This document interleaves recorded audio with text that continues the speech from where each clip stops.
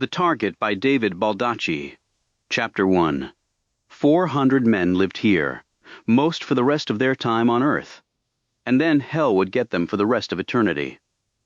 The walls were thick concrete and their interior sides were layered with repulsive graffiti that spared virtually nothing in its collective depravity. And each year more filth was grafted onto the walls like sludge building up in a sewer. The steel bars were nicked and scarred, but still impossible to break by human hands. There had been escapes from here, but none for more than 30 years. Once outside the walls, there was no place to go. The people living on the outside around here weren't any friendlier than the ones on the inside, and they actually had more guns. The old man had another severe coughing fit and spit up blood, which was as much evidence of his terminal condition as any expert medical pronouncement. He knew he was dying. The only question was when. He had to hang on, though. He had something left to do, and he would not get a second chance to do it. Earl Fontaine was large, but had once been larger still. His body had imploded as the metastatic cancer ate him from the inside out. His face was heavily wrinkled, savaged by time, 4 packs of menthols a day, a poor diet, and most of all a bitter sense of injustice. His skin was thin and pasty from decades inside this place where the sun did not reach. With a struggle, he sat up in his bed and looked around at the other occupants of the ward. There were only 7 of them, none as bad off as he was. They might leave this place upright. He was beyond that. Yet despite his dire condition, he smiled.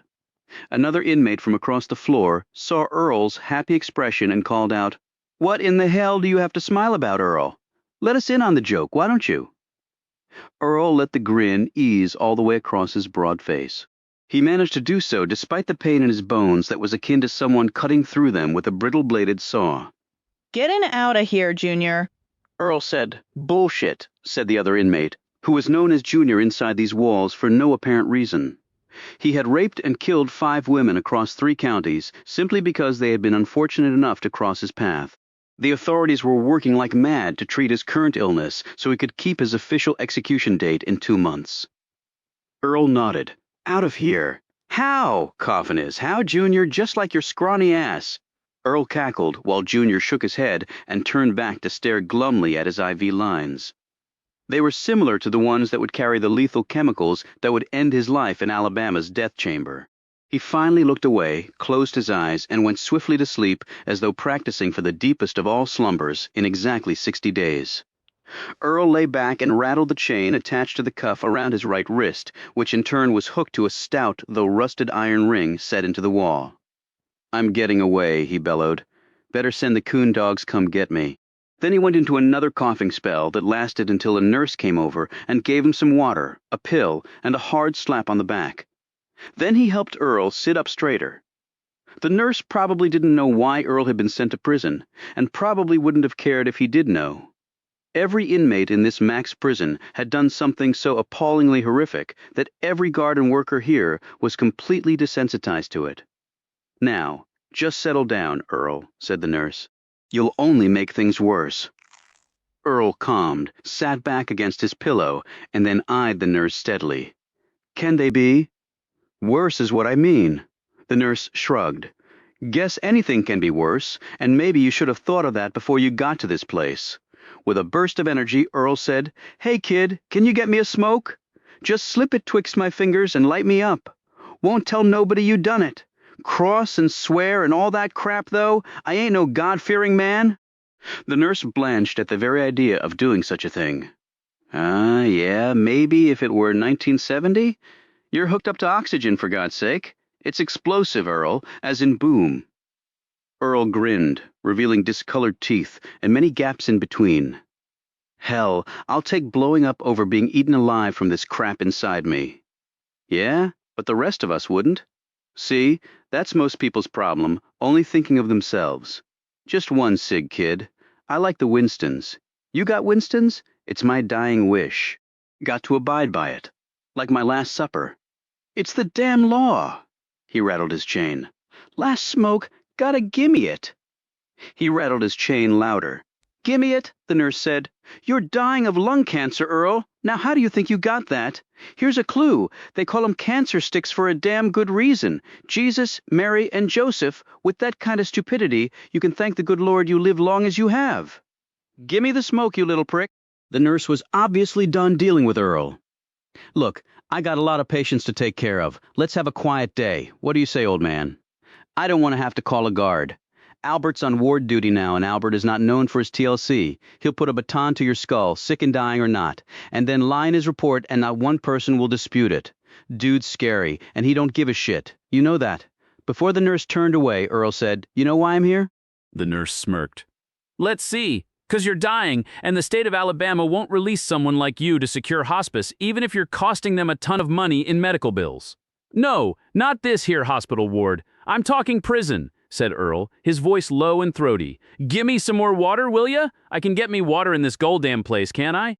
The nurse poured a cup, and Earl greedily drank it down, wiped his face dry, and said with pent-up energy, "Got behind bars over 20 years ago. First, just for life in a federal cage, but then they got me on the death penalty thing. Sons of bitches lawyers and the state done took a hold of my ass. Feds let 'em. Just let 'em. I got rights. Hell, I got nothing if they can do that. See what I'm saying? Just 'cause I killed her. Had a nice bed in the Fed place. Now look at me. Bet. I got me the cancer cause of this here place. No, I did. In the air. Lucky for me, I ain't never got that AIDS shit." He raised his eyebrows and lowered his voice. "You know they got that kind in here?" "Uh-huh," said the nurse, who was checking the file of another patient on his laptop. "It was set on a rolling cart that had locked compartments where meds were kept," Earl said. "That's 2 decades plus almost 2 years now. Long damn time." Yep, you know your math all right, Earl. The nurse said absently. The first Bush was still president, but that boy from Arkansas done beat him in the election. Saw it on the TV when I got here. Year was 1992. What was his name again? They say he's part colored. Bill Clinton. And he's not part black. He just played the saxophone and went to the African American churches sometimes. That's right. Him. Been here since then. I was 7. What? Barked Earl, squinting his eyes to see better. He rubbed absently at the pain in his belly. The nurse said, "I was 7 when Clinton was elected. My mama and daddy were conflicted. They were Republicans, of course, but he was a Southern boy, all right. I think they voted for him, but wouldn't admit to it. Didn't matter none. This is Alabama, after all. A liberal wins here, hell freezes over. Am I right?" "Sweet home, Alabama," said Earl, nodding. "Lived here a long time. Had a family here." "But I'm from Georgia, son. I'm a Georgia peach, see?" No, Alabama boy. Okay. But I got sent to this here prison 'cause of what I done in Alabama." "Sure you did. Not that much difference, though." "Georgia, Alabama, kissing cousins. Not like they were taking your ass up to New York or Massachusetts. Foreign countries up there for shit sure." "'Cause of what I done?" said Earl breathlessly, still rubbing at his belly. "Can't stand Jews, coloreds, and Catholics." "Don't much care for Presbyterians neither." The nurse looked at him and said in an amused tone, "Presbyterians? What the hell they ever done to you, Earl? That's like hating the Amish. Squealed like hogs getting butchered. Swear to God they did. Jews and coloreds mostly." He shrugged and absently wiped sweat from his brow using his sheet. "Hell, truth is, I never killed me no Presbyterian. They just don't stand out, see? But I woulda if I got the chance." His smile deepened, reaching all the way to his eyes, and in that look it was easy to see that despite age and illness, Earl Fontaine was a killer, was still a killer, would always be a killer until the day he died, which couldn't come soon enough for lawful-minded citizens. The nurse unlocked a drawer on his cart and took out some meds. "Now, why'd you want to go and do something like that? Them folks done nothing to you, I bet." Earl coughed up some phlegm and spit it into his cup. He said grimly, "They was breathing. That was good enough for me. Guess that's why you're in here all right. But you gotta set it right with God, Earl. They're all God's children. Got to set it right. You'll be seeing him soon." Earl laughed till he choked. Then he calmed, and his features seemed to clear. "I got people coming to see me." "That's nice, Earl," said the nurse, as he administered a painkiller to the inmate in the next bed. "Family? No, I done killed my family." "Why'd you do that? Were they Jews or Presbyterians or coloreds?" "Folks coming to see me," said Earl. "I ain't done yet, see?" "Uh-huh." The nurse checked the monitor of the other inmate. "Good to make use of any time you got left, old man. Clock, she is a ticking all right, for all of us." "Coming to see me today," said Earl. "Marked it on the wall here. Look." He pointed to the concrete wall where he had used his fingernail to chip off the paint. They said 6 days and they'd be coming to see me. Got me 6 marks on there. Good with numbers, mine still working and all. Well, you sure tell him hello for me, said the nurse as he moved away with his cart. Later, Earl stared at the doorway to the ward, where 2 men had appeared. They were dressed in dark suits and white shirts, and their black shoes were polished. One wore black framed glasses. The other looked like he'd barely graduated from high school. They were both holding Bibles and sporting gentle, reverential expressions. They appeared respectable, peaceful, and law-abiding. They were actually none of those things. Earl caught their eye, coming to see me. He mumbled, his senses suddenly as clear as they had ever been. Once more he had a purpose in life. It would be right before he died, but it was still a purpose. Killed my family, he said. But that wasn't entirely accurate. He had murdered his wife and buried her body in the basement of their home. They hadn't found it until years later. That was why he was here, and had been sentenced to death. He could have found a better hiding place, he supposed, but it had not been a priority. He was busy killing others. The federal government had let the state of Alabama try, convict, and sentence him to death for her murder. He had had a scheduled visit to Alabama's death chamber at the Holman Correctional Facility in Atmore. Since 2002, the state of Alabama officially killed you by lethal injection. But some death penalty proponents were advocating the return of Old Sparky to administer final justice by electrocution to those on death row. None of that troubled Earl. His appeal had carried on for so long that he'd never be executed now. It was because of his cancer. Ironically enough, the law said an inmate had to be in good health in order to be put to death. Yet they'd only saved him from a quick, painless demise so that nature could substitute a longer, far more painful one in the form of lung cancer that had spread all over him. Some would call that sweet justice. He just called it shitty luck. He waved over the 2 men in suits. He had killed his wife, to be sure, and he'd killed many others, though exactly how many he didn't remember. Jews, coloreds, maybe some Catholics. Maybe he'd killed a Presbyterian, too. Hell, he didn't know. Wasn't like they carried ID proclaiming their faith. Anybody who got in his way was someone who needed killing, and he had allowed as many people to get in his way as was humanly possible. Now he was chained to a wall and was dying. But still he had something left to do. More precisely, he had one more person to kill. Chapter 2. The MEN could not have looked any more tense. It was as though the weight of the world was resting on each of their shoulders. Actually, it was. The President of the United States sat in the seat at the end of the small table. They were in the Situation Room complex in the basement of the West Wing of the White House, sometimes referred to as the Woodshed. The complex was first built during President Kennedy's term, after the Bay of Pigs fiasco. Kennedy no longer thought he could trust the military and wanted his own intelligence overseers who would parse the reports coming in from the Pentagon. The Truman Bowling Alley had been sacrificed to build the complex, which had later undergone major renovations in 2006. During Kennedy's era, a single analyst from the CIA would man the Situation Room in an unbroken 20-hour shift, sleeping there as well. Later, the place had been expanded to include the Department of Homeland Security and the White House Chief of Staff's office. However, the National Security Council staff ran the complex. 5 watch teams comprised of 30 or so carefully vetted personnel operated the Situation Room on a 24/7 basis. Its primary goal was to keep the President and his senior staff briefed each day on important issues and allow for instant and secure communications anywhere in the world. It even had a secure link to Air Force One in the event the President was traveling. The Situation Room itself was large, with space for 30 or more participants and a large video screen on the wall. Mahogany had been the wood surface of choice before the renovation. Now, the walls were composed mainly of whisper materials that protected against electronic surveillance. But tonight, the men were not in the main conference room, nor were they in the President's briefing room. They were in a small conference room that had 2 video screens on the wall and a row of world time clocks above. There were chairs for 6 people. Only 3 of them were occupied. The President's seat allowed him to stare directly at the video screens. To his right was Josh Potter.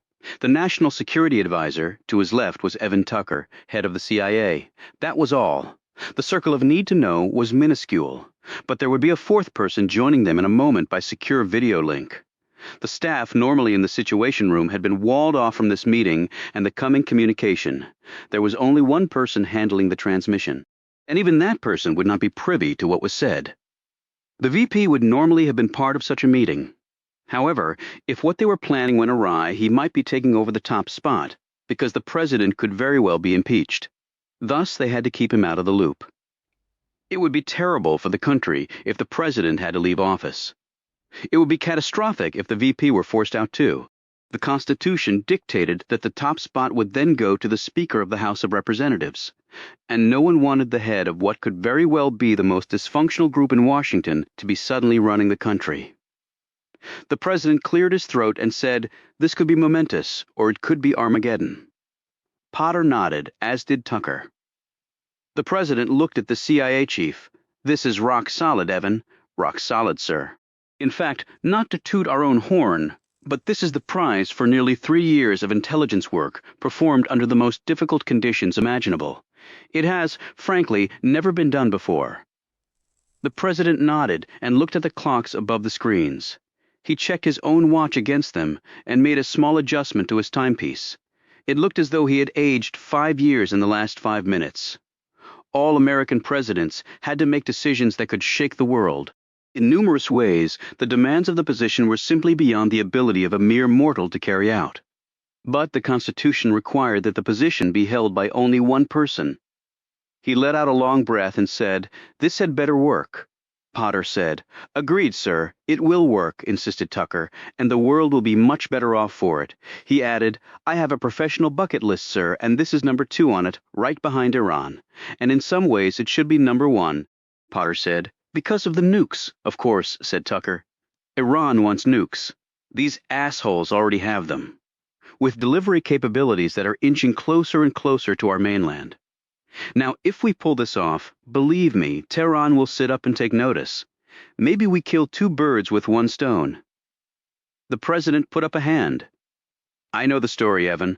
I've read all the briefings. I know what hangs in the balance." The screen flickered and a voice came over the speaker system embedded in the wall. "Mr. President, the transmission is ready." The president unscrewed the top of a water bottle sitting in front of him and took a long drink. He put the bottle back down. "Do it," he said curtly. The screen flickered once more, and then came fully to life. They were staring at a man short in stature, in his 70s, with a deeply lined and tanned face. There was a rim of white near his hairline where the cap he normally wore helped to block the sun.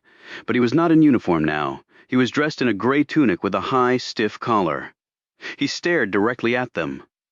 Evan Tucker said, "Thank you for agreeing to communicate with us tonight, General Pack." Pack nodded and said, in halting but clearly enunciated English, "It is good to meet, face to face as it were." He smiled, showing off highly polished veneers. The president attempted to smile back, but his heart was not in it. He knew that Pack would lose his life if exposed. But the president had a lot to lose, too. "We appreciate the level of cooperation received," he said. Pack nodded. "Our goals are the same, Mr. President. For too long we have been isolated. It is time for us to take our seat at the world's table. We owe it to our people," Tucker said encouragingly. "We completely agree with that assessment, General Pack." "Details are progressing nicely," said Pack. "Then you can commence your part in this. You must send your best operatives. Even with my help, the target is a very difficult one." Pack held up a single finger. "This will be the number of opportunities we will have. No more, no less." The president glanced at Tucker and then back at Pack. "We would send nothing less than our very best for something of this magnitude," Potter said, "and we are sure of both the intelligence and the support." Pack nodded. "Absolutely sure. We have shared that with your people, and they have confirmed the same." Potter glanced at Tucker, who nodded. "If it is discovered," said Pack, they all became riveted to him. "If it becomes discovered, I will surely lose my life, and America, your loss will be far greater." He looked the president directly in the eye and took a few moments seemingly to compose his words carefully. "It is why I asked for this video conference, Mr. President. I will be sacrificing not only my life, but the lives of my family as well. That is the way here, you see. So I need your complete and absolute assurance that if we move forward, we do so together and united, no matter what might happen. You must look me in the eye and tell me this is so." The blood seemed to drain from the face of the president. He had made many important decisions during his term, but none so stressful or potentially momentous as this one. He didn't look at either Potter or Tucker before answering. He kept his gaze right on Pac. "You have my word," he said in a strong, clear voice. Pac smiled, showing off his perfect teeth again. "That is what I needed to hear. Together, then." He saluted the president, who gave his own crisp salute in return. Tucker hit a button on the console in front of him, and the screen went black once more. The president let out an audible breath and sat back against the leather of his chair. He was sweating, though the room was cool. He wiped a drop of moisture off his forehead. What they were proposing to do was quite clearly illegal, an impeachable offense. And unlike the presidents impeached before him, he had no doubt the Senate would convict him. Into the breach rode the 500, the president said in barely a whisper, but both Potter and Tucker heard it and nodded in agreement. The president leaned forward and looked squarely at Tucker. "There is no margin for error. None, and if there's the least hint of this coming out, sir, that will not happen. This is the first time we've ever had an asset placed that high over there. There was an attempt on the leadership last year, as you know, while he was traveling on the street in the Capitol, but it was botched. That was from low-level internal sources and had nothing to do with us. Our strike will be quick and clean, and it will succeed. And you have your team in place? Being assembled, and then they'll be vetted." The president looked sharply at him. "Vetted? Who the hell are you planning to use?" "Will Roby and Jessica Reel." Potter sputtered. "Roby and Reel? They are the absolute best we have," said Tucker. "Look what they did with Ahmadi in Syria." Potter eyed Tucker closely. He knew every detail of that mission. Thus he knew that neither Reel nor Roby had been intended to survive it. The president said slowly, "But with Reel's background." "What you allege she did, the possibility of her going," Tucker broke in. "Normally this would be unheard of. You let the president speak. But tonight Evan Tucker seemed to see and hear only what he wanted to. They are the best, sir, and the best is what we need here. As I said, with your permission, they will be vetted to ensure that their performance will be at the highest level. However, if they fail the vetting, I have another team, nearly as good and certainly up to the task of performing the mission." "But the clear preference is not the B team," Potter said. "But why not simply deploy the backup team? Then this vetting process becomes unnecessary." Tucker looked at the president. "We really need to do it this way, sir, for a number of reasons. Reasons which I'm sure you can readily see." Tucker had prepared for this exact moment for weeks. He had studied the president's history, his time as commander-in-chief, and even gotten his hands on an old psychological profile of the man done while he was running for Congress many years ago. The president was smart and accomplished, but not that smart, and not that accomplished. That meant he had a chip on his shoulder. Thus he was reluctant to acknowledge that he was not always the smartest, most informed person in the room. Some would see that attribute as a strength. Tucker knew it to be a serious vulnerability ripe for exploitation, and he was exploiting it right now. The president nodded. Yes, I can see that." Tucker's face remained impassive, but inwardly he breathed a sigh of relief. The president leaned forward. "I respect Roby and Reel. But again, there's no margin for error here, Evan. So you vet the hell out of them and make damn sure they are absolutely ready for this. Or you use the B team. Are we clear, Crystal?" said Tucker. Chapter 3. Will Roby, unable to sleep, stared at the ceiling of his bedroom while the rain pounded away outside. His head was pounding even more, and it would not stop when the rain did. He finally rose, dressed, put on a long slicker with a hood, and set out from his apartment in DuPont Circle in Washington, D.C. He walked for nearly an hour through the darkness. There were few people about at this hour of the morning. Unlike other major cities, D.C. did sleep, at least the part you could see. The government side, the one that existed underground and behind concrete bunkers and in innocuous-looking low-rise buildings, never slumbered. Those people were going as hard right now as they would during the daylight hours. 3 men in their early 20s approached from the other side of the street. Roby had already seen them, sized them up, and knew what they would demand of him. There were no cops around, no witnesses. He did not have time for this. He did not have the desire for this. He turned and walked directly at them. "If I give you some money, will you leave?" he asked, the tallest of the 3. This one was his size, a 6-footer packing about 180 street-hardened pounds. The man drew back his windbreaker, revealing a black Sig 9 mil in the waistband that hung low over his hips. Depends on how much. 100. The man looked at his two comrades. Make it a deuce and you're on your way, dude. I don't have a deuce, so you say. Then you gonna get jacked right here. He went to draw the gun, but Roby had already taken it from his waistband and pulled down his pants at the same time. The man tripped over his fallen trousers. The man on the right pulled a knife and then watched in amazement as Roby first disarmed him and then laid him out with 3 quick punches, 2 to the right kidney, 1 to the jaw. Roby added a kick to the head after the man smacked the pavement. The third man did not move. The tall man exclaimed, "Shit, you a ninja?" Roby glanced down at the cig he held.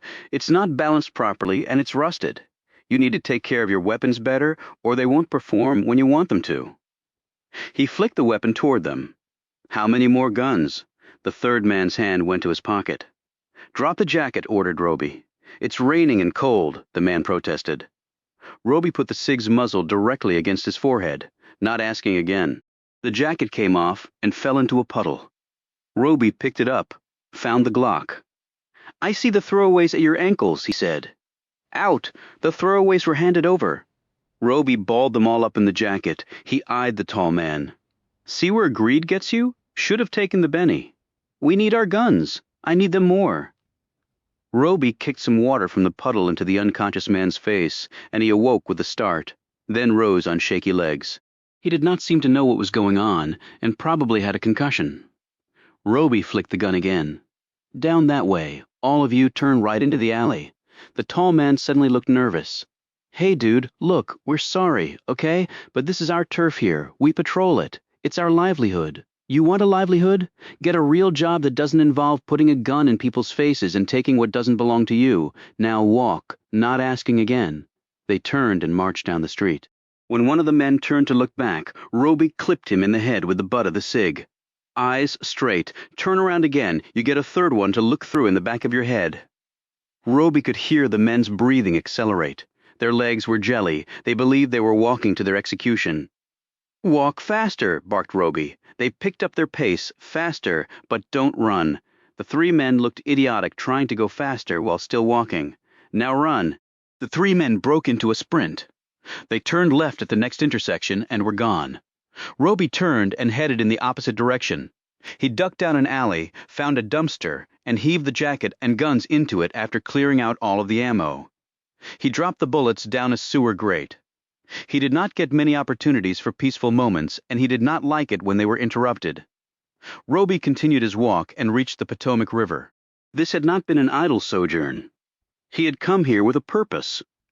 He drew an object from the pocket of his slicker and looked down at it, running his finger along the polished surface.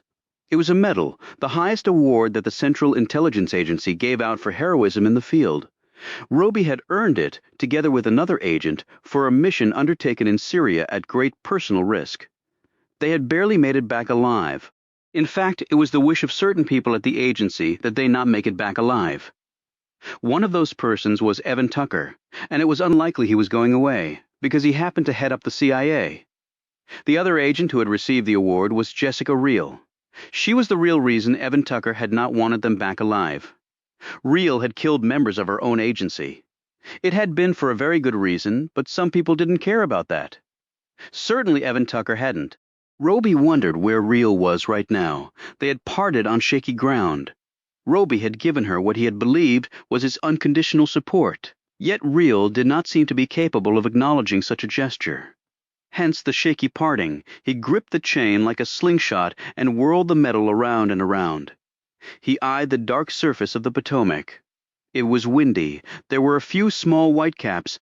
He wondered how far he could hurl the highest metal of the CIA into the depths of the river that formed one boundary of the nation's capital, separating it from the Commonwealth of Virginia. The chain twirled several times in the air, but in the end, Roby didn't fling it out into the river. He returned the metal to his pocket. He wasn't sure why. He had just started back when his phone buzzed.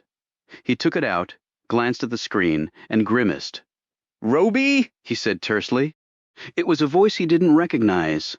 "Please hold for D.D. Amanda Marks. Please hold. Since when does the world's most elite clandestine agency have its personnel say, 'Please hold, Roby'?" The voice was crisp, sharp as a new blade, and in its undertone, Roby could detect both immense confidence and a desire to prove oneself.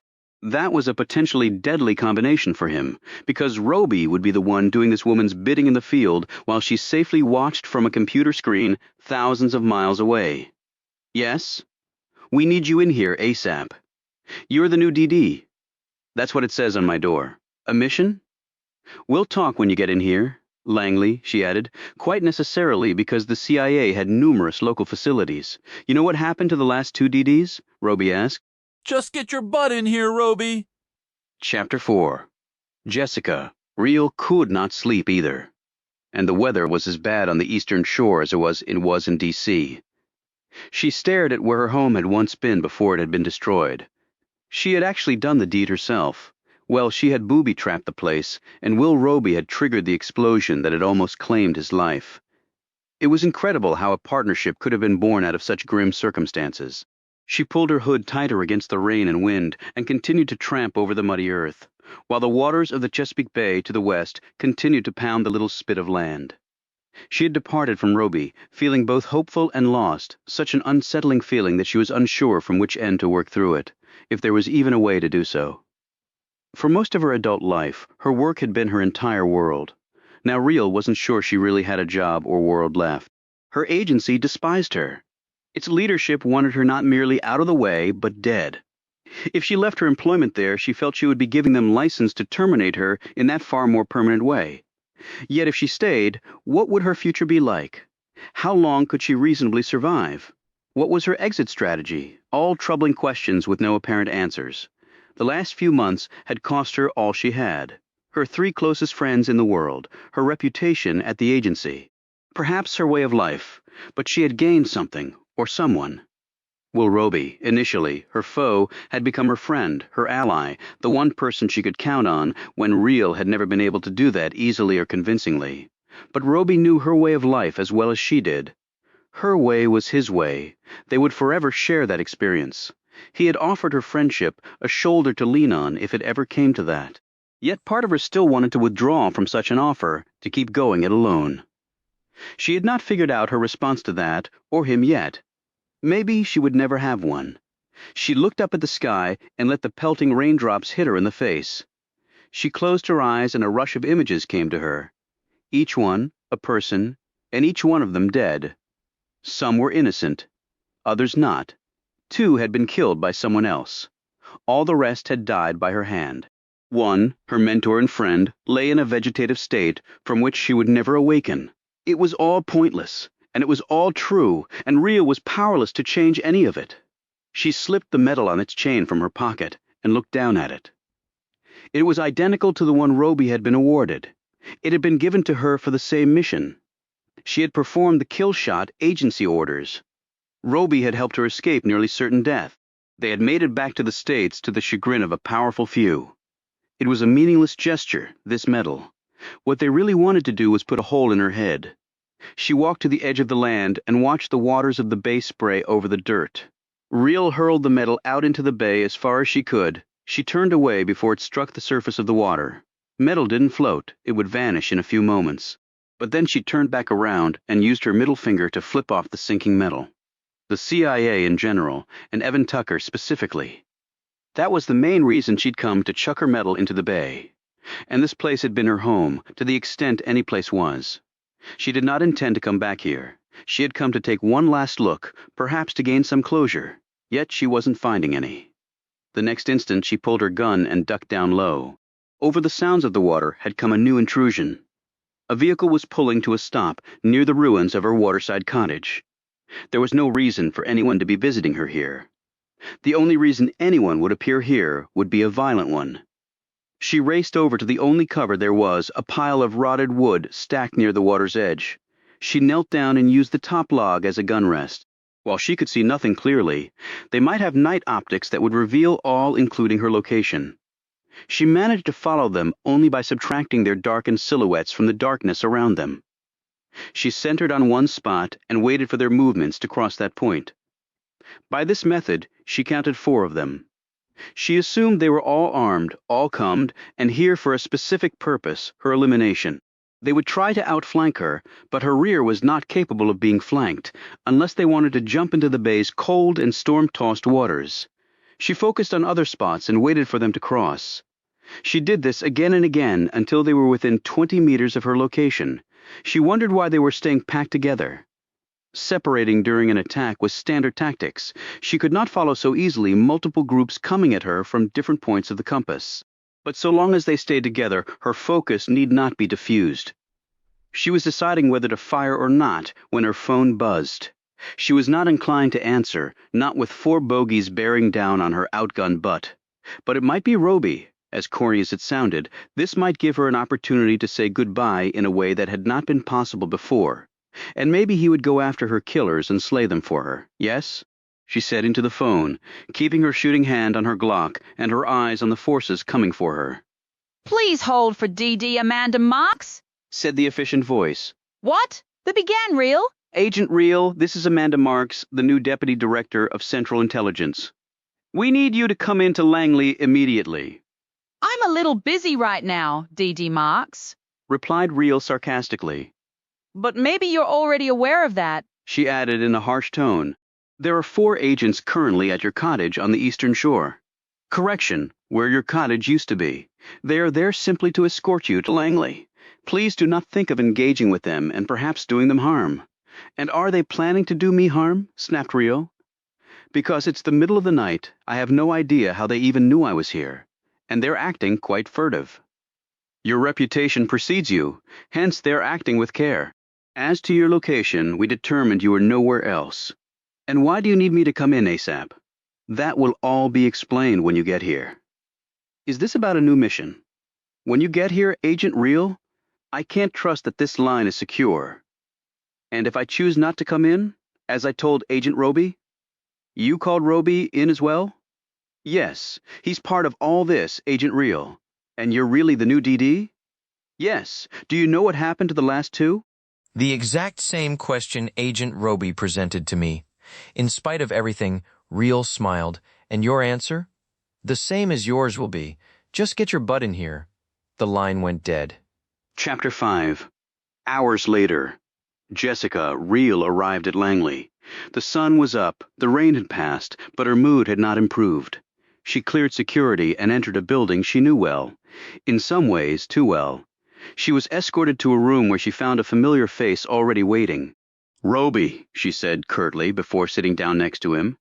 Jessica, said Roby, inclining his head slightly. I take it, you received the same invitation. It wasn't an invitation, it was an order. Did they send goons to bring you in? He shook his head. Then I guess they trust you more than they trust me. We trust you both the same, said a voice as the door opened, and a woman in her early 40s, with shoulder-length brown hair, walked in carrying an electronic tablet. She was petite, about 5'4", and maybe 110 pounds, but lean and fit, and her wiry physique suggested a strength that belied her small size. DD Amanda Marks. She shook each of their hands while Roby and Real exchanged bemused looks. Thank you both for coming in so promptly, Real said. If I knew I had a choice, I wouldn't have. The 4 guys you sent after me didn't provide any options. Nevertheless, your cooperation is appreciated, said Marks in a brisk tone. Roby said, I thought after the last mission we had some stand-down time. You did, and now that's over. So, a new mission? Real said wearily. Not yet, replied Marks. First things first. Meaning what? Asked Real. Meaning that you both need to be what I would term recalibrated. Roby and Real exchanged another glance. He said, you recalibrate instruments. You are instruments of this agency. And we need recalibration. Why? Exactly? Asked Real. Marks had not made eye contact with them before, even when shaking their hands. She had either looked down or over their shoulders. It was disconcerting, but the tactic was not unexpected by either Roby or Real. Now Marks stared directly at them. And to Roby, she had the eyes of someone who had spent time behind a long-range scope at some point in her career. You really want to waste my time and yours asking crap like that? She said in a low, even voice. Before either of them could respond, Marks said, you both went rogue on us. She turned to look at Real. You killed one of our analysts and my predecessor. She turned next to stare at Roby. And you aided and abetted her after being sent out to terminate her. In the aftermath of that situation, we had the decision to terminate or rehabilitate. The decision to rehabilitate was made. I'm not saying I agree with it, but I am here to implement it. I guess so much for our being awarded the CIA's highest honor, said Roby. Congratulations, said Marks. I have one in my closet too, but that's history. I'm concerned only with the present and the future. Yours, you've been given an unbelievable offer. There are some people here who desperately want you to screw up so other plans can be put into motion. I can guess who one of them is, said Reel. Your boss, Evan Tucker. And there are others here who hope you succeed and become productive members of this organization once more. And what camp are you in? Roby asked. Neither. I'm Switzerland. I will lead your rehab, but the outcome is entirely up to both of you. I don't really care which way it goes, up, down, or sideways. It doesn't matter one iota to me. Reel nodded. Comforting. But you report directly to Evan Tucker. In a sense, everyone here reports directly to him. But I can assure you that you will have a full and fair opportunity to be rehabilitated. Whether you are or not is up to you, Roby said. And exactly whose idea was this? If it was Tucker's, I really can't see how the process will be fair in any way. Without going into details, I can tell you that a compromise was reached at the very highest level. You have powerful friends, Mr. Roby. You know exactly who I'm talking about. But there are also powerful forces aligned against both of you. She looked at Reel. Some who want nothing more than to see you executed for your past actions. If I'm not making myself crystal clear, please stop me. Neither Roby nor Reel spoke, she continued. Those forces collided and the result was this compromise.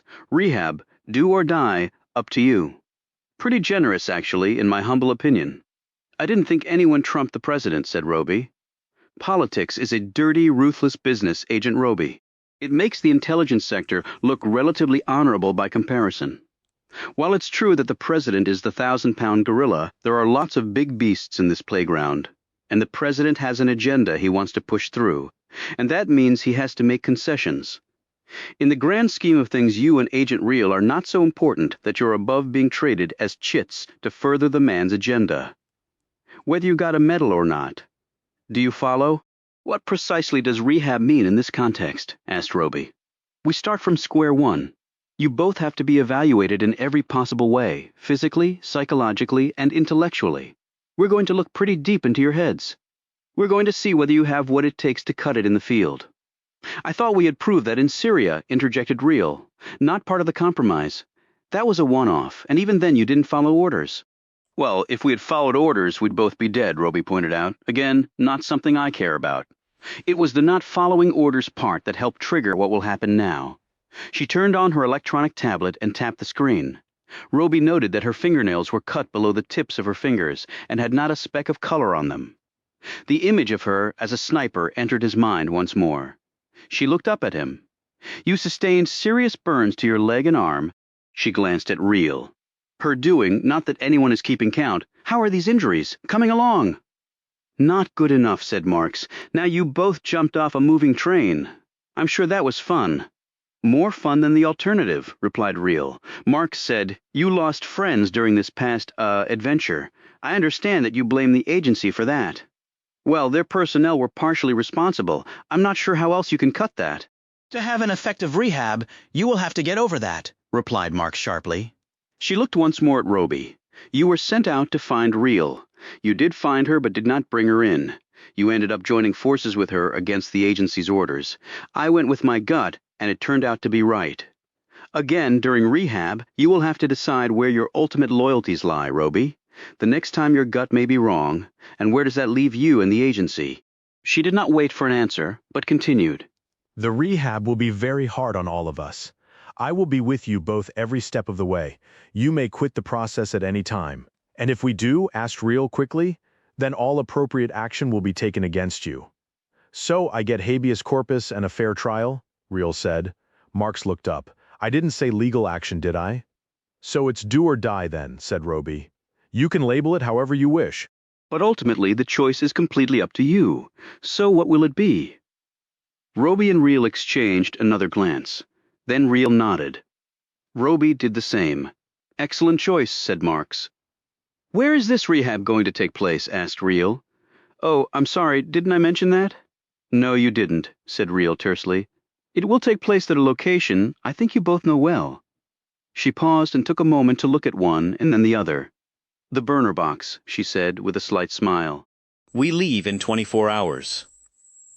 Chapter 6. How long will you be gone? Julie Getty asked.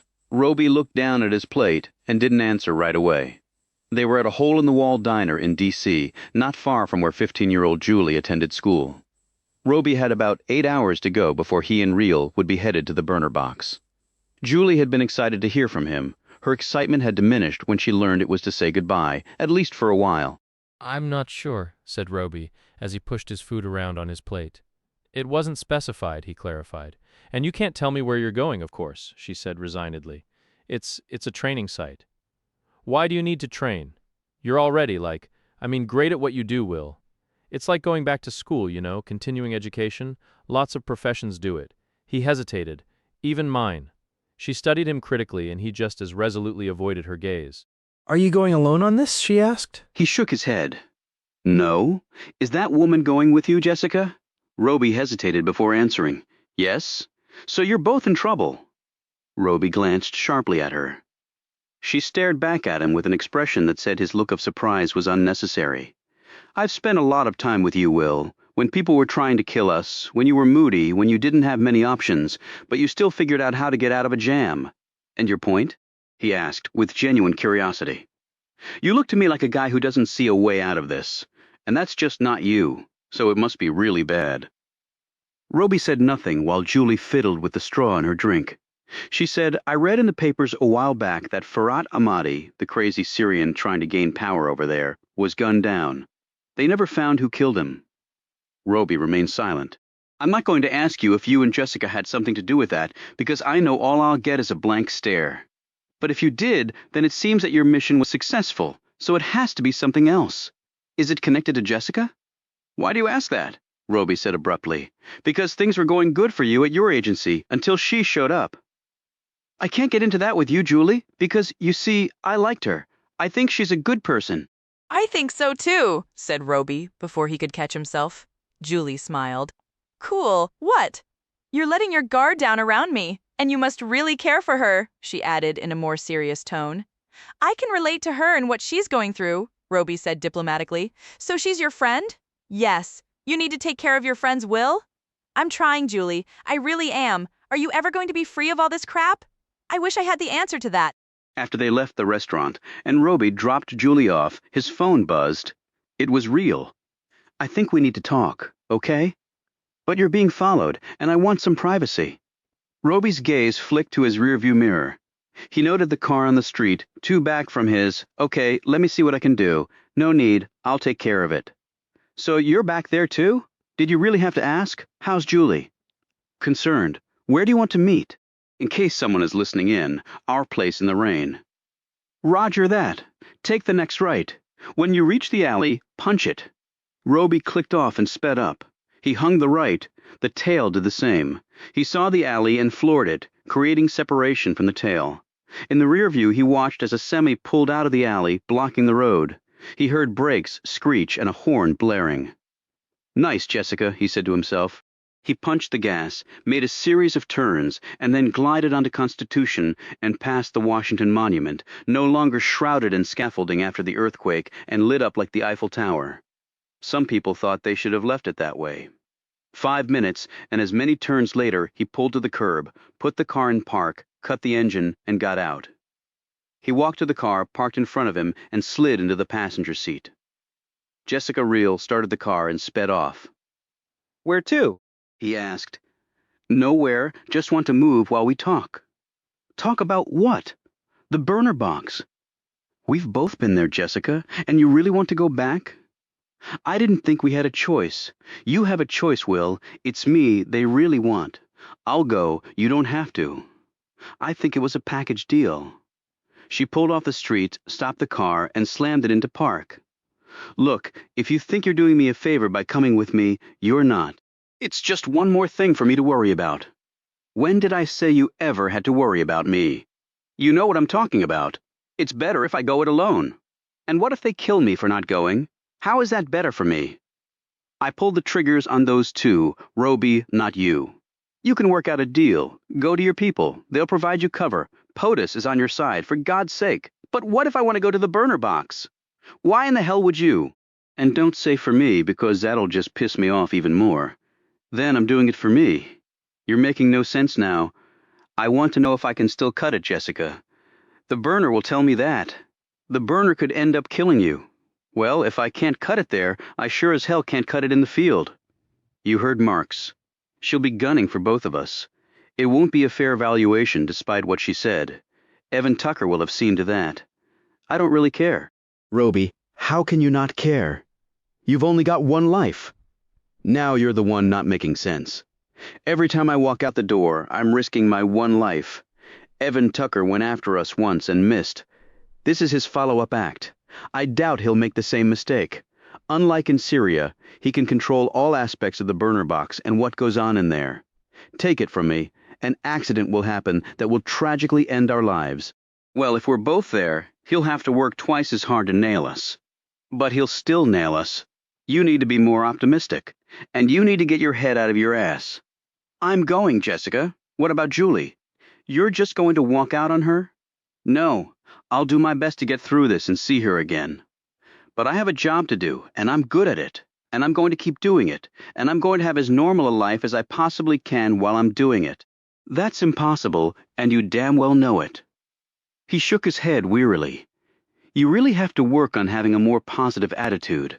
And the only thing I know for certain is that I'm leaving on a trip tomorrow, so just drive me back to my car. I need to pack my bag and get some shut-eye. She dropped him back at his car. As he was getting out, she broke the silence. You are the most exasperating person I have ever met in my life. You need to get out more. She snorted, and then, despite her evident anger, she smiled. Why are you really doing this? Just remember the rain, Jessica. What I said then is what I mean now, that you'll always have my 6. Just so you know, it's not a freebie. I expect the same in return. Figure it's the only way we survive this. Then he was gone. Chapter 7. Even Tucker stared across at her. They were in a skiff at Langley. Technically, Langley was one big skiff, or sensitive compartmented information facility, but Tucker had become paranoid and had demanded an extra layer of protection from prying eyes and ears at keyholes. Tucker's waist had thickened over the last month, and his hair had turned whiter. In fact, he seemed to have aged even more since his meeting with the president in the Situation Room complex. Amanda Marks looked back at him. So it's a go, asked Tucker. I told the president it was. They both agreed to it, so I'd say yes. It's a go. Like they had a choice, muttered Tucker. Well, they did. It just wasn't much of one. And you have eyes on them now, just in case? They're slippery, Marks. Trust me. I speak from experience. I'm sure you do, sir. To tell the truth, we lost them for a bit this evening. It seems they wanted a quiet word with one another. Tucker came halfway out of his seat. You lost them? He exclaimed. Only temporarily, Director. They went their separate ways, and we regained surveillance. Roby is at his apartment, and Real is staying at a hotel. Don't let that happen again. You have carte blanche in the way of assets to throw at this sucker. Marks, do what you have to do, but do not lose them again. Understood. And now a question for you, Director. I'm listening. What outcome do you want on this exactly? They're going to the burner box? Marks nodded, crossed her legs, and placed her hands in her lap. I understand that. But what exactly is the end game here? You put them through their paces. You put them through their paces hard. I want to see if they still have it. And I'm not simply talking about shooting straight and kicking someone's ass. By what they just accomplished, I have little doubt they're fully qualified there. But I don't want that personal assessment to cause you to let up on them one iota, Amanda. Rest assured it will not. I was a trainer at the burner for 2 years. I do not let up on anyone, most of all myself.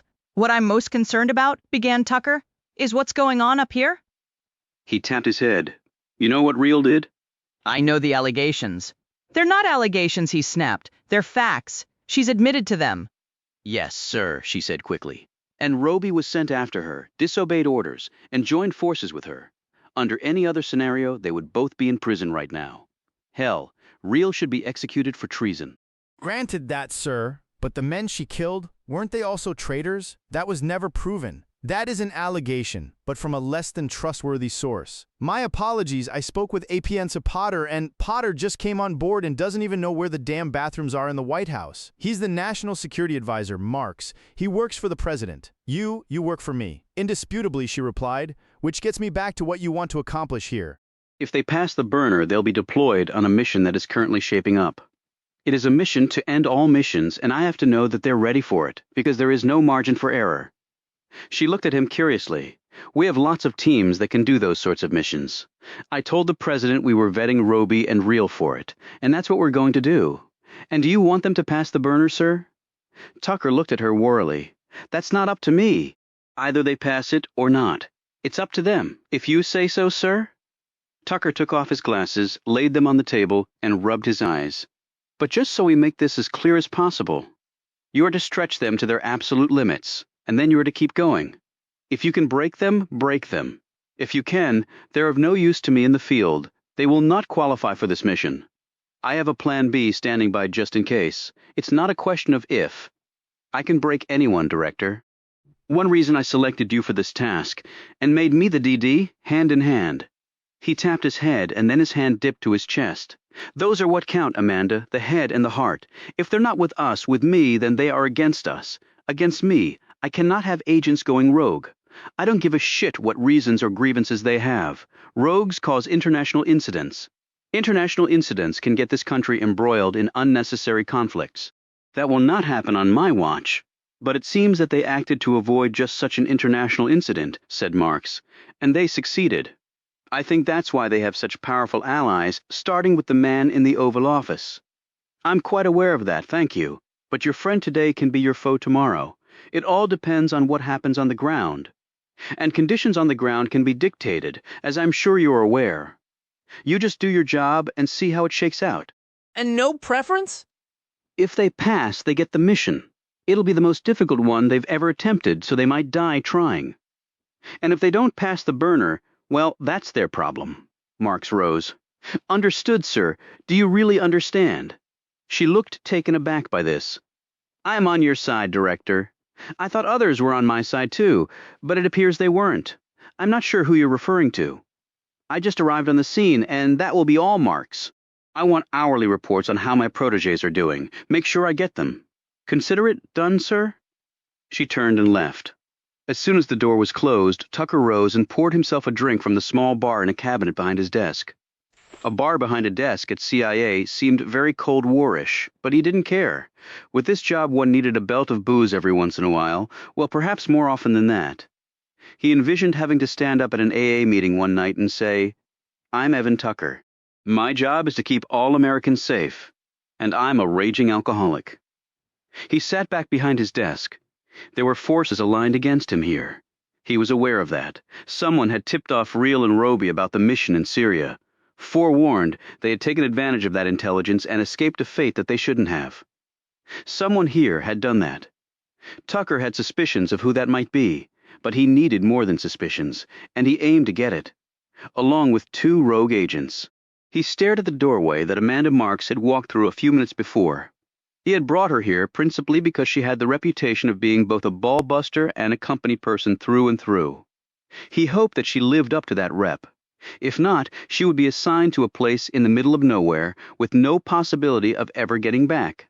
But he didn't really care about her. His fixation was Roby and Real. Jessica Real was in his crosshairs. She was the trigger woman on his former DD and an analyst whom she had shot in the back. Illegal, treasonous, unforgivable. Tucker didn't care what her reasons were. That was why they had courts and judges and juries and executioners. Real had taken it upon herself to be all of those things. Then she had jumped right to the execution part. For that, she had been allowed to walk free and even given a medal. That stark injustice made Tucker seethe. Well, he was not without influence or resources. He would use both to make sure that the appropriate punishment was meted out to her, and Roby too, if he was idiotic enough to stick with her. The fact was, Tucker knew that he would likely be resorting to his Plan B on the upcoming mission. The odds were very high that Roby and Real were not going to make it out of the burner box. So if justice could not prevail in a court of law, it would still triumph somewhere in the wilderness of North Carolina. Tucker knew that he was staking everything on this. The mission he was engaged in with General Pack would be the pinnacle of his career, or the catalyst for his downfall. For what they were proposing to do was quite illegal, even if the president had signed off on it. Tucker had not believed that the current occupant of the Oval Office had the cojones to make that sort of call, but the president had surprised Tucker and done so. Now the die was cast. There was no going back. In a perfect world, the mission would succeed, and Roby and Real would be history. A perfect world. The only problem was, his world was about as imperfect as it could possibly be. He cradled his drink, took a sip, and sat back. Another long day of keeping everyone safe. It was a dirty, filthy business, what he did. And no one involved in it was anything other than filthy. Including me, thought Evan Tucker. Most of all, me. Chapter 8. Earl Fontaine sat back in his bed and let out a contented sigh. The visit had been a successful one. The two men had been all that they had claimed to be when they had first contacted him. It was a little surprising to Earl that he was allowed visitors at this point. But perhaps the warden didn't think he was dangerous anymore since he was old and dying in a crappy prison hospital ward. Well, the man could not have been more wrong. Maybe his stinger had been pulled, but Earl had other resources, starting with the two men in the black suits toting the Bibles. And they had others, lots of others, to work with them. The Bibles were a nice touch, he thought. Bibles put people at ease when they should be on the highest alert. Good for Earl, bad for the law. In fact, what was bad for the law was always great for Earl Fontaine. The men in black had done their part. They were all ready. Now it was time for Earl to do his part. He grabbed at his belly and hacked up what felt like part of his left lung. That was really the only one he had left. They'd cut most of the other one out years ago in an effort to stem the cancer. They'd only done it to try to get him healthy so they could kill him. But he'd beaten them on that. He wasn't getting healthier. He was dying. Dying fast, but not too fast. Ironically, the only thing keeping him going was the idea that if he could accomplish this last thing in his life, he could die easy. It was all he thought about. He was obsessed with it. It was the only thing keeping his good lung moving, his diseased heart pumping, and the pain relatively at bay. He caught his breath, wiped the sweat from his face, and struggled to a sitting position. It was hot. It was always hot here. Apparently, Alabama didn't enjoy a winter season. For over 20 years, the sweat had spilled off him day by day, hour by hour, minute by minute. But he had endured, eventually making clever jokes about the heat that had passed from one cell to the next, making Earl a bit of a celebrity in here. He looked down at the tube. He got his basic nutrients through an IV right into his belly, although he'd been a hearty eater all his life. Food meant nothing to him now, and neither did the smokes, despite his giving the nurse a hard time about those. He gathered his energy and eyed the woman making her rounds through the patients here.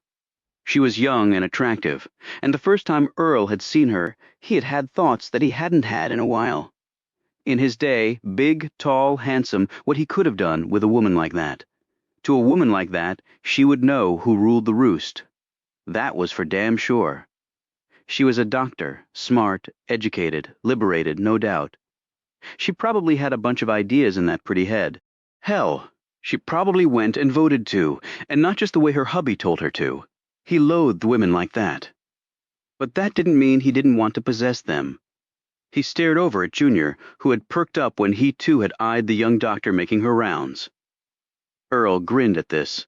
He could see Junior taking in the shoulder-length hair that smelled so good, the slender hips, the nicely rounded bottom that pushed against the fabric of her skirt, the glimpse of a soft bosom resting just beneath the white blouse, the stethoscope around the long neck. Her ears were pretty too, Earl had decided. He would like to nibble on them. He would like to nibble on all of her. He imagined her naked, and then in every sort of scanty lingerie, he imagined himself doing things to her. His breathing grew heavy, but that was all. His equipment downstairs no longer worked. The chemo and radiation had seen to that, but Junior had no such problem. Earl could see his right hand under his sheet. Disgusting little shit. World would be better off when they killed the bastard. But part of Earl was jealous that Junior could still jack off, and he couldn't. Behind the dock was Albert, the largest and meanest guard here by far. He made Earl look small. He made everybody look small. His uniforms were always too tight, because the Alabama correctional system apparently had none large enough to properly fit him. He surveyed the room, his gaze always moving, his baton held at his side. He was shadowing the doc, Earl knew, because of past incidents. Inmates had tried to put hands on her, feel her up, snatch a kiss. Now Albert walked with her as she made her rounds. You tried to touch the skirt now, you got a baton rammed down your throat. Albert didn't care how sick you were, or how much pain you were in, he'd just make you hurt more.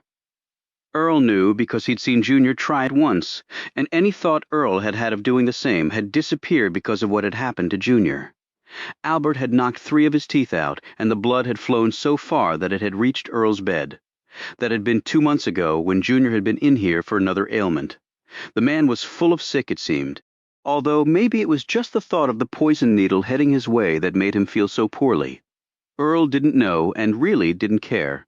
He was simply biding his time until she got to him. 20 minutes later, the doctor arrived. Her scent reached him long before that, though honeysuckle and lily of the valley. They were smells he knew well growing up in the backwoods of Georgia. She was the only one who smelled like that in the whole place. There were no female guards, and the male guards reeked almost as bad as the inmates. But the doc was a honeysuckle. She was fine. Earl looked forward to her visits and got himself in a temper when another doc substituted for her. She took his records off the hook on the end of the bed and read through them. She must know them intimately by now, Earl thought, and they all pointed relentlessly to his demise. But she had to see that his meds and such had been properly given, he figured. "How are we doing today, Mr. Fontaine?" she asked. She never smiled, never frowned, never looked happy or sad. She was just there. And for Earl, that was enough, especially today. He eyed Albert standing behind her. Albert glanced down at Earl, and the smirk on his face was something that made Earl want to put a bullet in the guard's brain. Fine, fine, no complaints. Maybe a little more morphine in the drip. Doc, get me through the night. I'll see if we can do something about that, she said, her eyes flicking over his chart. She checked his vitals on the monitor, and then listened to his heart pumping away. When her hand grazed his neck, he felt his skin burn with pleasure. He hadn't been touched by a woman in Overwell. He couldn't exactly remember how long it had been, before the Clinton boy got to be president, probably. She asked him a few questions, and even sat on the edge of his bed as she checked him over. When she crossed her legs, her skirt rose enough that Earl could see her rounded knee. It gave him the tingles. Her in his bed. He looked up at Albert and gave the smirk right back, the big asshole. "Anything else, Mr. Fontaine?" she asked, as she rose off the bed and looked down at him. This was the moment. This was what Earl had been waiting all this time for. "I do got me something, Doc." "What's that?" she said, but there was no interest behind her eyes. Inmates here probably had lots of special requests of her, most of them perverted, even with the massive Albert standing behind her. Lust often trumped good sense. "Got me a daughter." Now her eyes focused on him. "A daughter?" He nodded and struggled to sit up. "Ain't seen her in forever. She's all growed now. Must be, let me see, well into her 30s. Sure enough, okay? See, thing is hell, you know it, I'm dying. Ain't long for this world, right? She's all I got left." Like to see her, if I could, say goodbye, all that, you understand? She nodded. "I can see that, certainly. Where is she?" See, there's the thing. I don't know, hell. For all I know, she's changed her name. Well, I know she did for a fact. Why would she have done that? Earl could not lie here, though he wanted to. The doctor could check. And if she found out he was lying, she would surely not do what he so desperately needed her to do. She went into witness protection. "Her real name's Sally, named after my mama. God rest her soul. Last name Fontaine. O' course, like mine. I'm her daddy. Ain't seen hide nor hair since she done that." "Why did she go into witness protection?" "Ain't nothing I done," he said quickly. And this was true. She had gone into the protection program for another reason, unrelated to her murderous father. It was because of what others done over in Georgia. After her mama died and I went to prison, she got put into foster care. Got mixed up with some bad eggs, and then turned agin 'em. That's why she went in." "Okay, but what do you want me to do?" Earl shrugged and put on his most pathetic expression. He even forced tears to slide down his face. He had always been able to do that on command. The tactic had worked on many women. Too bad for them, he said simply. I'm dying. Want to see my only kid before I kick off. But if she's in witness, he broke in, growing impatient. You can call 'em, tell 'em about me. They'll have a record of her. Maybe she's still in there. Maybe she ain't. Maybe it's a long shot. Hell probably is. But if they could get a message to her, be up to her, o' course, if she wants to come see me or not. But will they let her? Long time ago, all that stuff happened. Folks after her, hell, they're all dead now. Or in prison. She's got nothing to be afraid of. And she don't have to come up to her, like I said. He paused and looked directly at the doctor, assuming the most sincere expression of his life. My only chance to say goodbye, Doc. Ain't got much time left. Hell, you know that better'n anybody, better'n me even. Why I decided to ask you. Don't think the warden gives a damn. He paused. You got kids? She looked startled by this. No, I mean not yet, but I hope to. Best thing I ever did in my life. Royally screwed up the rest of it. No lie there. But my little girl? Now, I done good bringing her into this world, and I'll tell anyone who asks. Earl heard Albert snort at this, but he kept his gaze on the doctor. His eyes bored into hers. He had always been able to play to the sympathies of women. He hoped he had not lost this skill, my little girl, he said. Last chance, if she wants to come and see me, so be it. If not, then that's okay too. But I just want to give her the chance to see her daddy one last time. That's all, Doc. Can't make you do it. You got to want to. All I can do is ask. Well, that's all I gotta say. Up to you now if you don't want to. I'll understand. Shoot. Just go to my grave wondering, I guess. Maybe no more'n I deserve. Don't know. Just don't know, my little girl. My little... He lay back against his pillow, out of breath, his frame sunken in, looking as pitiful as he possibly could. He could see the conflict going on in the woman's mind. He had spent much of his life studying people in order to learn how to best exploit them. The eyes revealed the internal turmoil she was experiencing. She looked uncertain, confused, all good things for him at last. She said, I'll see what I can do, Mr. Fontaine. He reached out his hand for her to shake. Albert quickly stepped up, but the doctor motioned him back. She shook Earl's hand. Hers felt warm and soft inside his bony cold one. God bless you, Doc. God bless you from a dying old man. She walked off to the next patient. But Earl had done his job. He knew she was going to do exactly as he had asked. Chapter 9. The cargo plane bumped along, at about 10,000 feet as they descended into what looked to be dense forest. Roby and Reel sat across from each other in jump seats in the cargo hold.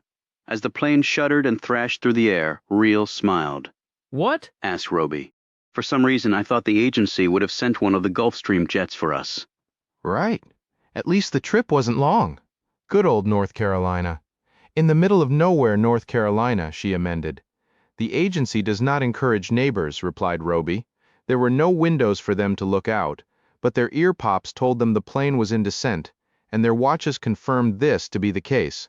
What's your best guess for when we get there? She asked. Roby shrugged. They said they were going to put us through the paces. I expect them to do nothing less than that.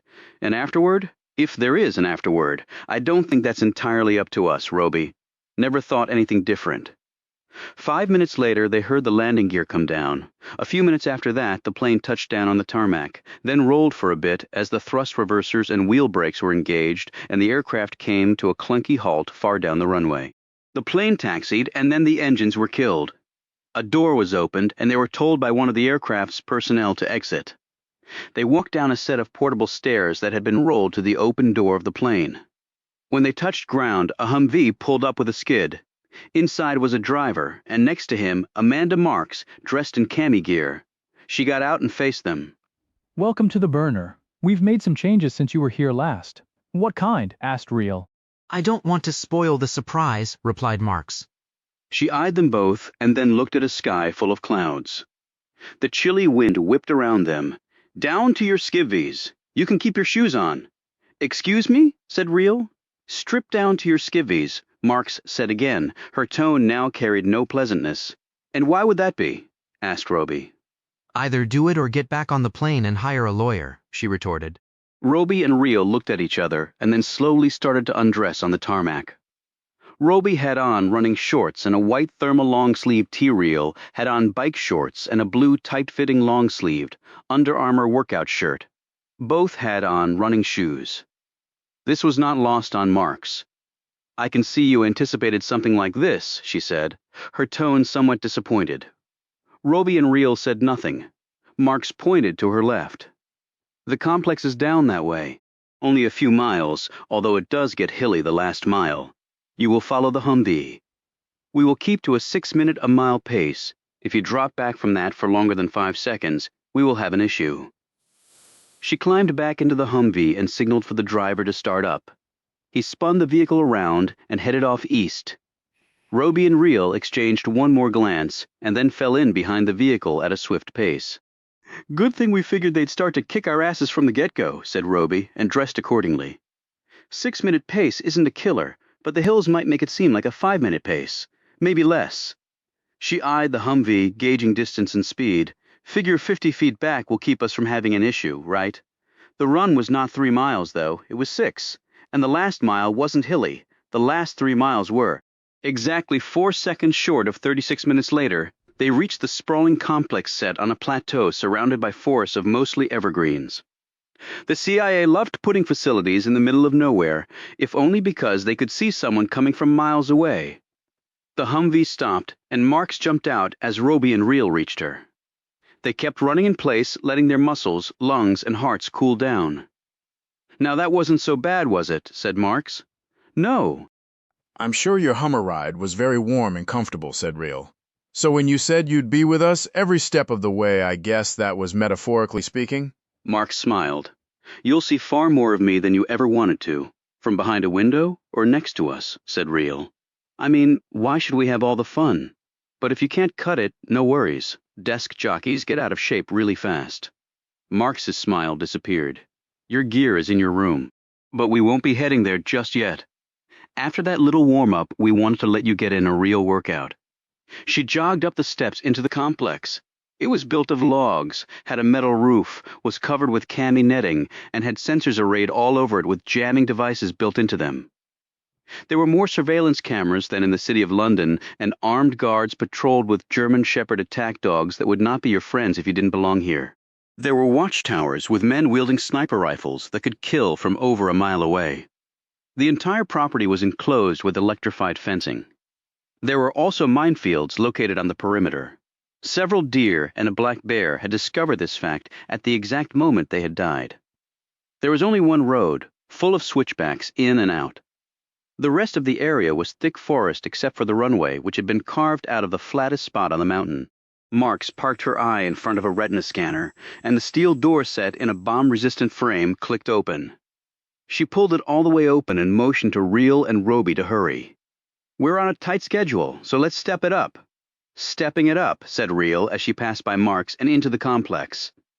The halls were empty and smelled like someone had sprayed a chemical wash over them. The walls and ceiling were layered with surveillance devices, mostly invisible to the naked eye. There would be no such thing as privacy here.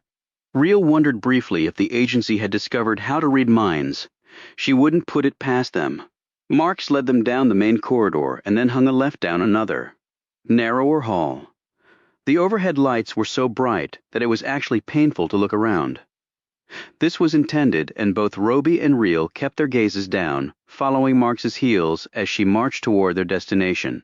The next 4 hours were challenging even by Roby's and Reel's standards, swimming against machine-generated currents with weights on their ankles and wrists, rope climbing up 6 stories without benefit of a net, while a wind machine did its best to blow them off 2-inch-wide ledges. The military functional fitness training done at triple speed until the sweat poured off them and muscles and tendons were pushed to their breaking points.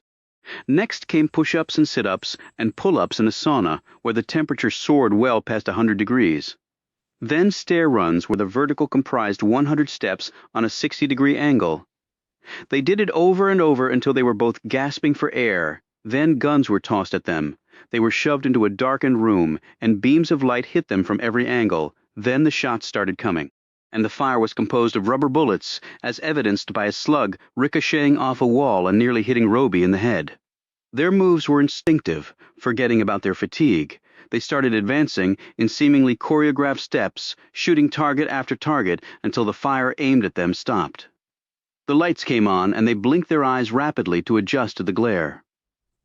2 stories above them, an observation window made of polycarbonate glass slid open and Marks leaned out. Exit at the door over there. You'll be escorted to your room. I'll meet you there. Roby and Rio looked at each other. Nice first day, he said. Who says it's over? She shot back. Not the bitch up there. Their guns were taken at the door, and a man in black camis led them down a hall and pointed to a room at the end. Roby opened the door and looked in. Rio stared over his shoulder. It was about the size of a typical prison cell and just as inviting. Just the one room, said Rio. Roby shrugged. Guess so. Well, this will be fun, comfy, cozy. I just hope you don't snore. Thinking the same thing about you. They walked in and shut the door behind them. There were 2 bunk beds with thin mattresses and a single sheet and flat pillow on each. There was a sink. There was no commode. There was nothing on the walls. There was a single metal desk. There was a single chair bolted to the floor. There was an overhead light. The walls were painted beige. Roby sat on a bed. Rio leaned against the wall. The door opened, and Mark stood there. You both did better than I thought you would, but it's only the first day, and it's not over yet, of course. Plenty of time. Rio looked over at Roby and hiked her eyebrows as if to say, I told you so. Mark shut the door behind her. So what's the deal here, said Rio. Did Tucker tell you to make sure we never left here alive? Are we going to end up maimed? Drugged out of our minds? Losing a limb? Or all of the above? Added Roby. Marks smiled. What? From just those little exercises you divine some sinister purpose? Regular recruits go through far worse. No, they don't, said Rio. Marks focused on her. Oh, really? Yeah, really. And you know this how? Tucker didn't brief you properly. I used to be an instructor here. Recruits didn't get hit with this much, even on their last day. But it's your program to run, not ours, so just save the bullshit for somebody who has her head up her ass. Roby looked from Marks to Rio and back to Marks. What now? He said. Marks finally drew her gaze from Rio and looked at him. You get a little break. You're both going to have physicals, so strip down to skin and follow me. Strip down here, said Rio. You have a problem getting naked in front of people, Rio? No, but anyone that's not a doctor grabs my ass or my boobs, they won't wake up for a week, and that includes you. She shucked her clothes and stood there naked while Roby peeled off his own. Rio said, You joining us, Marks, or you sitting this one out too? I don't have to have a physical, she shot back. But as she looked over Rio's lean, muscled physique, it was obvious she was impressed by what she saw. She turned her attention to Roby. There wasn't an ounce of fat on the man. He was in his early 40s, yet nearly as fit as an Olympian. But her attention was drawn to the burns on his arm and leg. I understand you have Rio to thank for those, said Marks in a mocking tone. If you're going to do something, do it well, said Roby matter-of-factly. Now, if you're done eyeballing us, can we get our physicals? Chapter 10. You should probably get skin grafts, said the doctor who was examining Roby's burns. Thanks. I'll put that on my to-do list, Roby said. The doctor was a man in his 50s with powdery white hair and not very much of it. He was beefy and sweaty, and he had a thin line of mustache over his top lip. Roby didn't know if it was by design or just inattention. Well, it should be sooner rather than later. The agency has an excellent person on staff. And how long would I be out of commission? Well, several weeks at least. Yeah, said Roby. Got any vacation coming up? No, can I have some of yours? The doctor straightened and put some of the examination instruments into a drawer next to the table. I take it you don't get much downtime. Well, it's been nice here so far. Started with a leisurely run. Then I went for a swim and then did some sauna time. And then a little target practice. With you as the target? Didn't think the medicos were read in for details like that. I've been here a long time, Agent Roby. I'm surprised our paths never crossed. I presume you've been to the burner before. I have, he said curtly. Otherwise, you are in outstanding physical shape. Are you also examining Agent Real? No, we're running parallel courses today. You know her? She used to instruct here. I know her, he said. Proud to call her a friend, actually. That's good to know, Dr. Halliday, but you can call me Frank. Roby looked around for surveillance devices planted in the walls. Halliday followed his movement with understanding. Not in here, Agent. Roby. One of the few places they're not. Doctor-patient confidentiality extends even to the CIA. The room where you'll be staying is not so configured. Yeah, that I knew. I'll give you some topical ointment for the burns, but you really should consider the skin grafts and some antibiotics. If left unrepaired, at some point the skin will tighten so much it will limit your mobility. And then, of course, there's always the possibility of infection. Thanks, Frank. I'll definitely consider that option. You can wear that robe hanging on the wall. Good. It wasn't my idea to come here in my birthday suit. I'm well aware of that. Roby slipped off the table, crossed the room, and donned the robe. Are you also aware of why we're here? Halliday stiffened just a bit. No, not really. Two different answers, Frank. I'm just the doctor. As you know, my security clearances are limited. But you still have some, or else you wouldn't be here. What do you know about Marks? She's the DD, clandestine. You know what happened to her predecessors. Of course, it's sort of like the defense against the dark arts teachers. Bad things happen to them. Defense against the dark arts? You know, in Harry Potter? Makes one wonder why Marks wanted the job. She's ambitious. Has she been here recently? Yes. To get ready for us? I don't know about that. Look, I'm very uncomfortable with this discussion. I'm very uncomfortable having to ask, but I have to. I'm in the intelligence business. It's second nature. Halliday washed his hands in the sink. I can see that. So you knew Real when she instructed here? You said you were friends? Yes, well, as much as one can be in this place. I'm her friend too. Halliday dried his hands and turned to look at Roby. I'm not unaware of what the two of you recently have been through. We're just trying to survive, Frank. Any assistance you can give on that will be much appreciated. I'm not sure I can do anything to help with that. You might surprise yourself. I'll tell your friend you said hello. Roby left Halliday standing there, lost in thought. Roby was escorted back to their room. Real had not yet returned. Their duffels had been brought to the room, and Roby quickly dressed. He had no idea what was next on the agenda, but he preferred clothes over being in the buff. He looked around the room, and his experienced gaze caught 4 different surveillance devices, 2 audio, and the other pair video feeds. The video cams were strategically placed so that there was no hidden angle anywhere in the small space. He wondered how Real's exam was going. It was not lost on Roby that Real was really the marked woman here. He was just along for the ride. She had killed 2 CIA agents. Tucker had his gun sight set on her.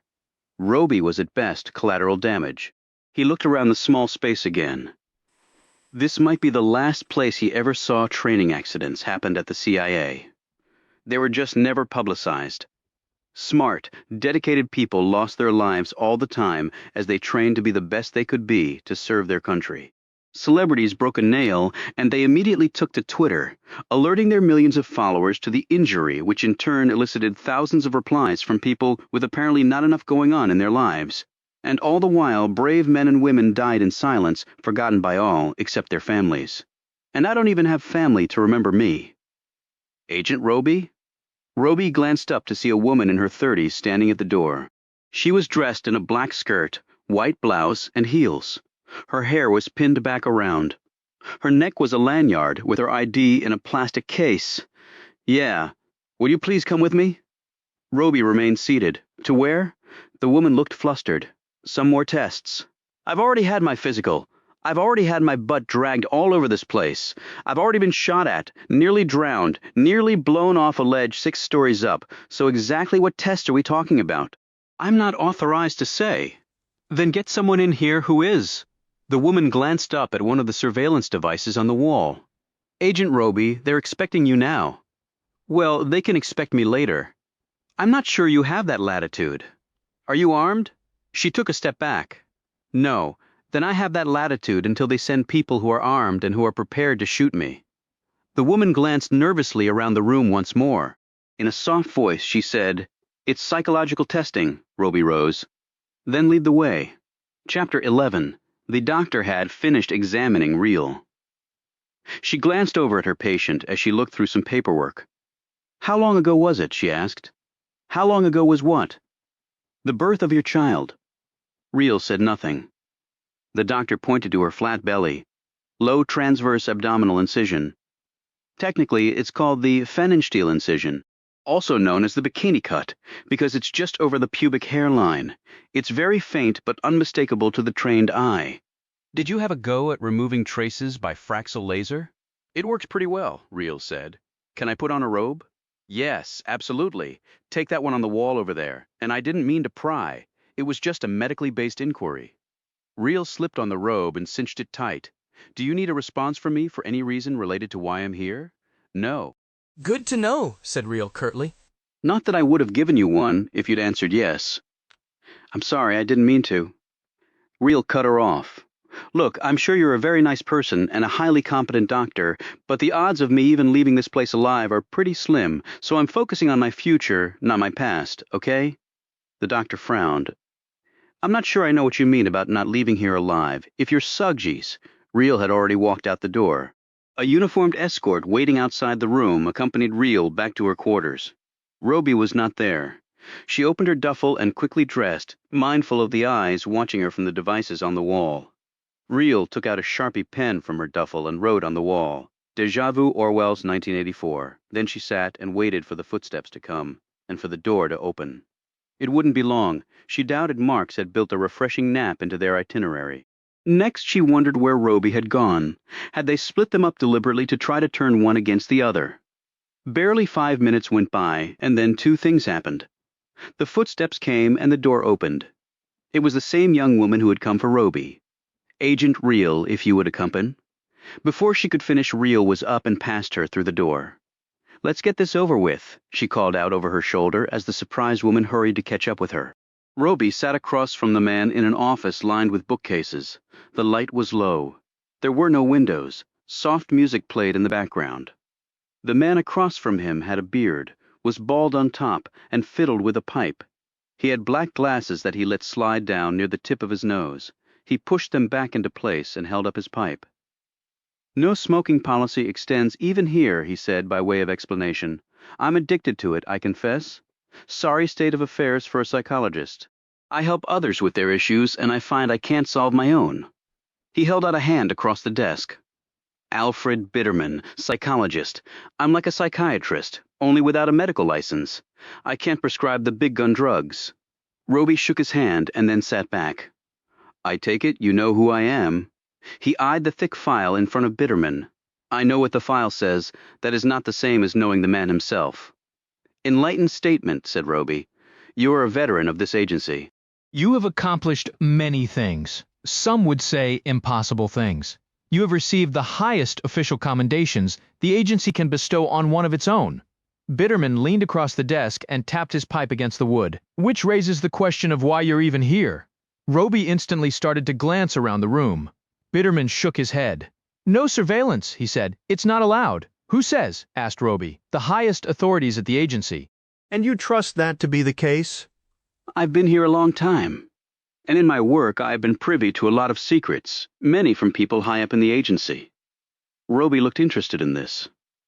And this gives you protection. How? Something happens to you, those secrets get sent to the media? Oh, it's not really that melodramatic, and it's far more self-serving. You see, none of these higher-ups would ever want these secrets to be recorded and later come out. Thus, great pains were taken, and multiple eyes ensured that the psychologist's offices here are free from surveillance of any kind. You can speak freely. Why do you think I'm here, then? You have undoubtedly pissed off upper management, unless you have another explanation. No, I think that one covers it. Jessica Real is here as well. She was an instructor at the burner. I know she was. A damn good one, too. But she's a complicated person. Far more complicated than most who come through here, and that's saying something, for they're all complicated, in a way. I know something of her history, Bitterman nodded. Did you know that I did her entry psych evaluation when she first came to us as a recruit? No, I didn't know that. After reading her background file, but before meeting her, I was convinced that she could not pass the psych eval. There was no way. She was too screwed up by life's events. But she did pass, obviously. Of course she did. She literally amazed me in our first meeting, and she couldn't have been much more than 19. An unheard of thing, I don't believe the agency bothers recruiting field agents that have not graduated college, and near the top of their classes. If the best and the brightest sounds archaic, it's anything but. You can't be stupid and unmotivated and succeed at the CIA. The work is too demanding. You must have seen something special in her. Perhaps not. What do you mean by that? Despite all my experience with reading people, I'm not convinced that I was ever able to see the real person inside her, Agent Roby. I don't think anyone ever has, including probably you. Janet DiCarlo told me roughly the same thing. Bitterman sat back, a frown creasing his features. A tragedy. I understand that you are the only reason she's not dead. No, there was another reason. Jessica Reel. She's also the reason I'm not dead. Bitterman tapped Roby's bulky file. I take it you two make a good team. We have. You respect her? I do. She has done questionable things in the past. Some have classified them as treasonous. And now we jump to management side of things, said Roby. I have to earn my paycheck, Agent Roby. I make no judgments. I don't take sides. I just try to understand. But you're here to evaluate whether I'm still psychologically fit for field duty, not to figure out real. I think those fields of inquiry may be interconnected. You made the decision to help her. Against orders, that is a serious breach of agency protocols. Even you must admit that. So the question becomes why a highly professional agent like yourself would have done that. Now that Agent Roby, that does speak directly to the question of fitness to perform. Well, if you're judging that on the basis of my ability to follow orders, then I guess I've already failed the test. Not at all. It goes deeper than that. Agents have not followed orders before, some for reasons that later turned out to be indefensible. Others did so for reasons that later turned out to be justified. But even that is not definitive. Justified or not following orders is a very serious breach of duty. An army controlled by the whim of the lowest soldier is not an army at all. It is anarchy. Roby shifted in his seat. I wouldn't disagree with that. And this was not the first time you so acted, said Bitterman. Now he opened the file and perused some pages. In fact, he took so long that Roby thought he had forgotten he was even there. Finally, he looked up. You didn't pull the trigger. The woman died anyway, and her very young son. But not by your hand. She was innocent. She was set up. The order for her death was not given by the agency. It was given for personal reasons by those who had infiltrated the agency. I did the right thing in not shooting her. Based on what? My gut, conditions on the ground, things I saw in her apartment that did not add up. All those things told me that something was off. I had never not pulled the trigger before. It was justified that time. And then we come to Jessica Reel. You did not pull the trigger on her either. Based on what? Your instinct once more, conditions on the ground? A little of both, and I was proved right again. Some at the agency don't believe that. And I know who they are. Trust me. Bitterman pointed a stubby finger at him. That's the gist of it. Agent Roby, isn't it? Can you be trusted? That's what they all want to know. I think I've proven that I can be. But if the agency wants me to be a robot and not exercise my judgment, then maybe we should part company. Bitterman sat back and seemed to be considering this. Roby looked over his shoulder. Do you regret not having windows? Bitterman looked behind him. Sometimes, yes. It's hard to see what's around you without windows. You tend to get cloistered, detached, and your judgment can be impaired. Bitterman smiled. Now, who is testing whom? I'm just being transparent, Doc. And I know better than that, don't I? How well do you know Amanda Marks? Not all that well. She's the new number 2, of course. You don't get there without being an overachiever. Her record is a brilliant one, excelled at every level.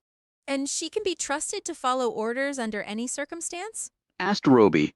Bitterman didn't say anything for several long moments as a clock on a shelf ticked the seconds away. I have not performed a psych evaluation on her. Best guess based on your observations thus far. I would say that she is a good soldier, said Bitterman slowly. Then you've answered my question. But you haven't answered mine. Agent Roby, far from it. So I failed the eval? This is just the preliminary. We'll meet again. And how long am I being kept here? That's way above my pay grade. And if it's determined that I don't measure up? Bitterman clamped down on his unlit pipe stem. Same answer, Chapter 12. Your history is one of the most unusual I've ever encountered.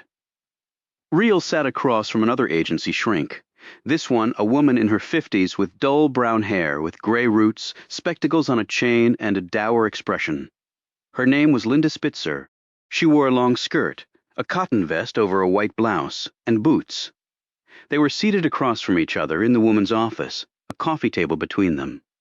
So do I get a prize, said Reel. Spitzer closed the folder she was holding. Why do you think you're here?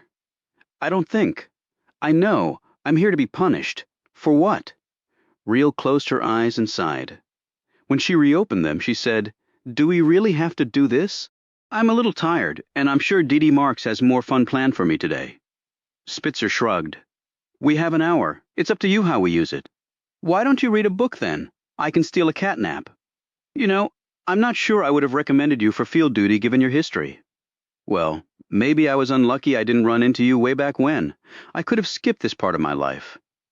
Spitzer smiled benignly. I know that you're very smart and cunning, and you can talk circles around pretty much anyone, including me. But that doesn't get us far, does it? It works for me, actually, Agent Real. I think we can be more productive than this. Real sat forward. Do you know why I'm here? I mean, really why? My job is not tied to that. My job is to evaluate you to determine if you're up to the task of field redeployment. Well, they didn't seem to have a problem with my field deployment on my last mission. They gave me a medal. Nevertheless, those are my instructions, countered Spitzer. And you always follow orders, I take it, said Real contemptuously. Do you? Okay, so here we go, she sat back. I pretty much always follow orders, Spitzer said. Does that mean 9 times out of 10? And under what circumstances do you not follow orders? Actually higher than 9 times out of 10? And I don't follow orders when my gut tells me not to. Your gut? Can you elaborate? Sure, my gut. She pointed to her belly. That thing right here, it gives me tingly feelings when something is off. It's also useful in holding and then digesting food. And you listen to this instinct always? Asked Spitzer. Yes. What is it telling you now? This query seemed to catch Real off guard. She quickly regrouped. That both of us are wasting our time. Why? Spitzer wanted to know. Because my being here is bullshit. I'm not being evaluated for redeployment. I'm damaged goods. I was sent here for another reason. To be punished, like you said, or killed, might be the same thing to some. Spitzer looked at her skeptically. You actually think the agency wants to kill you? Aren't you being a bit paranoid? I'm not a bit paranoid. I'm a lot paranoid. I have been most of my life. The mindset serves me well. Spitzer looked down at the file she held. I guess I can understand that given your background. I'm sick of people defining me by where I came from, snapped Real. She rose and paced the small room while the other woman watched her closely. Lots of people have shitty backgrounds and grow up normal and accomplish a great deal. Lots of people born with silver spoons turn out to be worthless, bad people. Yes, they do, said Spitzer. We're all individuals. There are no hard and fast rules. You have accomplished much, Agent Real. I think you would have done so whether you were born with a silver spoon or not. I believe it's just how you're wired. Real sat down and studied her. Right, she scoffed. You really think that? You yourself just said that you were sick of people defining you by your upbringing. Or lack of one? She stared at Real expectantly. If you're waiting for me to spill my guts, Doc, you're going to be disappointed. I wouldn't expect a field agent with your level of experience to be loose of lip. So what I'm doing here? Spitzer said. I've been instructed to perform a psych eval on you. I know you've had them done before. Nothing more, nothing less. Real sat back. Okay. Do you agree that following orders is important if the agency is to be functional? I do. And yet you chose not to follow orders. I did because the agency also expects me to exercise my judgment. Orders are handed out by humans. Humans make mistakes. They issue their orders from the safe confines of their offices. I'm in the field, where it is hardly ever safe. I have to make decisions on the fly. I have to execute the assignment in the best way I see fit. And does that sometimes include not executing the assignment? Asked Spitzer. It could. And what about creating your own assignments for your own purposes? Real appraised the other woman from under half-closed eyes. I see your briefing has been more complete than you let on. It is a very tight need to know. I have always felt that is the only way I can do my job. But I'm here to listen far more than talk. So you know what I did? Spitzer nodded. I do. Were you also told why I did it? Yes, although some of the facts seem to be in dispute. You mean the truth versus the lies?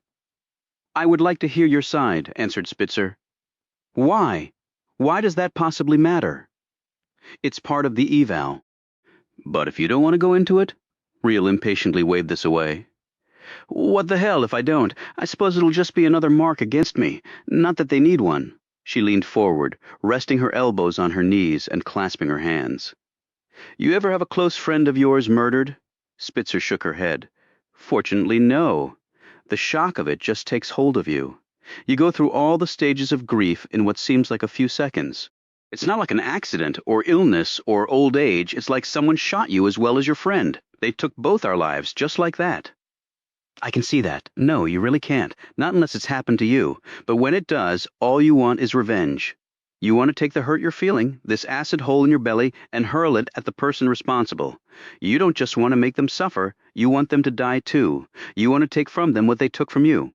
Spitzer sat back, looking uncomfortable but curious. Is that how you felt then? Of course it's how I felt, said Reel quietly. But unlike most people in that situation, I could do something about it. I took the pain and I hurled it right back where it belonged, and 2 people died. 2 members of this agency, in fact. That's right. So you played the roles of judge, jury, and executioner. Judge, jury, and executioner, repeated Reel. Her eyes hooded again as she stared over at the other woman. But I've been playing the executioner role for years. You people here have been handling the judge and jury parts. You decide who dies and you tell me, and then I do it. Sort of like playing God, isn't it? Who lives? Who doesn't? Before Spitzer could say anything, Reel added. Do you want to know how that makes me feel? You shrink types always like to know that, right? How we feel about every little thing. Spitzer slowly nodded. I would like to know. It makes me feel great. The agency does the heavy lifting. They decide who bites the bullet. I just carry out the order. What could be better? So how did it make you feel to play all 3 roles? The smile that had emerged on Reel's face slowly disappeared. She covered her eyes with her hands for a moment. I didn't care for it as much. So not a role you can see yourself playing in the future? Asked Spitzer. Reel glanced up. Why don't we cut the bullshit and just face reality, shall we? It's not a role. This is not play acting. The guy on the floor with the bullet in his head doesn't get back up when the curtain drops. My bullet, my kill. He stays quite dead. I take it. You don't enjoy killing. I enjoy a job well done, but it's not like I'm a serial killer. Serial killers love it. They're obsessed with the opportunity for domination of another human being. The rituals, the details, the hunt, the strike, I'm not obsessed with any of it. It's my job. It's what I do as a profession. For me, it's a means to an end. I build a wall around it, do it, and then move on. I don't care who the target is. I only care that it's the target. It's not a human to me. It is a mission, that's all. I don't read any more into it than that. If I did, I couldn't do it. A minute of silence passed, punctuated only by Reel's accelerated breathing. Finally, Spitzer said, You were recruited into the agency at a young age with no college behind you. That is highly unusual, so they tell me. But I guess you don't need a degree to pull a trigger. Why did you choose to do so? You were a very young woman, barely at the age of majority. You could have done many other things in your life. Well, I didn't see many other options, actually. That is hard to believe, countered Spitzer. Well, you didn't have to believe it, did you? It was my choice, Reel said harshly. Spitzer closed her notebook and capped her pen. Reel noted this. I don't think our hour is up. I think that's enough for today, Agent Reel. Reel rose. I think it's enough for the rest of my life. She slammed the door on her way out. Chapter 13. The place had several different names. Bukchang, Pukchang, Pukchang. It was officially known as Kwan Lee So No. 18. That meant penal labor colony in Korean. It was a concentration camp. It was a gulag. It actually was hell, near the Taedong River in North Korea's Pyongan-namdo province. The oldest of North Korean labor camps, Bukchang had been hosting dissidents and alleged enemies of the state since the 50s. Unlike the other labor camps, all of which were run by the Boabu, also known as the State Security Department or the Secret Police.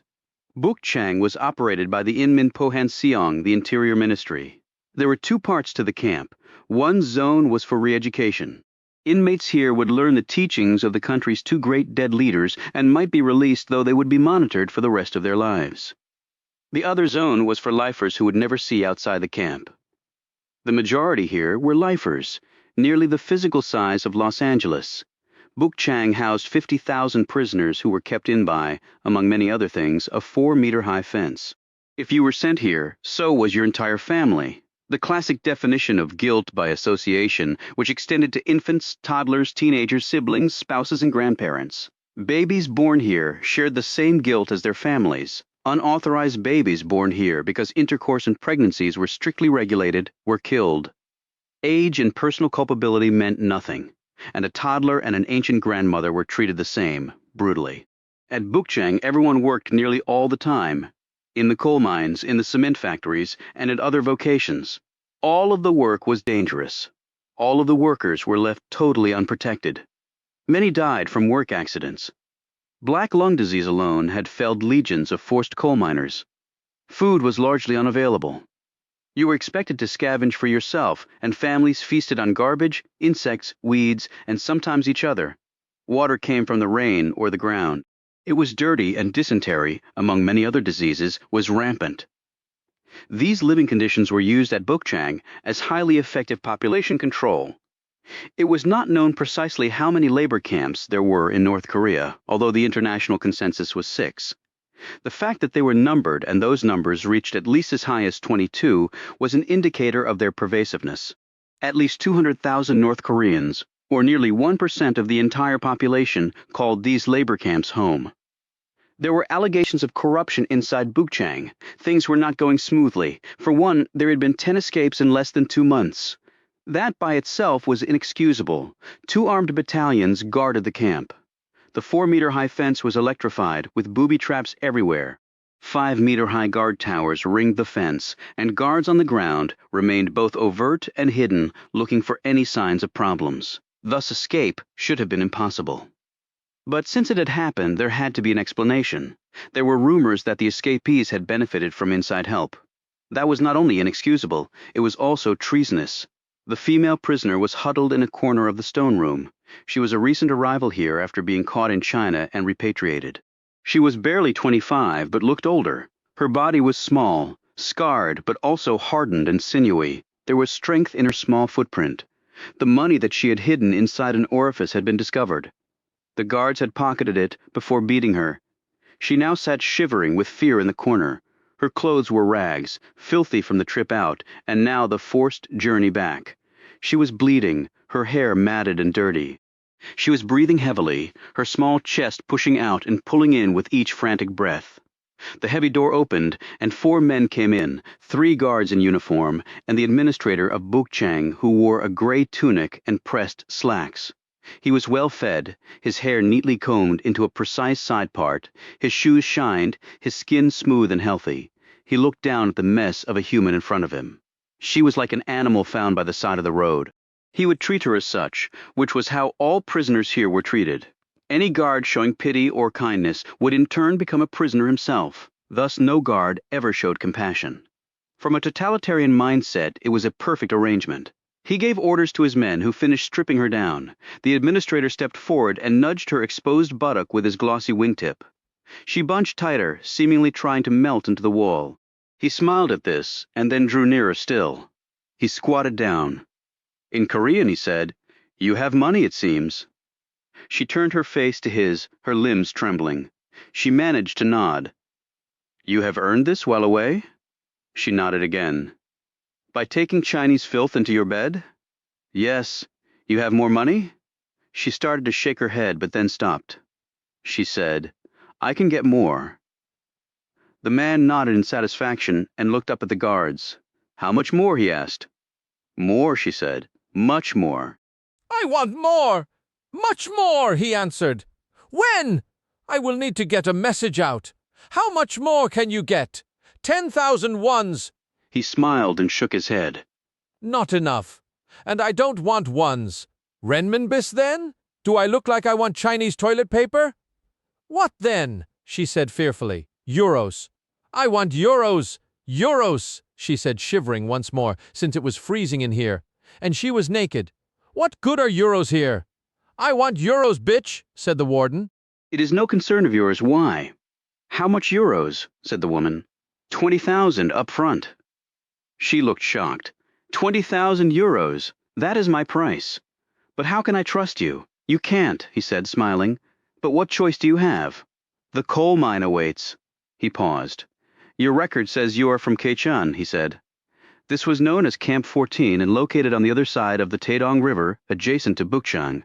He continued, "They coddle their prisoners there. Even though we have a re-education zone here, and Kaechan is only for sons of bitches that are irredeemable. We do not coddle at Bukchang. You will not leave here alive. You will be caught trying to escape, and you will be tied to a pole, your mouth stuffed with rocks, and you will be shot 5 times by each guard, and every minute you're here alive will feel like death. He looked at his men, Kachon, he said, and laughed. For shit coddlers. They all laughed too, grinning at each other and slapping their thighs. He stood, 20,000 euros. When? 5 days. But that is impossible. Then, I'm sorry. He motioned to his guards, who moved forward. Wait, wait, she screamed. The men stopped and looked at her expectantly. She rose on quivering legs. I will get it, but I need to get a message out. Perhaps that can be arranged. He looked over her naked body.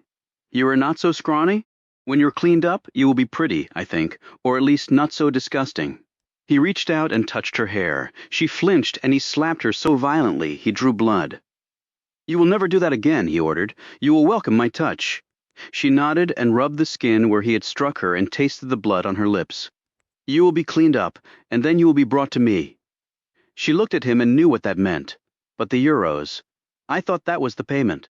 In addition to the euros. While we wait the 5 days. Or do you prefer the filthy, dangerous mines to my bed? She shook her head and looked down, defeated. I do not want to go to the mines. He smiled and cupped her trembling chin, lifting her gaze to his. You see, not so difficult food, clean water, warm bed, and I will have you as often as I want. He turned to his men. As will they. Anytime we want, you understand? Anything we want, I don't care what it is. You are nothing but a dog, do you understand? She nodded tearfully. I understand. But you will not hurt me? I have been hurt enough. He slapped her again. You make no demands. Filth? You do not speak unless I ask you a question. He put his hands around her throat and slammed her against the wall. Do you understand? She nodded and said in a defeated voice, I understand. You will call me Su Sung, he added, using the Korean word for master. You will call me this even after you leave here. If you leave here, I make no promises, even if you get me the euros. You may not safely escape. It is up to me, and me only. Do you understand? She nodded. I understand. He shook her violently. Say it. Give me my proper respect. Su Sung, she said in a tremulous voice. He smiled and let her go. See, that was not so bad. A moment later, he clutched at his throat where she had struck him. He staggered backward, colliding with one of his men. She moved so fast it seemed that everyone else had slowed by comparison. She catapulted across the room, slipped one guard's gun from his holster, and shot him in the face with it. Another guard came at her. She turned and kicked so high her foot caught him in the eye. Her jagged toenails ripped his pupil, blinding him. He screamed and fell back as the third guard fired his gun. But she was no longer there. She had pushed backward off the wall and cartwheeled over him, taking the knife off his belt holder as she sailed past, landing a foot behind him. She slashed 4 times so fast no eye could follow. The guard clutched at his neck where his veins and arteries had been severed. She never stopped moving, using his falling body as a launch pad. She leapt over him and caught the blinded guard in a leg lock around his head. She twisted her body in midair and hurled him forward, where his head struck the stone wall with such force that his skull cracked. She picked up the pistol she had dropped, stood over each guard, and fired into their heads until they were all dead. She had always loathed the camp guards. She had lived for years with them. They had left scars inside and outside of her that would never heal. She would never be a mother because of them. Because of them, she had never even contemplated being a mother, because that would mean she had come to accept herself as a human being, which she never could. Her name in the camp had been Bitch. Every woman in the camp had had that name. Bitch, bitch. That was all she had ever heard from light to night for years on end. Come, bitch. Go, bitch. Die, bitch. She turned to the administrator, who lay on the floor near the door. He was not yet dead. He was still clutching his throat and gasping for air. His eyes unfocused but panicked. She had planned it this way, hitting him just hard enough to incapacitate but not kill. She knew exactly what the difference was. She knelt down next to him. He stared up with bulging eyes, his hands at his throat. She did not smile in triumph. She did not look sad. Her features were expressionless. She knelt down closer. Say it, she said in a whisper. He whimpered and clutched at his ruptured throat. Say it, she said again. Su Sung. She cupped a hand under his neck and squeezed. Say it, he whimpered. She placed her bony knee against his crotch and pressed. Say it, he screamed as she jammed her knee down harder against his privates. Say it, Siu Sung, say it and no more pain. She rammed her knee against him. He screamed louder. Say it, Siu say it all. She ferociously ground her knee into him. He screamed as loud as his damaged windpipe would allow. Siu Sung! She straightened. She did not smile in triumph. She did not look sad. She was expressionless. See, that was not so bad, she said, parroting his earlier words. As he stared helplessly up at her, she leapt into the air and came down on top of him. Her elbow slammed into the man's nose with such force that she pushed the cartilage there right into his brain, like a fired bullet. This killed him instantly, whereas his crushed windpipe would have taken more time to finish him off.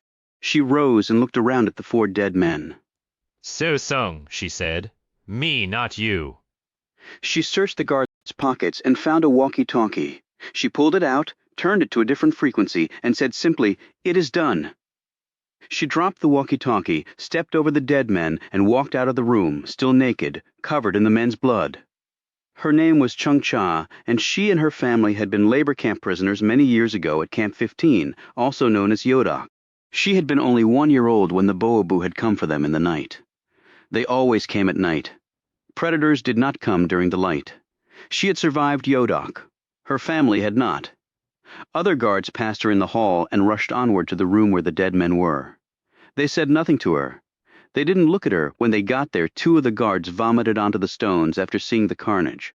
When Chung Cha reached the prearranged spot, 2 men who wore the markings of generals in the North Korean military greeted her with respect. One handed her a wet towel and soap with which to clean off. The other held fresh clothes for her.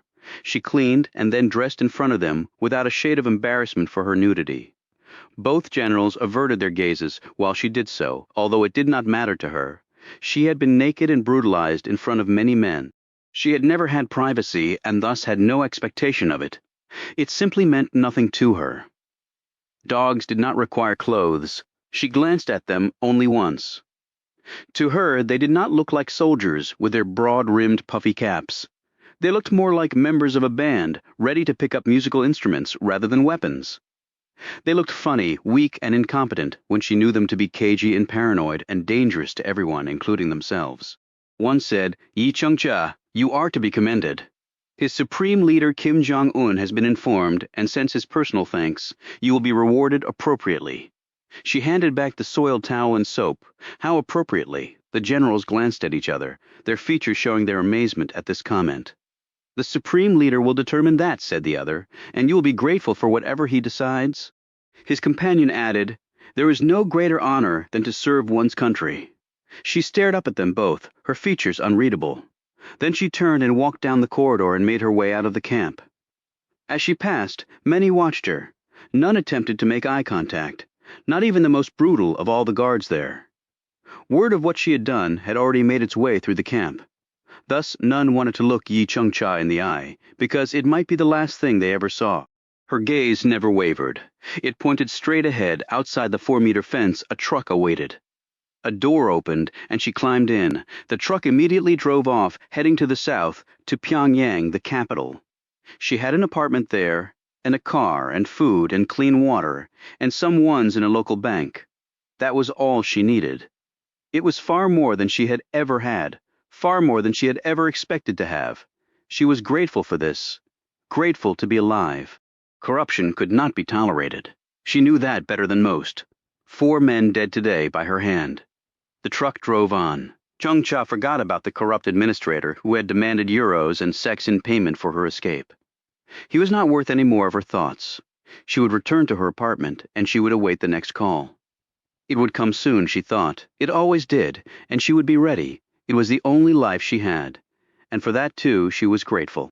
No greater honor than to serve one's country. She formed spit in her mouth and then swallowed it. Chung Cha looked out the window, seeing nothing as they drew nearer to Pyongyang. She spoke to none of the others in the vehicle. She always kept her thoughts to herself. That was the only thing they couldn't take from her, and they had tried mightily. They had taken everything else, but they had not taken that, and they never would. Chapter 14, Her Apartment. until they took it away. It had a bedroom, a minuscule kitchen, a bathroom with a shower, and 3 small windows, about 200 square feet total. To her, it was a magnificent castle. Her car, until they took it away. It was a 2-door model made by the Sungri motor plant. It had 4 tires and a steering wheel and an engine and brakes that usually worked. Her possession of the vehicle made her a rare person in her country. The vast majority of her fellow citizens traveled on bicycles, took the metro or the bus, or simply walked. For longer commutes there was the rail, but it could take up to 6 hours to go barely 100 miles because the infrastructure and equipment were so poor. For the very elite there were commercial aircraft. Like with the rail service, there was only one airline, Air Koryo, and it flew mostly old Russian-made aircraft.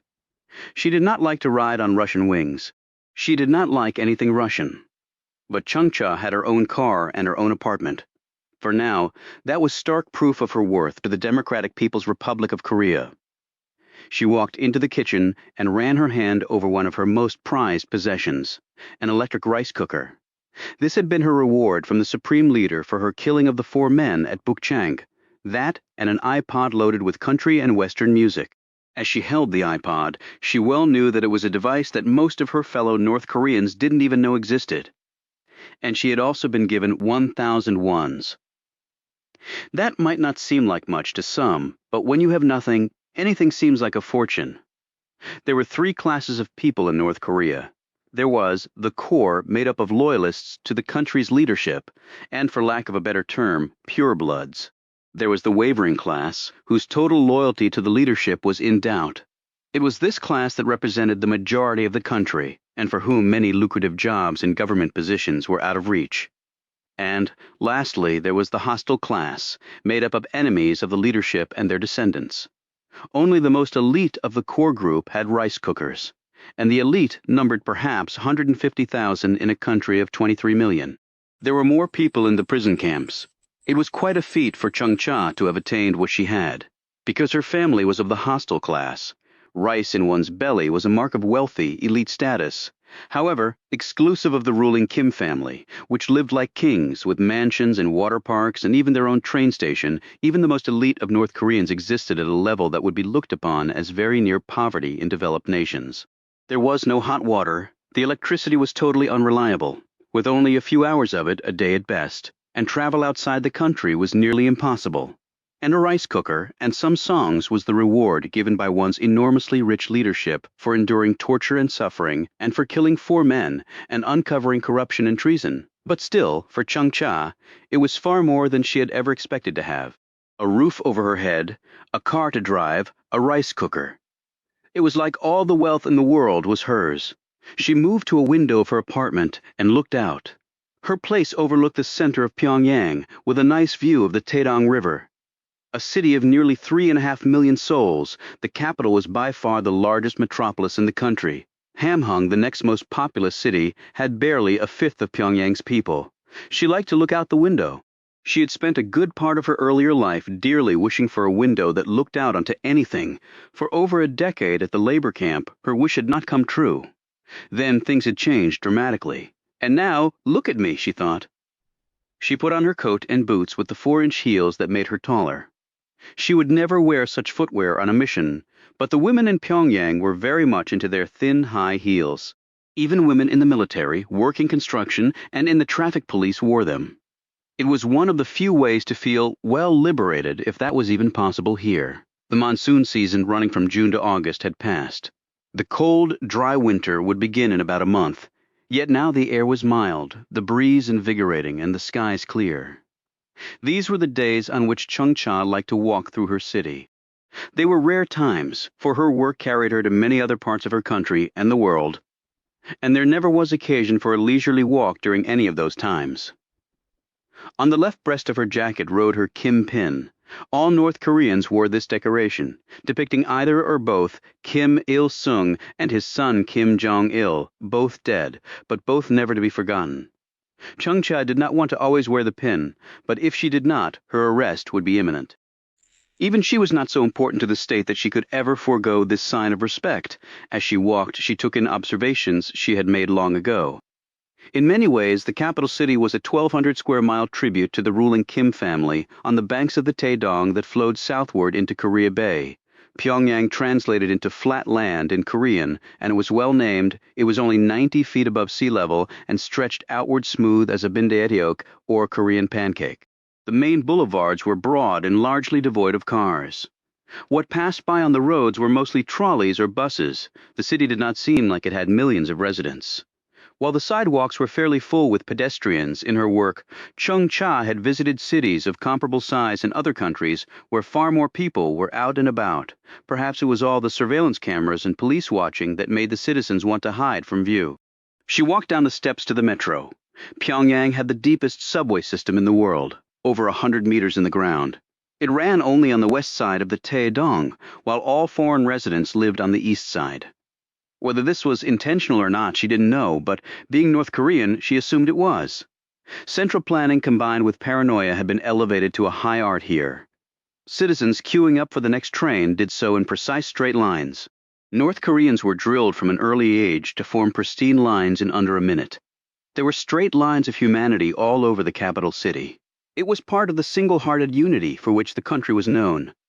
Chung Cha did not join the queue. She purposely waited apart from it until the train entered the station. She rode the train to another section of town and came back to the surface. The green spaces in Pyongyang were immense and many in number, but not as immense as the monuments. There was the Arch of Triumph, a copy of the one in Paris, but far bigger. It commemorated the Korean resistance to Japan from the 1920s to the 1940s. There was the Washington Monument look-alike Juche Tower, which was 170 meters tall and stood for the Korean philosophy of self-reliance. As she passed it, Chung Cha nodded silently. She relied only on herself. She trusted only herself. No one here had to tell her that. She didn't need a monument shooting into the sky to make her believe that. There was also the Arch of Reunification, one of the few that featured Korean women, dressed in traditional Korean garb. They held between them the map of a united Korea. The arch straddled the reunification highway, which went from the capital city all the way to the DMZ. Symbolism again, she knew. Chung Cha had two notions on reunification. First, it would never happen, and second, she didn't care if it did or not. She would not be unified with anyone, north or south. Later, she passed the Mansudae Grand Monument, which was an enormous tribute to the memory of North Korea's founder, Il-sung, and also to his son, Young Il-chung-cha, passed by this monolithic structure without looking at it. This was a bit dicey on her part. All North Koreans paid tribute here by standing and gazing lovingly at the statues of the two men. All brought flowers. Even foreign tourists were required to lay floral offerings here, or else be arrested and or deported. Yet Chung Cha walked on, almost daring a nearby policeman to stop her. There were limits to her patriotism. Towering over the entire city was the white elephant of Pyongyang, the Ryugyong Hotel. It was begun in 1987, but construction funds ran out in 1992. Although construction had restarted in 2008, no one knew if it would ever be completed, or whether even one guest would sleep there. For now, it was a 330-meter-high monstrosity, with nearly 4 million square feet of space in the shape of a pyramid. Interesting central planning there, she thought. Her belly grumbling, Chung Cha entered a restaurant. North Koreans typically did not eat out because it was a luxury most could not afford. If a group did go out, it was usually on state business with the government footing the bill. At times like that, the workers would eat and drink prodigious amounts, going home drunk on soju or rice liquor. She had passed other restaurants offering typical Korean fare like kimchi, spicy pickled vegetables that every Korean woman knew how to make, boiled chicken, fish, and squid, as well as the luxury of white rice. She kept going past all of these and entered the Samtaesung hamburger restaurant, which served burgers, fries, and shakes. Chung Cha had often tried to reconcile in her mind how a restaurant serving what would be recognized around the world as American food could exist here when there was not even a U.S. embassy located in Pyongyang, because the two countries did not have official diplomatic relations. An American citizen in trouble here had to go crawling to the Swedish embassy, and even then only for medical emergencies. She was one of the few patrons here, and all the others were Westerners. She ordered a hamburger rare, fries, and a vanilla milkshake. The waiter looked at her severely as though silently admonishing her for eating this Western garbage. When she showed him her government ID, he bowed perfunctorily and hurried away to fill her order.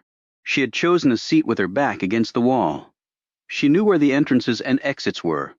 She noted anyone moving in the space, whether it was toward or away from her. She didn't expect trouble, but she also anticipated that anything could happen at any time. She ate her meal slowly, chewing her food thoroughly before swallowing. She had endured starvation for well over a decade. That hollow feeling in your belly never left you, even if you had ample food the rest of your life. Her diet at Yodok had consisted of whatever she could find to eat, but mostly corn, cabbage, salt, and rats. At least the rats had given her protein and helped to stave off diseases that had killed many other prisoners. She had become quite adept at catching the rodents, but she liked the taste of the burger better. Chung Cha was not fat and never would be.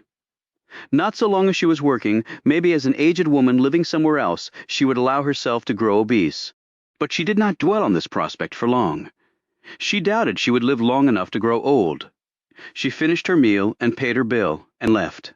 She had one place she wanted to go, something she wanted to see, although she had already seen it before. Everyone in North Korea probably had been recently moored on the Botong River in Pyongyang to become part of the Fatherland Liberation War Museum. This was so because it was a ship, a truly unique ship. It was the second oldest commissioned ship in the U.S. Navy after the USS Constitution, and it was the only U.S. naval vessel currently held by a foreign power. The USS Pueblo had been in North Korean hands since 1968. Pyongyang said it had strayed into North Korean waters. The United States said it had not. The rest of the world used 12 nautical miles out to sea as the demarcation for international waters. However, Pyongyang did not follow what other countries did and claimed a 50 nautical mile boundary. The Pueblo was now a museum, a testament to the might and bravery of the homeland, and a chilling reminder of the imperialist intentions of the evil America. Chung Cha had taken the guided tour, but she did so with a perspective different from other visitors. She had read an uncensored account of the sailors aboard the Pueblo. This was an unheard of thing in her country, but Chung Cha's work often carried her out of North Korea. The sailors had been forced to say and write things that they did not believe, like admitting to spying on North Korea and denouncing their own country.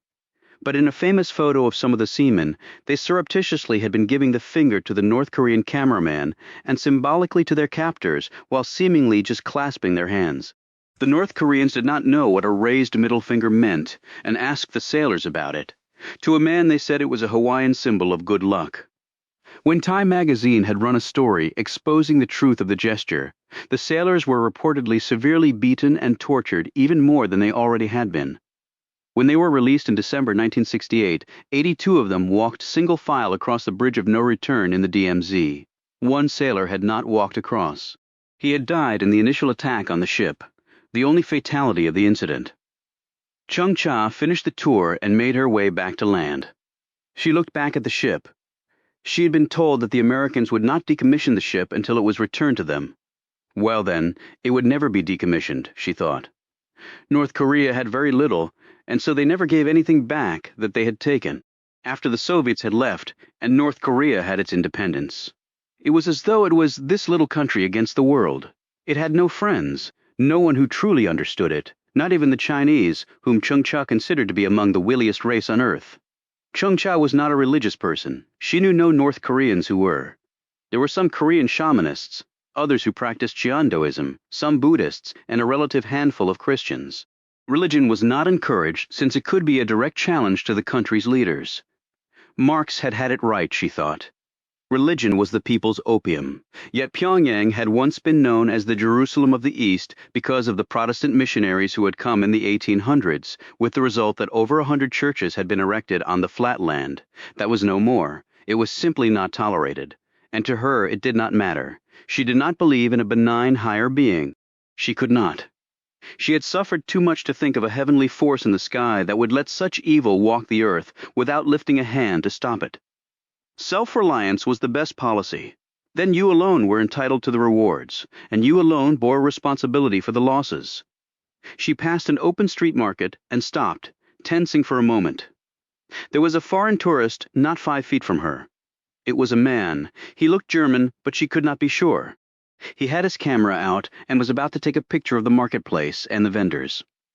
Chung Cha looked around for the tour guide who must accompany all foreigners. She did not see any such person. The German had his camera nearly up to his eye. She shot forward and snatched it from him. He looked at her, stunned. "Give that back," he said in a language that she recognized as Dutch. She did not speak Dutch. She asked him if he spoke English. He nodded. She held up the camera. "If you take a picture of the street market, you will be arrested and deported. You might not be deported actually. You might just stay here, which will be worse for you." He paled and looked around to see several Korean vendors staring at him with malice. He sputtered. "But why?" "It's just for my Facebook page." "You do not need to know why. All you need to do is put your camera away and go and find your tour guide. Now, you will not receive another warning." She handed him back the camera, and he took it. "Thank you," he said breathlessly, but Chung Cha had already turned away. She did not want his thanks. Maybe she should have just let the crowd attack him, let him be beaten, arrested, thrown in prison, and forgotten about. He was one person in a world of billions who would care. It was not her problem, yet as she walked down the street, she thought of the man's question. But why, he had asked. The answer to that was both simple and complex. An open street market said to the world that North Korea's economy was weak, its traditional stores few in number, and thus the need for vendors in the street.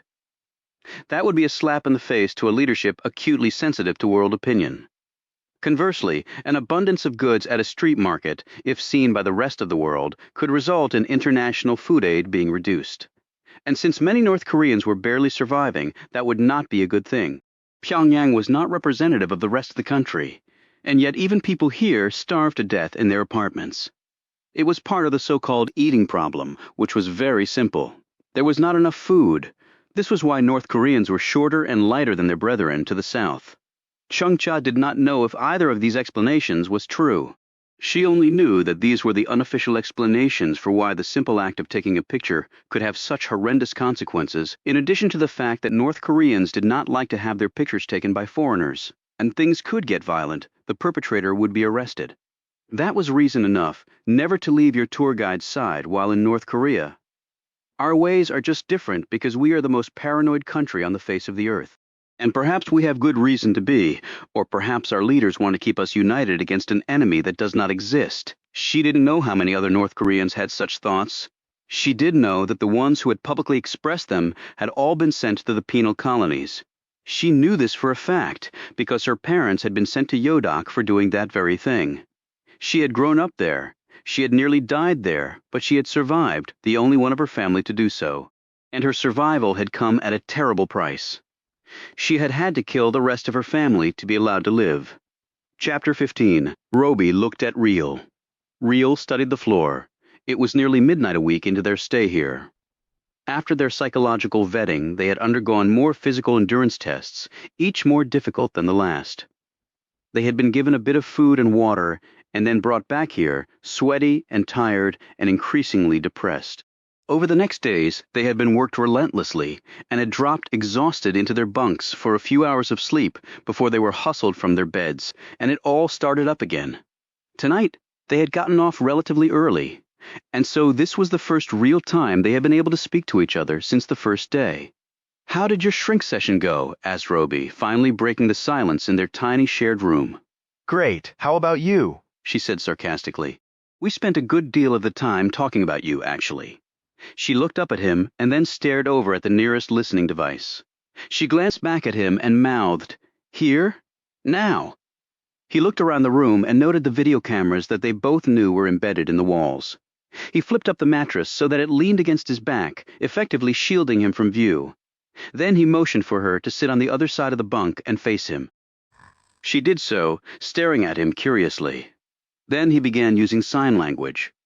He had been taught this, as had Real, he knew, because silent communication was often very useful in the field.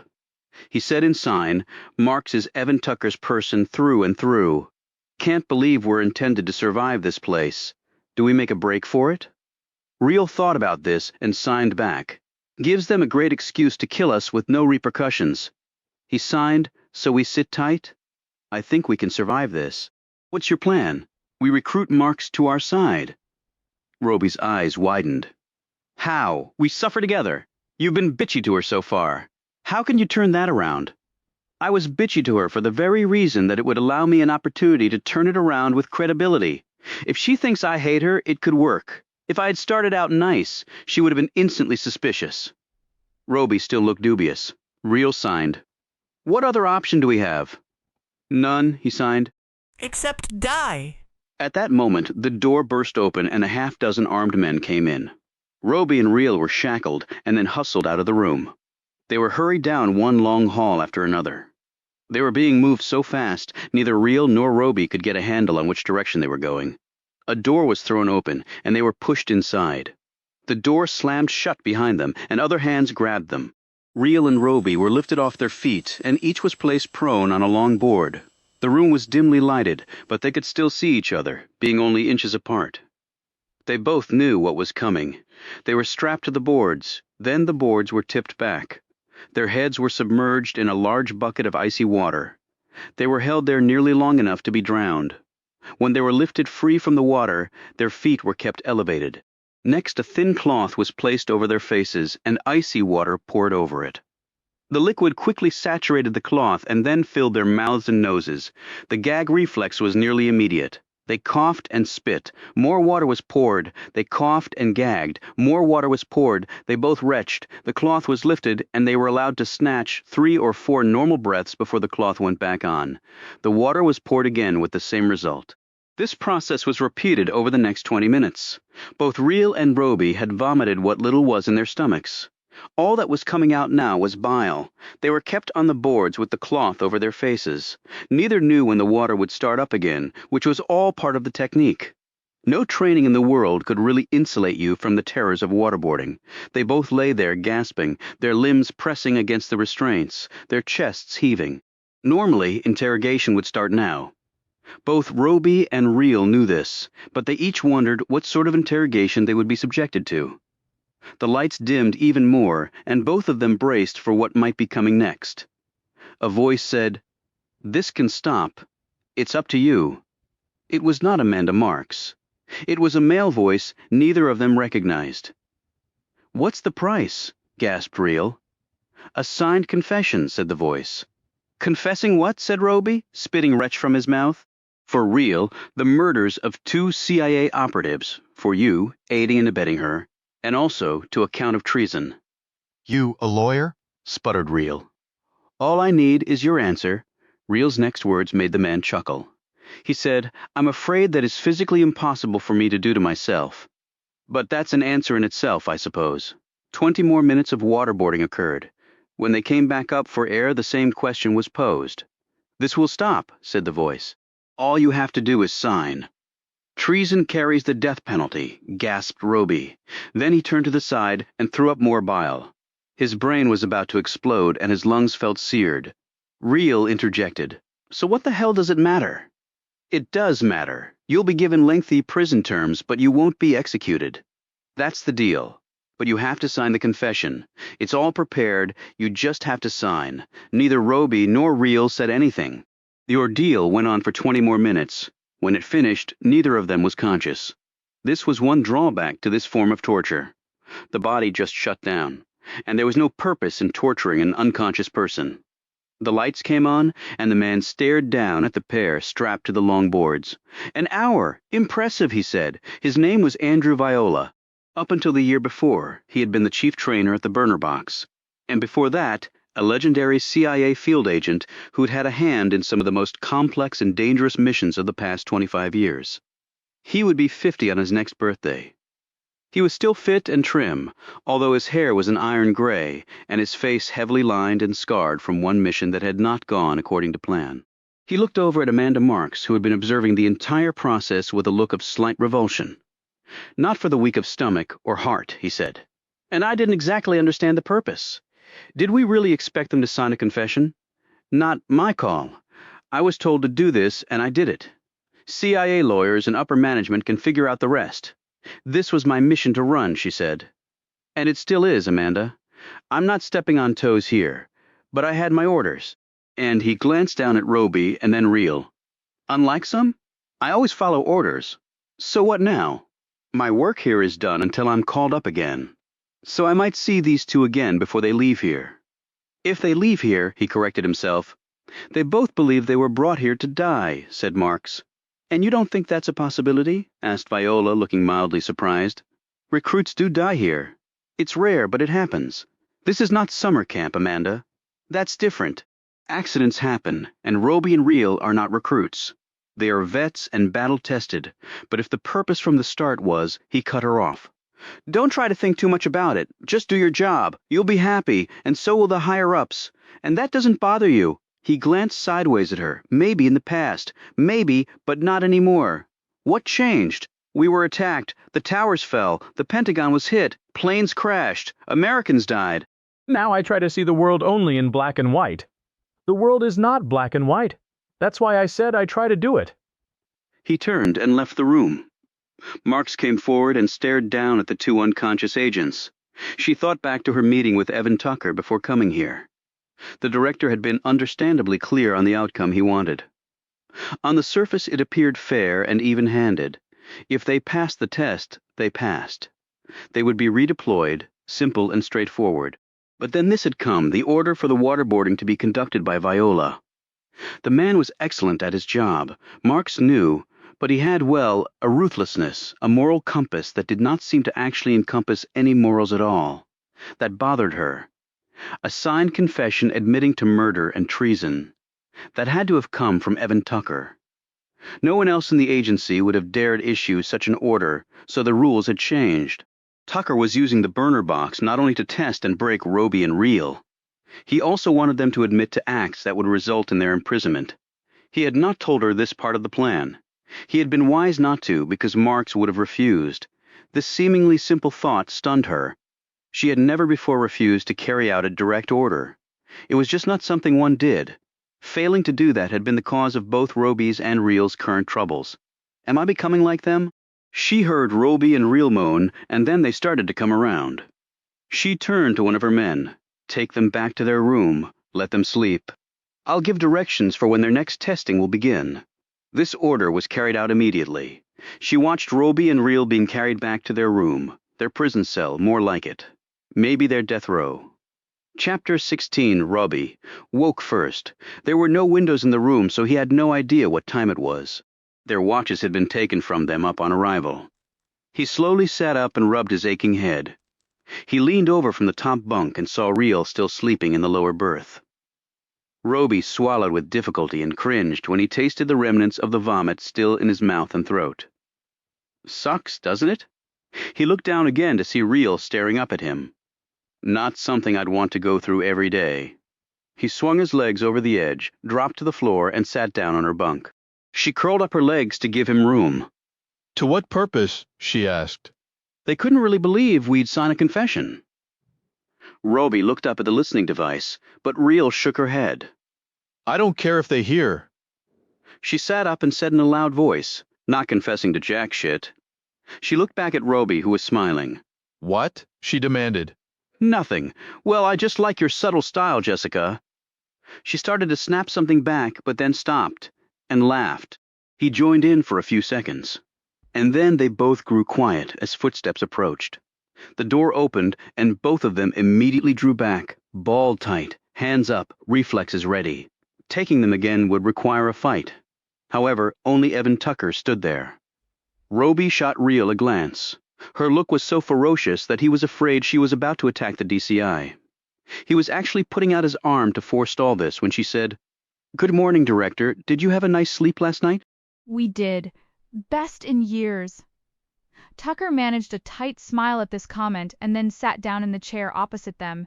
His suit was wrinkled and the collar of his shirt was slightly grimy, as though his journey here had not exactly been at first-class levels.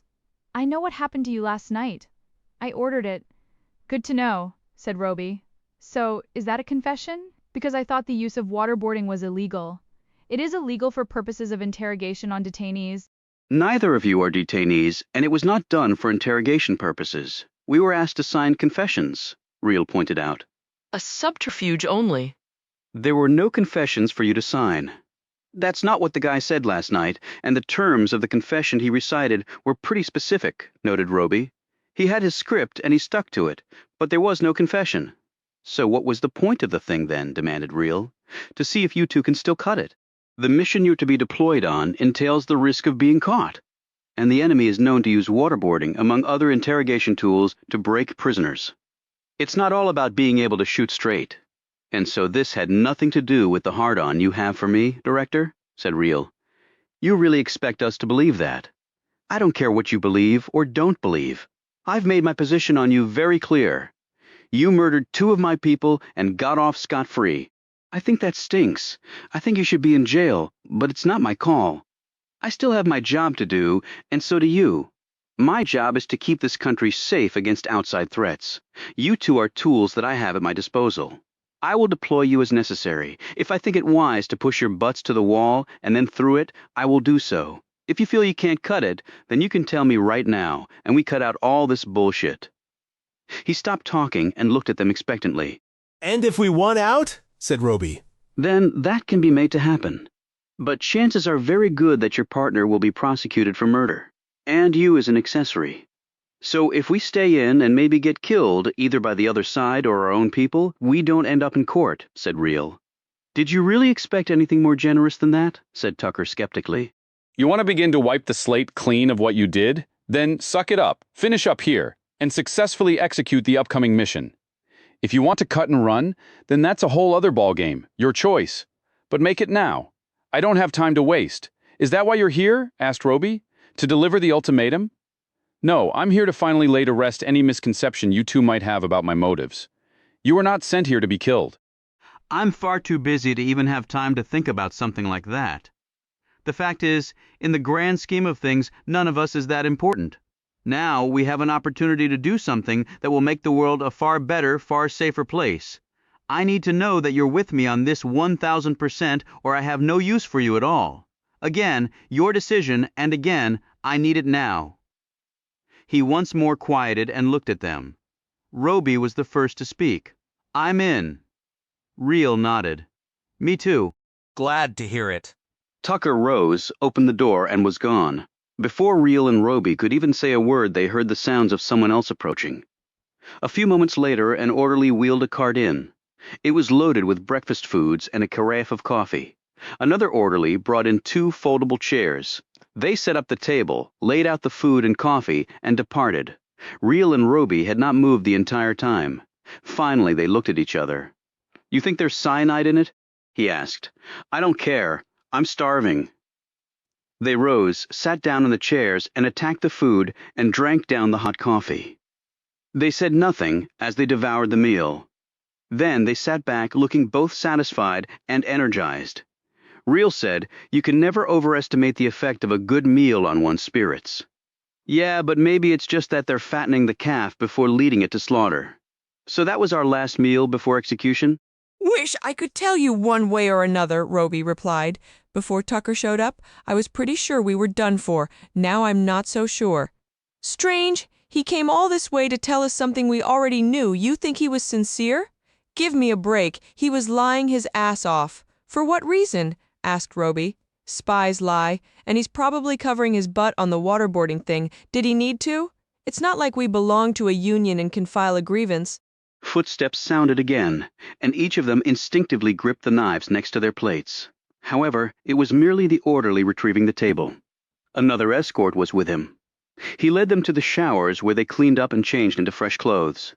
As they were walked back to their room, Real whispered into Roby's ear. This is freaking me out more than the waterboarding. Why are they being nice to us? Roby whispered back. Maybe Tucker gave the word. Like I believe that. 4 hours passed before someone came for them again. They were told to change into running gear. Then they were taken by jeep to a remote part of the facility deep within the forest and dropped off. The weather wasn't bad. In the 40s, a little overcast, but the sun was high in the sky and warming. Roby calculated it was about 2 o'clock in the afternoon. After the vehicle drove off, someone stepped onto the path from behind some trees. They turned to see who it was. Amanda Mark stood there wearing a running suit, and Nike's I trust you're well fed and rested, she said, and clean, said Real. Let's not forget that. Then let's take a run, shall we? Without waiting for their answer, Marks turned and jogged off. Roby and Real glanced confusedly at one another before joining her. He on the right, She on the left. So did you know Tucker was coming down today? Asked Real at the last minute. What did he want to talk to you about? You mean he didn't tell you? Asked Roby. If he had, I wouldn't be asking you. He wanted to let us know our being here was not part of a personal vendetta. He said we were waterboarded, not in order to facilitate a confession, because there was no such thing, but rather to make sure we could withstand it in case we were captured. And did you believe him? Asked Marks, would you? Real shot back. I don't know. I really don't. He's a more complicated person than I initially thought. I don't trust him, said Real. If I were in your position, I wouldn't trust him either, replied Marks. Real said, I take it the food and rest and showers were your doing? Well, they certainly weren't the DCI's or Andrew Viola's initiative. Viola, said a surprised Real. He's involved in this? I thought you would have recognized his voice at the little waterboarding session. You two overlapped here, right? And I know you were in the field with him on a couple of missions. That's right, but I didn't recognize the voice. Probably had your mind on other things, said Marks dryly. She looked at Roby. Do you know Viola? Only by reputation. He's really good. Rock-solid warrior who never wavers from the playbook, replied Marks. Real and Roby exchanged a quick glance. Real said, Is that why we're out here jogging in the middle of the forest? So we can talk candidly. Let me put it this way. I already ran 10 miles this morning. So from a physical fitness point of view, there's no reason for me to be out here. So Viola is a team player, said Roby. And you're not? Added Real. Didn't say that, replied Marks. I'm a team player. And the little near-drowning session last night? Noted Real. Not my call, and I wasn't picked to run it. That's where Viola stepped in. Surprised I hadn't seen him at the facility before, said Real inquiringly. He was just called back in from temp duty elsewhere, answered Marks. By Evan Tucker? Asked Roby, swinging his arms loosely and popping his neck as they ran along at a comfortable pace. Don't know for sure, but I certainly wouldn't be surprised if that were the case. Viola is a high-level asset. He wouldn't be called in by a mid-level grunt, and I certainly didn't do it as the DD. So why wouldn't Tucker rely on you to do the dirty work? Roby wanted to know. Real added, Did you refuse to waterboard us? Marks ran along for another 30 feet before answering. He never asked me to. And if he had, Real persisted, what would you have done? I never agreed with torturing bad guys, much less our own agents. Well, undoubtedly Tucker was aware of that, said Roby, and didn't bother to ask you to do it. Obviously, Viola had no issue with doing it. No, he didn't. He would never decline to execute a direct order. He's not wired that way.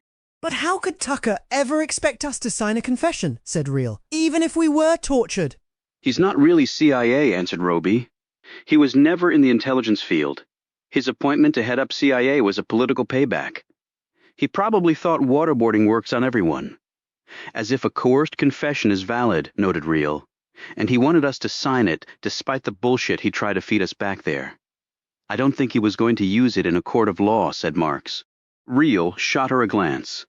What then? Roby answered. Probably proof to the president that we were bad guys? Marks added. And maybe the president signs off on your official termination. Not the kind where you clear out your desk and are escorted to the exit. If Tucker thought that was going to happen and he's running CIA, America is in a world of trouble, observed Real. I don't know, said Roby. Maybe he just wanted to kill us. He might just want us to feel the pain, said Real. Mission accomplished there, said Roby. Real stopped running, and the others pulled up and looked at her.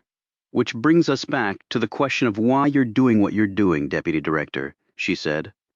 Marks jogged in place, keeping her body warm and loose. I'm a team player, Real. Make no mistake about that, but I draw the line at certain things. Waterboarding our own is one of those things. Anything else? Tucker said he wanted me to push you right to your limit and then beyond. He really wanted to see if you were fit for duty and redeployment. Either you could cut it or not. I assumed that was his goal, to find that out. And now I don't know. His instructions had undertones that maybe he didn't want you to see the outside of this place again. And you chose to, what? Ignore them? Said Real. I chose to think he couldn't mean that, said Marks.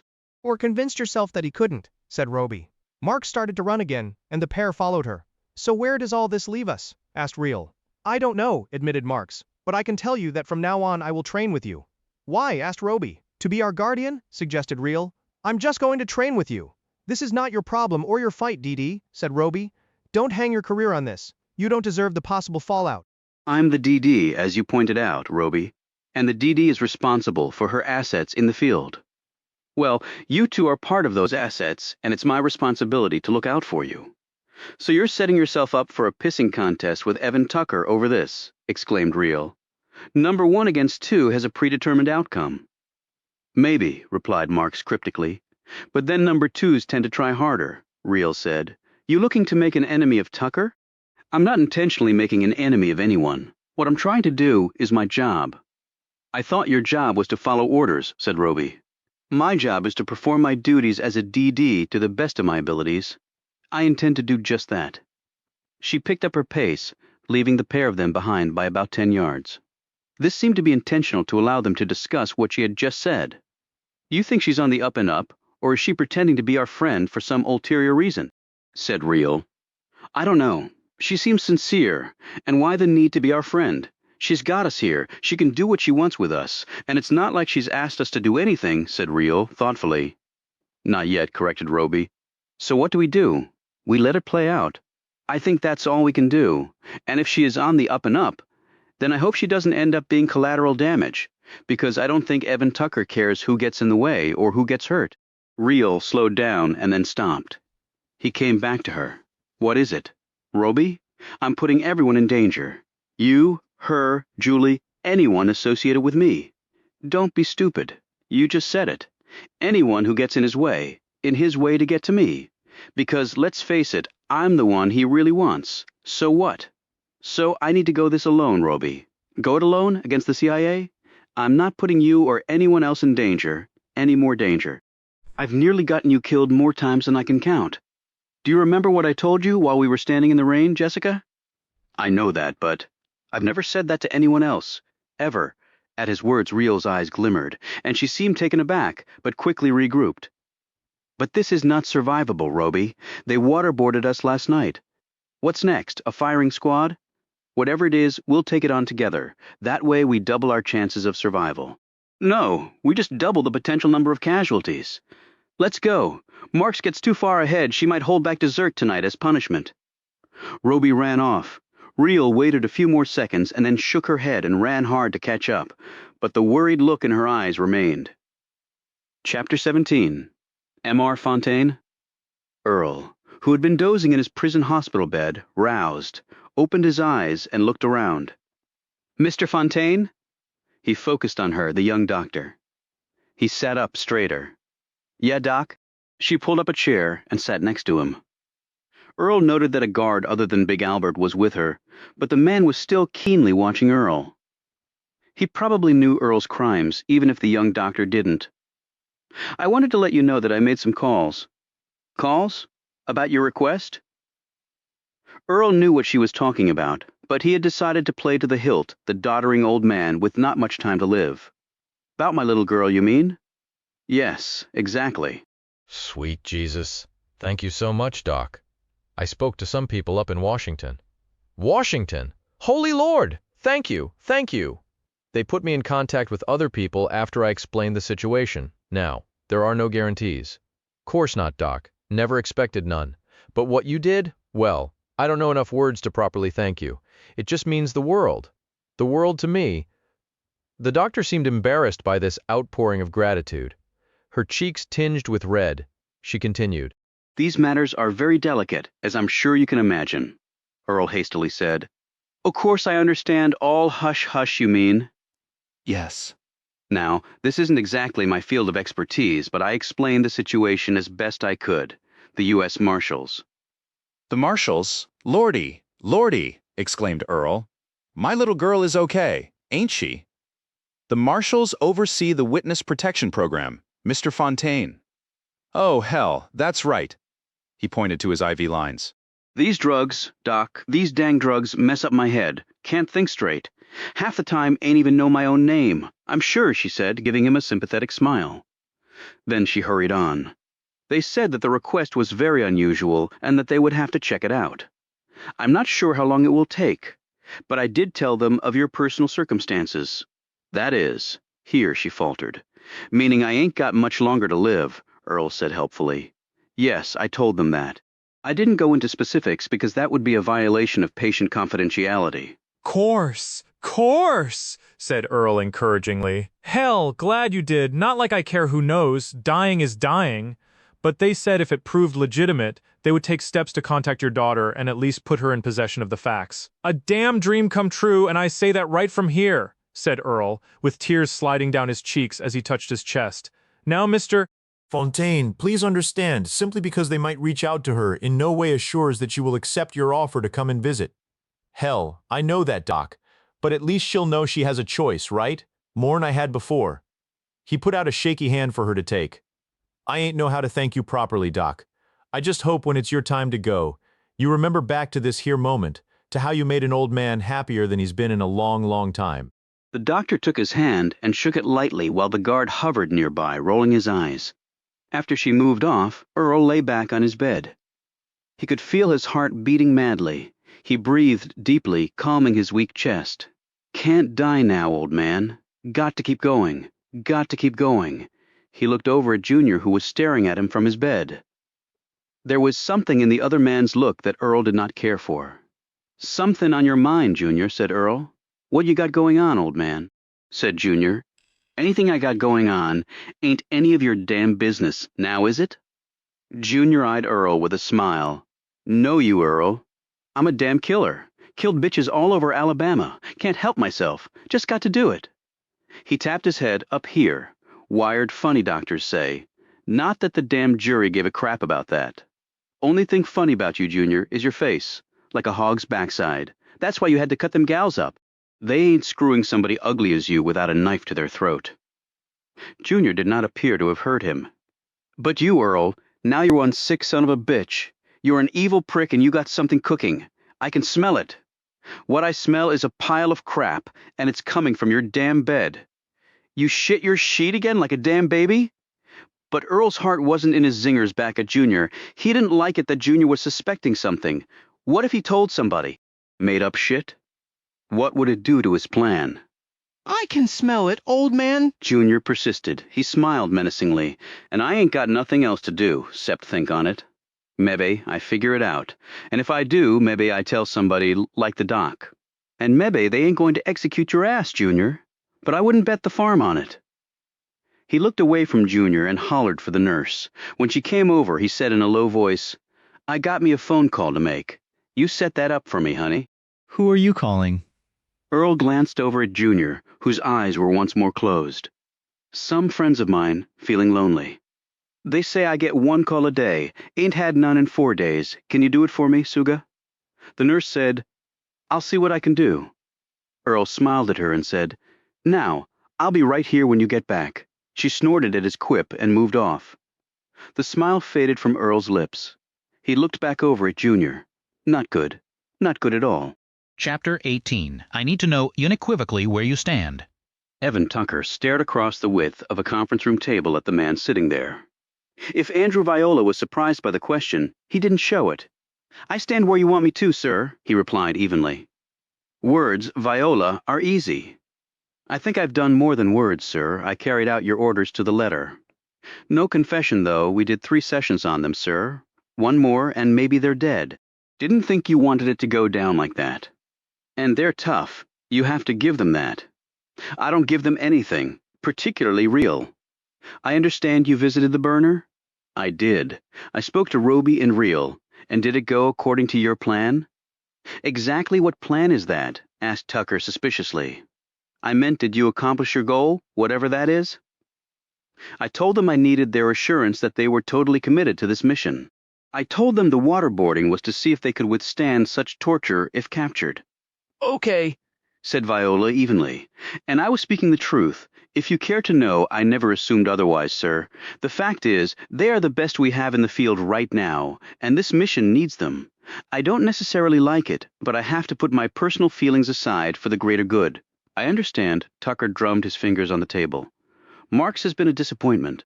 She's a first-rate agent, said Viola. Can't say anything against her. Tucker looked keenly at Viola. If you play your cards right, you might find yourself as DD. Viola looked uncomfortable with this. With all due respect, Director, I'm not sure I'm cut out for that.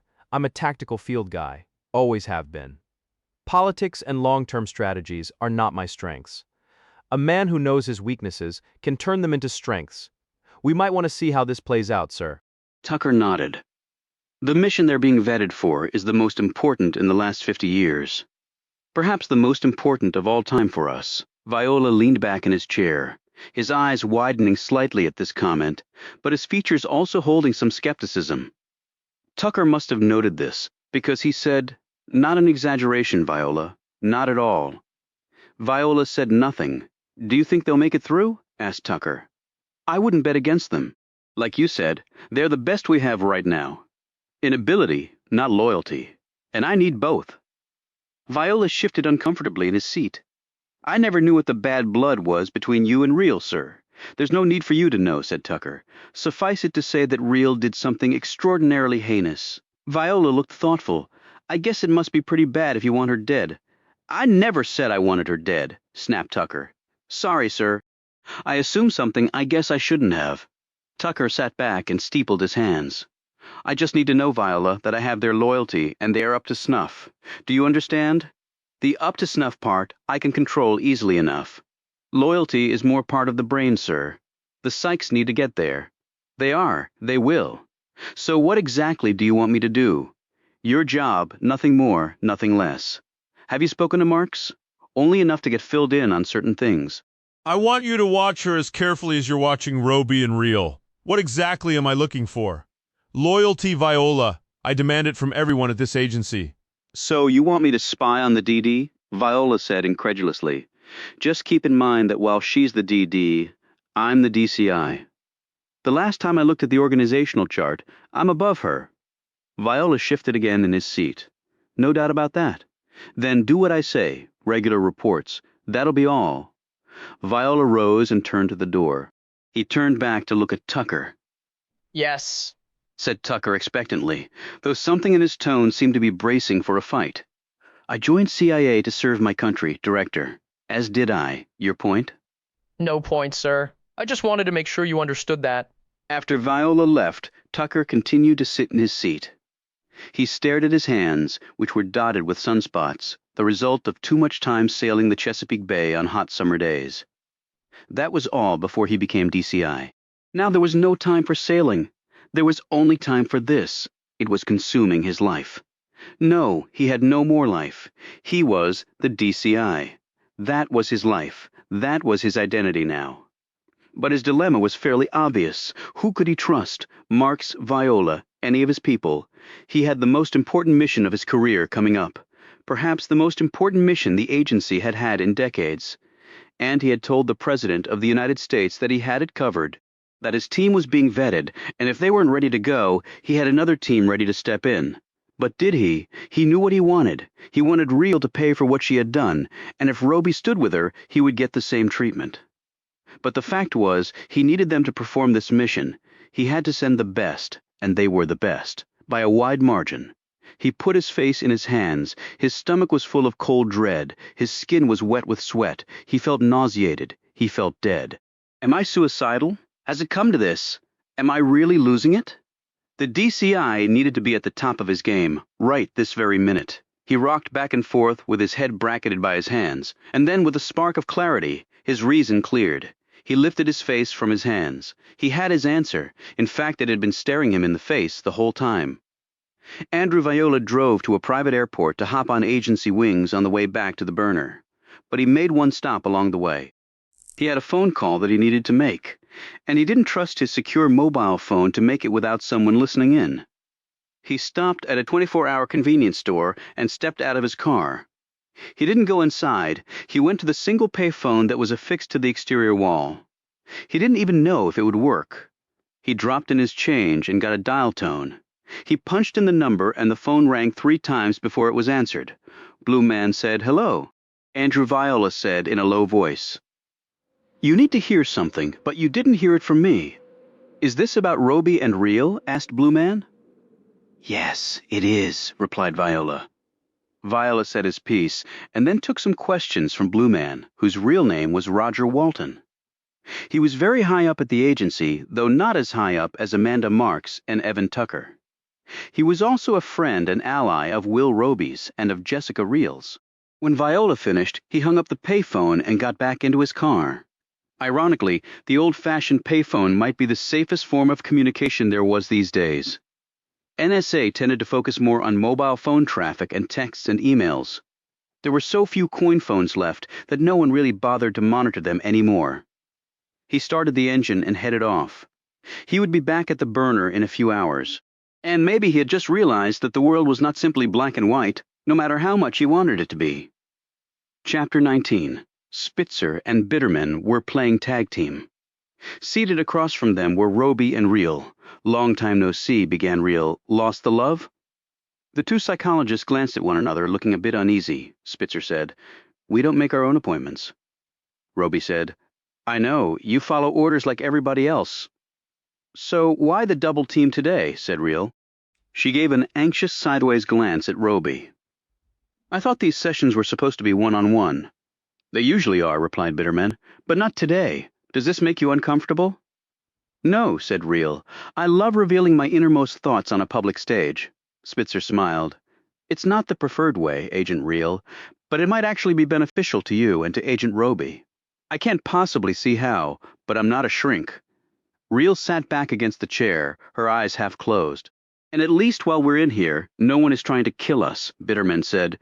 "You mean kill you when you're in the field?" Roby said. "No, she meant kill us as in while we're here at the burner." "It's definitely not a walk in the park here," noted Spitzer, as she doodled with her pen on the pad she held. Reel said, "Oh, the training part we can handle. It's the waterboarding in the middle of the night that gets me a little uptight. I like a full 6 hours of sleep uninterrupted by torture, just like the next person." Spitzer and Bitterman both gazed at her open-mouthed. Bitterman said, "Are you saying that you were tortured here?" "Don't get your boxers in a wad, Doc," said Reel. "It wasn't the first time, and I doubt it will be the last. It's just usually not our own people that do it to us," Spitzer said. "But that's illegal." "Yes, it is," replied Roby. "But please don't think of filing any paperwork on it." "Why?" asked Bitterman. Roby stared at him. "You're a bright guy. I think you can see the endgame on that one." Bitterman paled and glanced nervously at Spitzer, who kept her gaze squarely on Reel. Bitterman said, "Well, perhaps we should go ahead with our session." "Perhaps we should," said Reel. "So fire away." The two psychologists readied their notes, and Spitzer spoke first. "The last time we talked, we were discussing roles. Judge, jury, executioner," said Reel promptly, while Roby looked on curiously. "Yes, what role do you feel you're playing right now?" "Victim. And how does that make you feel?" asked Bitterman. "Shitty." He next looked at Roby. "And you? Not a victim, a scapegoat, and pissed in case you were going to ask how I felt about it. So you consider all of this unfair?" asked Bitterman. "I've served my country, risked my life for many years. I've certainly earned more respect than I'm getting now, so has Reel. But you understand why the circumstances have changed?" asked Spitzer. "Because two traitors are dead?" said Roby. "No, I really don't. She wasn't ordered to kill them," pointed out Bitterman, "so she took a shortcut. The orders would have been coming. Believe me." "No, they would have been tried and perhaps convicted," said Bitterman, "just as spies and traitors have been before." Roby shook his head. Do you know what those two were involved in? What they were planning? It wasn't selling secrets, Reel added as the two psychologists shook their heads. It was something that the world could never know about, said Roby. There would never have been a trial. Never. And they would never have gone to prison. They would have been executed and gone into a grave, said Reel, and that's where I sent them. Be that as it may, said Bitterman. "There is the issue of following orders and not acting unilaterally. Otherwise there is chaos," added Spitzer. "The slippery slope," said Bitterman. "I know you can see the implications." "This was a special case," retorted Reel. "Exceptions not only disprove the rule, they destroy it," replied Spitzer. "Our job is to psychologically vet both of you. While I know that you have been physically challenged while here and will continue to be, we are focused not on your bodies but on your minds. Do you still have the mental discipline and brain wiring to do your job in the field? Or will you create a new mission on your own instead of following orders?" added Bitterman. "We improvise all the time in the field," protested Roby. "I'm not talking about improvisation," said Bitterman. "All good field agents do that. I'm talking about going off-grid, going rogue, and creating entirely new missions to counter perceived wrongs. Do you still have the wherewithal to follow only the orders given to you?" Reel was about to say something and then stopped. Roby for the first time looked unsure. Neither of the psychologists said anything. They just stared at the other two, awaiting an answer from one of them. I don't know, said Reel at last. Roby said nothing. Both Bitterman and Spitzer wrote down some notes. Roby said, so if we can't say that unequivocally, then what? Unfit for deployment? Spitzer looked up. That's not for us to decide. We simply make recommendations. And what would your recommendation be right now? Asked Reel. Spitzer glanced at Bitterman, who said, an answer now would be meaningless. Why? Said Reel. We've been here a while. It's not like they're going to give us a year to figure this out, not if we're being vetted for a mission. My answer is still the same, replied Bitterman, and Spitzer nodded. Spitzer said, do you even want to be redeployed? She looked from Reel to Roby for an answer. Reel said, this job has been my whole life. That's not an answer, pointed out Bitterman. It's the only one I've got right now, replied Reel firmly. Roby said, how long do we have? Spitzer said, we're not the ones to take that up with. Try D.D. Marks. Do you report to her or Evan Tucker? Asked Reel. The chain of command is clearly defined, said Spitzer, but eventually all things make their way to the DCI, particularly something like this. Roby nodded. Are we done here? Do you want to be done? Asked Spitzer, with a knowing look. She was clearly not simply referring to this meeting. Neither Roby nor Reel answered. Chapter 20. IT was an obstacle course laden with things that could actually kill you. The burner box didn't do things halfway. The only difference now was Amanda Marks was right there with them as they hung from a metal line 100 feet up and made their way slowly over a swamp that had the reputation of being infested with water moccasins, because it was. None of them looked down, because what would have been the point? They reached the other side, found their cache of weapons, and kept moving. Marks pointed ahead and motioned Reel to her right and Roby to her left. The incoming fire started 30 seconds later. It was live ammo. In Reel's and Roby's world, there always came a time when there was no other kind. As the rounds whizzed over their heads, Roby and Reel moved forward as a team. They had a mission and a goal, and the sooner they got to it, the better, because the bullets would stop. Marks hung back since the op was designed for a two-person team, but she watched the pair closely for more than one reason. She marveled at how Reel and Roby moved as a unit. They each seemed to know what the other was thinking. In less than 20 minutes, they had achieved their goal, and Marks ordered the live fire to stand down. On the jeep ride back, Marks told them that they had a visitor. Who is it? Asked Roby. Someone you know well? The jeep dropped them off about a mile from the facility and then drove on. A minute later, Blue Man stepped from behind a tree to greet them. You're both looking fit, said Blue Man. He was as ever dressed in a suit and tie with polished shoes. He looked decidedly out of place in the forest. His hair was white, his features grizzled, but his eyes were light and alert, and his handshake strong. Reel gave him a hug and whispered, "Thank you," in his ear. Roby stared expectantly at Blue Man. "I got a phone call from someone you've been interviewed by here," he began. Roby and Reel exchanged a glance. Reel said, "Male or female?" Blue Man said, "Male.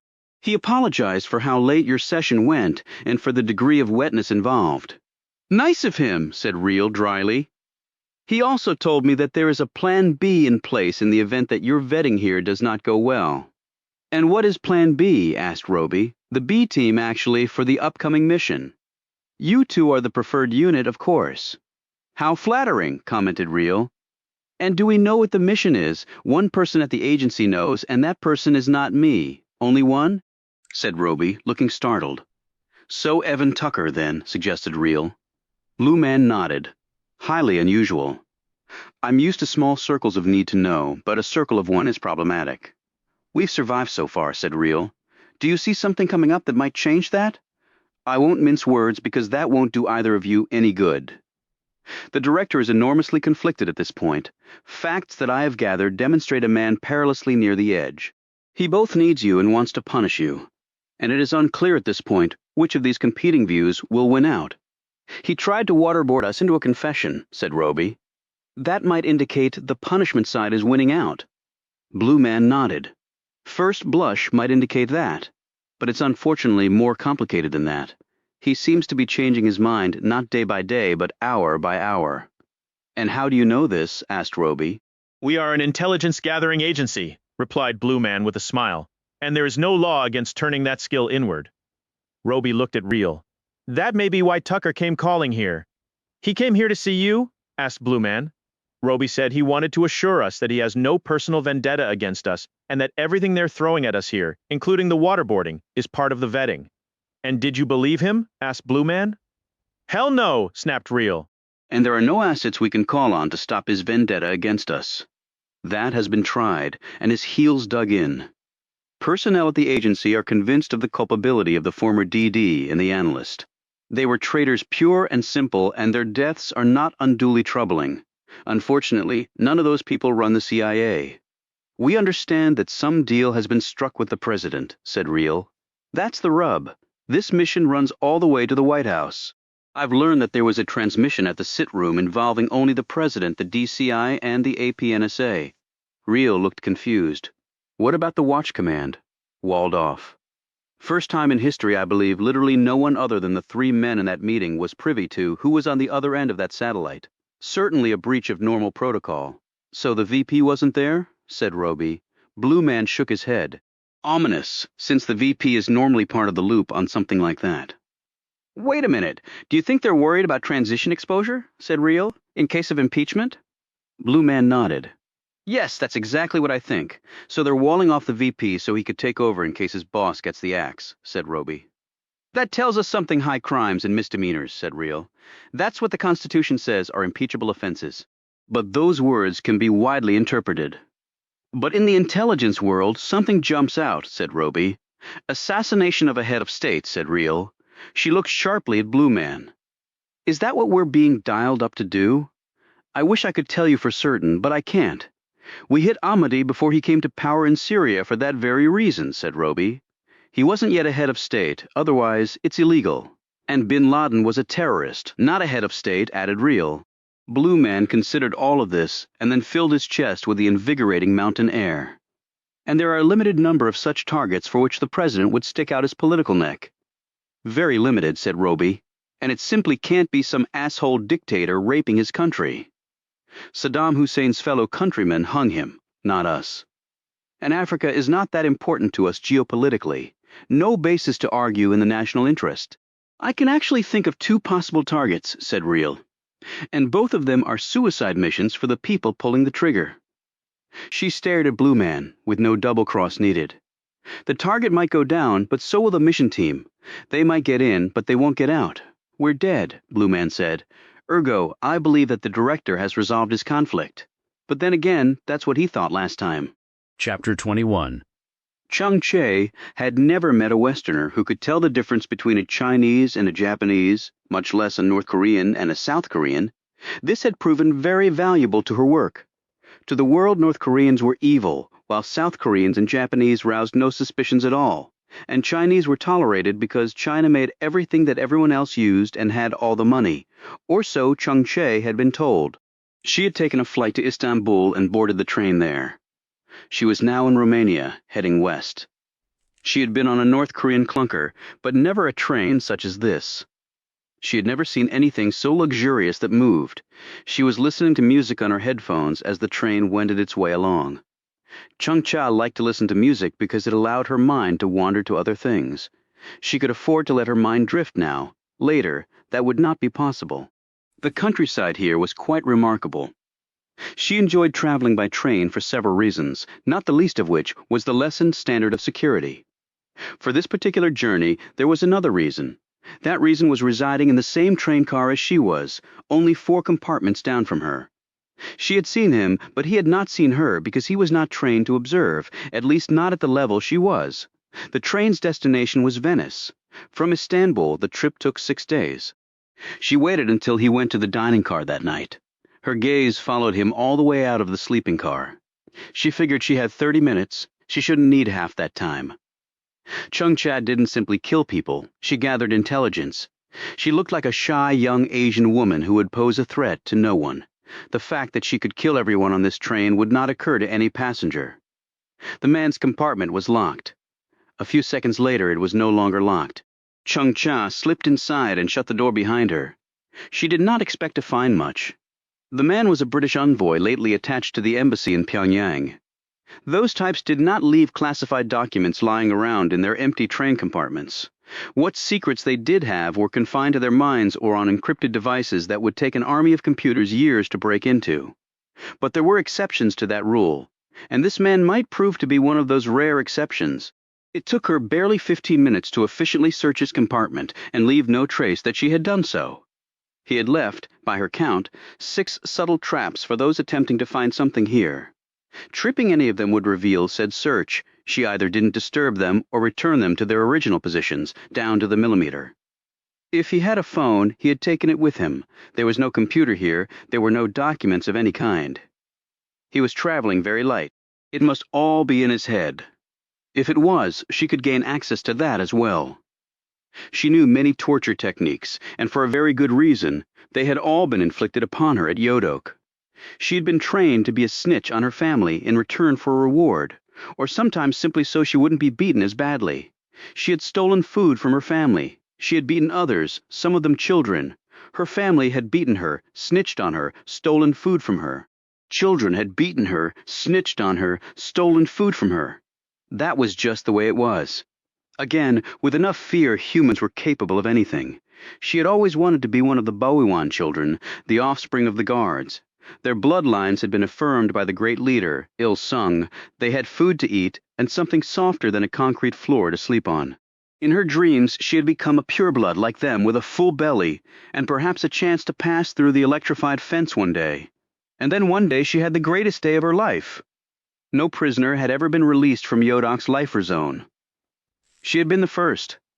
She was still the only one. She returned to her compartment, but she had left something back in the man's room. She heard him return. A half-hour later, the door opened and closed. She waited, listening through the wireless device mounted in her ear. In her mind, she followed his movements based on these sounds. She was not guessing. She was highly trained to be able to see with something other than her eyes.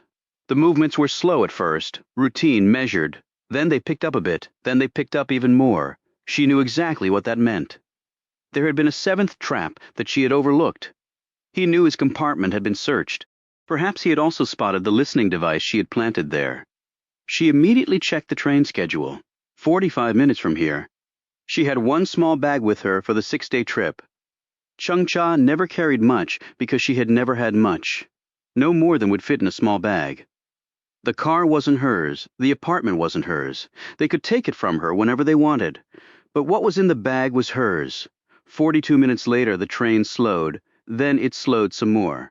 The conductor came on the PA and announced the next stop. She listened to the device. The man's compartment door opened and closed, and she could no longer hear anything from the device she'd planted in the room. However, she believed he would be heading to the right, away from her. The closest exit door was there. She opened the door to her compartment and sprinted to the left. She was out a service door and onto the station platform before the train even stopped. She took up position behind a stack of boxes and waited, peering through a crack in one of them. He got off and looked up and down the platform.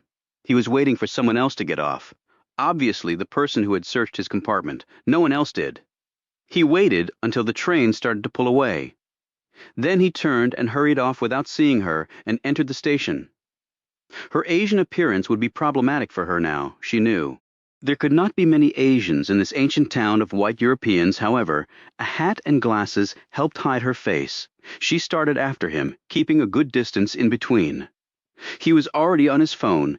Getting off the train had been an impromptu move, so he would need either lodging or ground transportation.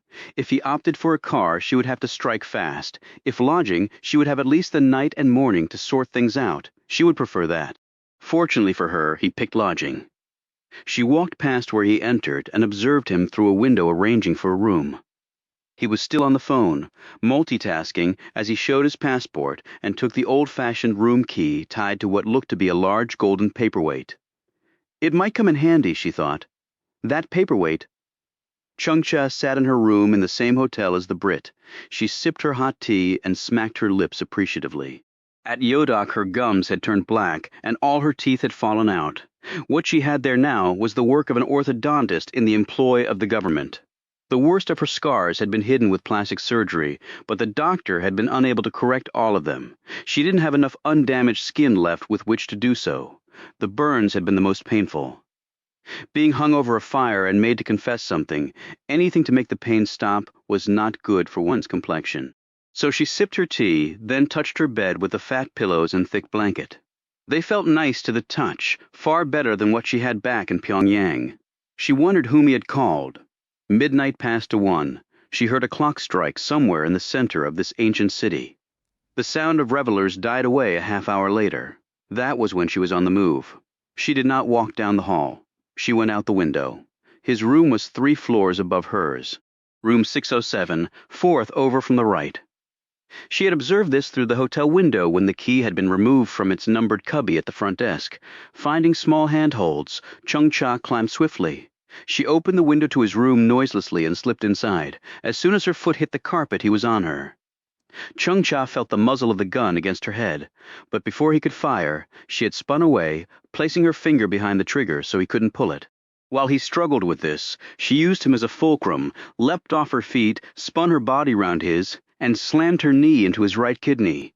He screamed and dropped to his knees, his grip on the gun lessening, and she ripped it free. He tried to rise, but she whirled in front of him, rammed her foot into his crotch, and at the same time made a V with her elbow and crushed it against his temple. And then, as he was toppling, she stabbed him in the shoulder with a knife she held in her left hand, his gun in her right. He lay on the floor, holding his bleeding shoulder and gasping for air, his knees tucked involuntarily upward as the pain shot through his privates. He started to cry out, but she pounced, and the rag was in his mouth, his shout stifled. He was a large man, and she was a small woman. Though badly injured, he tried to rise. She struck him on the wound, and he fell back, sobbing and holding his injured shoulder. She put his gun to his temple and told him what he must do, or he would die now. He slowly rolled onto his belly. She tied him up securely, hands lashed to the ankles via a zip tie she had brought with her. She put him on his side and faced him, shining a light in his eyes. She spoke to him again in English. He nodded. She took the gag out and studied him. She asked him a question. He answered. She asked 4 more questions. He answered only 3. She put the gag back in his mouth and pushed her knife blade deeply into his wound. Without the gag, he would have woken the entire hotel with his cries of pain. She withdrew the blade and waited for him to calm. He looked at her, tears clustered in his eyes. She took out the gag and asked him the last question again. He shook his head. He snapped at her hand when she started to put the gag back in. He screamed, or tried to. She had already knocked him unconscious with the paperweight key she had spied on a nearby table. Blood poured down his face. She hurried to his nightstand and retrieved the phone there. She held it in her hand and looked down at the screen. She knew it was protected, not by a password, but by a fingerprint scanner. She had seen him access his phone on the train once by doing this. She also reckoned that it would be sophisticated enough to recognize a living man's print versus a dead man's print. That was why she had not simply killed him. She pressed his pulsing thumb to the screen and unlocked the phone. She went into the phone's settings and disabled the auto lock and turned on the airplane mode. Now it was both open for good and also untraceable. She stooped down. The blade cut cleanly across his neck. She avoided the arterial spray when it came. She had become practiced at that. Back at Bukchang, she had not avoided it. She had wanted their blood literally on her hands. She waited for a few moments, listening for sounds outside the room. She heard nothing. The walls in the ancient hotel must be very thick, she thought. She wiped the blood off her blade, rose, and hung a Do Not Disturb sign on the door. After that, she went through the various emails and contacts in the man's phone. She had been taught by captured South Koreans how to find ways into computer files, and she made ample use of this training. However, she didn't find much. She looked at the list of most recent phone calls. He had made 2 more from his room in addition to the one she had seen him making. 2 she recognized by the country code as calls to England. The 3rd was far more interesting, 850. That was the country code for North Korea. But it was not the number for the British embassy there, which she knew well.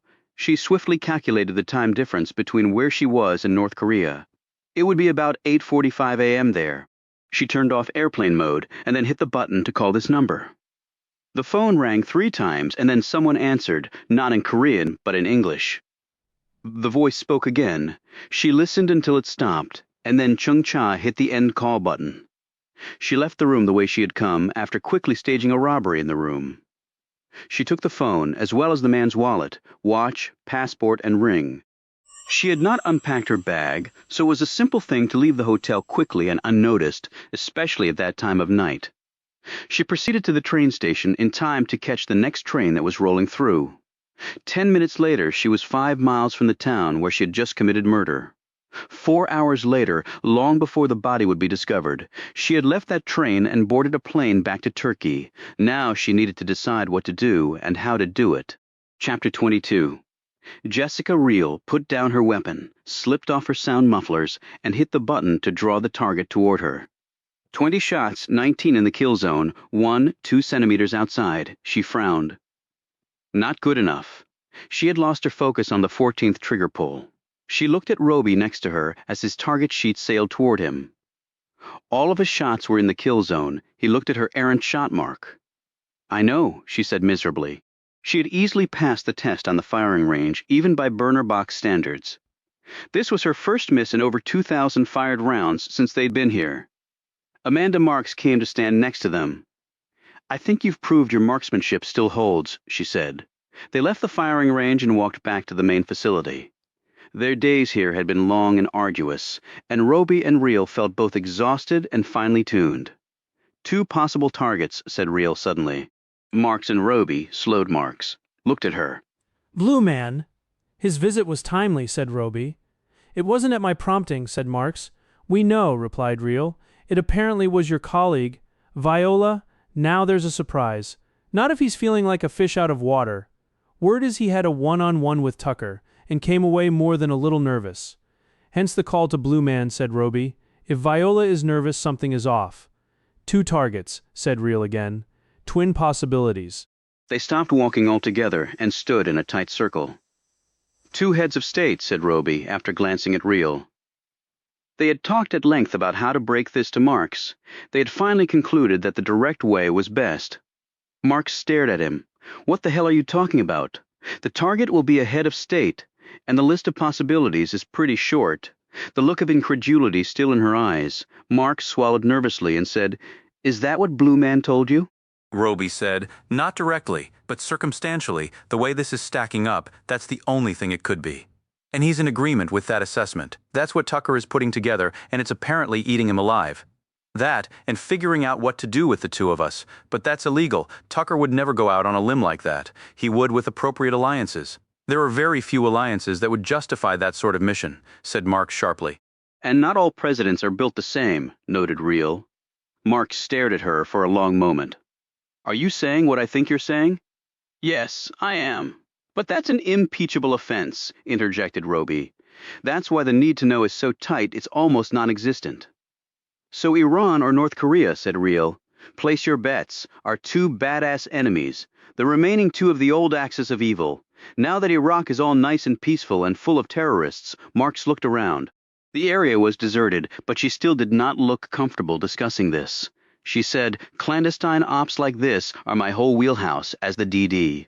They're mine to direct or not, and I know nothing about this. Apparently, Tucker is the only one at CIA to know, Reel added, and the President and Potter, the APNSA. This is crazy, said Marks in a low voice. How did Blue Man find this out? By doing what Blue Man does better than anyone else, working his sources and reading the tea leaves and the faces of his superiors in the organization, said Roby. Tucker doesn't have the greatest poker face, and he didn't come up in the intelligence field. He's a politician. I'm sure Blue Man has ways to find out things at Langley that Tucker can't even imagine, Reel said. So Iran's president or the Ayatollah or North Korea's supreme leader, This is absolutely insane, said Marks firmly. North Korea has nukes, Iran is close to having them, and they have death squads all over the world, including right here. If they're deployed in force with chemical or biological weapons, then we retaliate, and the Russians get involved, and then the Chinese and Israel gets attacked, and we go to bat for them, said Roby. Then it's all over, said Reel, as in apocalyptic over. Marks put a shaky hand to her face. This can't be happening. If it is one of them? Which? Said Reel. In some ways it doesn't matter, said Roby. We can get into Iran and North Korea, maybe, but we won't be able to get out. Syria was hard enough, and Syria is not in the same league as those 2. North Korea might as well be another planet, Mark said. North Korea is another planet, but to get to that target, we have to have rock-solid inside people at the very top. How did that happen without my being aware of it? Intel like that doesn't occur overnight. You haven't been on the job that long, said Roby. It might have happened before you got here. Carlo wasn't on the job long enough to see that through either. That's true, said Marks. But the DD before her, Jim Gelder, was, noted Roby as he glanced at Reel. Reel looked away, she said. Gelder could have been involved in something like that. He didn't just push the edges, he obliterated them. Taking down one of those guys, he would have seen it as his crowning glory, even if it did lead to Armageddon. She paused and added, he already tried something like that once. Guy's just full of surprises. Too bad he's dead. We might want to kill him all over again. Roby looked at Marks. So how exactly does this go down? We're tasked to commit a hit on a target that is clearly illegal. How do we do that? I'm not going to be left holding the bag on something like that. Reel said, we've sat through our psych evals and they keep pounding away at us on one thing.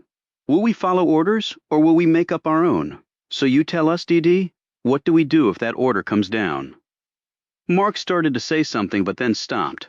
Finally, she blurted out, God help me, Jessica. I don't know. I just don't know. Chapter 23, Even. Tucker stared down at the secure email he had read about a dozen times now, and still his mind could not process what it was seeing. Lloyd Carson found murdered in hotel in Romania. Robbery believed to be motive. Tucker looked down at his hands, which were shaking. He tried to type a response but couldn't manage it.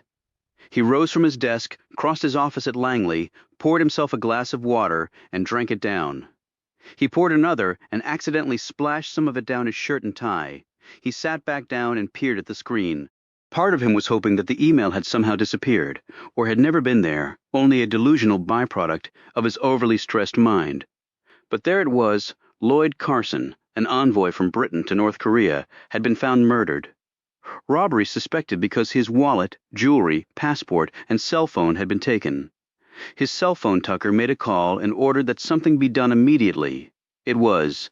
Another email soon fell into his inbox and he clicked it open. He thought he might be physically sick. What he was looking at was a list of phone calls made and received by Carson in the hours leading up to his death. The last one had been placed in the wee hours of the morning in Bucharest. It had been placed to a phone number in North Korea. A very special number that only a handful of people had. The question was, had Carson placed that call? Or had someone else, like the person who had murdered him? He sent a secure communication at the very top level of secrecy. He did not expect an answer back immediately, and he tried to focus on other work, but found that impossible. There was no other work that came close to this in terms of importance. He couldn't wall off his mind to think of other things. 2 hours later, a reply came back, and it froze him to the bone. A call was received at that time, but no one spoke on the other end. No one spoke on the other end. Tucker played out in his mind what had possibly happened on the ground in Romania. Carson was spooked by something and changed his travel plans on the spot. He made phone calls, all but one to British telephone numbers. One, however, was to North Korea. Whoever had killed him had recognized the country code and simply redialed that number. The person had answered the phone, thinking it was Carson calling again. Tucker leaned his head back against his chair. Did that mean what he thought it meant? Did it matter? He couldn't take that chance. Their ultra-secret operation possibly had just been blown wide open. He had to inform the president. His mind knew he had to do this, but his hand did not move to the phone. He began to rethink things. That phone number was untraceable. Maybe he was okay. Just maybe. It might be possible that he need not contact the president. What he needed was to first ensure that the OP had not been compromised. And if it hadn't been, he needed to get his team up to speed and into the field so they could execute the op. They would not get a second chance. He made a few more calls, setting in motion this process. Right now, he didn't care if Roby and Reel survived or not. He was not overwhelmed by a sense of injustice that demanded they be punished. He simply wanted to survive this. The risk had been huge, too big, he now lamented, but it was clearly too late for such thinking. He hurried off to a meeting and sat through a presentation that he neither listened to nor cared about. He rushed through a full day of such events, stopping only to eat a cup of soup that felt like acid dropping into his belly. He was driven home and walked into the house. Ordering his aides to remain behind, he sidestepped his wife, who was coming out of the living room to greet him, and fled to the back of the house where his home office was. He engaged the room's skiff features and checked his emails and voice messages. Nothing yet. That might be good, or that might be bad. He called Marks at the burner box and told her to speed up the process. It would be Roby and Real, he told her, and they would potentially be deployed very soon. He didn't wait for her to ask questions, but simply hung up. He poured himself a drink of something far stronger than water, and then had another.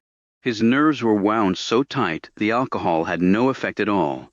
It was like he was drinking a soda. He slumped down in his chair and closed his eyes. He opened them when an alert went off on his computer. That was a very special alert that he had set up, and it demanded immediate attention. His mouth dry and his heart pounding in his chest. Tucker opened the email, which contained the very highest encryption features. The message was brief, but each word was like a bullet fired directly into his skull. He could only stare in disbelief, because whatever hope he had held just a few moments before was now gone, irreversibly gone. In fact, this surpassed the worst scenario he could have imagined after he'd been informed of Carson's murder. Lloyd Carson was the go-between, the linchpin to this whole thing, and he had been uncovered and targeted, and he had gone down. Well, now they were all going down. But it was even worse than that. This, in fact, changed everything. He picked up his phone and punched in a number. APNSA Potter answered on the second ring. Tucker said, "We're dead." And we're dead beyond belief. Chapter 24. Tick, tick, tick. The old-fashioned wall clock second hand made its way around the timepiece's face. The office Chung-Cha sat in was utilitarian, badly maintained, and depressing. Well, it would have been depressing for most people. It had no effect on her. She sat there impassively waiting her turn. As she stared at the clerk in military uniform who sat at the metal desk next to the door, she would at some point pass through. Chung-Cha let her mind wander back, far back, but not that far really, to Yodok, where part of her would always be imprisoned, no matter how far away from it she got. There were teachers there who taught the children basic grammar, a few numbers, and that was about it. As one got older, the instruction became all about the life of labor to come. Chung-Cha had commenced work in the mines at age 10, clawing rock from other rock, and being beaten for not making her quotas. Every student in the class was encouraged to snitch on every other student, and Chung-Cha was no exception to this. The rewards were meager, though. Back then, they seemed like a mountain of gold. Fewer beatings, a bit more cabbage and salt, fewer self-censure meetings where students were forced to confess to imaginary sins that they would be beaten for. Chung-Cha had gotten to the point where she came to class every day with invented sins to present to the teacher, because if you had none, the thrashings were twice as painful. It seemed to delight the teachers when students spoke of their weaknesses and the things that made them small, insignificant, less than human. In the camps, the teacher was also your guard, but the only things they taught were cruelty, deceit, and pain. There had been a girl a little older than Chung-Cha who had been accused by her parents of stealing a portion of their food. The parents had turned her in after beating her. Chung-Cha had come forward because she had seen that it was the parents who had taken food from their child and then blamed her for the crime. Chung-Cha's reward for that was to be led into the prison located underneath the camp and hung upside down in a cage where guards continually poked her, hour after hour, with sword tips heated by a fire. She could smell her skin burning, yet she did not bleed much because the hot metal cauterized the wounds. It was never explained to her why she was punished for telling the truth. When she was finally released and sent back to camp, the girl she had helped snitched on her. For that, Chung-Cha was beaten by 3 guards until she could not move, but just lay on the floor praying to die.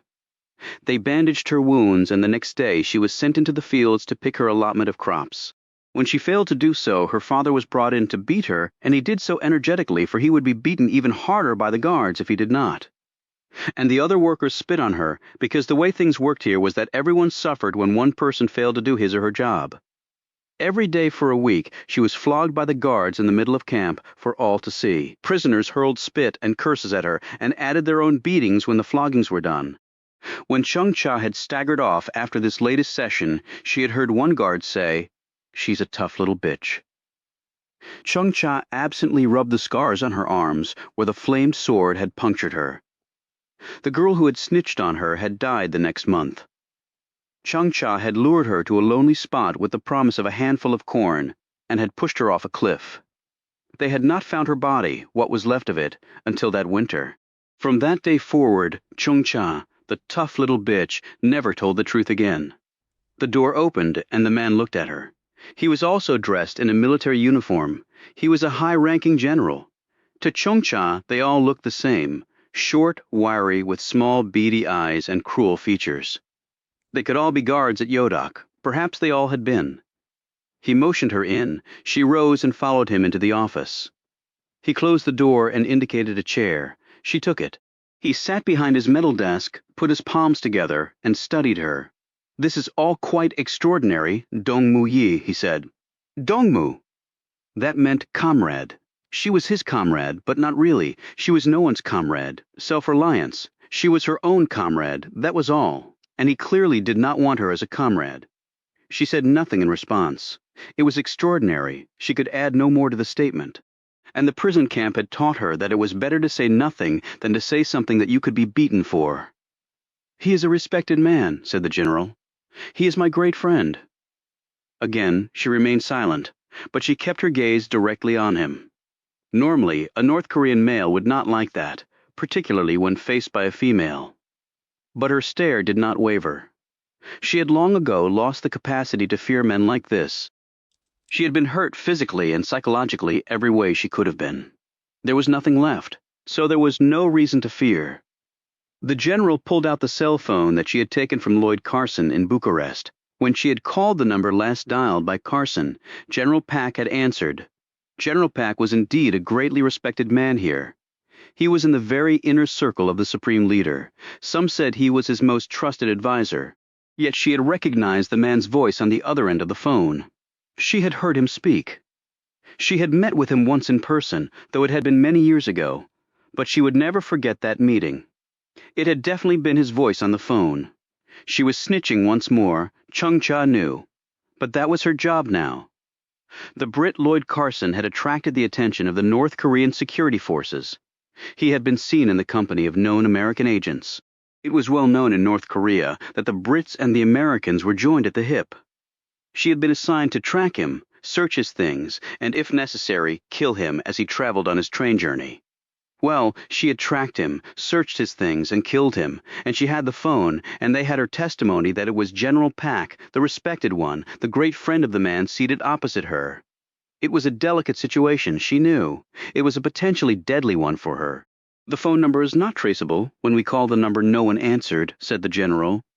"So we only have your word, Dongmu Yi, against that of a revered leader."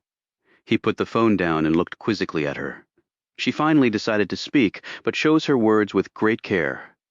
"I have made my report. I have told you what I know. I have no more than that to offer. And you could not be mistaken about this, about the voice you heard. Are you absolutely certain?" Chung-cha knew exactly what he wanted to hear. He was not, however, going to hear it from her. He was going to hear something else. She reached into her pocket and pulled out her phone. She hit a few buttons and held it up. She had turned the speaker on. A voice could be heard clearly speaking in English. "Hello, hello, Mr. Carson. Is that you? Hello. Are you calling back? Is something wrong?" The general jerked forward in his seat, knocking over a jar of pens sitting on his desk. He looked first at the phone and then at Chung-cha. "That is General Pak's voice." She nodded. Yes. Where did you get this? "I recorded it when I called the North Korean number from Bucharest." He banged the desk with his fists. "Why did you not show us this before? I hoped that you would believe the word of a loyal agent of the Supreme Leader over that of a traitor." The door opened and two more men came in. They were also generals. It seemed to Chung-cha that North Korea had far too many generals. These men were outranked by the one sitting across from her. But things like that could change swiftly in her country. Generals came. Generals went. They were executed. She had already visited these two, let them listen to the phone recording, and then she had come here. The men behind her were too cowardly to face their higher-ranking comrade, so they had sent her in first. The man at the desk rose slowly and stared at them. "What is the meaning of this intrusion?" "The Supreme Leader must be told," said one of the other men. They all well knew that the higher-ranking general was a personal friend of Pak's. This had all been orchestrated because of that fact. The truth in North Korea did not necessarily set one free or cause one to die. It was merely one factor of many that had to be taken into account if your goal was survival. Do you not agree, General? Asked the other man. The general looked at the phone and then down at Chung Cha's unreadable features. He knew he had just been badly outmaneuvered, and there was absolutely nothing he could do about it. He nodded, took his cap off a hook, and led the two other generals out the door. They simply left Chung Cha behind. She was not surprised by this. There was no gender equality here. She was not in the military and was thus a second-class citizen to those who were. She wondered if they would send her to kill Pak. She thought the odds were against his simply being executed by firing squad, the normal way of dealing with traitors. It was a tricky balance, she knew. Much like the street vendors and the Dutch tourist, publicly executing Pak would require some explanation. They could lie, of course, but savvier folks would know that only an egregious transgression would justify such a high-ranking official's execution. And the speculation would undoubtedly come to rest on an attempted coup of the supreme leader. That such an inner-circle official could have participated in such a scheme would reflect badly on the supreme leader. Even though the traitor would have been caught, others might be emboldened to try as well. But traitors had to be dealt with, and execution was usually the only punishment deemed acceptable. So, Chung Cha might be called on to do it, but make it look like an accident, a task she had performed in the past. Thus, the traitor would be dead, and any of his confederates would think twice before trying again. But the public and other potential enemies within the country would not necessarily know of the attempted coup at all. That way, the supreme leader would not appear weakened. She thought about all of this and then thought no more. The order would either come or it would not. She slipped her phone back into her pocket, rose, and left. A few moments later, she walked out into the sunshine and looked to the sky, where there were no clouds visible. At Yodok, this was the time of year when prisoners knew the cold was coming. The first set of clothes Chung Cha had received upon entering the camp had come from a dead child. The clothes were filthy and full of holes. She would not receive a new set of rags for 3 years. She labored in a gold mine, digging out the precious metal, unaware of what it was or that it was valuable. She also worked in a gypsum quarry, in a distillery, and in the fields. Her days started at 4 in the morning and ended at 11 at night. She had seen clearly insane people forced to dig holes and pull weeds. Dying prisoners were sometimes simply released so their deaths would not be officially reported, thereby making the mortality rates of the camps look better. Chung Cha had not known this was the reason. She only remembered old and young prisoners dragging themselves through the open gates, only to expire meters from the spot, their bodies left to decompose or be eaten by animals. She had lived with 30 other prisoners in a mud hut, not much bigger than her current apartment. The huts were unheated and the blankets threadbare. She had suffered frostbite while inside the hut. She had awoken to find the person next to her dead of the cold. There was one toilet for 200 prisoners. To the outside world, this probably seemed unimaginable for Chung Cha. It was simply her life.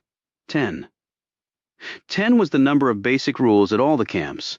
The first and most important was, you must not escape. The last, and nearly as important, was, if you break any of the above rules, you will be shot. All the rules in between, no stealing, obey all orders, spy on, and betray other prisoners, were just filler, she believed. The fact was they could kill you for any reason or no reason at all. Rule number 9 had intrigued her, however. It said that one must truly be remorseful for one's mistakes. She knew this was an incentive for those who hoped one day to be free of the camps. She had never hoped this. She never believed she would be free. She was not remorseful for her mistakes. She was simply trying to survive. In that regard, her life now was no different from her life in the camp. I am simply trying to survive. Chapter 25. The E3 men were in the White House Situation Room again. And once more the NSC watch teams had been walled off.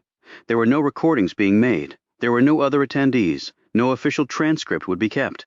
Evan Tucker looked at the president, and the president stared back at him. The latter had not been told why this meeting had been called, only that it was urgent and needed to take place immediately.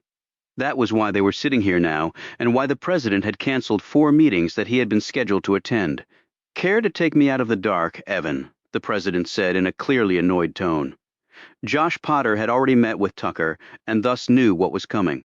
He had been uncomfortable not informing the president directly, since he was the president's man, but Tucker had browbeaten him into letting the DCI make the briefing. And in truth, Potter did not want to be the messenger on this debacle. Tucker cleared his throat, which lately had felt like mold was growing there. He clasped his hands together and rubbed his two thumbs against one another so hard they turned bright pink. There have been developments of a critical nature related to the mission, and none of them are good. All the color seemed to drain from the president's face. He barked. "Explain that," Tucker said. "As you know, Lloyd Carson was the British envoy assigned to the embassy in Pyongyang. He has been our chief go-between with General Pak. Really, our only go-between," the president said. "And I was initially incredulous. He should have gone to his own government with this. Then my esteemed colleague at 10 Downing Street could have dealt with it. And as I explained, Carson was well aware that no one in his country would have the stomach to follow this through. So, with his leader's blessing, he presented the opportunity to us." The president closed his eyes, his top row of teeth clamping onto his bottom lip. When he opened his eyes, his look was one of fury.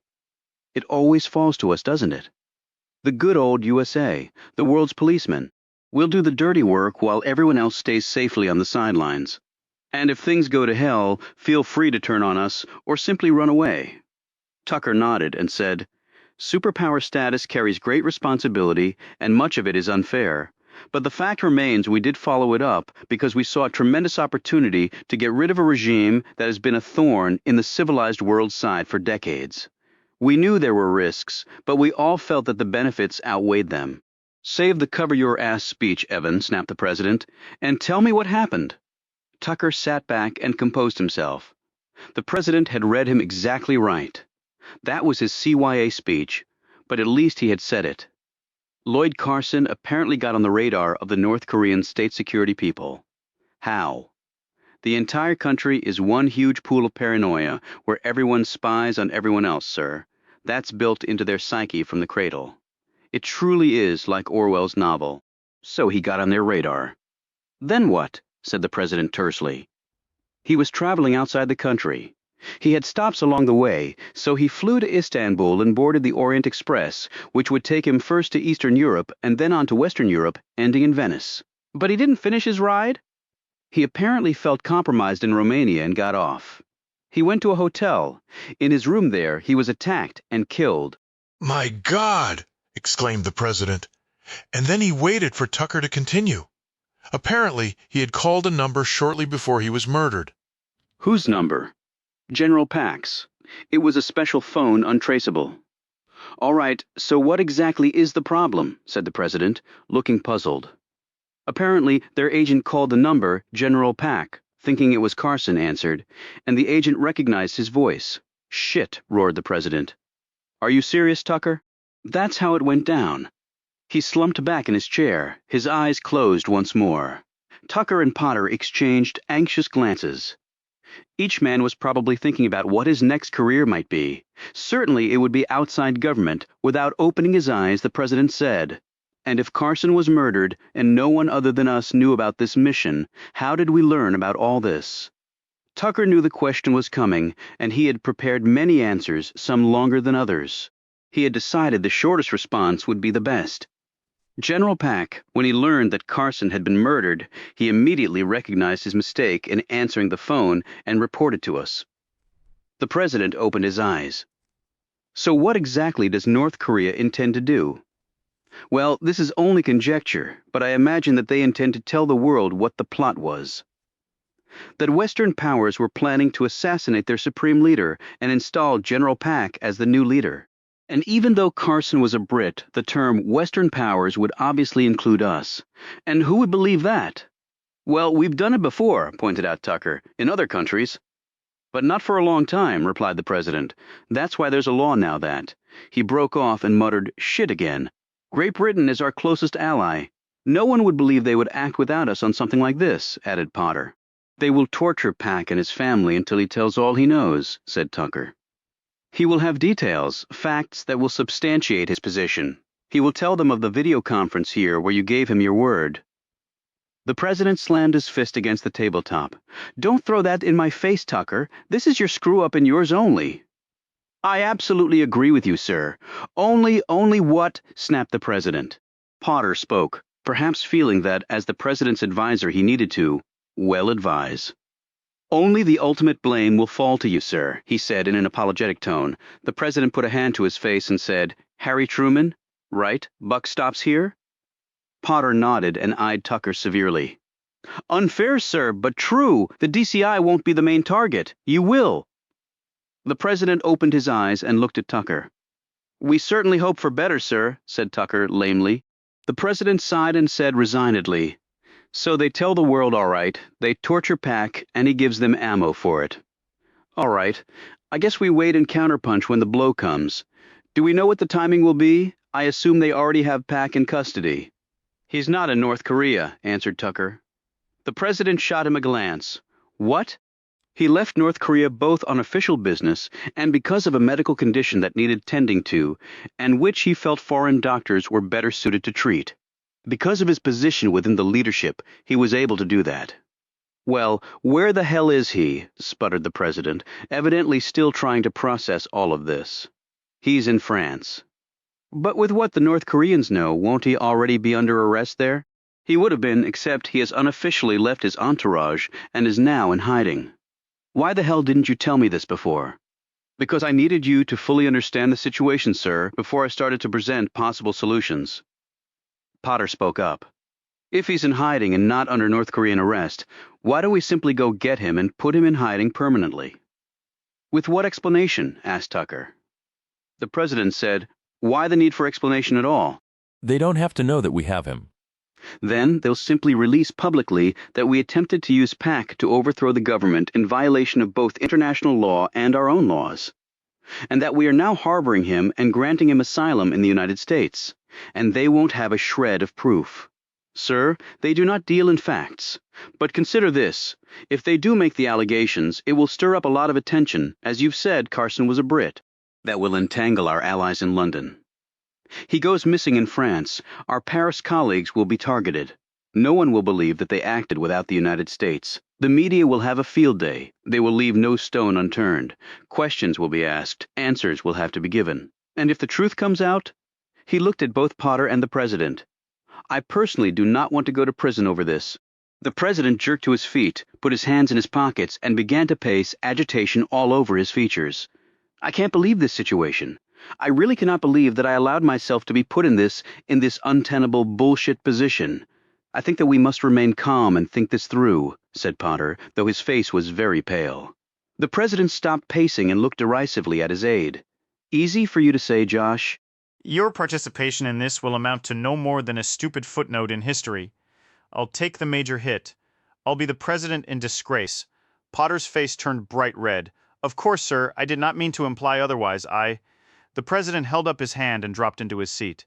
Just don't, he said wearily. He looked at Tucker. So what are you proposing? Tucker took a moment to compose his reply while the president and Potter watched him closely. I propose that we target and kill General Pack while he is in France, and then blame it on the North Koreans. The president gaped. Kill him? But I gave the man my word. Tucker broke in. That was then and this is now. And besides, I blame Pack for this. He must have known Carson was compromised. He never should have answered the damn phone. He screwed up, and when you screw up, you pay the price. He looked at both men. Well, he said breathlessly, this is the price. His death? His murder? Said the president. How does that help us? Asked Potter. Power struggles occur in North Korea all the time. There was a recent assassination attempt on Un that failed. We can tie all that to Pack and wrap it up neatly. With that as an alternative explanation, and with the help of our allies, I believe we can effectively turn this around and throw it right in their faces. We can argue that they're blaming us for something they did. General and blanket denials without the need to get into specifics that might come back to haunt us. All based on Pack as the scapegoat. The president was about to say something, and then stopped as he continued to mull this over. Neither Potter nor Tucker seemed inclined to break the silence. This is a choice that would befuddle Solomon, the president said at last. A choice between awful and terrible. Yes, sir, agreed Tucker. If we do what you propose, it must be now. I have my team in place. They can be deployed at once. The president cast him a sharp glance. Roby and Reel? Tucker nodded. Roby and Reel. More silence passed. Finally, Tucker said, Sir, have you made a decision? The president didn't speak right away. When he did, his voice was weak and resigned. I really can't believe this is happening, But it is. We've gone far enough down this road that there's no turning back. I'm afraid not. Well, at least we didn't start a war, right? No American has died. His face was ashen as he said this. Not yet, muttered Potter under his breath. No, sir, replied Tucker firmly. The president rose and without looking at Tucker said, Do what you have to do. And when this is all over, start thinking about a career outside of my administration, Tucker. You're done. Then he walked out of the room. Chapter 26. They waited. They had been waiting for some time now. Real looked at Roby and he glanced back at her. Then both their gazes turned to the door, which was opening. They had expected to see D.D. Marks standing there, and were startled when instead it was DCI Evan Tucker. He strode briskly in with an air of calm and authority. He unbuttoned his suit coat, sat down, and opened the bottle of water waiting for him there. He turned to an aide who had walked in with him. Coffee. He looked at Roby and Real. You two want anything to drink? Real shook her head, her lips pursed, her arms folded in front of her. Roby said, No thanks. Tucker waited for the aide to bring the coffee and leave, closing the door behind her. Then he turned to them after taking a sip. I understand that you both made it through the burner box with flying colors, he said pleasantly. Congratulations. Does that mean we're done? Asked Real. Tucker seemed surprised by this. Didn't the DD tell you? She said a mission was coming and things had to be sped up, answered Roby, while Real simply stared at the DCI. Well, I might not have been entirely clear with her, conceded Tucker. And why isn't she in this meeting? Asked Roby.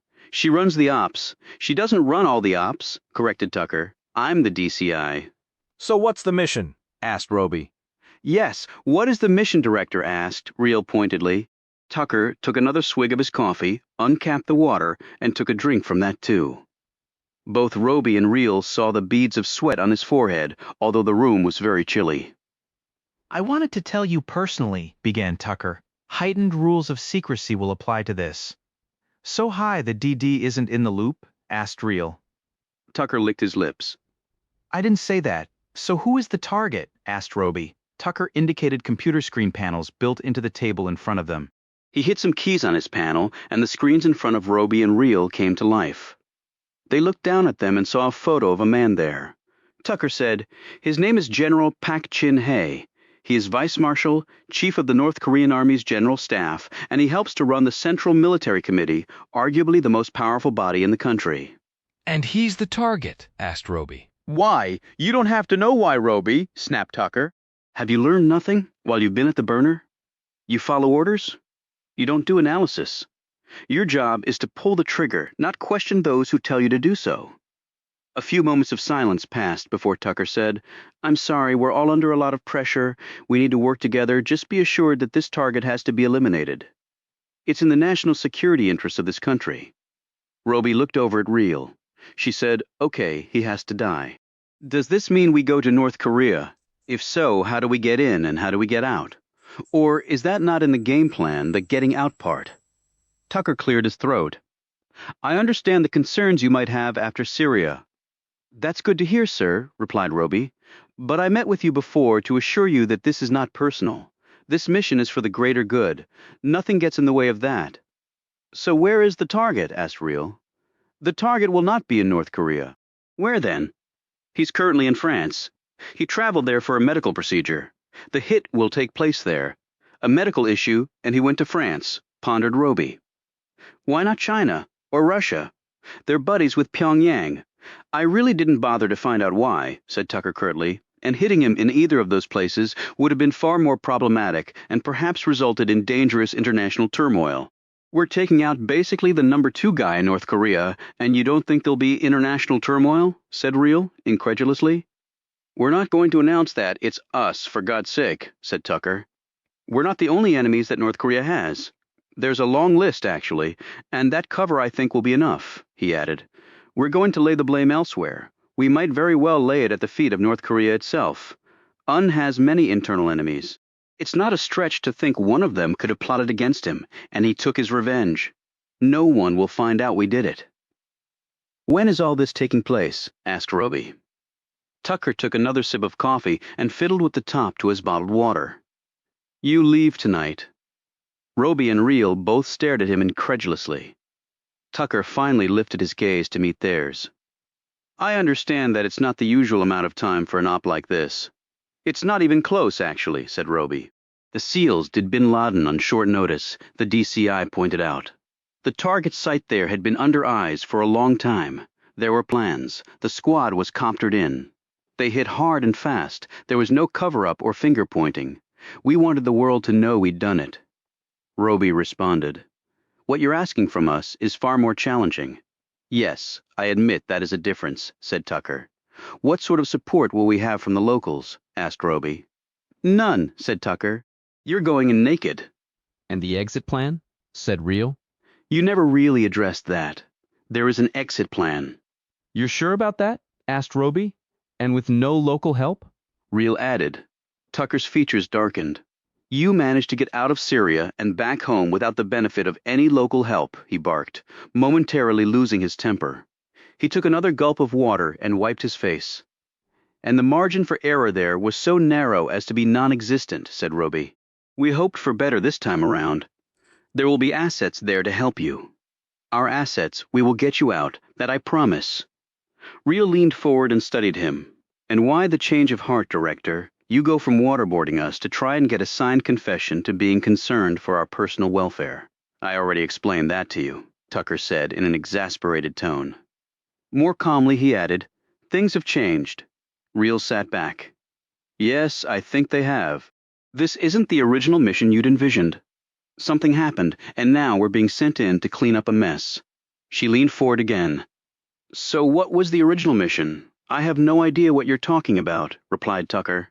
Sure you do. It's as plain as the spooked look in your eyes and the beads of sweat on your forehead. She paused and added, Does the president know? Tucker rose and gripped his coffee. You'll receive training briefs in a few minutes. Once you get to France, you will do a practice scenario and come up to speed on every aspect of the op. You will do the hit, and you will return home. He paused. You do that, he said, staring directly at Real, and all will be forgiven. Real stood too and looked directly back at him. That's very nice, Director, only I don't remember asking for your forgiveness. Chapter 27.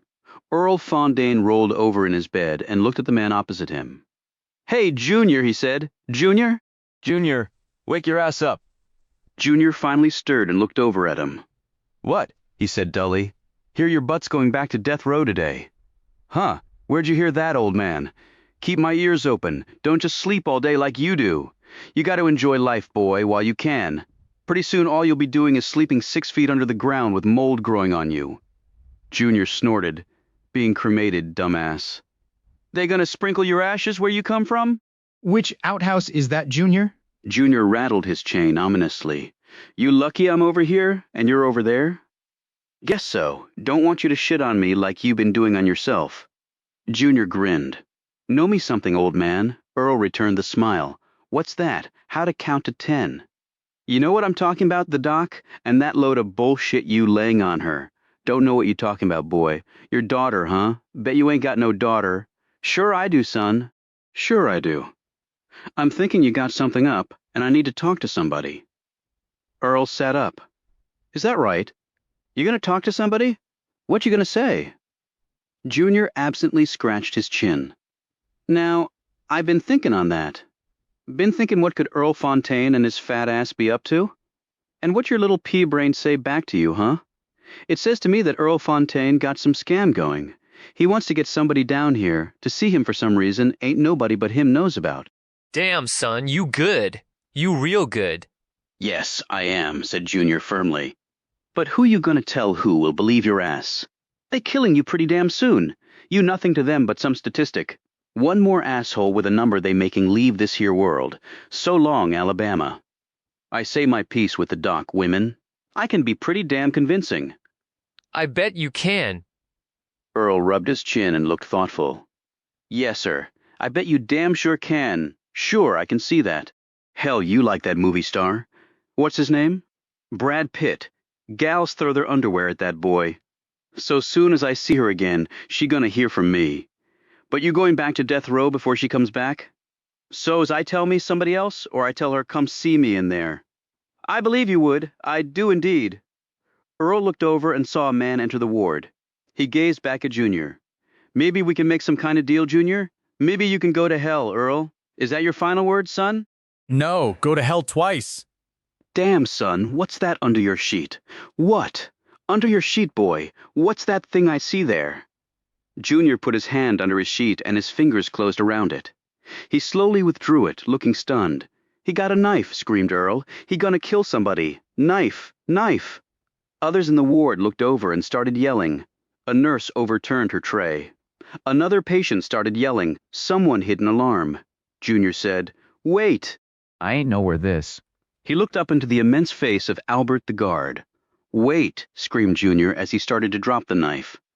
Albert clamped his hand over Junior's, keeping the knife right where it was. He seemed to be struggling with Junior for the weapon. Then Albert's baton came down once, twice, and then a third time on Junior's head. Each impact sounded like a melon being hit with a hammer. The first blow knocked Junior out. The second blow clearly killed him. The third blow was just because Albert wanted to. Albert let go and the knife clattered to the floor. Junior slid halfway off his bed. His body was held there by the chain bolted to the wall. Albert took a step back and looked at the blood, hair, and brain matter on his baton. He used Junior's sheet to wipe it off. He looked around and said, "It's okay. He's not going to hurt nobody, no more." He looked back at Junior, dumb son of a bitch. "Holy Lord, Albert, you done saved us all," said Earl. No telling what that crazy man was going to do with that there blade. "All he's going to do now is nothing," said Albert with finality. He looked over at Earl and a glimmer of a smile crossed his lips. To everyone, he said, "I'll report this here incident. Everybody saw what happened, right?" Earl nodded vigorously. "I sure as hell did. Maniac was trying to kill us with that there knife. Saw it clear as day. He knows his ass is going to get lethal injected. Probably wanted to take as many of us with him as he could. Bastard ain't got nothing to lose. Can't execute him twice, right?" "Right," said Albert. He surveyed the room again. "Right?" Everyone in the room, from the prisoners to the staff, nodded back. Albert smiled and looked satisfied. "We good then. I'll get the boys come get this pile of trash. Least now we don't have to spend the money to execute his sorry ass." He turned and walked off. Earl settled back against his pillow, trying hard to hide his smile as he stared over at the dead Junior. The same male nurse who had chastised him for wanting to smoke while hooked to oxygen came over to him. "Damn," said the nurse. "Where the hell did Junior get that knife?" Earl slowly shook his head. "No telling. You better count your scalpels and all that stuff. Sonofovich probably took it from one of you. But he's chained to a wall, and what was he going to do with it? Wait till somebody got close and take him hostage, I betcha," said Earl. "They gonna kill his ass. He wants out of here, last chance, right?" "Damn, talk about your evil scum." "That's right," said Earl as he puffed up his pillow and lay back, still watching Junior's blood drip down the sheets. "Talk about your evil scum, trying to beat the hangman, that sumbitch, after all the shit he done pulled in his sorry-ass life. Good riddance, I say." "What is the world coming to?" said the nurse. "It's coming," thought Earl. "It's coming all right. It's coming right to me." An investigation crew came in and took some pictures and did some forensic analysis. But everyone in the ward could tell their hearts were hardly in it. A man who had committed vile murders and was scheduled to be executed for these crimes had tried to kill people with a stolen knife. Then he'd had his brains bashed in by a heroic prison guard for his troubles. They couldn't have cared less. Later, Earl watched as a prison crew came in and took Junior away and then cleaned up the area. Earl kept his gaze on the black body bag until it disappeared out the door. Then he closed his eyes and grinned. Under his breath, he said, "Nighty-night, Junior, Chapter 28. The dawn was breaking cool and clear when they landed at a private airstrip outside of Avignon in France. Clearing customs was not a problem. They simply bypassed it. When you arrived on clandestine wings on soil governed by an ally, conveniences like that tended to occur. Roby and Reel carried duffels off the jet and dumped them in a truck waiting for them on the tarmac. Reel took the wheel while Roby rode shotgun. After their meeting with Evan Tucker, they had geared up and game planned as much as was possible in the few hours they had to do so. They had spent the flight time going over various scenarios. As they drove along, Reel rolled down her window and let the breeze wash over her face. Neither had slept the entire trip except for a 45-minute cat nap right before landing. So, she said, breaking the silence, Roby turned on the radio on the off chance that there was a bug somewhere in their vehicle. General Pack, said Roby, Tucker screwed up big time somewhere. I could see it in his sweat, the chicken shit. North Korean general goes down in France. I wonder who the original target was. She glanced at him. We both know that, don't we? Roby looked out the window. The countryside in the south of France was beautiful much of the year. While the lavender wasn't as vibrant right now as it was in the summer, it was still something to look at. But for Roby, it might as well have been dead cacti, he said. Blue Man thought it was a head of state, and Blue Man is almost always right. So for North Korea, that means the supreme leader, Kim Jong-un. But he's no longer the target. And General Pack is, she noted. So what changed? General Pack is the second in command over there. You think he was behind a coup orchestrated by us? She nodded, tapping her fingers on the steering wheel as she did so. It certainly happens. Military wants to take over. We work with them and turn an enemy into an ally. Coups work when they're a surprise. My take is something happened to blow the surprise, Reel said. You think the president signed off on the hit on Pack? Roby nodded. Not even Evan Tucker has the balls to authorize this alone, she said. Mission got screwed. Blowback could be a tsunami, and all thanks to Evan Tucker and his megalomaniac plans. And we get called in to clean up his mess, and he walks in to meet us with a smile on his face like he didn't try to drown a confession out of us, and we're suddenly best friends. I knew the guy was an asshole. This just confirms it. Roby slipped the gun from his holster and examined it. The pistol was his old reliable. He'd used it in dozens of missions. It was lightweight, compact, had perfectly aligned iron sights, and fit his hand precisely. It was a beautiful piece of customized engineering with a ton of blood symbolically coated on its metal and polymer skin. Reel glanced at him again. Having second thoughts, he looked at her. And you're not? Reel didn't respond to this. She just stared down the road and kept driving. Roby and Reel spent the day preparing for the targeted hit, including a reconnaissance visit to the cottage Pack was renting. They ate a late lunch in their hotel room overlooking a valley steeped in the colors of fall. Reel went to the window with her cup of coffee and looked out. Roby remained at the table going over the details one more time. He said, You got it down? Every millimeter and microsecond, she replied. Reel added, You ever think of living in a place like this when all is said and done? He rose and joined her at the window, following her gaze. She turned to him. Have you? I told you once before, I don't look that far down the road. And I told you once before, you should start. He glanced over her shoulder. Peaceful, pretty. Go to the market with your basket and get your food fresh for that day. Take walks. Ride bicycles. Sit outside at a cafe and just do nothing. You sound like an ad for a travel magazine, he said, smiling. Why shouldn't I have something like that? No reason in the world, he said, turning serious at her response. You can have it? She looked wistfully out the window for a few seconds more, and then turned to him with a resigned smile. The hell I can. Let's get back to work. Night came, and then the deepest dark of night arrived hours later. They set out from their hotel and made a circuitous journey to their final destination. It was a cottage on the outskirts of a cliff-hugging village about 20 miles south of Avignon.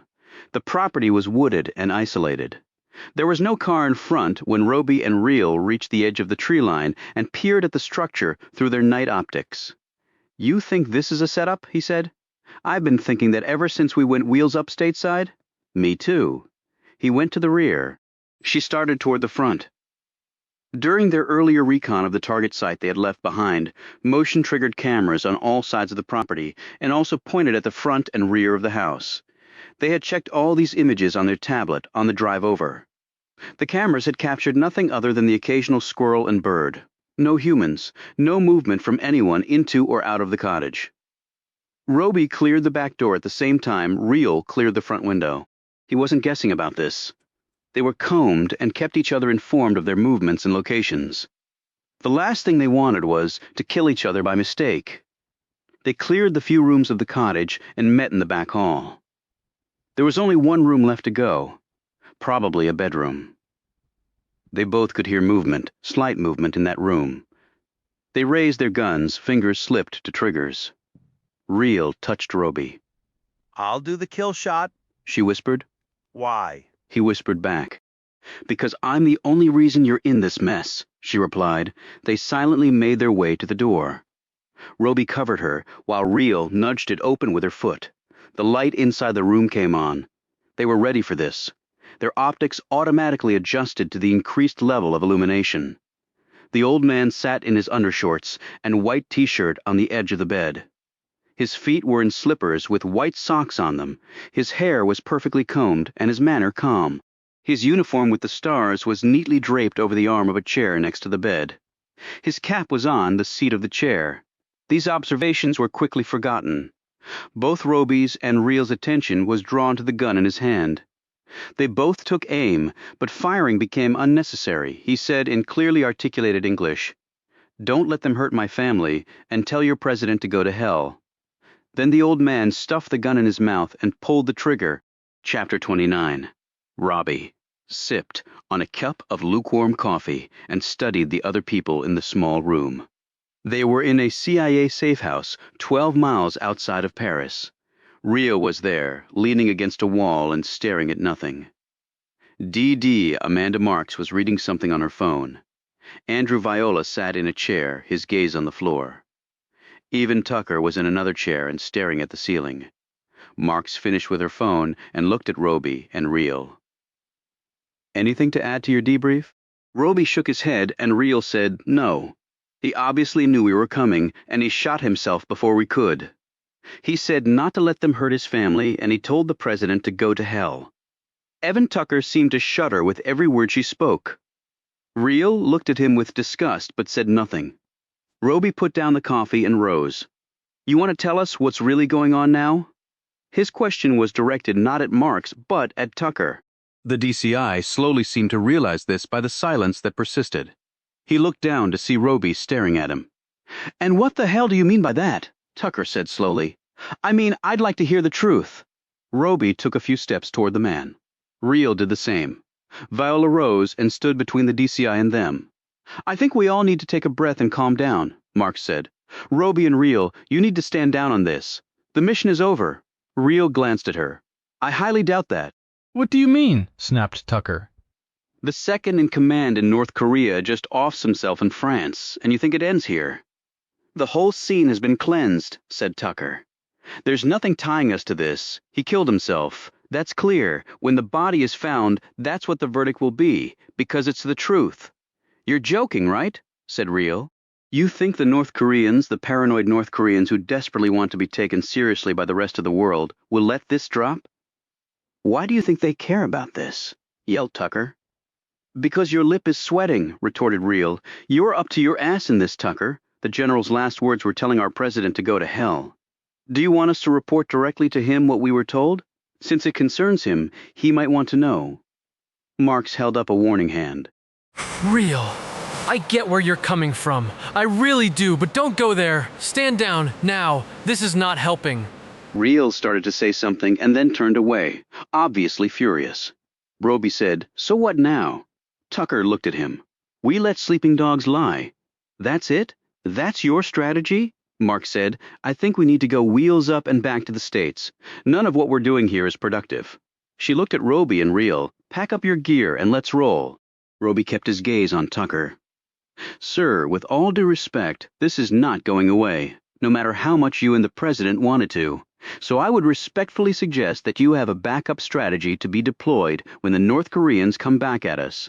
And they will." "What do you know about anything, Roby?" said Tucker, but his voice cracked when he said it. "I know enough to know that this is a potential powder keg, and North Korea has nukes. And it seems like their only goal in life is to kick sand in our face every chance they get." "Well, I think we just handed them a great opportunity to nail us right in the balls, and they will. The only question is how," Mark said. "How do you think they will?" Tucker looked at her and then back at Roby. He seemed to be waiting for an answer too. Reel spoke up. "They either go big or small. Going big means they launch a missile. Going small means they send out their own team of assassins against a specific target or targets." Roby nodded in agreement at this, Mark said. "And which do you think it will be best guess?" Roby answered. "A missile does nothing. They can't reach us or any of our allies, and they've never shown they can deliver a payload. So, small then. A team sent out against a target," said Mark slowly. "But what target?" "Targets, maybe," corrected Roby. And if our plan was to take out their leader? There is no way they can do that, Roby, said Tucker. The president is too well protected. Maybe he is, and maybe he isn't, but as all of us know, he almost bought it recently inside the White House, Reel added. And the North Koreans are known for having some of the most ruthless assassins in the world, and like the suicide bombers in the Middle East, they don't mind if they die. I can't believe they would pull that trigger, said Marks. We would annihilate them. Tucker rose. We'll cross that bridge when, and if we have to. Reel stepped forward. Fine, but let's get one thing straight. You try and lay any of this at our feet. It won't just be the North Koreans coming for you. Tucker got in her face. How dare you threaten me? It's not a threat. It's more than a threat, Director. And as you know very well, when someone hurts me or someone I care about, I hurt them back. I don't care what flag they're carrying. She turned and left the room. Chapter 30. Don't ever let me in a room with that man again, because only one of us will come out alive, said Reel. And it won't be him. They were back in the States and in Roby's apartment. I don't want to be in the same building as the guy, much less the same room, said Roby, as he moved around the kitchen, making them a meal. Reel poured a fresh cup of coffee and leaned against the sink, watching him maneuver pots, pans, and dishes. You get domestic much? She asked. I live alone. I can't eat out all the time. My repertoire is limited, but it fills the bill. He held up 2 boxes, pasta or rice. I'm not hungry. I haven't seen any food go down your throat for about 48 hours. How can you not be hungry? It wasn't like they overfed us at the burner. Reel sighed resignedly. Pasta. Roby heated some water in a large pot. Reel said, You know this is going to blow up into some huge international incident. Probably, said Roby as he looked in the pantry for some marinara sauce. And they'll probably send us out again to clean it all up. Roby found the sauce and then tossed her a loaf of hard bread. Get a knife. Cut this loaf into small sizes and take out your frustrations. Pretend Evan Tucker has been magically transformed into olive bread. While she was cutting, Reel said, To hell with it. If they ask, I'm not going to do it. Are you? Depends on what they ask and who's doing the asking. He poured the noodles into the boiling water and then cracked open a bottle of wine and pulled 2 glasses from a cabinet. He poured the wine and handed 1 glass to Reel while he took a sip from the other and started cutting up some vegetables. What? I know, began Roby. Is that Dee Marks told us to stand down and gave us time off, and I, for one, can use it. I'm too old for the burner box crap they pulled. And you're not that much younger than me? In dog years, I'm far older, pointed out Reel. And that's what I feel like. A dog. An old, washed-up dog. Roby finished cutting the vegetables and then began to saute them in a heated pan that was on the cooktop. He took a sip of wine and glanced toward the window where outside the rain was bucketing down. General Pak said, Don't let them hurt his family? Reel nodded. Right. In North Korea, it's guilt by association. The labor camps over there are all based on that. If mom and dad get arrested and sent there, so do the kids. That way they cleanse the generations of undesirables or whatever bullshit term they use. I know that, but I checked Pak out. His wife is dead. He's over 70, so I assume his parents are probably dead, and he has no kids. Brothers and sisters? Not that I could find. The briefing said he was an only child. Reel drank her wine down and poured another glass. I don't know, Roby. That is odd. Speaking of family, what about Julie? She's not my family. Close as you've got, I'm thinking. I haven't talked to her since before we left for the burner box. Time off, like you said. You should hook up with her. And why do you care? I like to live vicariously through people more normal than I, which is basically everyone on the planet. Present company excluded. Roby checked his watch. How about we invite her for dinner? You watch the food? I go get her. You're serious? Why not? She really seemed to like you. Reel took a sip of her wine and studied him. You think? Actually, I know, she told me. She thought you were cool. Reel considered this and then glanced at the cooking food. I suck in the kitchen. How about you call and I go get her while you play domesticated? Roby smiled and tossed her his car keys. You're on. Julie was available and Reel picked her up outside her townhouse in Roby's car. She slipped into the passenger seat and looked at Reel. So you guys survived wherever it was you went? Actually, the jury's still out on that. Julie put on her seatbelt as Reel drove off fast. Any fresh wounds? She asked. Reel said only on the inside. Those hurt the worst. Believe me, I know. So how is Roby? He's glad to be back, replied Real. I've been watching the news for any global catastrophe, so I might find out where you were. And Julie shrugged. And none seem to match you two. She gazed out the windshield at the pouring rain. You and Roby seem tight. We are. Or as tight as someone can be with him. Do you have anyone else you're tight with? Asked Julie. Used to. Not anymore. Because they're not around anymore, asked Julie. Something like that. Roby really respects you. I can tell. I would imagine there aren't many who he does respect, replied Real. I bet you're the same. We trained together, Roby and me, said Real. He was the best, Julie. I always thought I was, but I have to admit, he's better. Why? The intangibles. On the big stuff, we're equal. Even he would agree with that. It's the small stuff, though, where I fall behind. Sometimes I let my emotions get the better of me. That only means you're human. I wish Roby would let that happen to him more often. He keeps it all inside, which is exactly what we're trained to do, Real pointed out.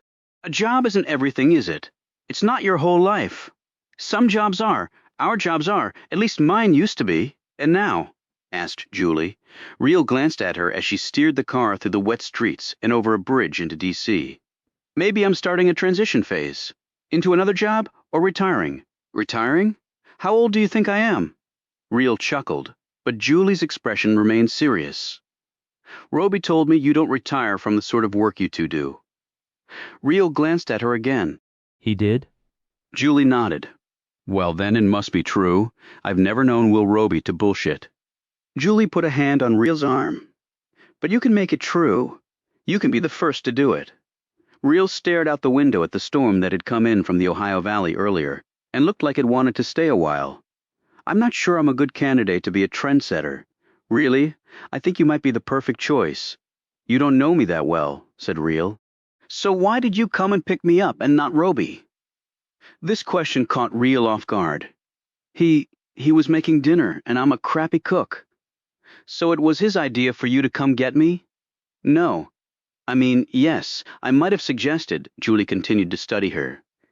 So you wanted to talk to me alone. There's no crime in that. A few moments of silence passed. Real said, Roby told me about you, how you made a transition to a new life. You're way too perceptive for your age. I'm a lot older than I look. Julie tapped her chest. In here, you get that. I know you do. You've had shit in your life. And I'm not just talking with your job. I mean, when you were my age, younger, I can tell. I just can. It was like me, right?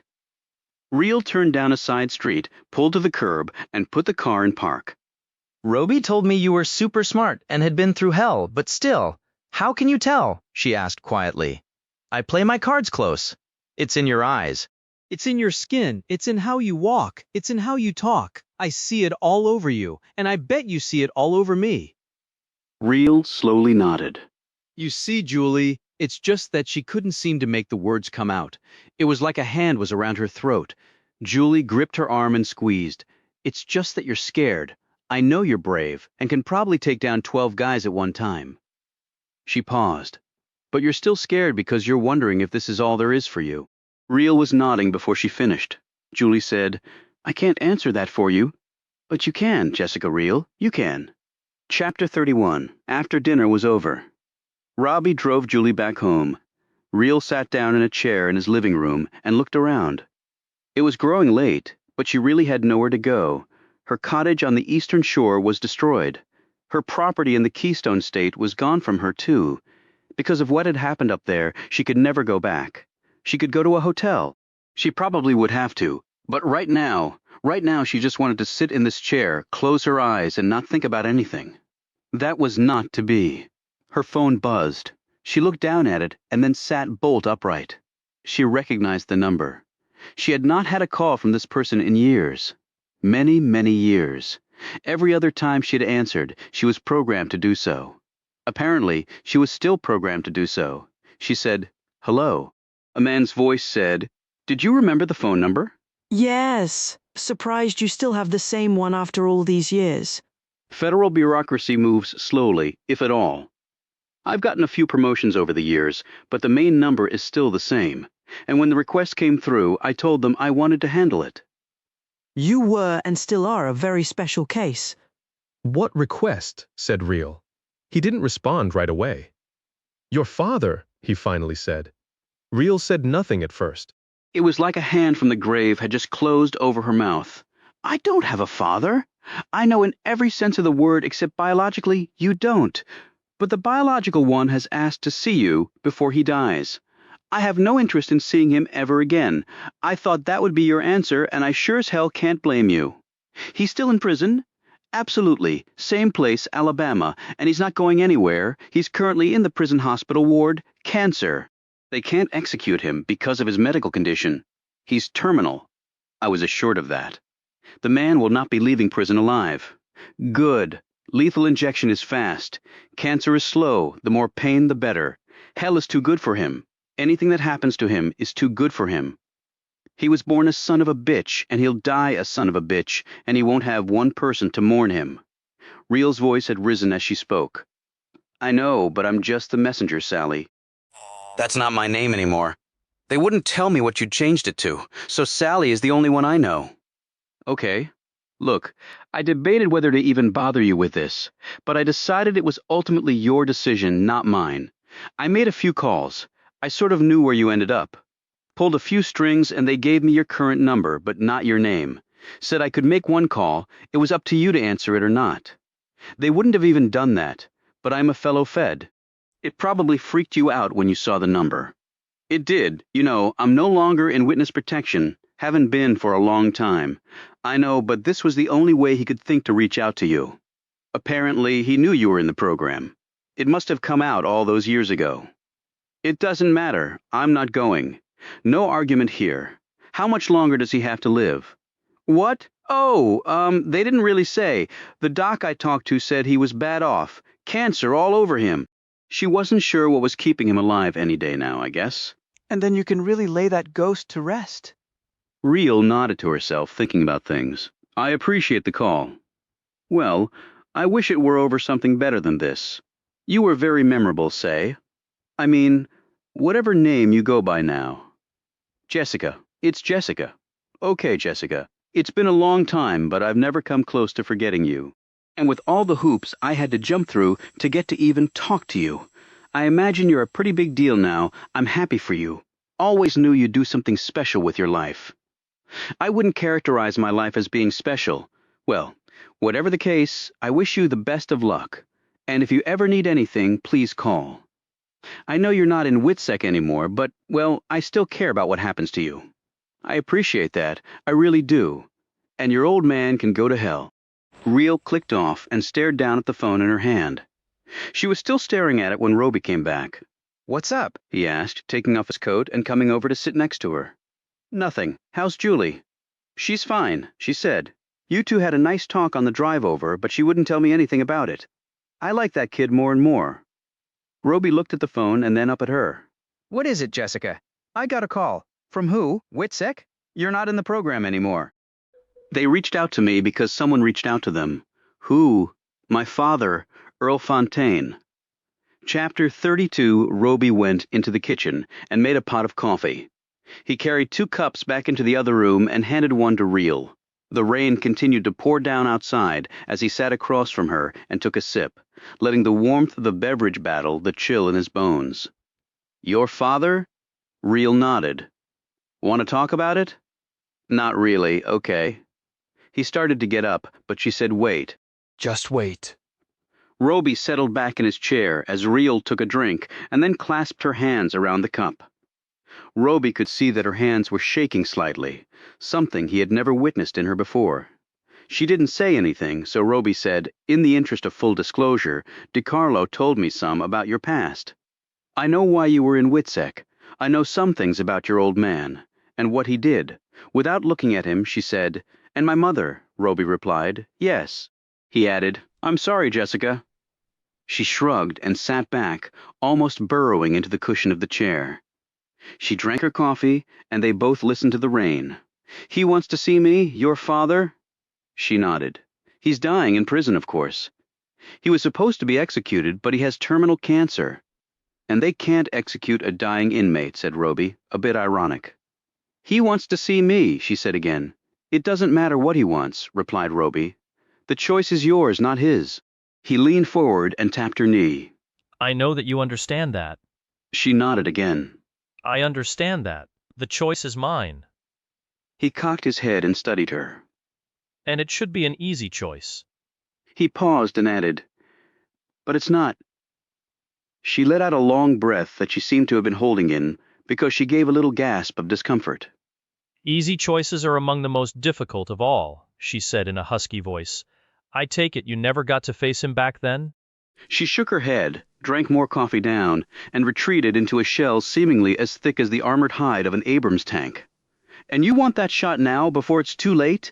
Hence the easy becomes difficult. It's irrational. Half the things people feel are irrational. It doesn't make it easier to deal with. It actually makes it harder, because logic doesn't come into it. That's one of the downsides of being merely human. Real rubbed at one of her eyes. He was an evil man.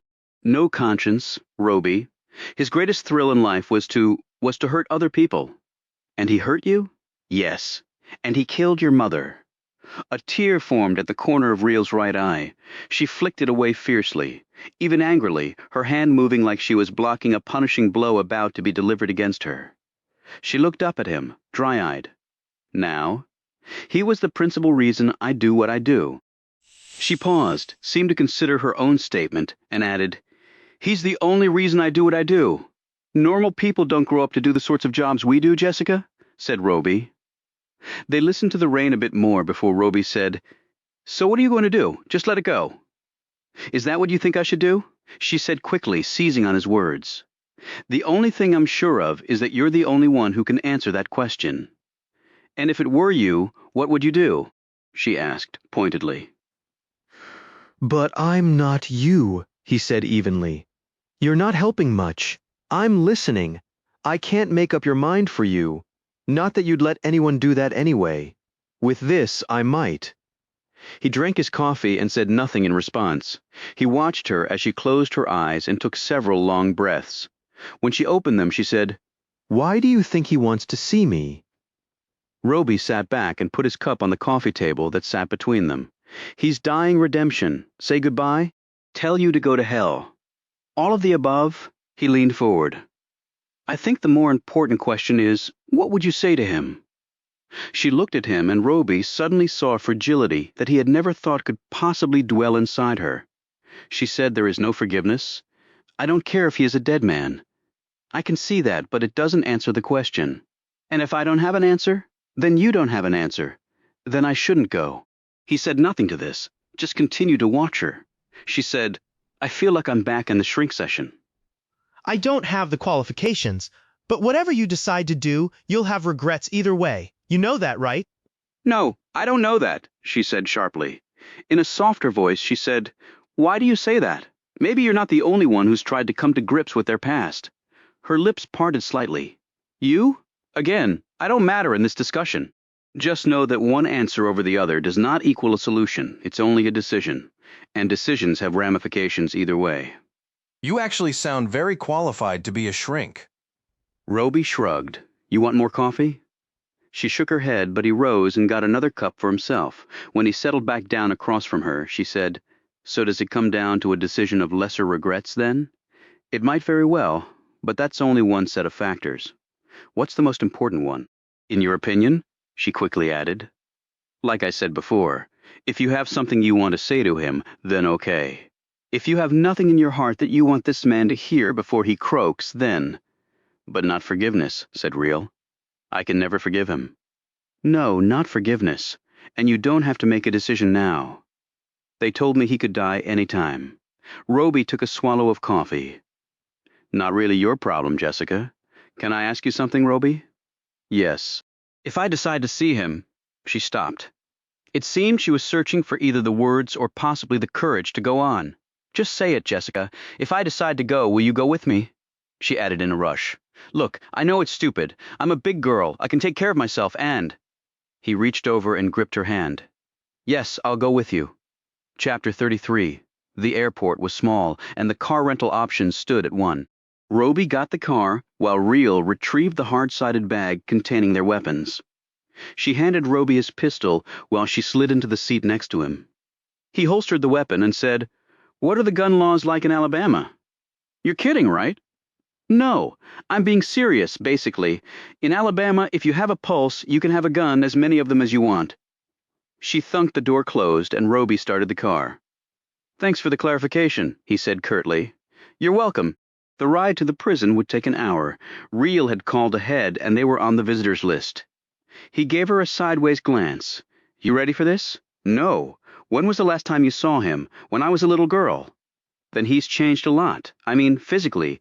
I've changed a lot more, and not just physically. Decided what you're going to say yet. Maybe. I won't ask any more questions. She reached over and gripped his arm. I really appreciate you coming with me, Roby. It means a lot to me. Well, we've been through a lot together. If we don't watch each other 6, who will? She smiled at this comment and sat back against the seat. I haven't been back to this part of the country for a long time. Di Carlo said you were a teenager when you went undercover and busted that neo-Nazi gang. Pretty remarkable. And the CIA found out about it when you were in WITSEC and recruited you. Real was silent for a few moments. My father believed in all that shit too. White supremacy. There are many things to love in this country. The skinheads are not one of them. So your father was a skinhead too?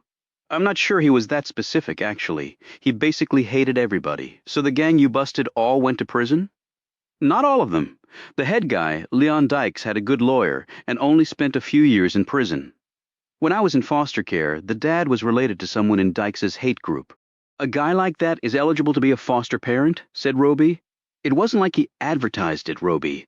And it was a perfect way to get teens in there to basically be slaves to their cause. Cooking, cleaning, delivering messages, sewing their ugly uniforms, Xeroxing their hate pamphlets. It was like being in prison.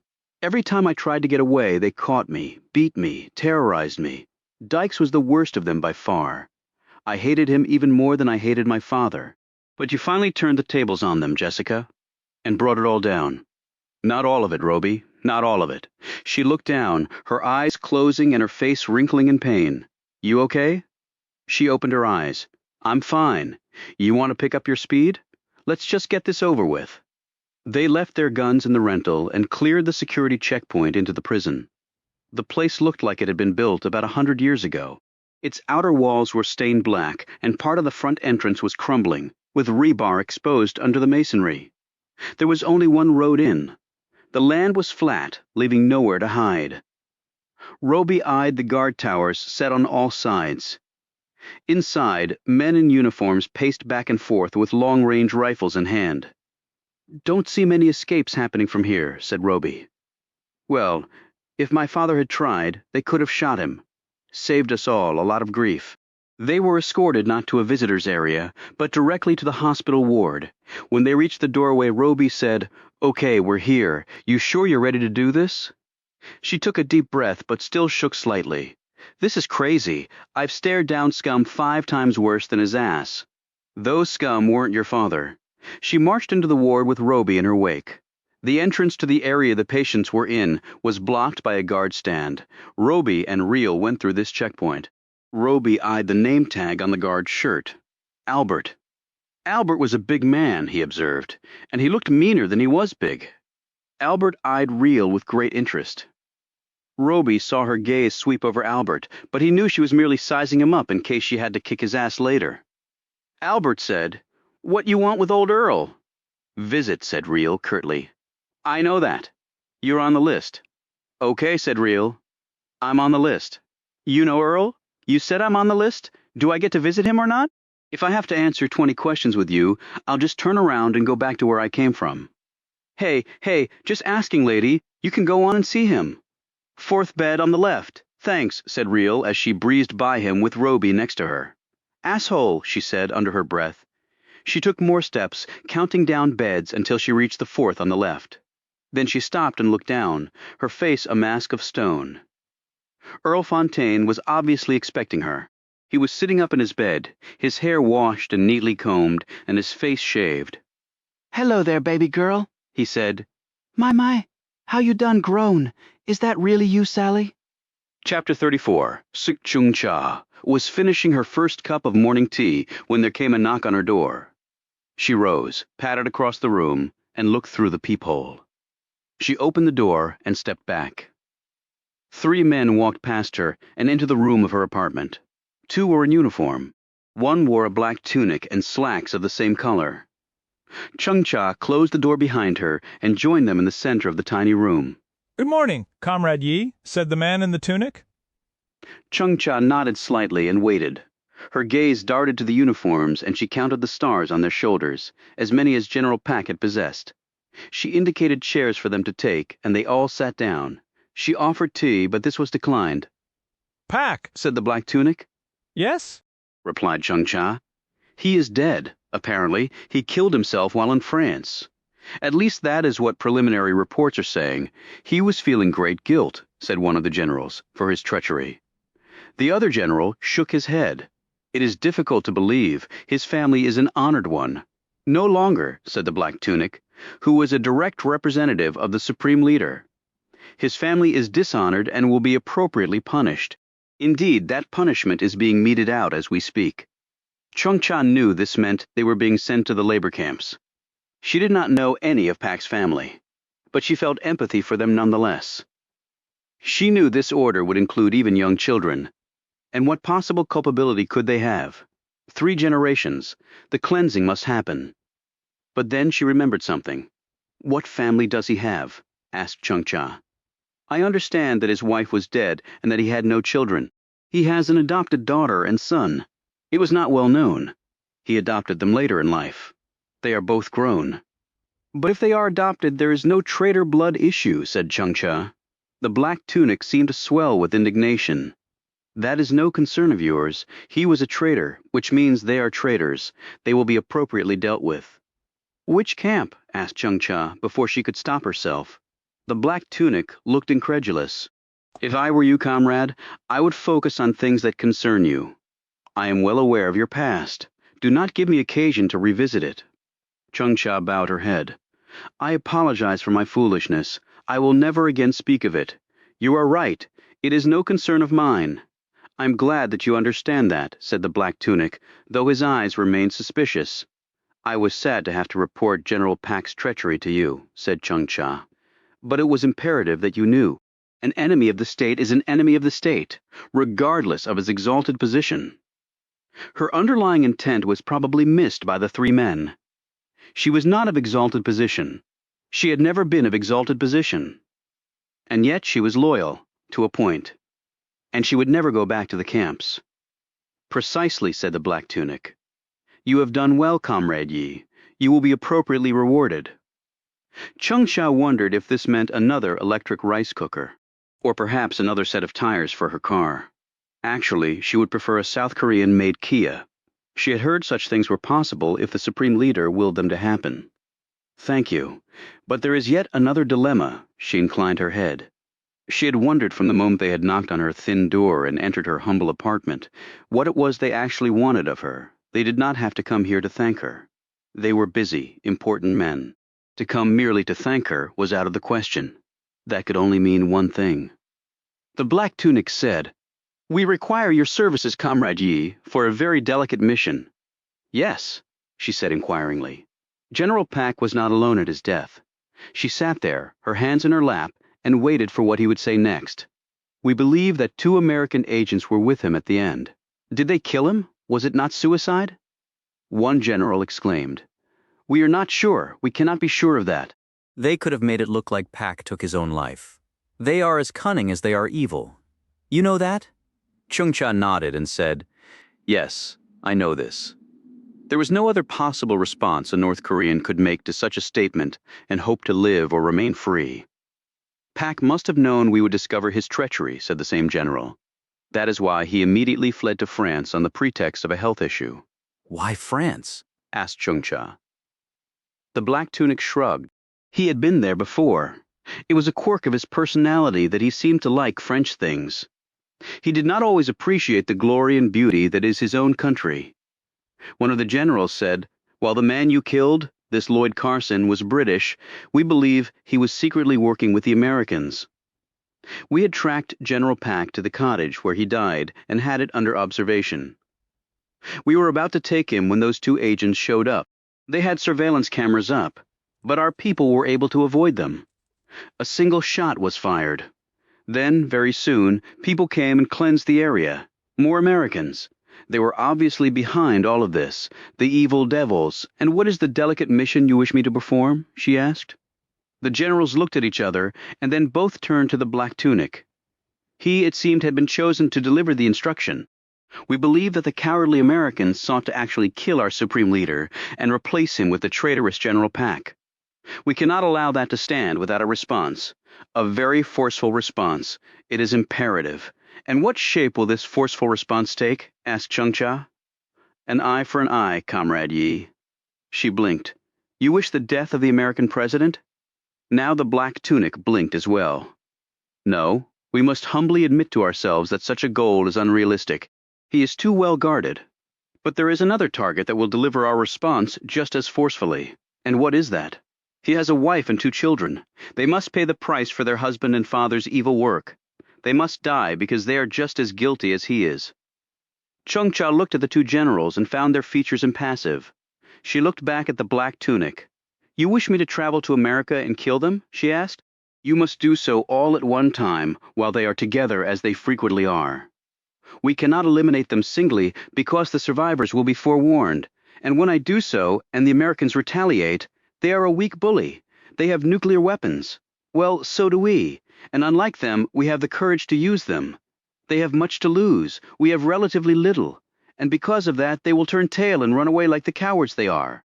You must understand, Comrade Yi, that we desire this confrontation. After all that has come before, we will prove to the world once and for all which country is mightier. The Supreme Leader is adamant on that point. Chungcha attempted to process all of this. Once she did, she could see a result that did not mirror the man's words at all. She could see her country literally wiped off the face of the earth, but it was not her place to question such things. She said, if this is to be accomplished, a plan must be put into place, intelligence gathered, useful people recruited. The black tunic smiled. All of what you say is true, and we have begun all of this. We will not strike right away, but when we do, the world will never forget. He added in a patronizing tone, and I know that you are honored beyond words, Comrade Yi, that you have been chosen by the Supreme Leader for such an important mission. I know that if you die in carrying it out, you will die with a heart full of pride that the Supreme Leader had such confidence in you. I cannot imagine a greater feeling when the end appears. Chungcha nodded, but what she really knew was that if she were to die for her country, she would not be thinking any of those things. It was easy enough for the black tunic and the generals to send her out on what seemed a suicide mission, but then to expect her to gladly give her life for a mission that might well lead to the destruction of her homeland. Well, that was asking too much. The black tunic said, we will be in touch as things develop, and I will convey to the Supreme Leader your heartfelt thanks at being selected to fight on behalf of your country. Chungcha respectfully nodded again but said nothing. After the men left, she went to her window and watched them pile into a small military van parked at the curb and speed off. Once they were out of sight, she glanced toward the sky and saw a storm approaching from the direction of the Taedong. It could not be any darker than her current thoughts. She turned away from the window and went to finish her now cold tea. Chapter 35, Real stared down at the man who had been a very small part of bringing her into the world. As Roby looked around, he saw that everyone in the ward was focused on the pair. He wondered if Earl Fontaine had earlier announced to all here that his only child was coming to see him off to eternity. He had changed a lot, but not enough to be unrecognizable to Real. Within the wrinkles and damaged skin and bloated features was clearly the man who had abused her beyond all reckoning, and the man who had killed her mother and so many others. She decided to let him keep talking before she said anything. I'm so glad you done come, baby girl, he finally gushed. I'm not a baby, and I'm not a girl. Course not, but you was the last time I seen you, Sally. Not my name anymore, and the reason that was the last time you saw me was your own choice. Being murderous scum sort of leaves you with few options. And since you killed my mother, there wasn't really anyone left for me, was there? Earl grinned widely at this harsh rebuke. Still got the sass, that's for damn sure? Good to see. Choices is right. I made 'em, now I got to live with 'em, but sure glad you come round. Can go easier now. Why? Why, hell, girl, you the only family I got left. Want to say goodbye right and proper? Is that why you think I'm here, to say goodbye right and proper? Are you that stupid, or egotistical, or both? Earl waved these remarks off, and his grin broadened. You got every right in the world to hate my guts. I know that. And way back when, you'd be exactly right. I was a bastard. Evil and scum, like you said. But I made my peace. Got nothing left, except to say goodbye. So you can hate me. Got no defense to that. And you got your piece to say to me, I expect so be good for you to get it off your chest. See, that was the other reason I wanted you to come. What I done to you? Despicable. Wrong as wrong can be. You can tell me to go to hell. Where I'm headed anyway. Thought it might help you, to move on. And why would you want that? Asked Real. Never done nothing for you in your whole damn life. Except cause you pain. You think I don't know that? This is my one shot to do something other than that. That's all. Why? To make you feel better about yourself? Barked Real. No, it's to make you feel better about yourself? So wail away, Sally, or whatever your name is. It's your turn. Go on, girl. You think me screaming at you will come close to making things even? Ain't no doubt about it. It won't. He paused to wave his hand around the prison ward and then over himself. But it's all I done got to give you. Real took a long breath and looked around. Everyone in the ward was staring at her and her father. She glanced at Roby to find his gaze on her. The expression in his eyes was unreadable. She looked back at Earl. I thought a lot about what I would say to you. Earl grinned expectantly. I bet you did, Yesery. And even now, I'm not sure what is right or what is wrong. Just wanted to give you a chance to make a choice about it, that's all. Ain't no more thinking I done put to it than that. Never even finished high school. I'm a dumb shit. They tell me you're dying. Earl waggled the end of one of his IV lines at her. Just been hanging on to see you, sweetie. Well, you can stop hanging on. She turned to leave. Hey, ain't you want to say your piece to me? She looked back. You're not worth the time it would cost me, Earl. See, to get mad at you would mean I have to think about you. She paused, and I don't. She walked out, leaving Earl looking bemused. He glanced at Roby. You her friend? Yes. She's complicated. Yes. You want to say something to me? Like you taking her place? No, just die and get it over with. Let the world have a laugh, Earl. Let 'em have a laugh. You were a badass when you were killing people who couldn't defend themselves. Even in your prime, you couldn't take down your daughter. You were never in her league. See, that's what I'm talking about. Tell me off. Yeah, whatever. If I see you on the other side at some point, I'll kill you all over again. If I want to take the time on a small fry like you. Roby turned and followed Real out. With a deeply self-satisfied smile, Earl dropped back onto his pillow, closed his eyes, and went to sleep. Real was already at the car when Roby showed up. She said, Well, that was anticlimactic. The important thing was, you did it. You saw him. You said what you said, and now he's out of your life forever. Thanks for coming with me. On your 6, like I said, did you say anything to him after I left? A few things. Like you said, he's not worth the breath. He was a monster to me as a little girl. Now he's just pitiful. I can't believe I was ever afraid of that pathetic bastard. That's what growing up does for you. Destroys a lot of monsters. I guess you're right about that. She looked off. Let's get out of this hellhole. Sounds good. Roby climbed into the car and they drove off. They didn't see anyone on the drive back to the airport. They couldn't have. The long-range cameras were too far away. But they took shot after shot of the pair. More than enough, in fact. And now it had truly begun. Chapter 36. Are you still going to be doing your job? Julie asked. Roby and Real sat across from her. They had been back from Alabama for several days now, and Real had suggested taking Julie out to dinner to celebrate leaving that part of her past behind. Finally, they were at the back of a restaurant in Georgetown. There were few patrons in the place, but they still talked in low voices. At some point, said Real, but right now we're taking a break, said Roby, an authorized one this time. Does that mean your last mission went okay? Julie wanted to know. Real and Roby exchanged glances. Real said, as well as those sorts of missions go. Julie focused on her. Are you going to take the time to figure some things out? I think I've got some of them figured out. At least I'm getting there. Roby looked between them. Am I missing out on something here? Julie kept her gaze on Real. Just girl stuff. Real cracked a smile at this, but then said, I understand you were in foster care. Julie nodded. Me too, said Real. Didn't really work out for me. Me either. Real looked at Roby. Can you give us a minute? Roby slowly nodded. More girl stuff. Something like that. I'll take my time in the men's room. Guy stuff. After he left, Real moved over next to Julie. I went to see my father in Alabama. Roby went with me. Where does he live in Alabama? Max security prison. He was supposed to be executed, but he got cancer, so they couldn't carry out the death sentence. Julie accepted this matter-of-factly and asked, what did he do? Among other things, he murdered my mother. Julie reached out and gripped Real's shoulder. Real said shakily, I can't believe I'm talking to you about this, Julie. 1, I don't really know you that well, and 2, it's a lot to dump on a kid. I'm old for my age, like I said. She waited for a few seconds and added, why did you go see him? He got a message to me that he wanted to see me before he died. Why? To try and make amends or so, he said. I didn't believe him. He's evil, Julie, and evil never changes. It just is. Julie had started nodding before Real finished, so he didn't want to make amends. What then? I'm not sure. Maybe to taunt me. He just grinned and was spewing the simpering crap. I think it was his last shot at me before he croaked. An evil man killed my parents, said Julie. Roby knows about it. He stopped the man from killing me. I'm glad he was there for you, Julie. I'm glad he was there for you, too.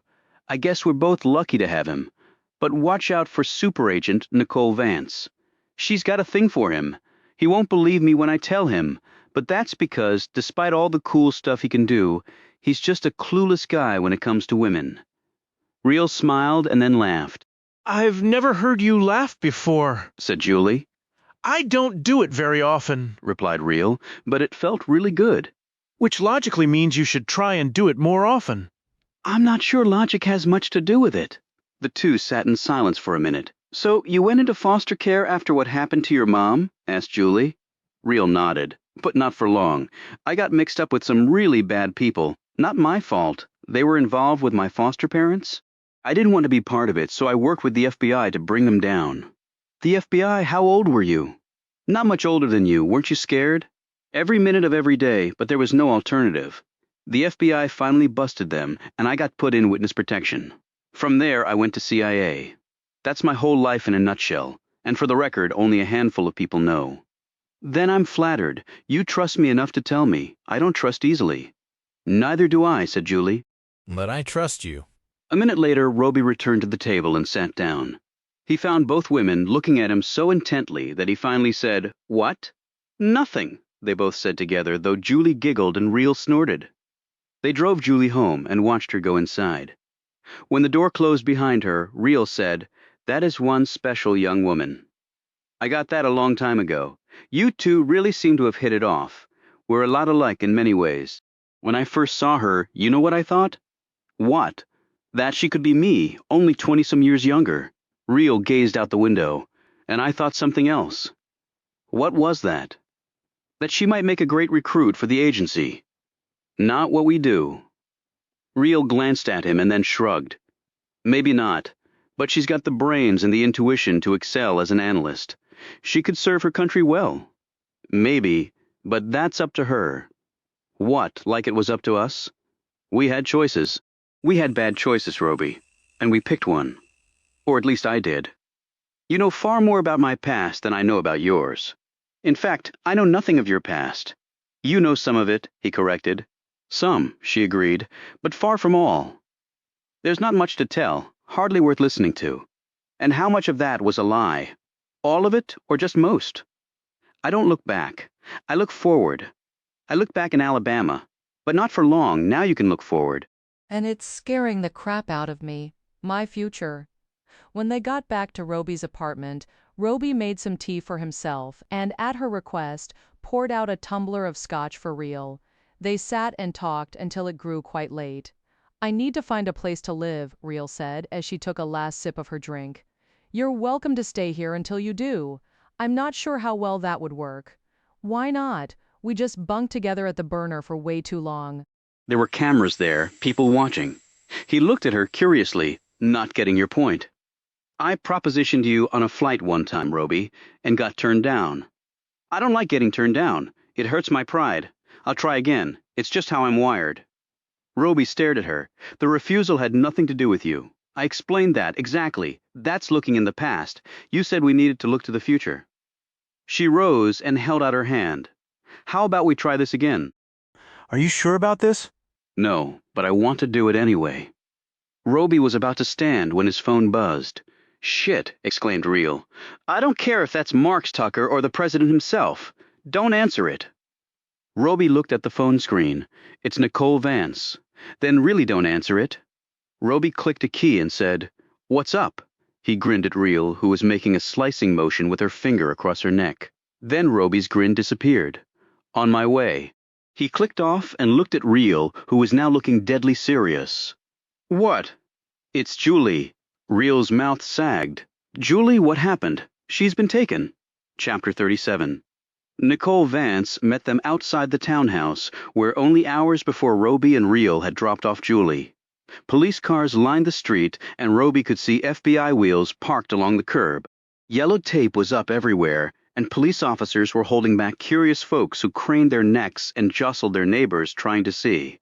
What happened? Roby asked. Vance looked at Real and then at Roby. Were you two together when I called you? Yes, said Roby. We had taken Julie to dinner and dropped her off. We watched her go inside. Everything seemed fine. Well, it wasn't, replied Vance with another sharp glance at Real. Jerome Cassidy managed to call the police. Managed? Said Roby. They nearly killed him. I wonder now why they didn't. The cops in turn called us because it was a kidnapping. We have an Amber Alert out, but nothing so far. How did they get to her? Asked Real. Apparently they were waiting for her when she got home. Cassidy was already unconscious. So they broke into the house after we picked Julie up, said Roby slowly. Apparently so, replied Vance. They subdued Cassidy and then waited for her to return. Real added, that means they were watching Julie's house. Looks to be the case, said Vance. We know she might have some enemies, she added, looking at Roby. Roby briefly returned the stare and then looked away, his gut suddenly full of acid. Any clues to who might have taken her? Asked Real. Forensics team is going over everything right now. Cassidy might be some help once the docs sort him out. But I'm not holding out much hope. Cops say he was pretty garbled when he called 911, and I doubt they left a business card with helpful contact information. Real nodded and glanced at Roby, but her gaze shot back to Vance with the woman's next words. Julie's phone was left behind. She didn't drop it.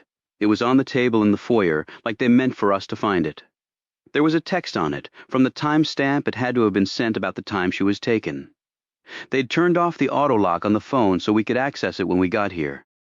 It wasn't addressed to Julie, but to somebody called Sally Fontaine. Real and Roby exchanged a significant glance that Vance did not see, because at that moment one of her men came up to her to deliver a report. Vance finished with him and turned back to the pair. You said you had dinner with her. Did she say anything that would make you believe she was nervous or scared? No, said Roby in a distracted tone. Quite the opposite. Did you see anybody following you? Not that we noticed, said Real. But they wouldn't have to follow us if they knew where we'd picked Julie up from. They just had to wait for us to bring her back. That's true, said Vance wearily. Poor kid, she's been through so much hell already. You'd think she'd catch a break, Roby said. Any leads on this Sally Fontaine person? Can you trace where the text came from? Nothing so far, but we're working on both right now. Why did you call me? Asked Roby. It was Julie. I thought you'd want to know. And we looked at her phone calendar. You were listed on there for tonight. Didn't know it was dinner, but I figured if you had seen her, you might have something useful. I'm sorry that I don't, replied Roby. He eyed Vance warily. You want some help on this? Official or unofficial? I think it's going to have to be the latter. She considered this. I'm okay with that, so long as you are completely upfront with me about anything you find. I'll do my utmost to respond in kind, Real said. Didn't know the Bureau was so cooperative? Oh, we can be, retorted Vance, so long as we're accorded respect. Real nodded at this, but said nothing. Her mind was evidently elsewhere. Then she said, the text to this Sally Fontaine, what did it say? Vance shrugged. Don't know. Why not? It's apparently written in code. At least it made no sense to any of us. Can we see it? Asked Roby after Real gave him a sharp look. Why are you guys code breakers? I've got some experience with it, said Roby. Well, I guess it can't hurt. Vance made a call, and about 15 minutes later, one of her agents brought her a written copy of the text. The phone itself was already tagged and bagged and in the Bureau's evidence truck. Real glanced at the paper but showed no reaction, Roby said. We'll take a look at this and get back to you with anything we might have. So you two are a team again? Asked Vance. Of sorts, answered Real. How about that? Said Vance without a trace of enthusiasm. Roby said hurriedly, We'll be in touch. He took Real by the elbow and turned her away from Vance, ushering her down the street. He looked back once to see Vance staring at them. Real did not speak until they got back to the car. They climbed in and she held up the paper. Sally Fontaine, said Roby. They took her because of me, said Real, and her voice trembled as she said this. You couldn't have known, Jessica. The hell I couldn't. It was a setup, Roby. Clear and simple. Your father? Wanting me to come and see him so he could say goodbye. What bullshit was I, a damn idiot? She slammed her fist against the dashboard. Shit! She screamed in fury. He was dying all alone in a prison he'd been in for 20 years. Not the sort of guy you worry about. She held up the page again. He wasn't alone, Roby. He got me down there for a reason, she added dully. And this tells me why. You can read that code? I helped invent this code. He looked at her, stunned. What? When I was a teenager and working undercover for the FBI. You mean when you'd infiltrated the neo-Nazi group? She nodded. The neo-Nazis needed a safe way to communicate. I helped them come up with this communication protocol, only they didn't know I was feeding it to the Bureau at the same time. So this is the same group? I thought they'd been arrested. That was almost 20 years ago, Roby. Many of them are out now. So they used your old man to get to you. She gave a hollow laugh. It was probably his idea, not theirs. So what does it say? Real placed her hand over her eyes. Jessica, what does it say? She removed her hand and looked at him. It's a choice, Roby. It's an ultimatum. What ultimatum? They'll release Julie unharmed. And what do they want in return, you? As revenge all these years later? Partly. Partly? What else, then? Real gave a little gasp, and Roby saw tears flicker across her eyes. She composed herself and said, They want my child. Chapter 38. Robbie pulled the car to the curb and cut the engine. He turned sideways in his seat to look at her. Your child? You have a kid? She's grown now. I was only 17 when I had her. I didn't know about that. It's not part of my official file, but the doctor who examined me back at the burner knew. How? I had to have a cesarean. She could tell by the scar. But how would these Nazi wannabes know anything about this? Real wiped her eyes. Because their leader is the father of my child. Roby's features betrayed his astonishment at this admission. She looked at him and noted this. He raped me, Roby. It was not consensual. I was only 16. I carried the child and gave birth to her 3 days after the FBI came down on the group. They went to prison. I went into WITSEC. And the baby. I had to give her up. They said I had to. Who did? The powers that be, Roby. I was 17.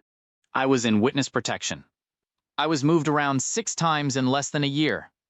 I had to testify against these scum. And I did, she snapped. You can't exactly raise a kid with all that going on, can you? I could take care of myself.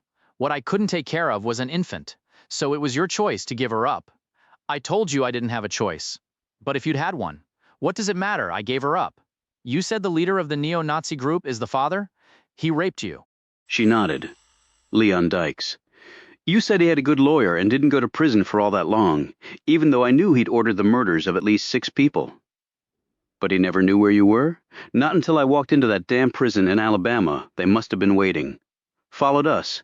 And now they have Julie. Do you even know where your daughter is now? Real didn't answer, Roby said. Do you know? I heard you. But do you really think I'm going to bring her into something like this? Why do you think Dykes wants her, Roby? To tell her how much he loves her? To shower her with money and a wonderful life? I don't know what he wants with her. I would imagine he wants to kill you, not nearly as much as I want to kill him. He probably doesn't know what you are, though. She glanced at him. What do you mean? He knew you were in WITSEC. He doesn't know who you are now. Or he never would have done what he did. She nodded slowly. But how does that help Julie? I don't know. And if they had followed us, why not just try to take you? Why go after Julie? Because he may know where I am, but not where my daughter is, and he knows I'd never tell him. So Julie is the bait. Put your daughter in danger or Julie dies. Real put her face in her hands and started to weep, her body shuddering painfully. Roby reached over and put his arm around her shoulders. She finally calmed and wiped her eyes clear. There is no way out of this, Roby. The only thing I can do is offer myself for Julie. That's it. And if he won't let Julie go? I don't know. I just don't know. She closed her eyes and looked down. He said, they have to have a way for you to contact them somehow. Real straightened. That was in the code too. There's a number to call. There are no numbers on the paper, said Roby. We didn't use numbers in the code. Too obvious. We had letters represent numbers. How would you know whether they were numbers or the actual letters then? Real pointed at the paper. When a line begins with T and F, that means the numbers follow. That's how we distinguish them. The number's probably a burner phone, untraceable. I'm sure it is. So they want you to call when? Real held up her phone. Now, so what are you going to say? That I'll trade myself for Julie? And if they don't agree to that, and they probably won't. What else can I do, Roby? The fact is, I don't know where my daughter is now. It's been over 20 years. I wouldn't even know what she looks like, she added miserably. But you'd recognize this Leon Dykes? I'll never forget him, she said coldly. If it's possible. He's even worse than my father. Well, that is saying something. Real ran her fingers along the edge of the dash. So what do we do, Roby? We have to get Julie back. I'll give my life for that to happen. I know you would, He replied quietly. And so would I, but maybe it doesn't have to come to that. She glanced at him. Do you have a plan? I have something. I'm not sure it qualifies as a plan just yet. We have to get her back, said Real. We have to. She's an innocent. She is an innocent. I've known that for a long time, and we will get her back. So let's go to my apartment. You make the call, and we'll see what these bastards say. Chapter 39. The old plane bumped it along the runway before coming to a stop with its wheel brakes grinding, the fuselage shuddering, and the dual turboprops spinning slower until they too ceased. The cabin door opened and steps came down. A man in a black uniform stepped out first, followed by the only unwilling passenger on this flight from hell. Julie was bound and gagged, and a hood was over her head.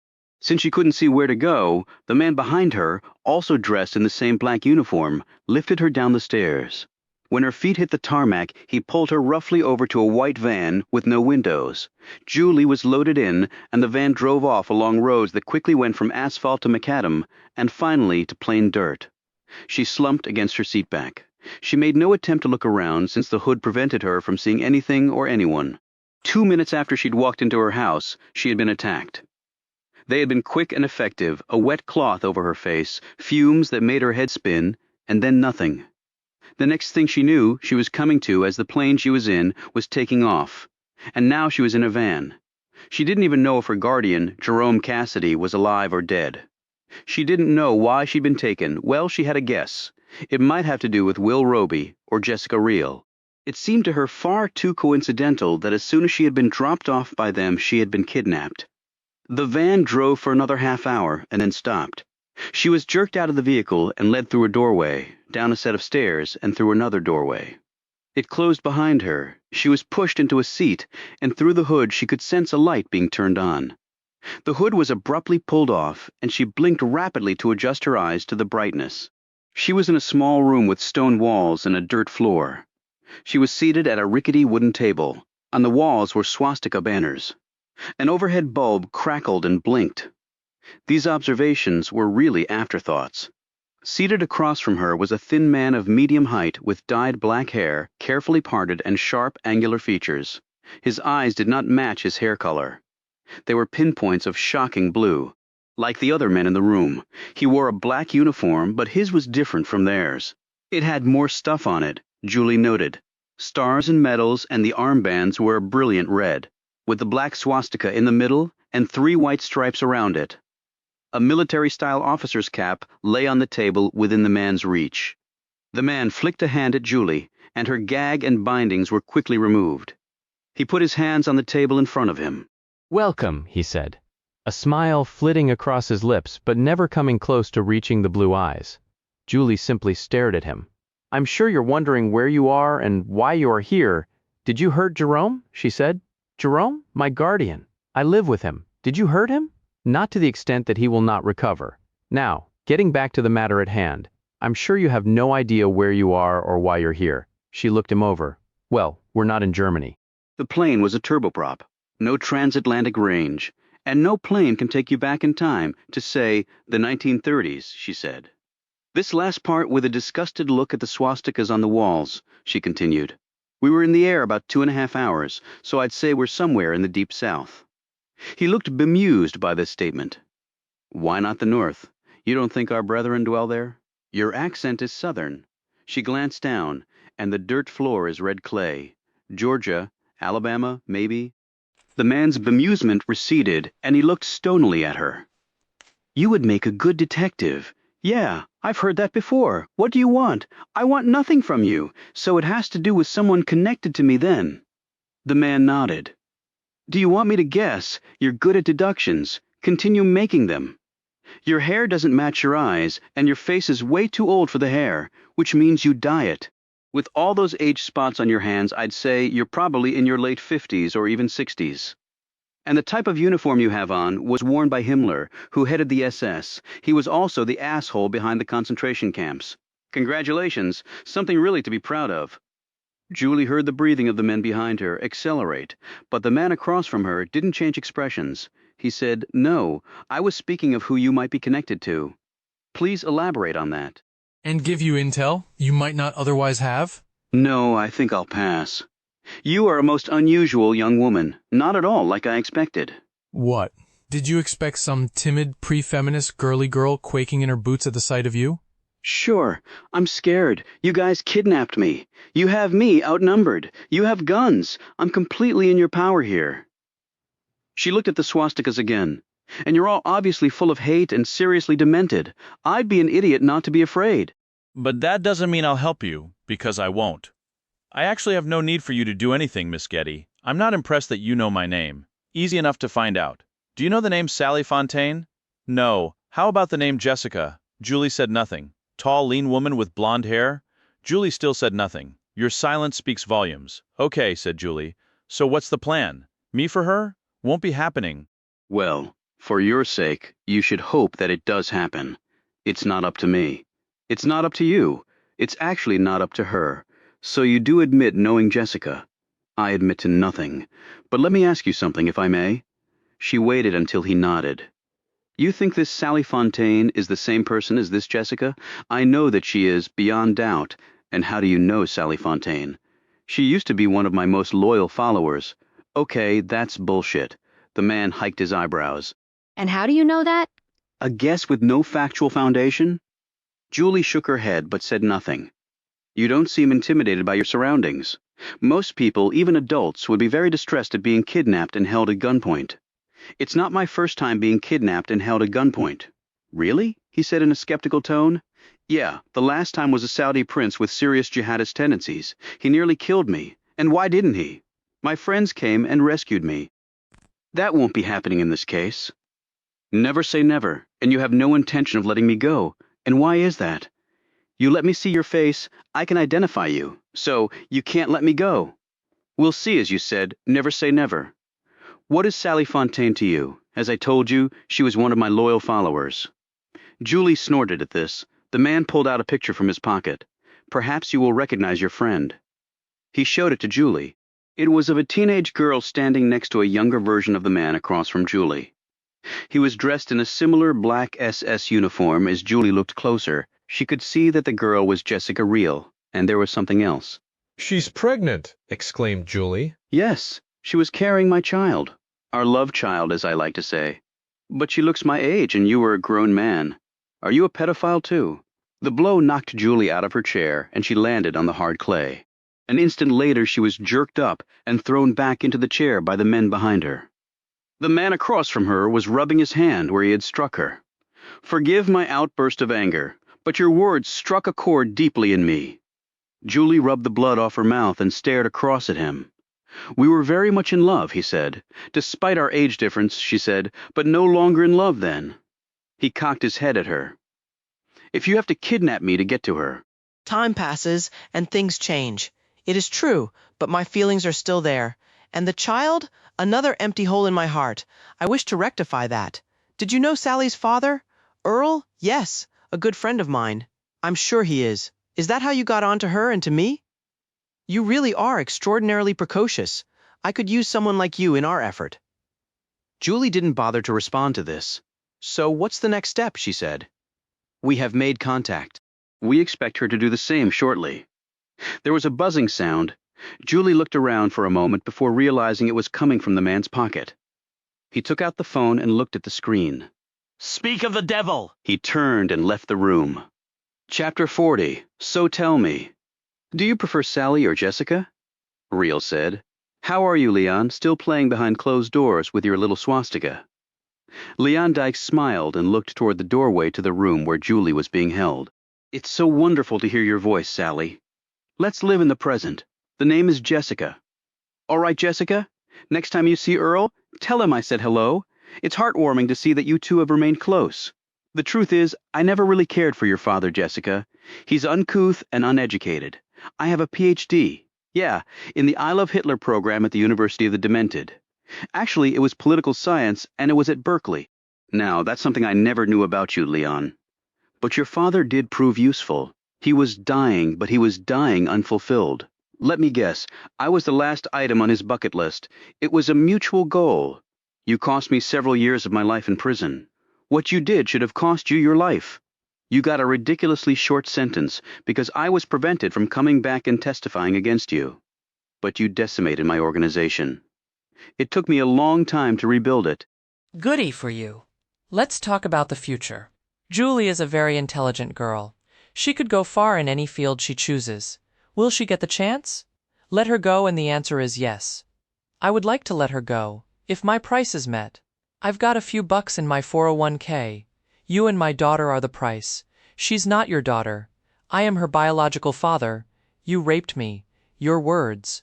But in any case, it does not take away my status. It most certainly does, and it did. The court already ruled on that. American courts do not have jurisdiction over me. Not really sure how you figured that one, but I don't want to get into that. You take me in return for Julie. It's me you really want after all. I said you and my child. It's called compromise, Leon. You never get all you want. I do, because if I don't, I will impregnate Julie, hold her for the term of the baby, and then kill her.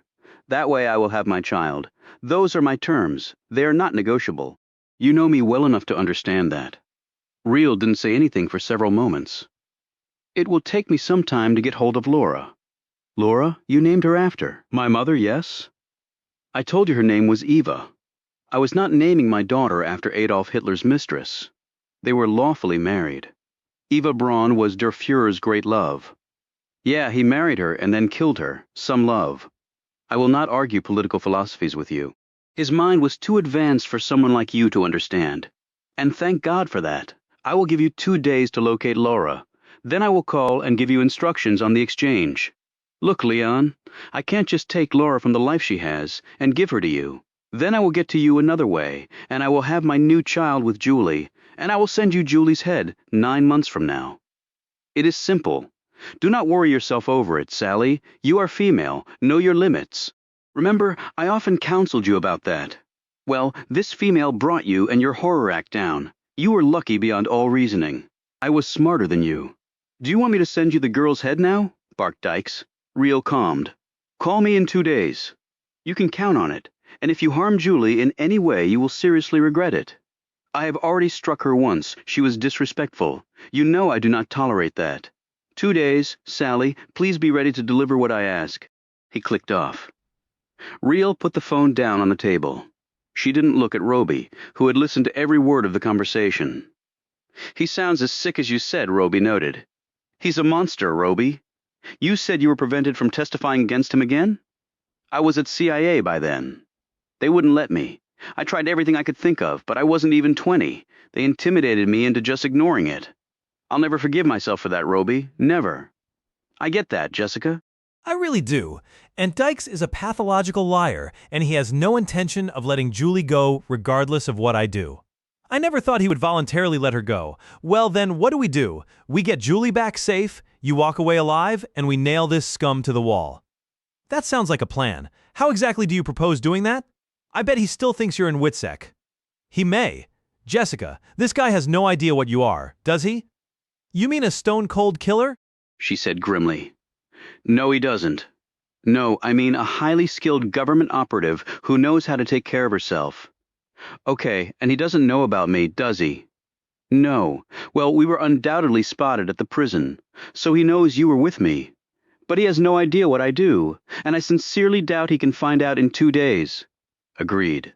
Well, you know what I think? What? That he should be the one who's afraid. Real took this all in and nodded. I'm an idiot. I really am. No, you're not. You're stressed beyond belief and feeling incredible guilt. Most humans aren't equipped to deal well with that combination. But I'm not most humans, am I? I forgot that for a bit. I guess it seemed to me that I was still a teenager dealing with this piece of filth. But I'm not. She stood. I'm not. She paused, choosing her words with care. This actually might be a blessing in disguise, Roby. He used my old man to get to me, but he never looked at it the other way around. Meaning he never thought that this was the only way I was ever going to get to him. And trust me, I've wanted to for 2 decades, and now he's given me a shot. I'm going to make him regret the day he ever thought about coming at me or hurting someone I care about. Now that's the Jessica Real I know, and this time the guy is going to prison for good, if he ever makes it to trial, replied Real quietly.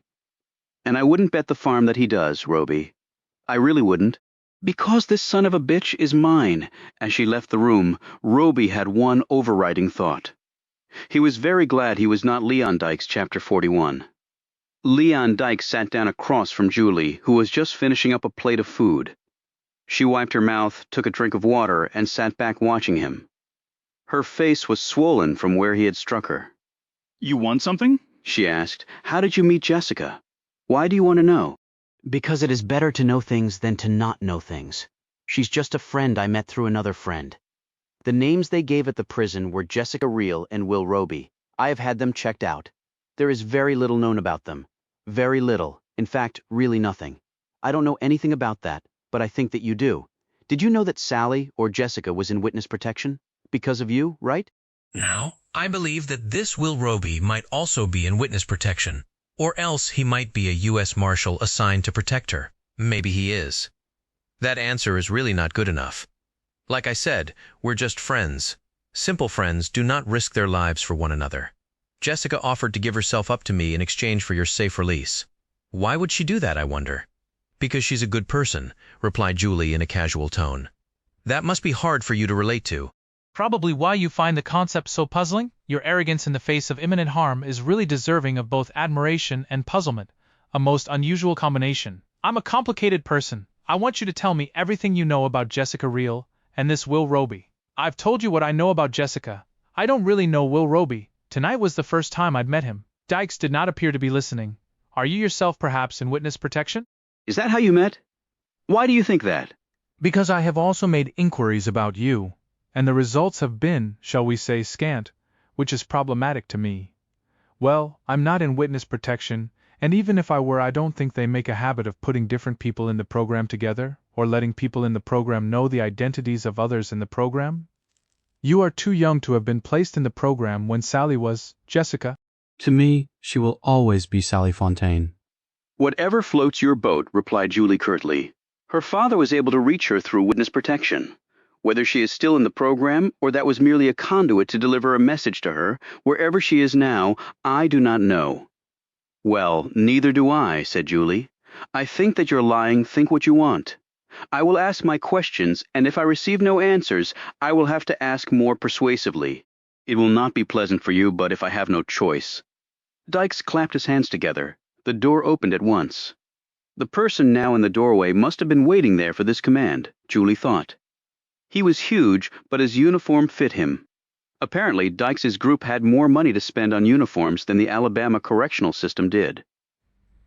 The prison guard Albert stared down at her. In one hand he held a fireplace poker, which was glowing red at one end. In his other hand was a whip that looked well used. Dykes said, "This is my chief interrogator.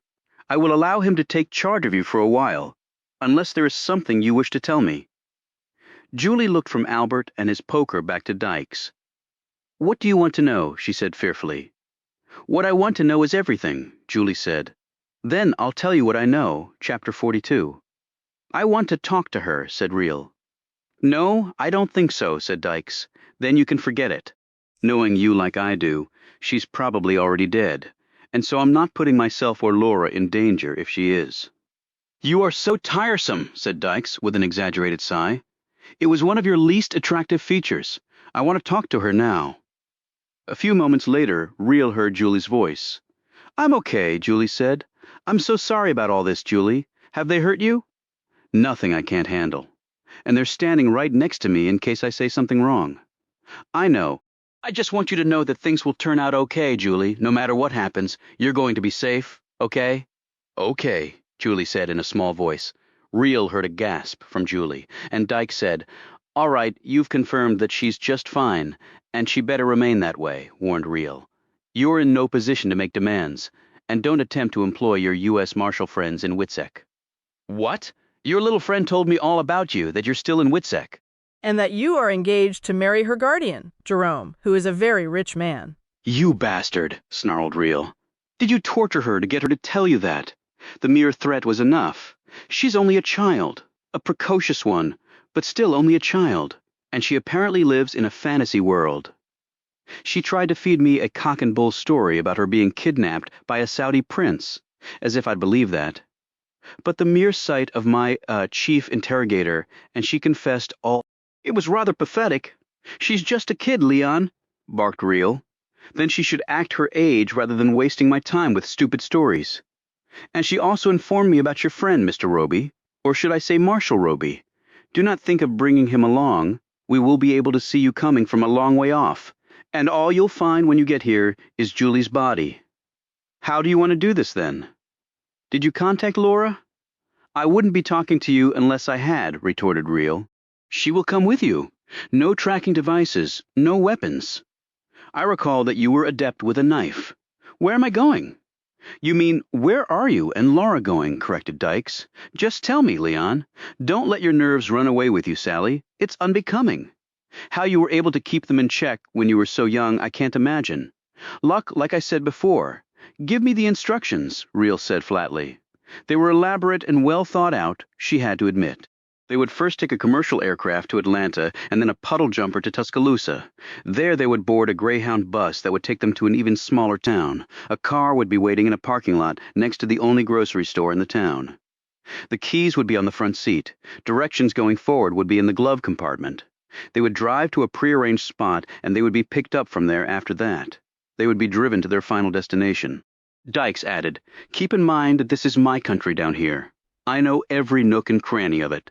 I have the local police both in my back pocket and in my ranks. I own the town. I highly doubt that.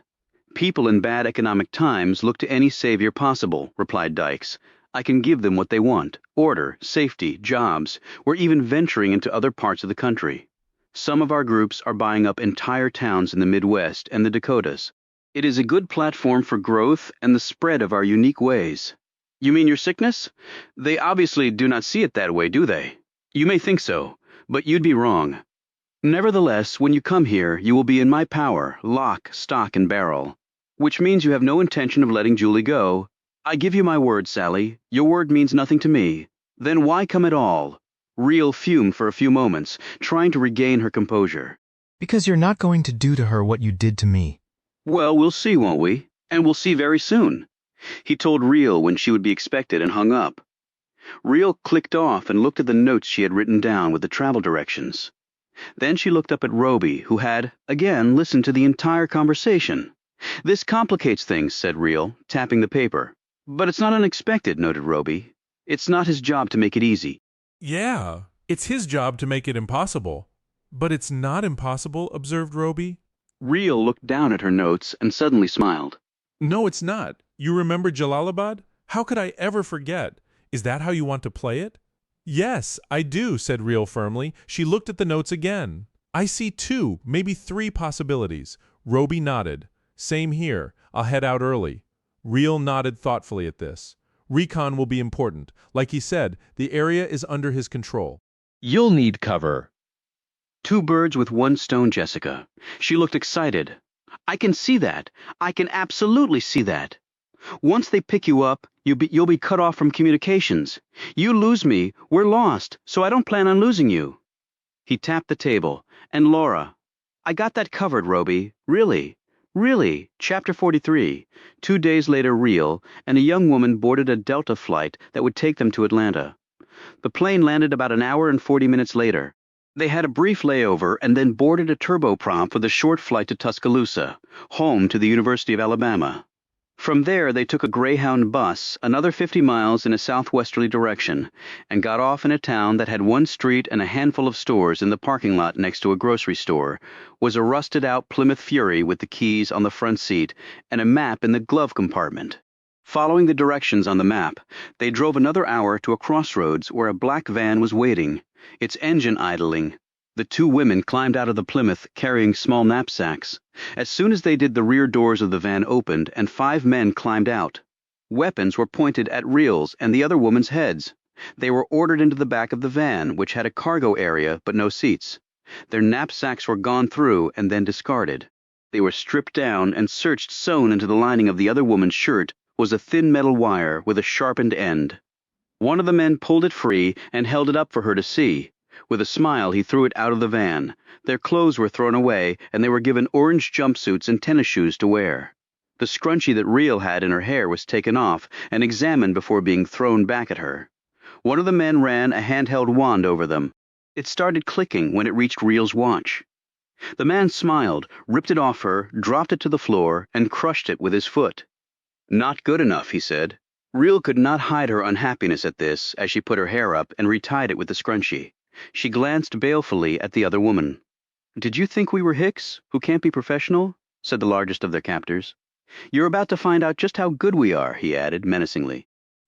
Real and the other woman were bound with plasticuffs and forced to lie in the back of the van. Before the doors thunked closed, Real could see the headlights of 2 other vehicles come on, and she heard their engines start. The van was apparently part of a motorcade. They got back on the road and the van picked up speed. The roads were not in good shape, and Real and her companion were bounced all over the place. The men sitting next to them took the opportunity to kick and punch them as their bodies collided with them. "Know your place, bitches," yelled one of them as his friends laughed, groveling in the dirt. Real calculated that they drove for about an hour before the van began to slow. There had been many turns involved, so she assumed the driver had been backtracking so as to make it nearly impossible for anyone to follow without being seen. She heard the roar of what sounded like a group of motorcycles pass by them, horns blared, and it seemed that a biker gang was saying hello to their Nazi buddies. Another minute passed, and she heard the roar of a semi as it blasted past them, its wake buffeting the van. 10 minutes later, the van pulled off and eventually came to a stop after bouncing over what seemed to be a series of potholes. The doors were jerked open and they were pulled to their feet.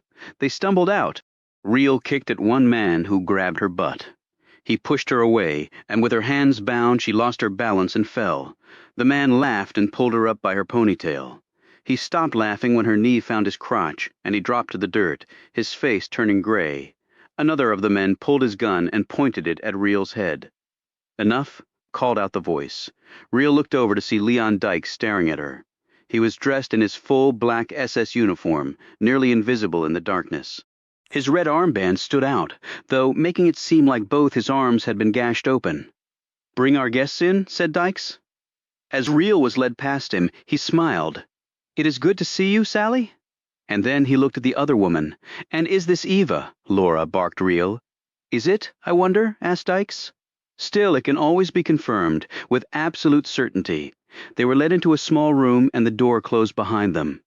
A man came forward holding something. Real's and the other woman's mouths were forced open and swabs taken from inside their cheeks. Dykes held up a small glass tube with a cap on it. "My DNA sample has already been collected," he said, as the man with the cotton swabs put the sample from Real and the woman in similar glass tubes and capped them. "In 24 hours we will know with absolute certainty, is she mine or not?" He drew close and gripped Real by the shoulder. "Is she my child or isn't she?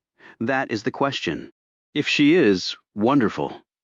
Dykes slid his hand along the other woman's cheek.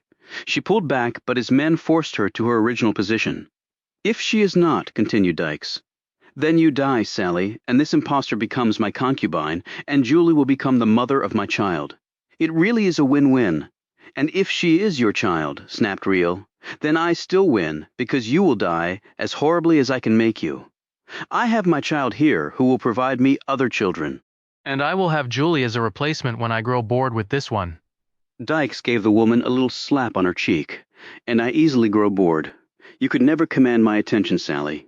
Never. It was one of your chief weaknesses. So your word means nothing, yelled Reel. No, my word is inviolate. When I give it to people who are my equals, you are not and will never be my equal. You are nothing. You might as well be a Jew or a Negro, or heaven help us, a Mexican. Well, you're right about one thing. You're not my equal, said Reel. Now where's Julie? Why should I let you see her? Because you can. Because you want me to see her. You want me to know you have her and me in your power. Just admit it and get it over with. Dykes smiled. You're not stupid. I'll give you that. He nodded at two of his men who pulled Reel and the other woman from the room. They were led down a hall, another door was unlocked, and they were pushed inside so roughly that they both fell to the floor. Jessica? Julie raced over to help them up. Julie, are you okay? Said Reel, looking at the girl's puffy face. I'm okay, she said quickly, staring at the other woman. Julie, this is my daughter, Laura? Oh my God, said Julie. Jessica, why are you here? They're going to kill you. It'll be okay, said Reel, as her eyes searched the walls for a listening device and found two of them within 20 seconds. We'll be okay, Julie said. Hi, Laura, I'm Julie Getty. Laura tried to smile, but she was clearly afraid. Julie looked at Reel reproachfully. Why did you bring her here? I had to, Julie, otherwise they would have killed you. So now they kill all three of us. They won't kill you two, just me. Correct. Dykes was standing in the doorway. He held out his hand. But now it is time to get to know you. No, snapped Reel, stepping in front of Laura. I wasn't talking about her, said Dykes, smiling. I was talking about you, Sally. Perhaps I should have said get reacquainted with you. Chapter 44. Y.E. Chung Che? Chung Che looked up from her seat and studied the man who was speaking to her. He was short and lightly built with dark hair and eyes behind square lenses. Yes. Will you follow me, please? She rose and did as he had so politely asked. As they walked the long corridor, he slowed his pace so that she was walking beside him. We all know of you, of course, Comrade Yi. You are legendary in our circle, a national hero. I am not a hero, comrade. I am simply one person who does what her country asks of her. Our supreme leader and his father and grandfather are the heroes, the only true heroes of our people. Of course, he said hurriedly. I did not mean to say anything that might, and I do not say that you have. We will leave it at that. He nodded curtly, his face reddening and his eyes downcast. She was led to a small room with wooden walls and a dull tube of fluorescent light overhead. It flickered so badly that if she were not accustomed to her country's difficulty with maintaining a consistent flow of electricity, it would have given her a migraine. She sat at the scarred table and placed her hands in her lap. She looked at the concrete floor beneath her feet and wondered if the cement came from one of the camps. Prisoners were good at making things like this. Hard, dangerous, unhealthy work was better performed by slaves than those who were free, or who thought themselves so. The door opened and two men came in. One was the same general to whom Chung Sha had demonstrated concrete evidence of Pak's guilt by letting him hear the man's voice on her phone recording. She knew he had been one of Pak's biggest supporters, which meant that suspicion had instantly focused on him. He would now do everything in his power to show his loyalty, and, Chung Cha was aware, he would also try to punish her for bringing down his comrade. The other wore a dark suit and white shirt, but no tie. The shirt was buttoned to the top button. He carried a bulky briefcase. They sat down and spoke words of greeting. She nodded respectfully and waited expectantly. She had long since learned to offer nothing except in response to something else. Otherwise, they might realize what she was actually thinking, and she did not want that. The general said, "Plans are going well, Comrade Yi, for your deployment in this grand mission on behalf of your country." She nodded again, but said nothing. The suit took up the conversation with a nod of encouragement from the uniform. For 1 second, Chung Cha allowed her mind to wander. How many meetings had she sat in with suits and uniforms? They all talked a lot, but essentially said nothing she did not already know. She refocused as the suit took from his pocket 3 photos. One was of a woman. She was dark-haired and pretty. Her eyes were blue and stood in considerable contrast to the color of her hair.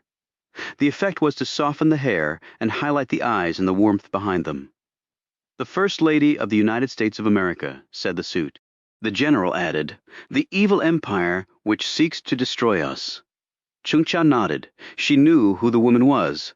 She had seen her photo before while traveling overseas. The suit continued.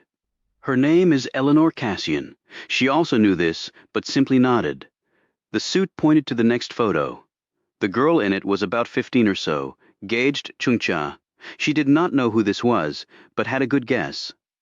She had dirty blonde hair, and her face closely resembled the woman's. The suit said, "The First Lady's daughter, Claire Cassian." Chung-cha nodded. She had been correct. He then indicated the third photo. This was of a boy about 10 who had the woman's hair, but the girl's soft brown eyes. "Thomas Cassian, Jr., named after his father. Thomas Cassian, the President of the United States," said the suit. "These are the targets," added the general unnecessarily. "I understand that they are to be killed simultaneously," said Chung-cha. The men nodded. The suit said, "Absolutely." "By you, Comrade Yi," added the general. Chung-cha noted the barely veiled hostility behind the man's words. She thought that he should be more subtle. "Is it feasible to expect one person to be able to kill all three at the same time?" she said. "You have been presented to me as a great warrior, Chung-cha. Do you not live up to your reputation?" asked the general in a taunting tone. She bowed humbly and said, "I am flattered by such words, sir, but I will not allow my vanity to interfere with the success of the mission. I look at it only logically as someone who has done these types of actions before." "Explain," said the suit. "There will be Secret Service agents accompanying these three people at all times. The children have their own details, as does the First Lady. When they are traveling together, these details will be merged, and will therefore be more formidable than if each target is taken separately, but simultaneously." The suit nodded thoughtfully, but the general cut the air with his hand and gave a derisive snort. "Impossible!" He glared at Chung-cha. "To send 3 separate teams of agents into the United States and target 3 separate people." He shook his head emphatically. "All that does is divide your forces and exponentially increase the odds that something will go awry. And if one attack fails, they all almost certainly will fail." He collected all 3 photos and held them up, splayed out like playing cards. "It will be all together. There is no question of an alternative." He pointed his finger at her again. "And it will be you who pulls the trigger, Comrade Yi. You bring down mighty generals in North Korea with ease, it seems." "This will be child's play by comparison." "I only bring down generals who are traitors," replied Chung-cha evenly. The general started to grin at this statement, but then his expression changed. "Are you accusing me of—" "I accuse no one," she said, breaking in. The suit held up a hand. "We fight amongst ourselves without purpose.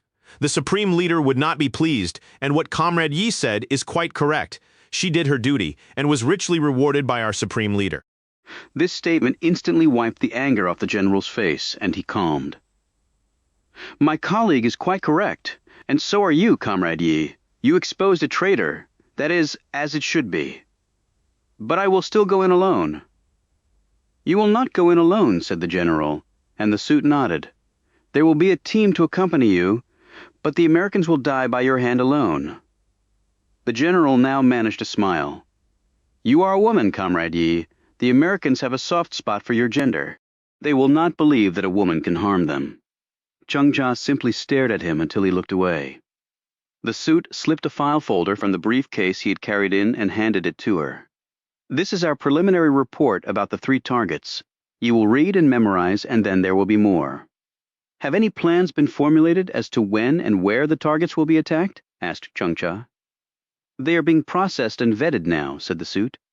"The best one will be chosen. In the meantime, you will read these materials, practice your English, and return to your rigorous training. We will build the necessary background documents for you and your team to enter the United States. You must be ready to be activated for this mission at a minute's notice." She rose, took the folder, and slid it into her bag. The general scooped up the photos and handed them to her. "You will need these, Comrade Yi. You will study these faces until the very moment before you kill them." He looked at her patronizingly. Chung-cha took the photos and put them in her bag. She did not look at either of the men as she left the room. She took the metro home, walking the last few blocks. She passed a few people and looked at none of them. She did, however, note the man following her. She arrived at her apartment and walked the few flights up. She made tea and put rice in her cooker, sat by the window with her cup, and opened her bag. She glanced up and down the street. The man was nowhere in sight, but he was down there. She could sense his presence. She pulled out the photos and the file. She set aside the mother's picture and focused on the girl, Claire Cassian. She looked at the file. She was 15, born in March. She attended something called Sidwell Friends. As Chung Cha read more, she learned that Sidwell was a school that both boys and girls attended. She looked at pictures of the school and thought it very handsome and peaceful. The school had been founded by Quakers. The report helpfully provided that Quakers are a religious group that pride themselves on their nonviolent beliefs. That was a stupid principle on which to found a religion, Chung Cha thought. One could not rule out violence because violence was often necessary, and since other religions routinely employed violence, those that did not were in constant danger of being rendered extinct. She read on as she sipped the strong, hot tea, occasionally looking out her window as she contemplated the facts she was accumulating in her mind. But she found herself again wandering to other things. It seemed that this Sidwell Friends was a very prestigious place, and many of the students there were the children of very prominent families.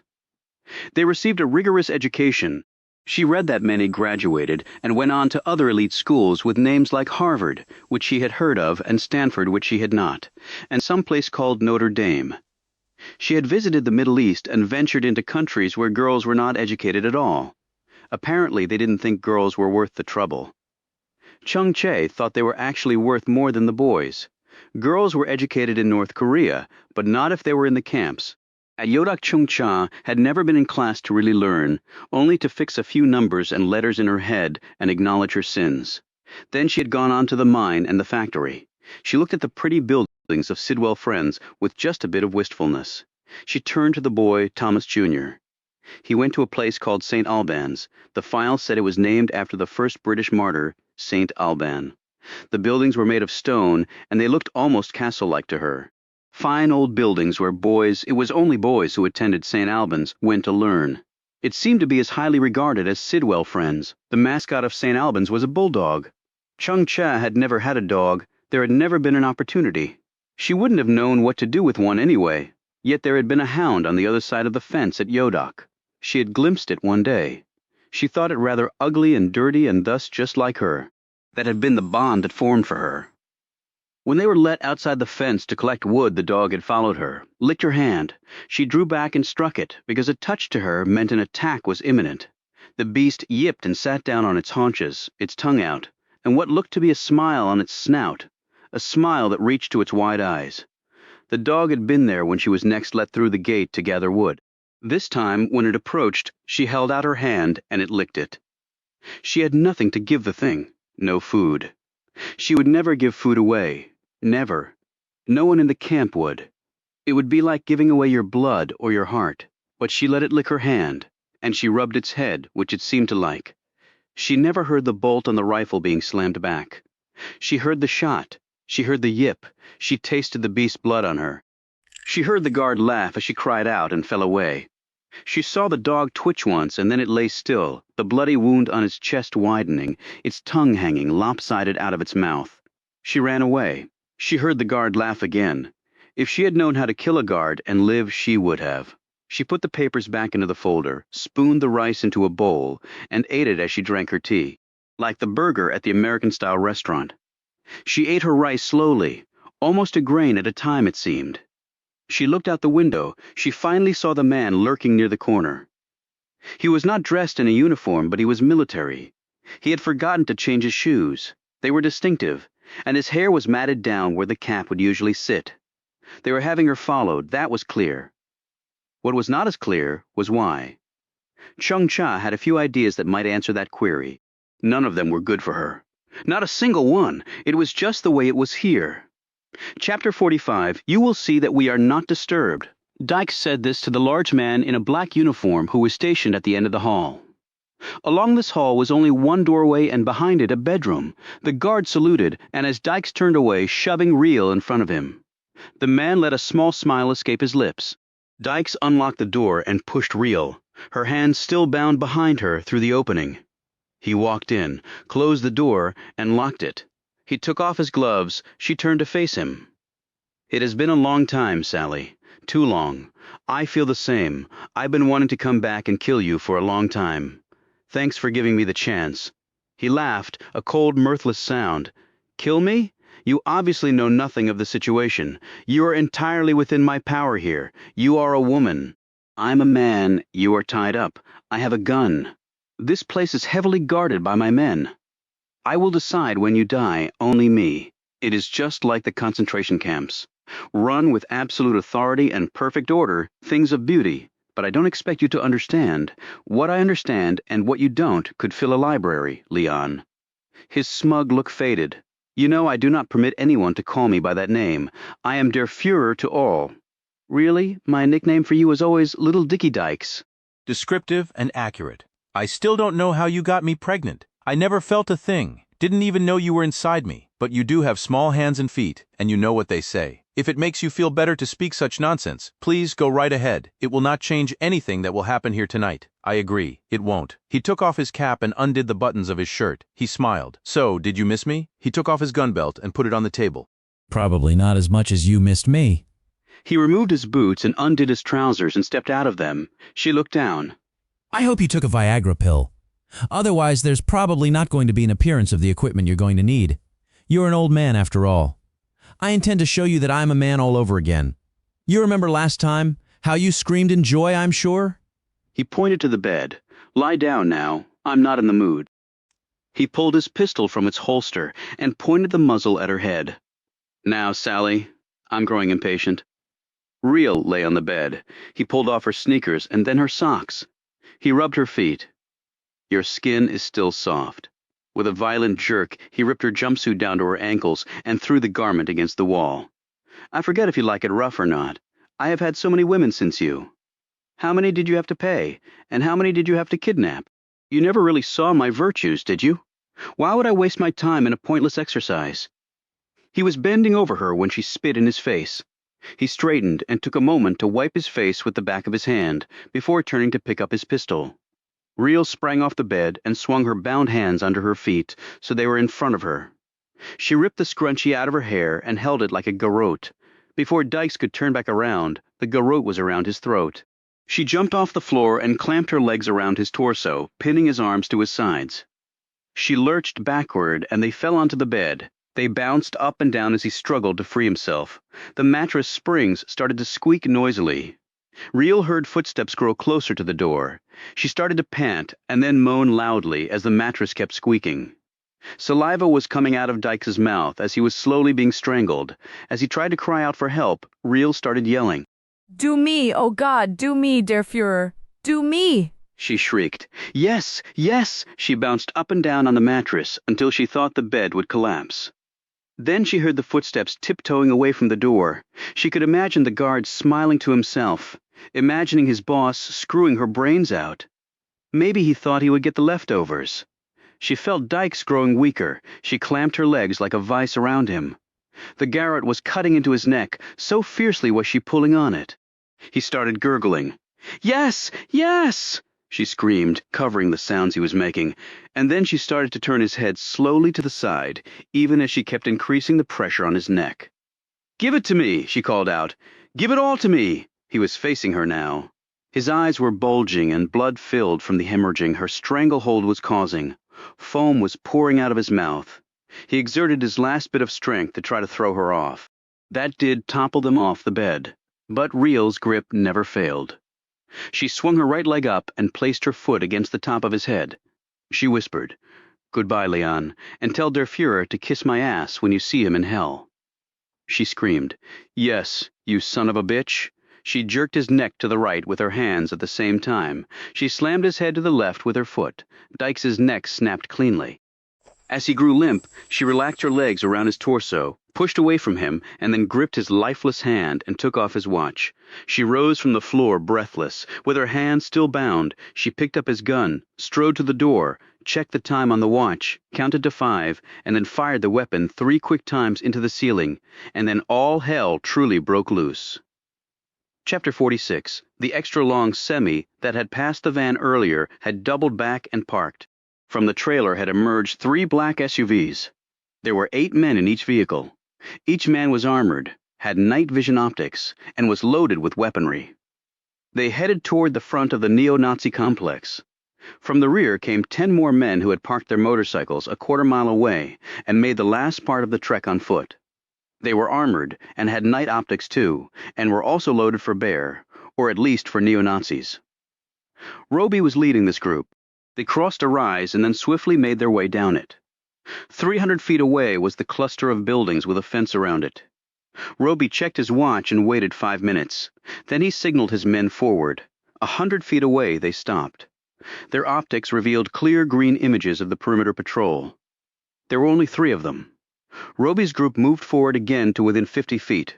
Rifles were aimed and red dots appeared on the chests of each of the perimeter uniforms. Roby checked his watch again. He followed the second hand as it made its way around the clock face. Then the 3 shots rang out, and Roby started to run. Instantly, 3 rifles fired, and the 3 perimeter men dropped where they stood. They weren't dead, merely tranquilized. Roby and his team didn't want to deprive the men of a long prison sentence. Roby was over the fence in a few seconds, followed by 5 of his men. They dropped down inside the compound and immediately received fire. They took cover and returned it, this time with live rounds. Meanwhile, in the front, the electric-powered SUVs had moved so silently with lights out that they were nearly at the gate before the guards there could react. By then it was too late. The gates crashed inward and the SUVs hurtled into the inner yard. The men sprang out of the vehicles and raced straight toward the main building. The 2 guards there were quickly surrounded and trussed up. Reel had shot the guard in the hall who had been eavesdropping on her and Dykes' love-making. She hurried on and shot another neo-Nazi who appeared in front of her with his weapon out. A moment later, she was slammed against the wall, and the gun fell from her bound hands. A foot kicked it away. She recovered her balance and stared up into the face of the huge Albert, dressed in his black SS uniform. He smiled down at her, still in her underwear, as he slid his tongue along his mouth. "I'm gonna have some fun with you, sweet thing." Reel struck so fast, Albert had no time to react. She slammed her foot into his crotch, doubling him over, and then whipsawed around and struck him in the right kidney with her elbow. He screamed in fury, but only for a second. Using the wall opposite as both a launch point and for leverage, she pushed off and slammed both feet into his buttocks. Bent over as he was, Albert crashed headfirst into the wall opposite. The top of his skull hit first, driving his neck upward to an impossible degree, and his head back so far that his neck broke. Dead Albert dropped to his knees. Reel was already racing onward and never saw him slump to the concrete floor. She heard a scream to her left and raced down that hall. One man stumbled out of a doorway, a knife sticking out of his chest. He slumped to the floor, dead, his cap falling off his head on the way down. Laura appeared in the doorway, saw Reel, and said, "They separated me from Julie. I think she's down this way. Hurry." The 2 women raced down the hall and toward the room at the end. There was a crashing of glass, screams, and then gunshots. Reel shouted, "That's Julie!" She and Laura sprinted forward. Julie screamed Reel. The door was bolted, but she shot the lock off and burst into the room, and stopped. 2 men lay on the floor, their bodies covered by shattered glass. Julie was flattened against one wall. There was movement at the window. Reel pointed her gun that way and then caught a breath. Roby clambered through the empty window and dropped to the floor. He put his pistol back into his holster and looked at Julie. "Are you hurt?" She shook her head and stepped toward Roby, her feet crunching over the glass that littered the floor. Roby put his arm around her and then looked down at the men. "I think they had orders to kill Julie in the event of an attack." "So you shot them through the window," deduced Reel. "So I shot them through the window," confirmed Roby. His walkie-talkie squawked and he spoke into it and then listened. "We're secure. No casualties on our side. Most of the assholes just gave up." "Well, not the one who really counted," said Reel. "No prison for Mr. Dykes," said Roby. "Not in this life," replied Reel. "Let's hope in his next one, for all eternity." Roby pulled his knife and severed the bindings on Reel's hands. He took off his jacket and draped it around her. Julie looked from Reel to Laura. "Is she your daughter?" Reel rubbed her wrists and shook her head slowly. "I'd like you to meet FBI Special Agent Leslie Shepard." "Julie."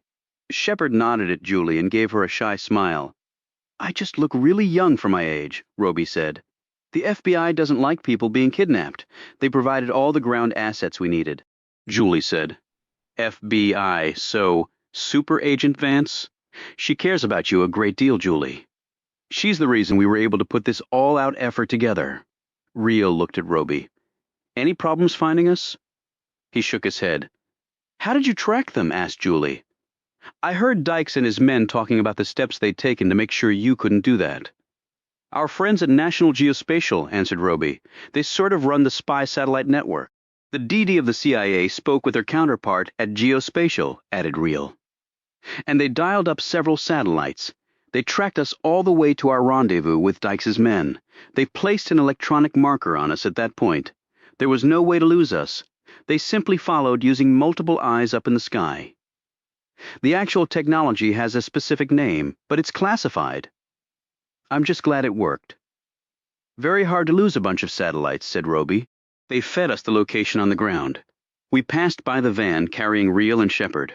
We were on motorcycles, and in a semi, we surrounded the place and waited for the signal. Signal? Asked Julie. Gun fired 3 times in a row by Jessica, said Roby. But how did you know she'd be able to get to a gun? Roby smiled. That's where the element of trust comes in. I did what I needed to do, said Real, and then fired the gun. And that's when we came charging in, said Roby.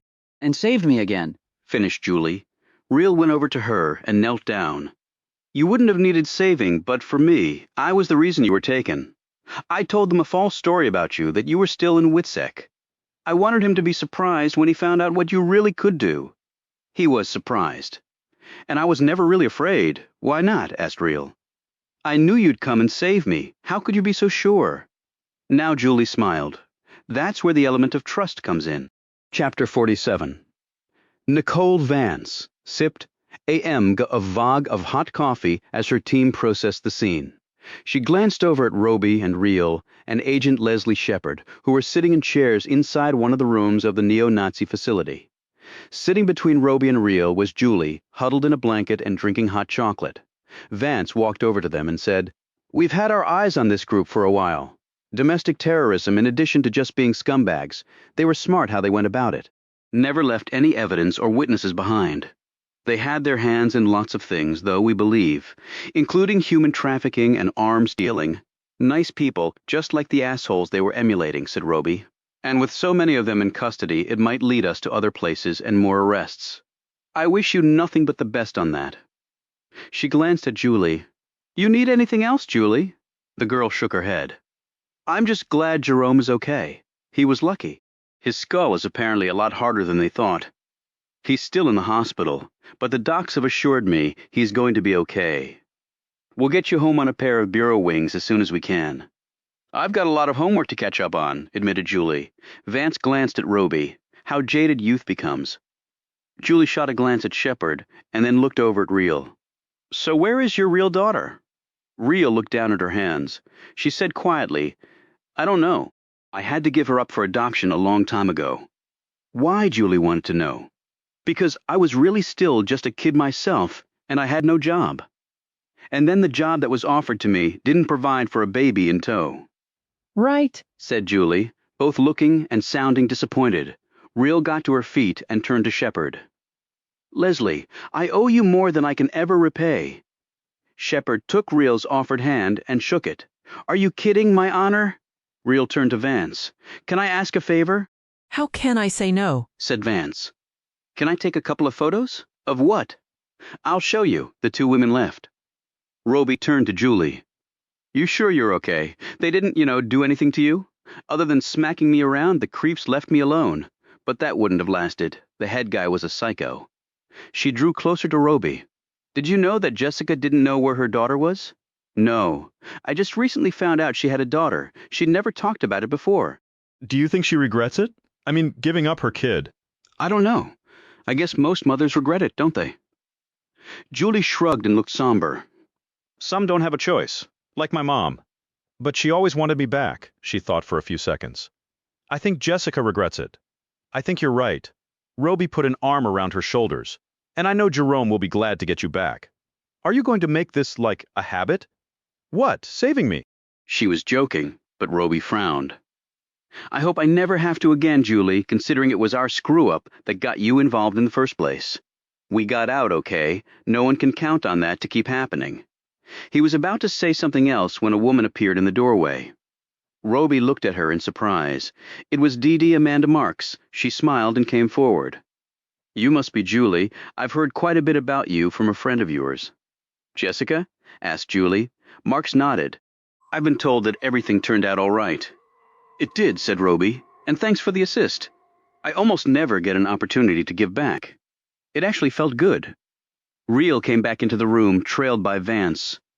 Real looked relieved about something. Vance actually looked pleased. Real shook her hand. Thanks, this means a lot. I truly hope it works out for you. Oh, I think it'll work out just fine now. She looked over and saw Marks. I'd like to finish this now, ma'am, if that's okay. With my blessing, Agent Real. With my blessing. Julie glanced sharply at Roby. What are they talking about? I'm not sure, admitted Roby. Real called out to him, Hey, Roby, you want to be in on the end of this thing? And what would that be? I'd prefer to show rather than tell. Julie whispered to him, You better go, and you better tell me everything that happens. Roby rose and headed toward Real. Where to, he asked.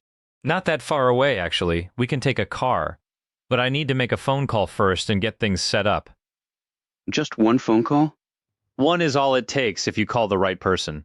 Chapter 48. IT was raining. Even in here, Earl Fontaine could hear the drops colliding against the roof of the prison. He could hear the wind howling, too. He snuggled more comfortably in his hospital bed. Now that it was over, he knew he could die a happy man. But then again, he might just hang on a little longer. He had a bed, a roof over his head, meds for the pain, 3 squares a day, even if they were in the form of liquid shot into his gut via a tube, and a good-looking personal doctor to look after him. Not a bad life, actually. He glanced over at the bed once occupied by Junior. He smiled.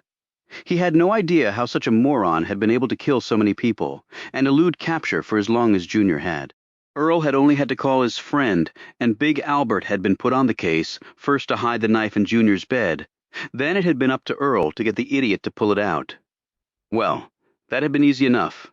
When Junior's fingers had touched the knife, his fate had been sealed. Albert had been instructed on exactly what to do.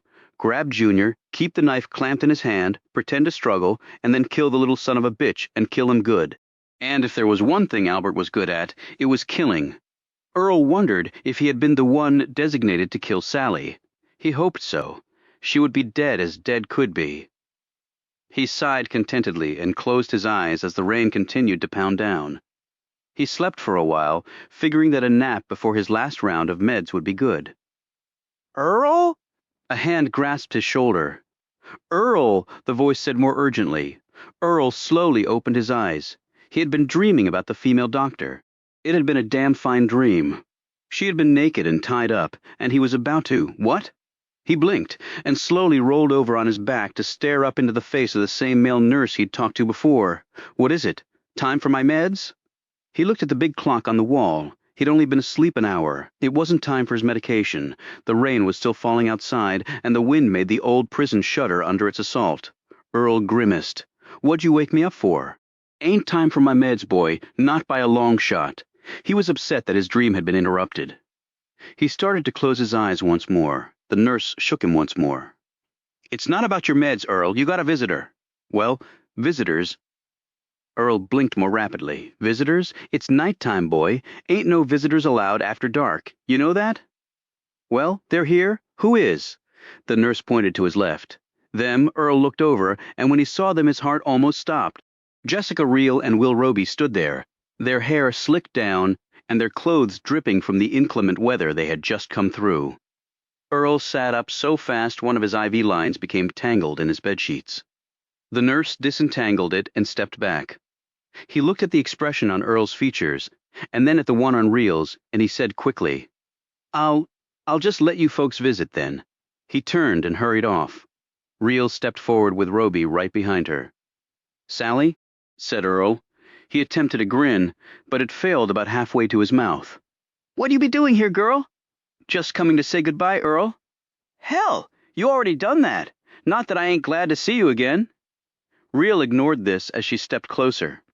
And I have something to show you, too. She slipped from her pocket a picture and held it out to him. I think you'll recognize him, even if he looks a little pale. Earl put out a shaky hand and took the photo from her. When he gazed down at the picture, he immediately gasped. Albert, I think is his name, said Real. He's dead, of course, but you should still be able to tell it's him. How did he die? Said Earl in a croaky voice. Oh, I guess I forgot to mention that. I killed him, broke his neck. For such a big guy, he went fast, which was good for me. I had other pretend Nazis to deal with. Gaping, Earl looked up at her, his eyes wide. You done killed him? Him? I don't think I ever told you what I do now, Earl. On behalf of the American people, I take scum like Albert and make sure they never hurt anyone ever again like this bastard. She pulled another picture from her jacket and dropped it on Earl's belly. He took it with a trembling hand, his face the color of ash. This is one of your buddies, too, Leon Dykes. I knew him a long time ago. We recently got together at his insistence. Apparently, he was hanging around the prison and coincidentally saw me when I came to visit you. Talk about a small world. Earl looked up into her face. Did you kill him too? Real made a rough oval with her hands and then ripped them apart. Highly effective move. Death is instant. Before he died, Leon sent his regards and told you he was sorry your plan didn't work. Earl dropped the photo like it was a snake about to bite him. Ain't know what you talking about. Sure you do, Earl. Don't back away from the credit for all this now. It really was very clever. And I don't give compliments easily, I can assure you.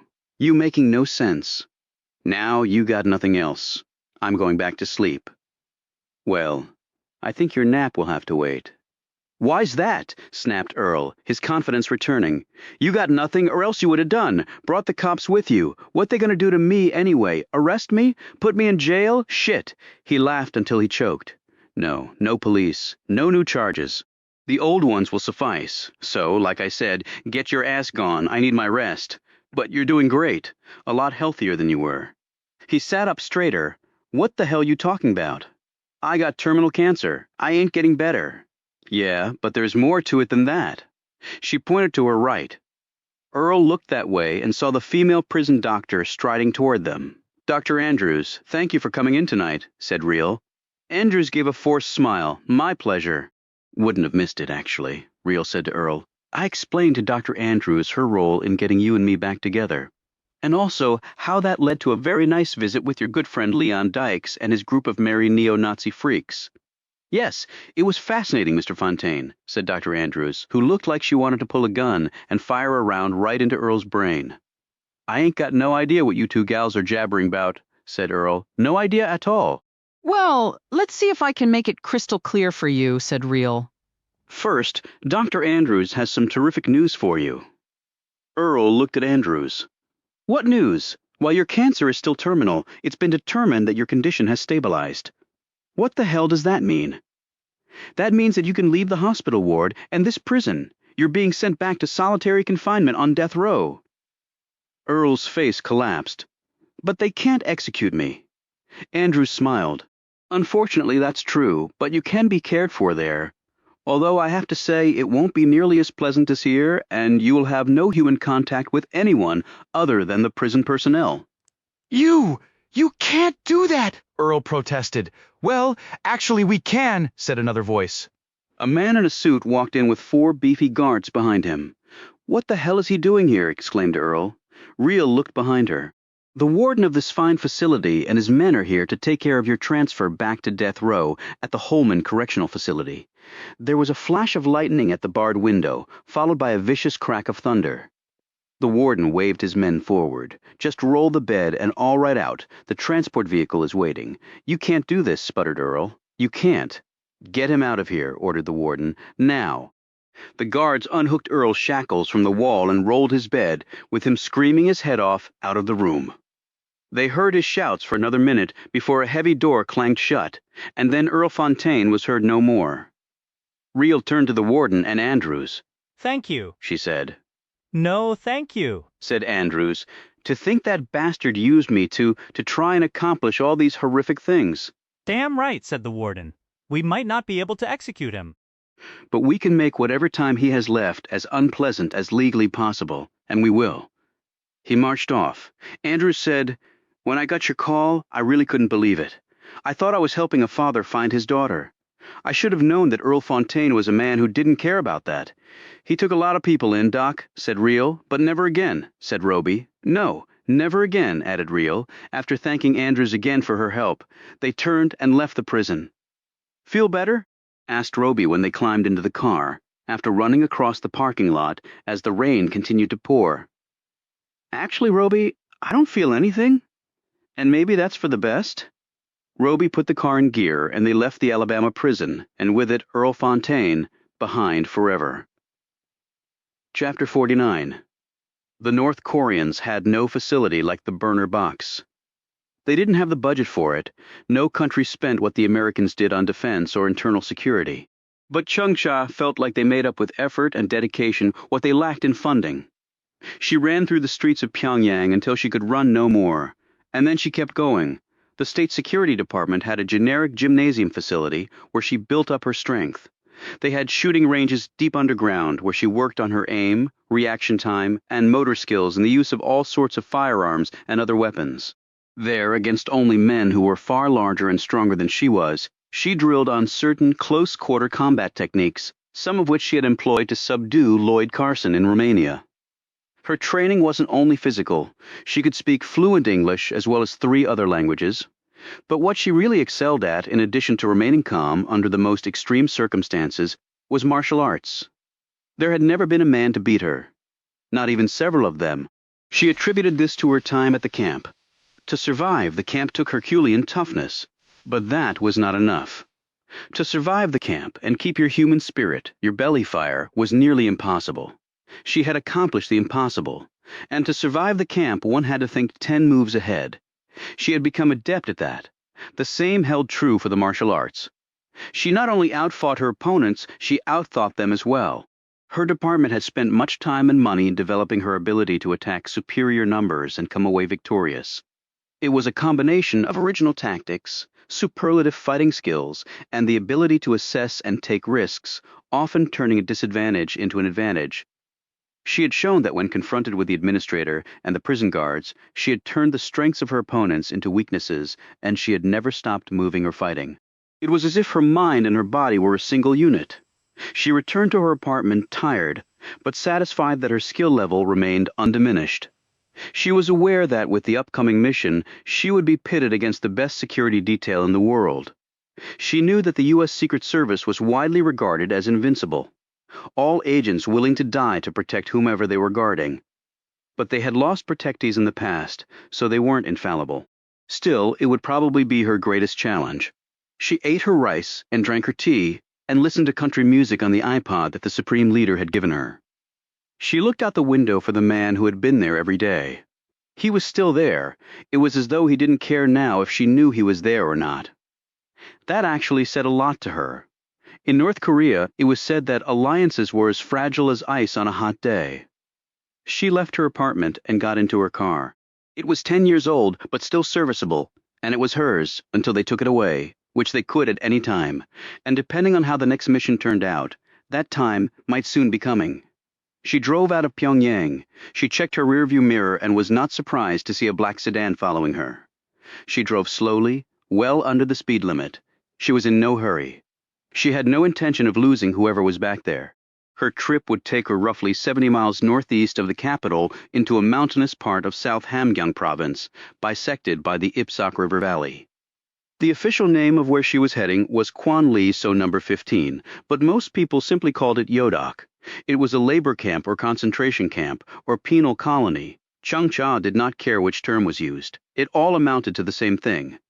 People taking away the freedom of other people. For years, she had had another name for it, home. Like other labor camps, Yodok was comprised of 2 parts, the total control zone from which prisoners were never released, and the revolutionary zone where prisoners were punished, re-educated, and eventually released. The camp was about 150 square miles in size and had about 50,000 prisoners. Electric fences and over 1,000 guards made sure that no one left of their own volition. Chung-cha did not believe there was corruption at Yodok. The guards there seemed to do their duty with barbaric joy. At least they had when she was there. And she was still the only prisoner from the total control zone ever voluntarily released. But that release had come with a heavy price, perhaps heavier than if she had tried to escape. That was why she was here today, to relive this part of her life. Well, that was only partly true. It took special permission to do this, which she had requested and received. Those granting that permission understood her to be coming here to pay homage to those who had allowed her freedom in exchange for her lifelong commitment to serve her country. At least that had been the original intent. Then she had convinced those more powerful than her that there should be another reason, and that she was the ideal person to implement this plan. She had had no guarantee that permission would be granted, but it had been. The necessary papers documenting this rode in her inner pocket. The august signatures on the papers would brook no opposition. She parked near the gate and was met there by 2 guards, and the administrator, Chung Cha, knew this man well. He had been the administrator when she was a prisoner there. He bowed to her with respect, and she returned the bow. Her gaze never left his face as they each straightened. In his burnt, wrinkled countenance, she saw the one man she had dreamt of killing for most of her life. She knew that he knew this, but now he was powerless to harm her anymore. Yet there was the way his lip curled back, exposing one misshapen tooth that made Chung Cha understand quite clearly that he would dearly love to have her back here and in his power. "It is an honor to have you here, Comrade Yi," he said. "The Supreme Leader sends his best wishes to you, Comrade Do," replied Chung Cha, making the point of exactly where she was at this stage in her life.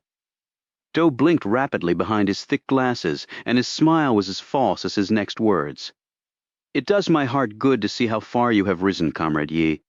He escorted her through the gate and into the prison compound. Although Chung Cha had been gone from this place for many years now, much of it had not changed at all. The huts where the prisoners lived were still made of mud with straw roofs. As she peered inside one, she saw the boards with blankets on them, representing a prisoner's bed. There were 40 of them in a room that was only about 500 square feet in size. The huts were not heated, and they were not clean. Thus, disease was rampant. She had heard the administrator say once, when she was here, that such widespread fatal epidemics saved them the price of bullets. She stopped in front of one hut. She did so for a particular reason. This had been her hut, where she had lived for years. She glanced over at Do and saw that he too remembered this. "You have indeed risen far," he said, his fake smile broadening across his tanned features. He was a pureblood, she knew, a member of the very elite core group. His grandfather had been one of Kim Il-sung's earliest and most ardent supporters. For that, he and his family had been forever rewarded greatly. For the grandson, it meant he got to play God with the lives of hundreds of thousands of his fellow citizens over the years, determining who got to live, and far more often, who died. "I am still the only one," she said back. "Still," he conceded snidely, "it must have seemed a miracle for you." "For you too," she shot back. He bowed again. She waited for him to straighten before adding, "The Supreme Leader believes that this is a shame. He wants to know why more are not capable of being converted." This had been the other award that Chung Cha had requested and been given for her part in exposing the treachery of General Pak, the power to come here and make these sorts of inquiries. And she had been granted something else. She looked expectantly at Do, who had obviously not been anticipating this. She saw a vein in his temple begin to throb, and his hand shook as he raised it to his face to adjust his glasses. "The Supreme Leader believes," he said. His voice shaking. The guards with him took a few steps backward, as though to distance themselves from whatever repercussions might befall the man. Chung Cha reached into her pocket and produced the authorizing documents. Do took them, adjusted his glasses again, and read through them before meekly handing them back. "I understand the Supreme Leader is wise beyond his years. It is an honor to do his bidding, I'm sure. But let us get down to it. I was in the total control zone. I was not core or wavering. I was in the hostile class, Comrade Do, and now I'm acknowledged as one of the most valuable assets we have. Perhaps there are other such assets here, but going to waste. The Supreme Leader does not like waste. No, no, of course not. What would you have me do, Comrade Yi? Please, you have but to name it, and it shall be done." Chung Cha looked the man over. He was far smaller and weaker looking than she remembered.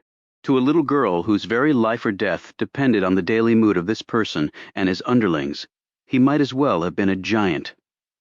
Now, though, he was nothing to her. "I want to look over some of the hostiles, the girls in particular." "Girls?" he repeated, in a bewildered tone that matched his expression. "Yes, the Supreme Leader understands quite clearly how useful females can be in certain areas of service. Much more so than males, who are more easily identified and targeted as potential enemies of other countries. Do you understand? He nodded quickly. Yes, yes, of course I can see that, Changcha added. And I want you to show me some of the more interesting prospects. He nodded again. Yes, yes, I will take you myself. I'm sure you will, she said without smiling. He did not seem to grasp the significance of what she had said. He was a cruel, cagey, and evil man that she knew, but he was also petty, vain, and shallow. And such a person could never attain brilliance or even acuity, no matter how hard he tried. And I will be sure to communicate your excellent level of cooperation. Oh, thank you, Comrade Yi. Thank you. You have no idea what that means to me. On the contrary, I have every idea. He looked a bit put off by this statement, but regained his composure and said, By interesting you mean by that, comrade? I mean someone like me. Chapter 50. She had examined over 100 children aged 4 to 14. They all looked alike in many respects, malnourished, filthy, and blank-eyed. She spoke a few words to each of them. Their answers, when they came, were halting, inelegant, and simple. None of this was their fault. She knew. She turned to the guard accompanying her. How many were born here? He looked at her with some insolence, but had no doubt been told to cooperate fully or feel the Supreme Leader's wrath. He gazed over the ranks of young prisoners with a lazy eye. They might as well have been chickens lined up for slaughter. About half, he answered in a casual tone, and then rubbed a smudge of dirt off his gun. There were more, but they were unauthorized births, so they were of course killed along with their mothers. Changcha knew that the children's education, what there was of it, was totally inadequate. They had been raised as simpletons, and they would perish as simpletons, despite whatever belly fire they might have for something more in life. At some point, no matter the rage that dwelled within, the beatings and starvation and brainwashing that were all prevalent here would douse all hope until there was nothing left inside. She felt if she had stayed one more day in Yodak, she never would have left it alive. In the distance, Changcha saw a group of children laboring along under the weight of either logs or buckets she knew were filled with dung. One child stumbled and fell, dislodging the contents of her bucket. The guard accompanying the group hit her with both a stick and then the butt of his rifle, and then encouraged the other children to attack her, which they did. They had been taught that when one worker failed, they would all be punished, directing their anger away from the guards, where it rightfully should be, onto one of their own. Changcha watched the beating until it stopped.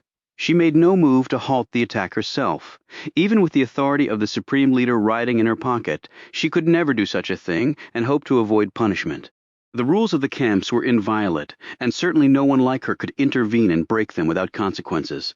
But she had no desire to stop the beating. She wanted to see the result of it, because even from this distance she had noticed something that intrigued her.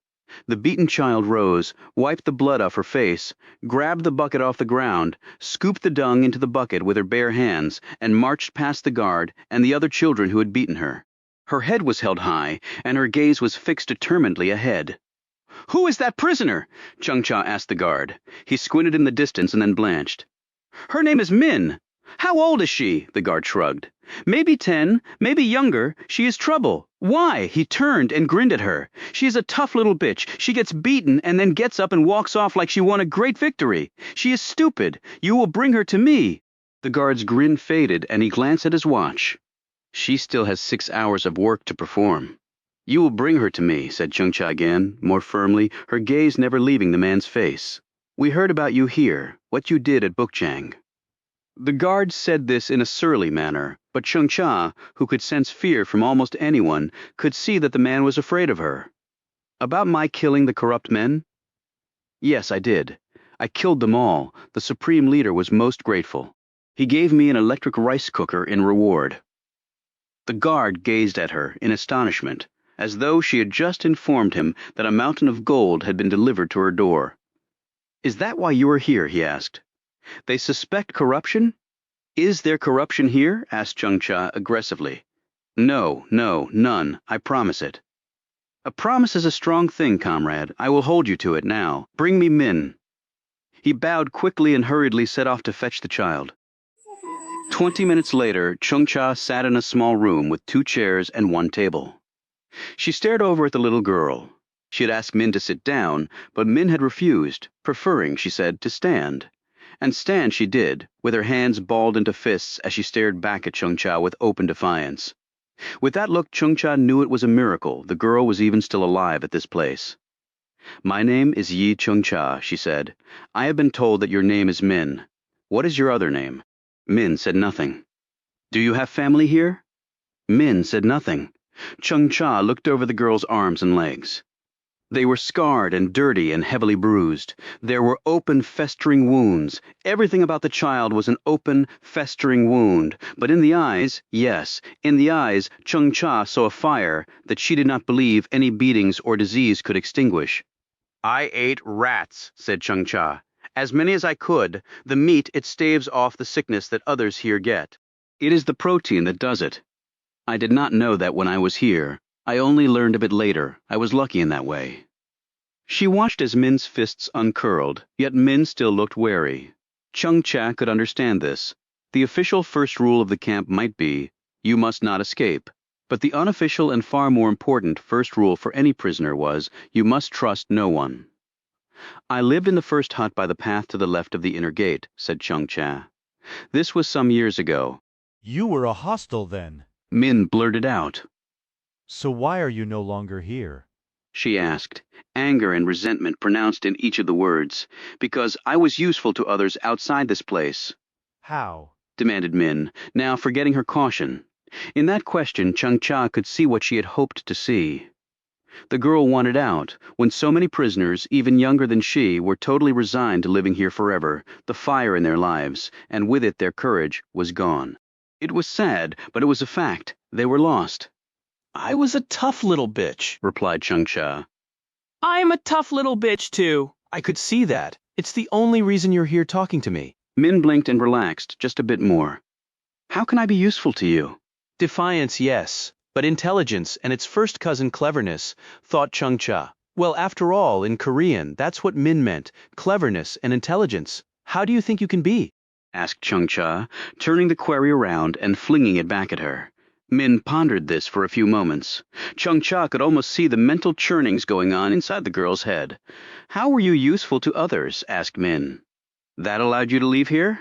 Chung-Cha managed to hide her smile and her satisfaction. Min was proving to be up to the challenge. "I was trained to do a specific job."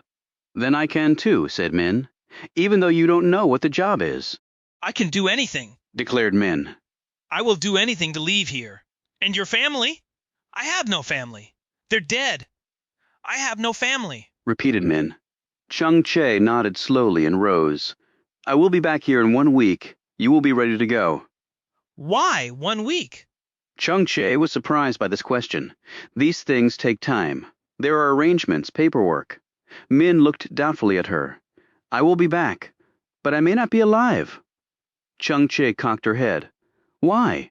"They will know what you're going to do, and they will not let me go. I come with the highest authority. The guards will not harm you. There are accidents, and it's not just the guards." Chung-Cha nodded thoughtfully. "The other prisoners, they do not care about the highest authority, and what do they have to lose? Their lives." Min screwed up her face. Why would they care? That would be a good thing for them. Chung-Cha knew that she was absolutely right about this. "Then we will leave here today, for the first time probably in her life," Min smiled. Chapter 51. Chung-Cha had patiently filled out the paperwork necessary for Min's release into her custody. They had driven back to Pyongyang in the Sungri with the windows down. Chung-Cha did not tell Min that she was doing this because she did not want to smell the girl's stench for the next 70 miles. Instead, she told her it was good to breathe free air. And Min seemed to suck in each breath with delight. She had been reluctant at first to get into the Sungri. Chung-Cha knew immediately why. The girl had never ridden in a car before. She had probably never even seen a car, just the old trucks used at the camp. However, when Chung-Cha had told Min that it was the fastest way to get away from the camp, she had climbed in immediately. After she sat down, her hand reached out and touched all the dials and other items of interest. That was good, thought Chung-Cha. She still had her curiosity, her wonderment. It meant that the child's mind was intact. As they drove away, Chung-Cha looked twice in the rearview mirror at the camp. She had seen prisoners staring at them through the fence, perhaps wondering why they could not also be free. When she looked over at Min, the girl's gaze was pointed straight ahead. She did not look back once. Chung-cha had done the exact same thing when she had left the camp. She had been afraid that if she looked behind her, they would take her back, or more likely that she would awaken from her dream and return to her nightmare. They had arrived back in Pyongyang very late at night. Chung-cha had parked her car and led Min up to her apartment.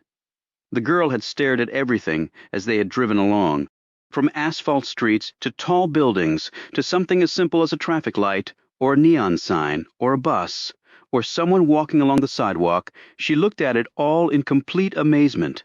It was like she was just now being born, 10 years late. When Min looked up at the apartment building, she wanted to know what this place was. "It's where I live," answered Chung-cha. "How many people live with you?"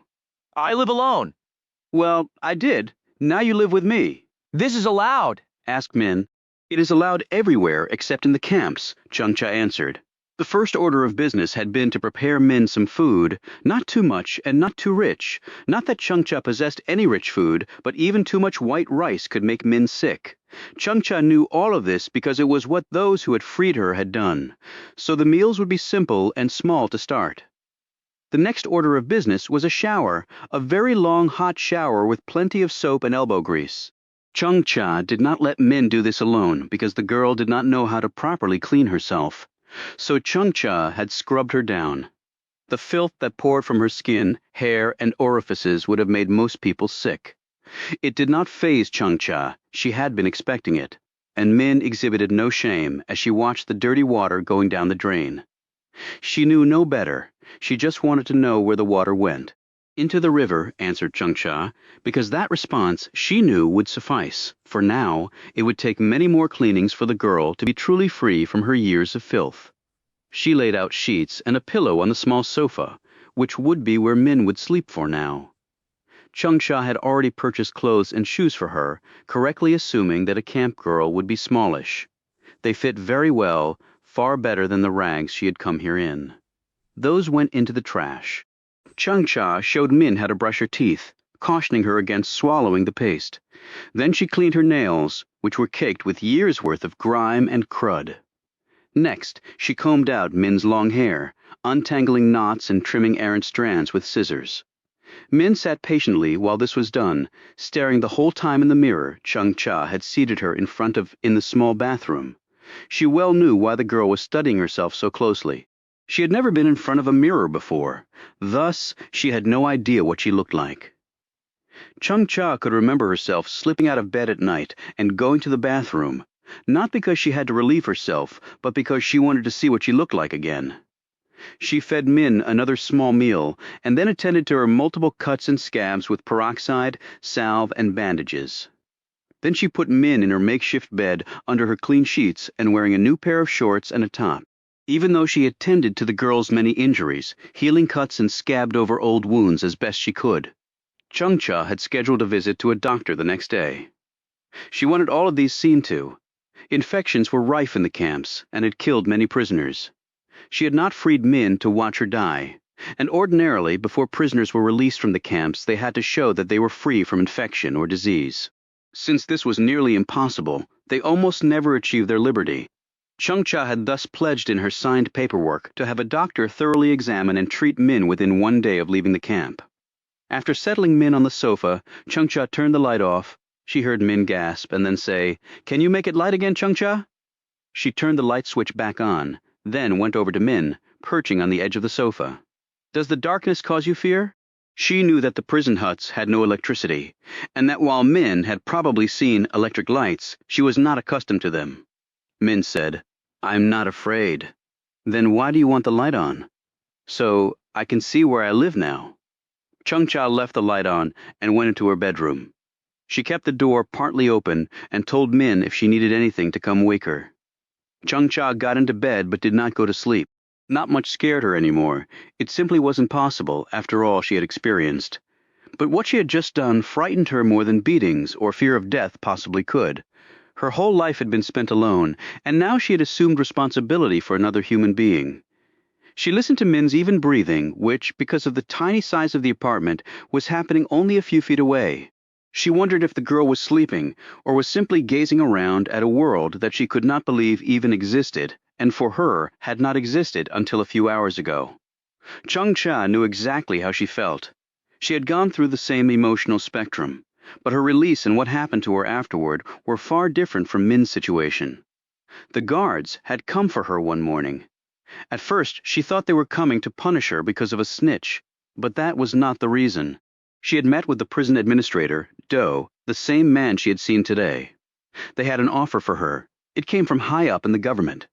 She had no idea what had been the catalyst for it. Would she like to be free? That's what they had asked her. At first she had not understood what they meant. She instinctively thought it was a trick of some kind and was unable to answer, fearing she would say something that would lead to even more pain or perhaps her death.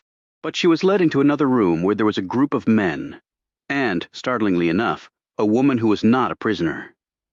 Chung-cha had never seen a woman who was not a prisoner. The woman told Chung-cha she was with the government and that the leadership was looking for offspring of wrongdoers who wanted to serve their country. They would have to prove their loyalty first, she said, and if they did that, they would be taken to another place, fed, clothed, and educated. They would then be trained over many years to serve North Korea. Would Chung-cha want that? The woman had asked. Chung-cha could still remember gazing around at the men in the room staring at her. They had on uniforms, not of the prison, but of something else. They had shiny things on their chests, all sorts of colors. She had been dumbstruck, paralyzed, unable to answer.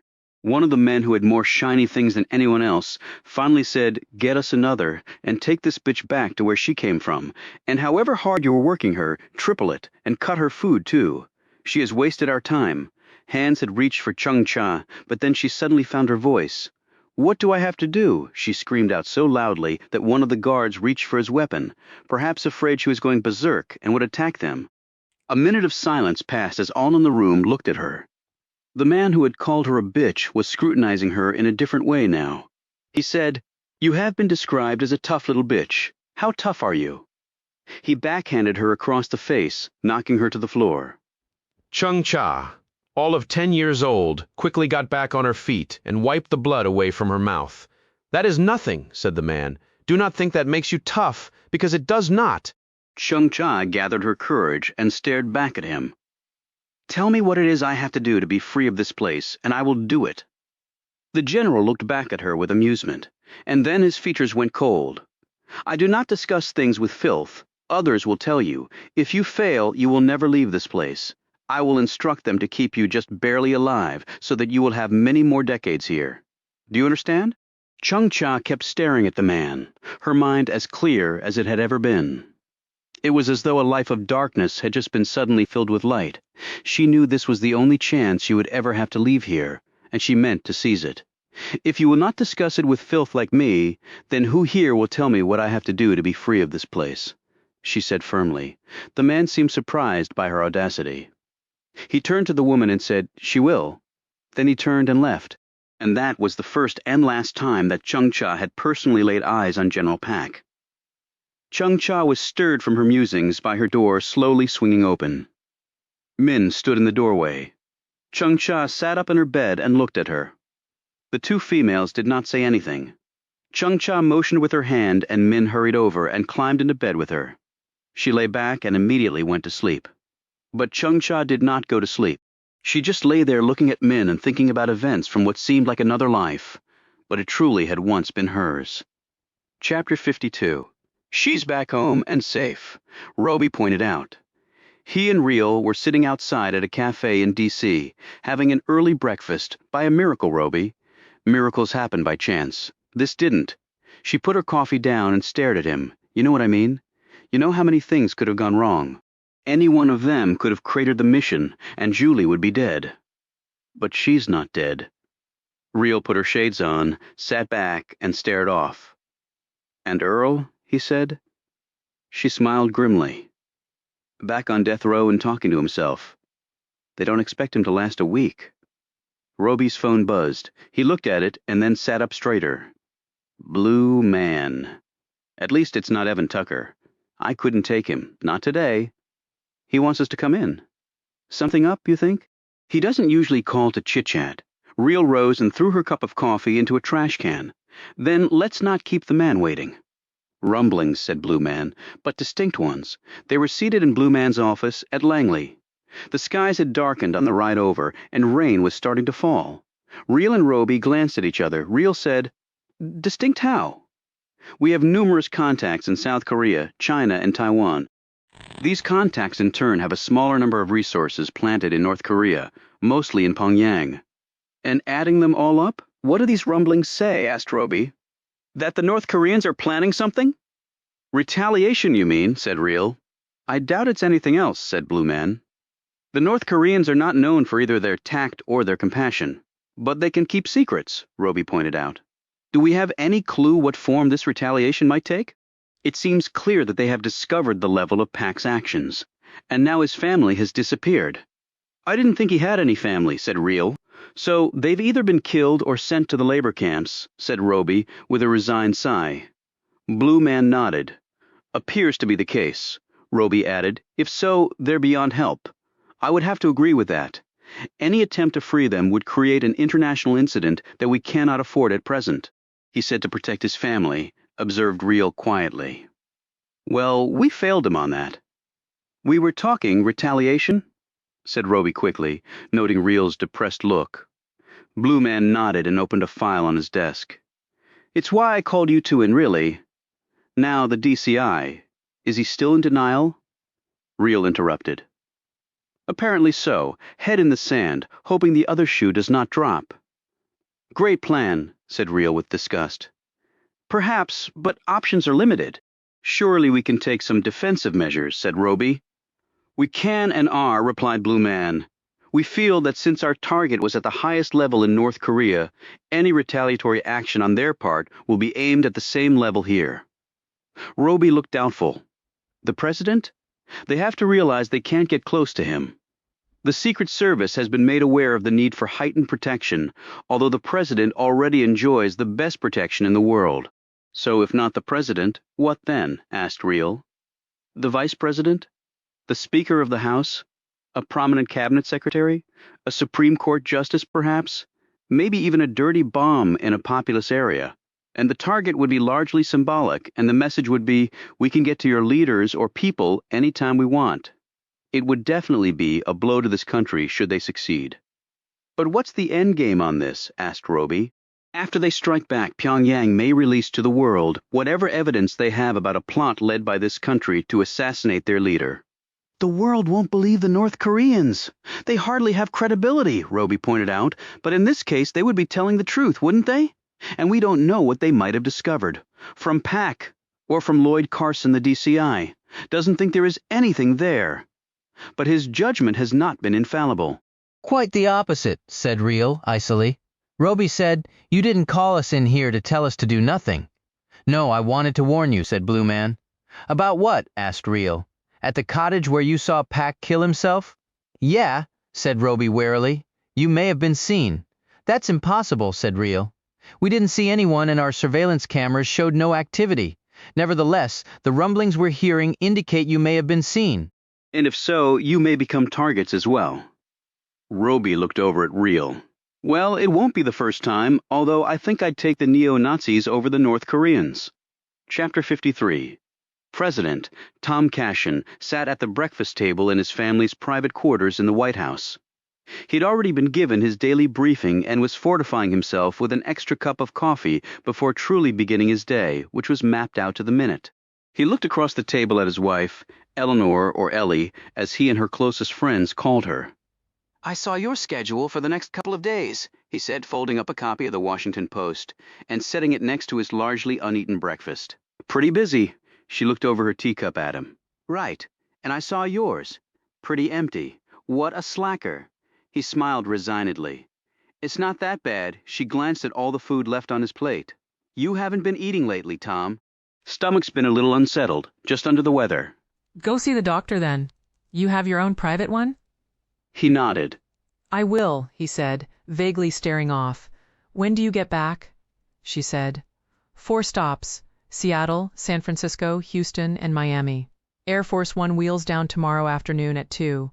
Sort of like the campaign. Not nearly as busy. How many times did we travel to 8 or 10 cities in a single day? Too many times, she said dryly. And these days politicians never stop campaigning. With the changes in the laws, any amount of money can be thrown into the ring. You have to make certain you get your share of it. because the other side certainly will take up any slack, she said.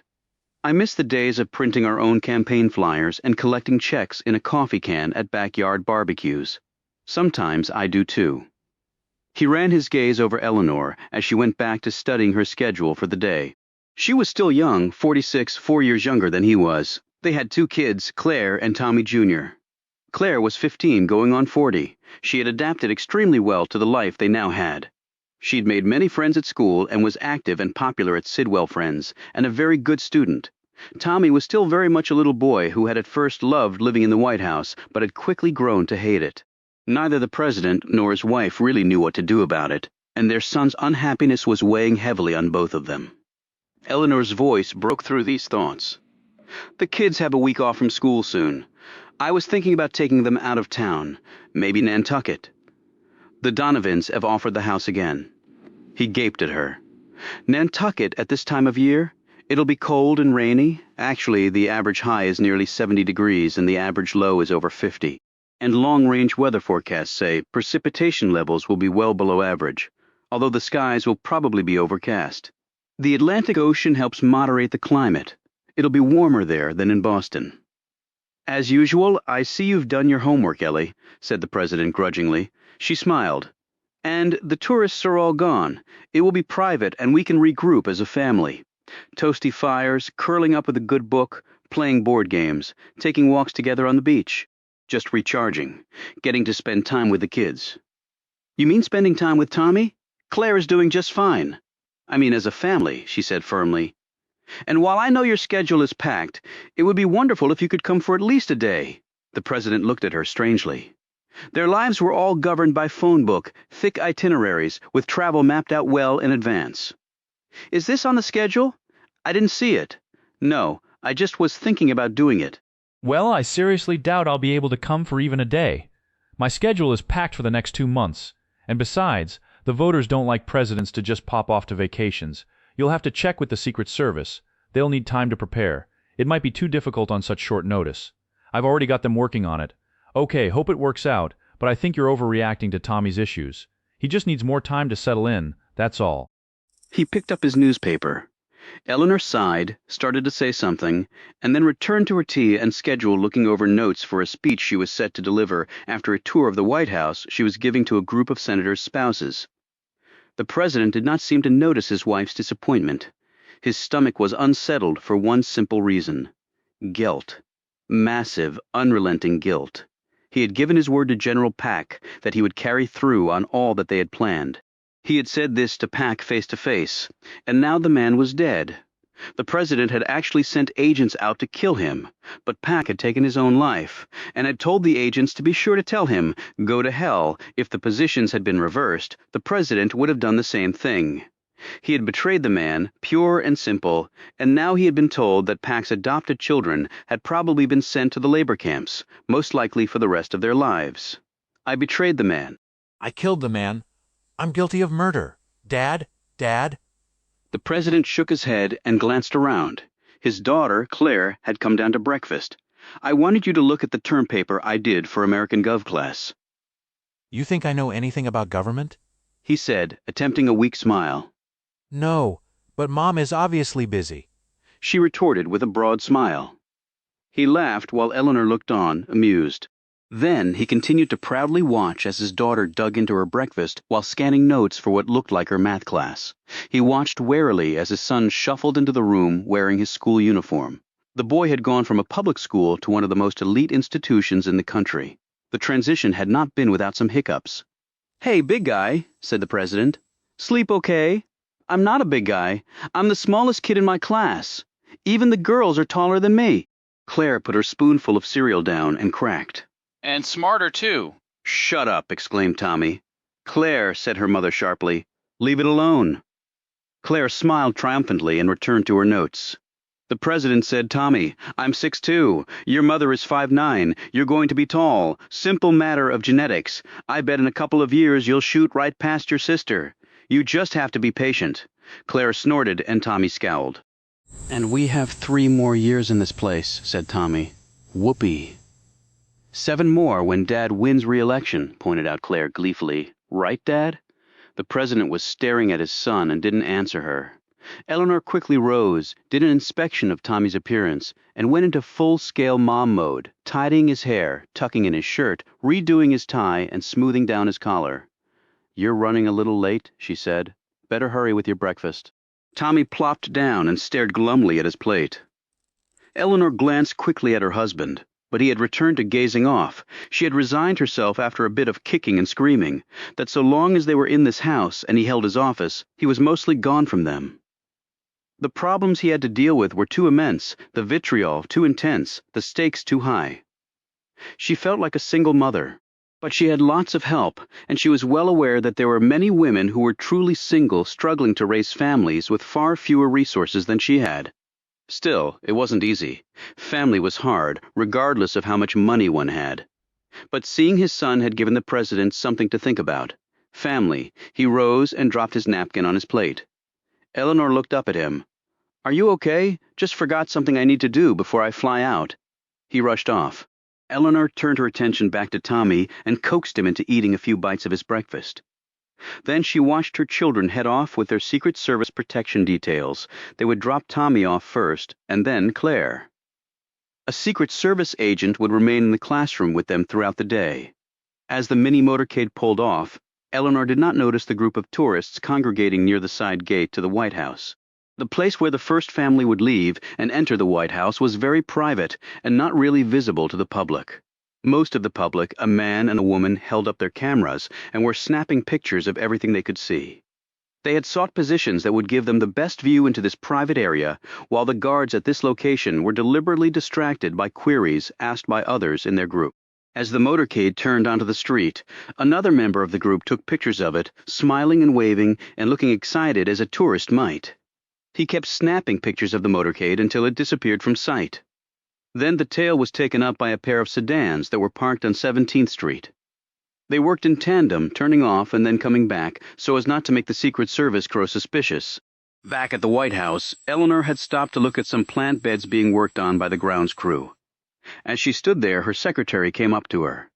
"Mrs. Cashin, I'm checking out the details for the trip to Nantucket for you.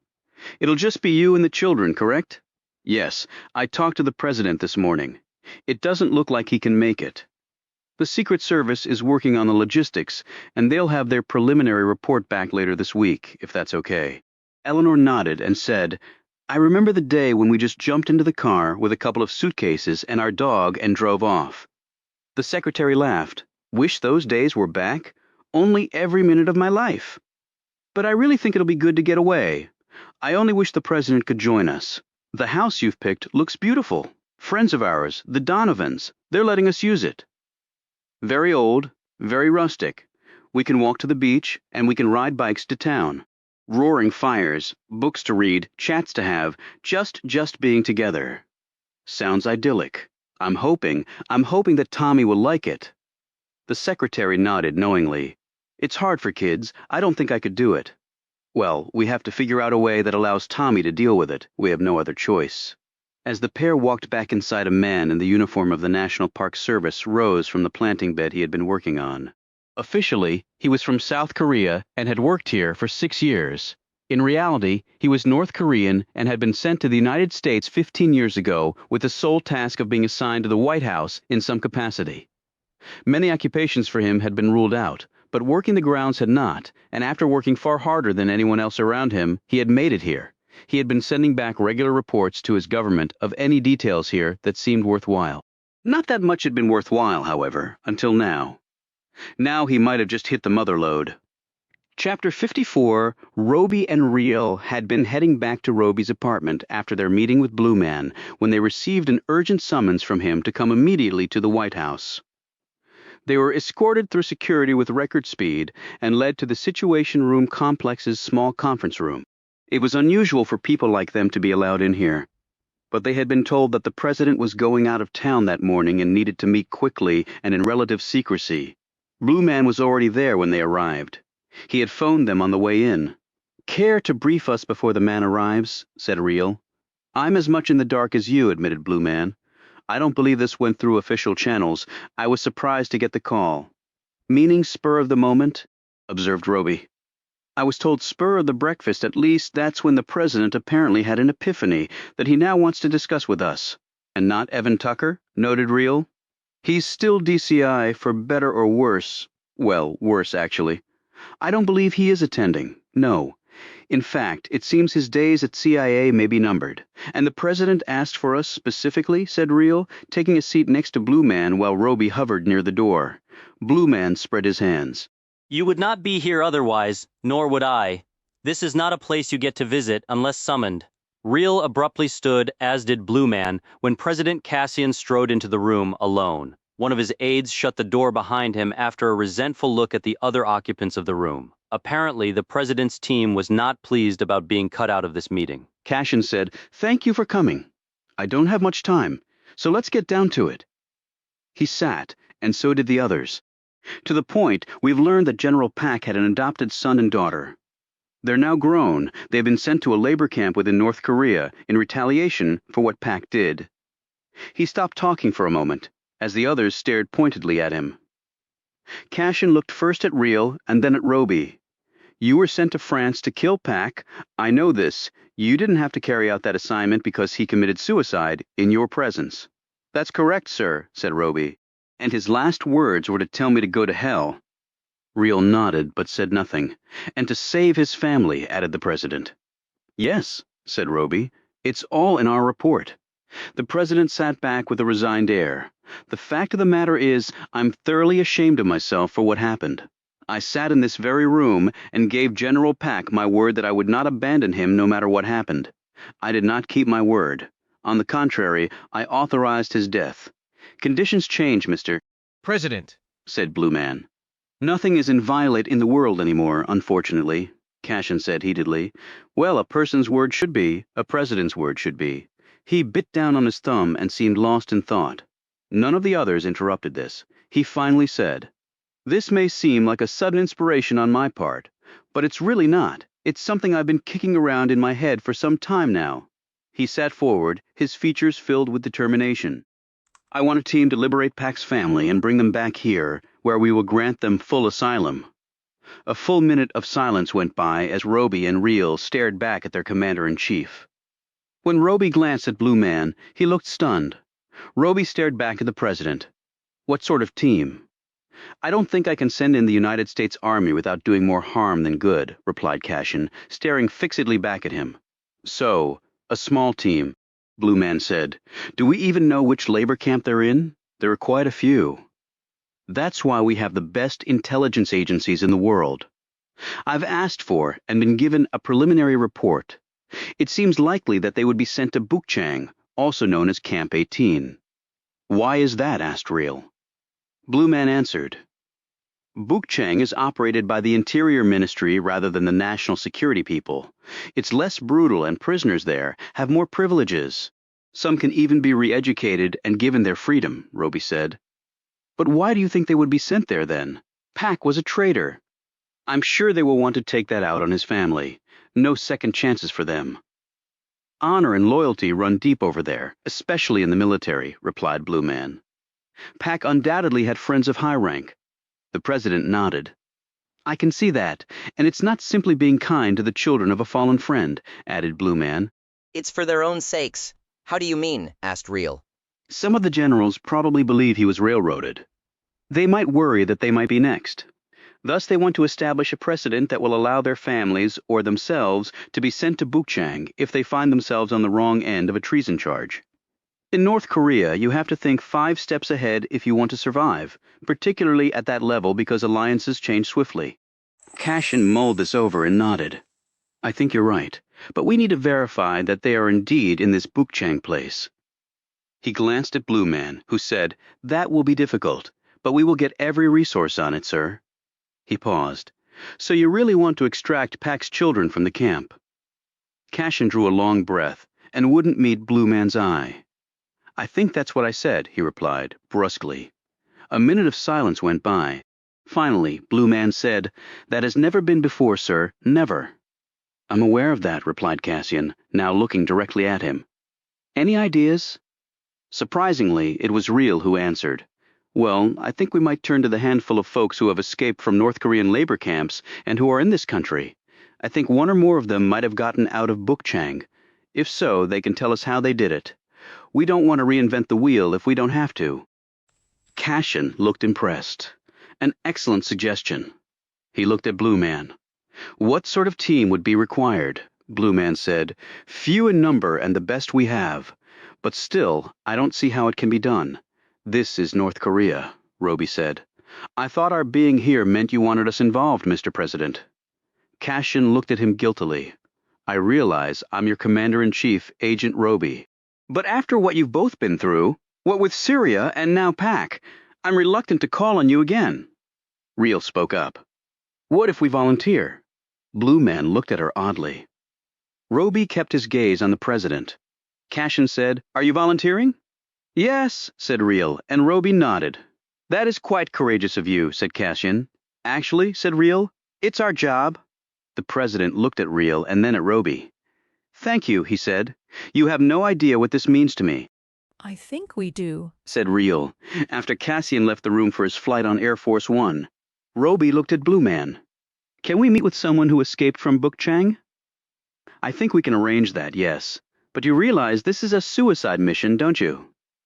A couple of American agents going into a North Korean labor camp and extracting 2 highly valued political prisoners, said Reel, her eyebrows hiked. Walk in the park. Capture equals death, said Blue Man. Or worse, said Roby. How? Said Reel. They could chuck us into the camp for the rest of our lives. He looked at Blue Man, and I would assume that all knowledge of any connection to an official mission on behalf of the United States would be disavowed. I think we can safely assume that, said Blue Man. Well, it's nice to know where we all stand, said Reel dryly. Chapter 55. It had taken the better part of 2 weeks, but Chung-Cha rinsed Min off once more in the shower and beheld a girl devoid of dirt, even in her ears. And the stubborn grime under her fingernails and toenails was no more. The medical visits had been conducted, and Min's wounds and bruises had been attended to and were healing quickly. The girl's overall health had been pronounced sound, and her immune system was functioning properly. That was truly a miracle. Chung-Cha knew, for a camp prisoner of any duration, because the conditions were so squalid. As on a battlefield, far more died from disease than wounds. Bacteria easily trumped bombs and bullets in lethality. Min's teeth were in poor condition, but unlike Chung-Cha's, they were capable of largely being saved. The girl had not flinched once at the dentist's office. She seemed to understand that all that was being done was for her own good. Chung-Cha had increased the girl's meal intake slowly, giving Min more and diverse food each day until her stomach could handle it properly. The doctors had told her that Min had not reached her growth spurt yet, and the additional food would help accelerate this event. There was the matter of education, which for now Chung-Cha took on herself. Min was an eager, if frustrated learner, and the hours of instruction went by quickly. She could read a bit, and she knew her numbers to a point. She was well versed, as all prisoners were, in the philosophy and teachings of North Korea's great leaders. But she needed to know more than that. This could not be accomplished in a week or even a year, Chung-Cha knew, and she was not a trained teacher. She would have to arrange for Min to attend school. But Min would be far behind other students her age, and to place her there now would only serve to humiliate her. So Chung-Cha would work with her, and then she planned to arrange for a personal instructor. It would all take time and money, but Chung-Cha had requested and received special dispensation to accomplish this. It was a wonder to her that she had never asked for such things before. Apparently, the leadership was willing to give her far more than a rice cooker and some ones. As she spent time with Min, Chung-Cha waited for a phone call or a knock on the door that would summon her to work. She knew it would come at some point. And when she had to go and train, as she did each day, Min was left with the family that managed the apartment building. At first, Min wanted to stay with Chung-Cha, go wherever she was going. This was impossible. Chung-Cha had explained to the girl. The first time she had to go away, Min was very upset, and Chung-Cha knew why. She doesn't believe I'm coming back. Chung-Cha had taken off a ring that she wore and given it to Min. You take care of this for me while I'm gone. You can give it back to me when I return. It is my prized possession. Did it belong to someone in your family? Min asked. Chung-Cha lied and said, My mother, the ring was actually of no significance to her. It was just a ring, but a lie was as good as the truth when it achieved one's goal. One evening, Chung-cha dressed Min in her nicest clothes and they walked to the metro. At first, Min was afraid to get on the train, but Chung-cha told her it was a fun ride that would take them to a place where a great meal would be waiting. Min jumped on the train without further hesitation. She looked around in amazement both at all the people on the train and at how fast it moved. When they got off and ascended to street level, she wanted to know if they would take this train thing back home. Chung-cha assured her that they would, which made Min smile. They walked past a number of restaurants. While Min looked curiously at them, Chung-cha kept her gaze straight ahead. Then she led Min into the Samtaesung hamburger restaurant. They sat at a table. Chung-cha kept her back to the wall. She was surprised when Min noticed this and said, "You don't like people coming up behind you, do you? Do you?" "No, but they do anyway." "Then you must do something about that." They ate hamburgers and fries. Chung-cha let Min have only a few sips of her vanilla milkshake because she was worried the richness might make her sick.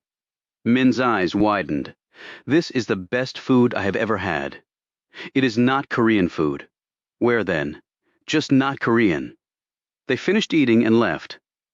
Chung-cha and Min walked around Pyongyang, and she showed the young girl as many of the sights as possible in a few hours. Min had innumerable questions, and Chung-cha tried to answer them all as best she could. Is the Supreme Leader really 3 meters tall? "I have never met him, so I do not know. They say he is the strongest person on earth, and his mind is full of all the knowledge in the world. They said the same to me about his father." They walked on in silence for a bit. You said you had no family at the camp, began Chung-cha. "I have no family. You were born in the camp, Min. You had to have a family. If I did, no one told me who they were. They separated you from your mother." Min shrugged. "I have always been alone there. That is just the way it was." She looked up at Chung-cha. "What about your family?" She nudged the ring on Chung-cha's finger. "Your mother gave you this?" Chung-cha did not answer. They walked on in silence. After they returned on the train to the apartment, Chung-cha settled Min into her bed on the sofa. Min studied her quietly. "Did I say something to make you sad, Chung-cha?" "You did nothing wrong. The wrong is all within me. Go to sleep." Chung-cha went to her room, undressed, and climbed into bed. She lay there staring at the ceiling, and on that ceiling there appeared images she had forced from her mind seemingly forever. The guards had come for her that day. General Pak had told her that she could be free. Then Pak had left, and the woman had taken Chung-cha aside and told her what she must do to earn her freedom. "Your mother and father are enemies of our country. Your brothers' and sisters' minds have been poisoned as well. Chung-cha, you understand this, do you not?" Chung-cha had slowly nodded. She could not remember loving her parents. They regularly beat her, even when not instructed to by the guards. They snitched on her. Her brother and sister were competitors of hers for food, clothing. They too snitched on her. They too beat her. She did not love them. They were evil. She assumed they had always been evil. She was here because of her family. She had done nothing wrong. It was they who had committed the wrongs. "Then you must act, Chung-cha. You must rid your country of its enemies. Then you will be free. But how do I do this?" she had asked. "I will show you. You must do it now." She had been taken to a room underneath the prison. It was in the same area where she had lived for a while because of something her father had done while there. It was far worse than living in the hut. She had not believed that anything could be worse than that, but it was. During that time, she had not seen the sun for what seemed like years. All of her work was done underground, digging with a pickaxe, hauling rock, working her fingers down to the bone. Inside this room were 4 people. They were tied to posts. Their heads were covered with hoods. Their mouths must have been gagged underneath, because all Chung-cha could hear were grunts and moans. There were 2 guards on either side of the 4 people. The woman had taken a knife from her bag. It was long and curved and had a serrated edge. She handed it to Chung-cha. "Do you see the red circle drawn on their fronts?" Chung-cha looked over and indeed saw a red circle on the chest of each of the 4 people. "You will stick this knife inside the red circle. You will then pull it out and stick it back in. This is for each of the people, do you understand?" Chung-cha said. "Is this my family?" the woman said. "Do you want to be free of this place?" Chung-cha nodded vigorously. "Then you do not question. You follow orders. This is your order. Do it now, or you will die here as an old woman." Chung-cha gripped the knife and walked hesitantly toward the bound figure on the far left, the one she assumed must be her father. He was struggling against his binding, perhaps knowing what was coming. She heard his grunts increase in volume. He thrashed, but he could not really move because of the bindings and the stoutness of the wooden post. Chung-cha raised the knife as high as she could over her head. She drew it back. The grunts increased. But for the gag, her father would be screaming. She screwed up her eyes until she could barely see out of them. Then she lunged forward and plunged the knife into the circle. His body went rigid, and then he thrashed madly, nearly dislodging the knife from her grasp. "Once more," screamed the woman. Chung-cha withdrew the knife and stuck it in him again. Then he stopped moving as the blood poured down his front. A guard stepped forward and removed the hood. It was her father. His face hung down, the gag balled in his mouth. His eyes were open, lifeless. He seemed to be staring down at her. "The next one? Chung-cha, do it or you are lost," screamed the woman. Chung-cha automatically turned to the next person and stabbed twice. It was her sister. "Do it now? Chung-cha?" "Now, or you are lost forever." The next, it was her brother. The woman screamed the threat again and again. "Do it now, Chung-cha, now, or you're lost forever." The last two strikes, metal thudded into flesh. Chung-cha no longer had any idea what she was doing. Her hand was moving of its own accord. She could have been stabbing a dead hog. When the hood was taken off her dead mother looked down at her. Chung-cha dropped the knife, took a step back, and fell to the floor, crying, her body covered with the blood of her family. Then she picked up the knife and tried to kill herself with it, but the guards were too fast. They took it from her. The woman pulled her up. "You have done well. Now you can leave here and serve your country forever." "You have done well, Chung-cha. You should be so proud." Chung-cha looked at the woman. She was smiling down at the little girl who had just slaughtered her family. Chung-cha did not know that. She was crying in her bed now. But she did know that Min had climbed in with her, wrapped her little body around her, and was hugging her tightly. Chung-cha could not hug her back. Not now. On the ceiling was the image of her family, dead by her hand. All dead. The price of her freedom, Chung-cha's soul. Chapter 56. His name was Kim Suk. He had escaped from Bukchang many years before. Suk had been extremely cooperative in helping Roby and Reel learn about his harrowing flight from the labor camp. He had escaped at age 18. He was now nearly 30. He had been imprisoned as a hostile with his family for his father's alleged crimes against the state. He and a friend, a young man a year older, had planned the escape for months. They had received information from two other prisoners who had escaped but been returned to the camp after their recapture in China. They had come back from a work detail outside of the gates. They had dispersed to go back to their huts. The guards had been lackadaisical, Suk said. They had not counted correctly or paid enough attention to where the workers had gone off to. He and his friend had hurried away toward their respective huts, but it was a busy time of the day with many people moving about and few guards to watch over them. Suk and his friend had gone to a place where they had hidden old woolen sacks they had collected over time. They waited until dark. It would be madness to attempt escape during daylight, Suk said. Then they wrapped themselves in the woolen sacks, trying to cover their heads and their hands especially. They crept toward an unguarded section of the fence. They had observed the patrols of the guards outside the gates and waited for a unit of them to pass by. Then they would have a half hour to make their escape. They used a longboard they had hidden near the fence to pry apart the electrified wires. Suk said he could feel the current moving through the board and into him, but the wraps around his hands seemed to be working. His friend slipped through the opening in the fence. Then Suk passed the board between the wires, and the friend made a gap for him, and he slipped through. One of the wires grazed his shoulder, and he could feel the jolt of current and smell his skin burning. He had opened his shirt and let Roby and Reel see the scar. "I was lucky," he said. One man who had attempted escape this way 2 years before got caught on the wires and was electrocuted. Then both men had run. They ran for miles, following the road at first, then a path, and then they simply ran between trees in the surrounding forest. That had been the beginning of their long journey. A journey that included stealing clothes and food, bribing border guards with cigarettes, nearly being captured several times, and posing as workers in search of paying labor. Fortunately for them, there were millions of North Koreans looking for work, and it was possible for them to become lost in such a multitude. "It was still very difficult," said Suk. "We nearly starved. Were very nearly shot. We finally made it to China. I worked my way westward, into India. I saved my money for 2 years, and then, with help, I flew to France. From there I came to America. I have been here ever since. And your friend? Real asked. I do not know. Once we were in China, we parted ways. We thought if we stayed together, it would invite suspicion. I hope that he made it to the West, but I do not know. He looked at Roby and Real. So you propose to rescue these people from Bukchang? Yes. You will not succeed. Why? Asked Roby. It may be easier than many believe to escape from the camp itself. There are far more prisoners than guards. It is like a handful of men trying to corral a small city. There are many holes, many ways out. They control the population through fear and the snitching of other prisoners. In that way, they have many more eyes looking out for problems. Okay, said Real. And your point, the real challenge begins after you escape the camp. You have to blend in. There are bribes that must be paid. You must show yourself to those who will have no loyalty. Now, they may look the other way if you are North Korean. After all, you are simply filth trying to get by. You can do no real harm.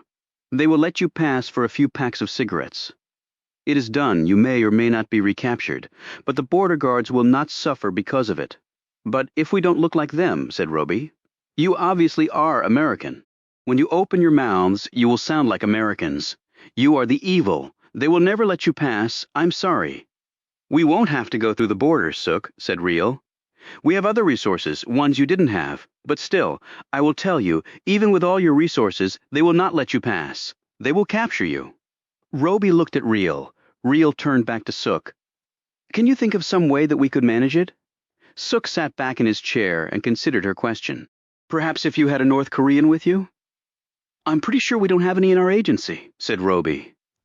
I will do it, said Sook. Roby and Real exchanged surprised glances. She said, You'd risk going back to a labor camp in North Korea to help people you don't even know. I may not know them, but I know what will happen to them in there. That's enough for me. Let me help you. That's not our call, Sook, though we appreciate it, said Roby. We'll have to run it by our superiors. Then do so, he replied. Because without someone like me, you don't stand a chance. Blue Man was for it. Evan Tucker and Josh Potter were against it.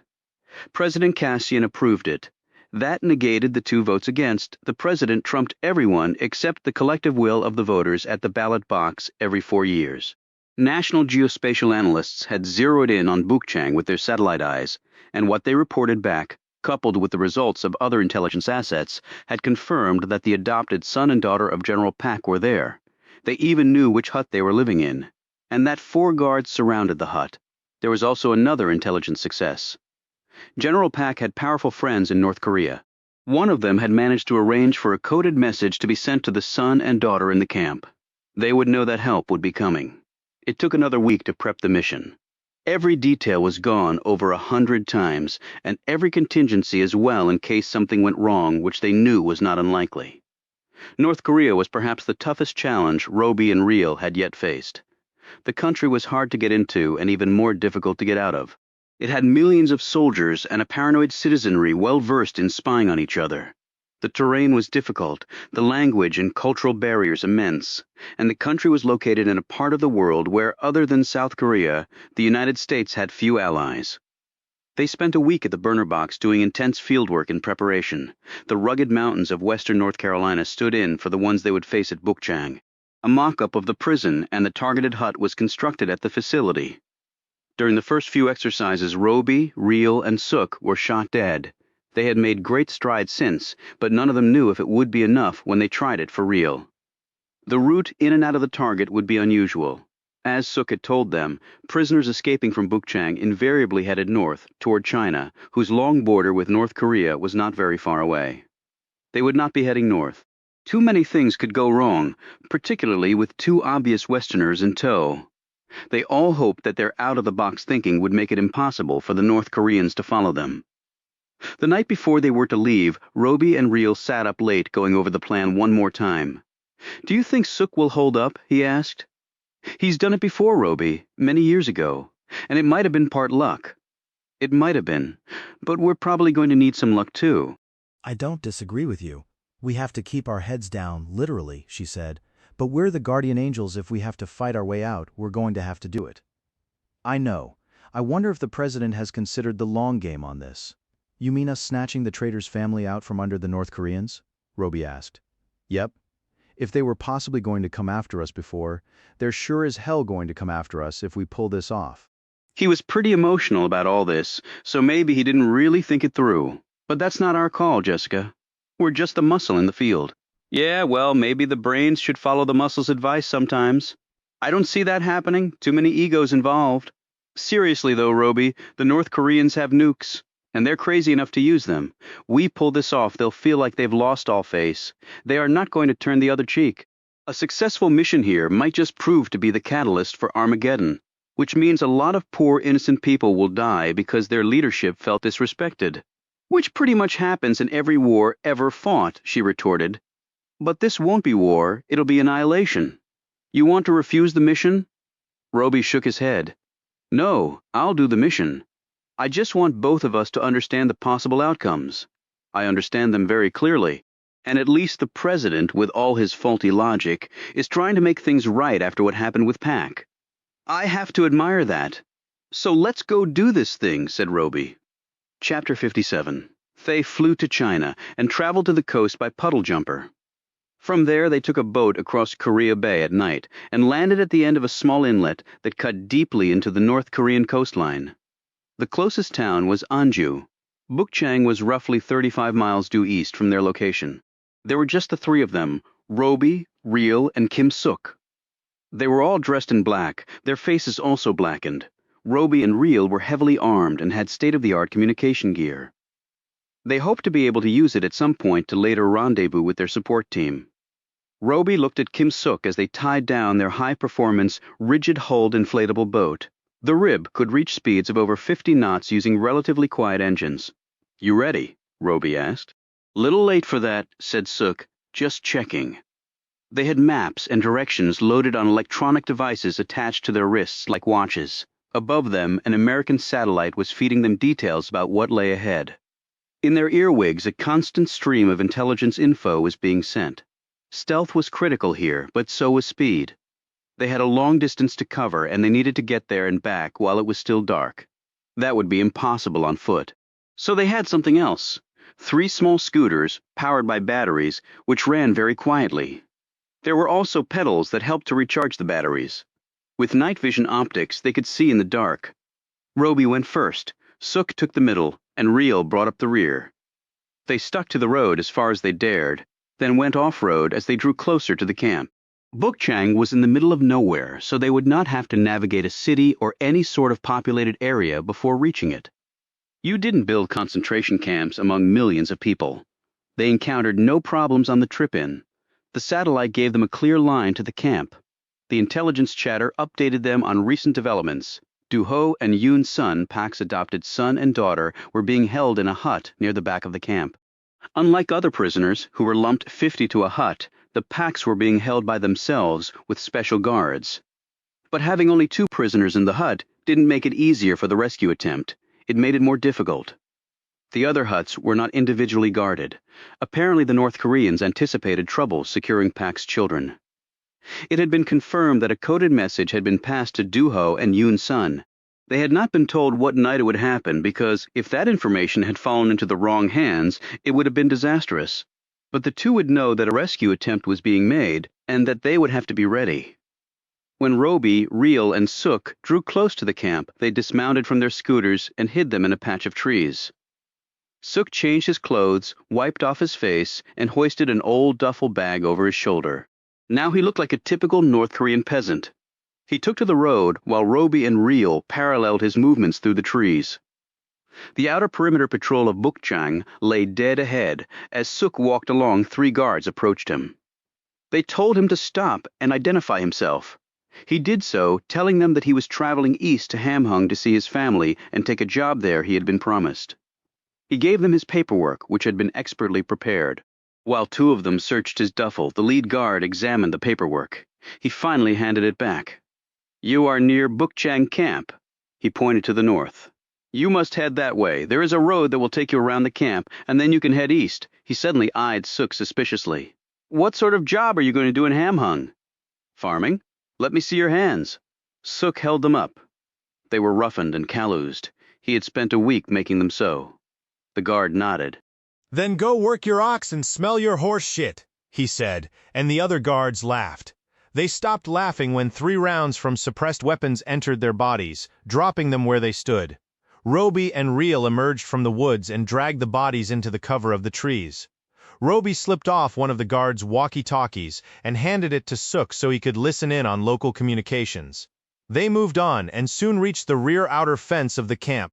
They had been given the patrol times of the guards and waited for 4 of them to pass by before moving closer to the fence.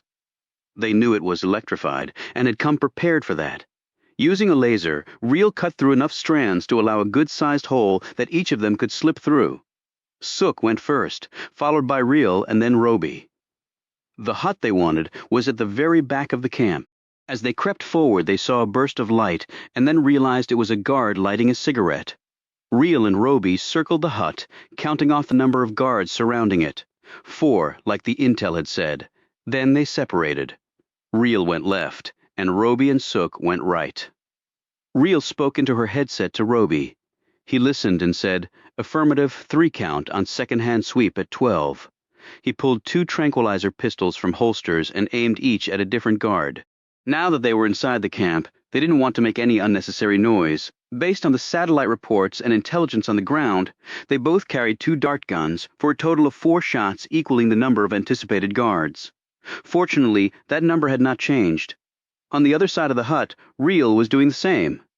It was more difficult than it looked, aiming 2 guns simultaneously at 2 different targets. But they had no choice. Dropping less than all 4 guards with the first volley would allow the others to react and shoot back. The entire camp would be alerted. They each looked at their watches until the second hand hit 12. Then they took double aim, counted 3 Mississippi in their heads, and fired both weapons. 4 men fell. Sook rushed forward and into the hut. Roby and Reel were right on his 6. Duho and Yoon Sun were not asleep, and were dressed in their work clothes. Sook explained to them who their rescuers were and what they were about to do. They asked no questions, but merely nodded and followed them out. They were through the hole in the fence and had fled down a path toward the woods when it happened. A siren went off. As they looked back, lights in the camp blazed on, and they heard feet rushing and motors starting. Roby pointed up an embankment. "This way now." They ran up the embankment. Luckily, Duho and Yoon Sun were young and in good shape. They had no difficulty keeping up, also no doubt energized by the realization that if they were caught, they would be executed. As Roby and Reel rushed along, she said, "Do you think we were set up?" Sook answered, "I just heard on the walkie-talkie. The guards you shot on the perimeter were found." "Great," said Roby. "Let's double time it. This way," said Sook, pointing to his left. "It's a shortcut to where we left the scooters." The 5 fled along the dark road. Roby kept a hand on Duho and guided him along using his night optics, while Reel did the same with Yoon Sun. They reached the scooters, and Yoon Sun climbed on with Reel, while Duho boarded Roby's. They hurtled down a path toward the road. Looking behind her, Reel saw headlights on the road. She spoke into her headset, telling Roby of the bogies coming. Roby stopped his scooter and got Duho to climb on with Sook. "Good luck," Reel told him. "If I'm not back in 2 minutes after you reach the rib, go. Don't wait for me." They set off and Roby doubled back, carrying a weapon over his shoulder. He knelt down on a knoll overlooking the road, took aim, and fired. The RPG round hit the lead truck right in the radiator. It exploded, sending debris hundreds of feet into the air. It also did something else. It effectively blocked the road.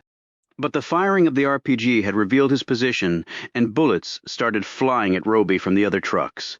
He loaded in another rocket, took aim, and fired at the second truck even as a round thudded into his chest and knocked him on his ass. The second truck blew up, and Roby heard the screams of men who were probably torn apart or burning to death. He looked down at his chest, where the round had nearly gone through his armored vest. He could feel the bruise on his sternum. It felt like he'd been hit by a car. He rose and picked up his rifle. There were 2 more trucks back there, but they couldn't get through the obstruction formed by the pair of destroyed vehicles. The troops were running past the flames and firing at his position. Roby readied his auto rifle, set out the bipod support legs, got in a prone position, exhaled a long breath, nestled his chin against the weapon's stock, sighted through the night scope, took aim and fired, and he kept firing, acquiring a target and pulling the trigger. acquiring another target and pulling the trigger.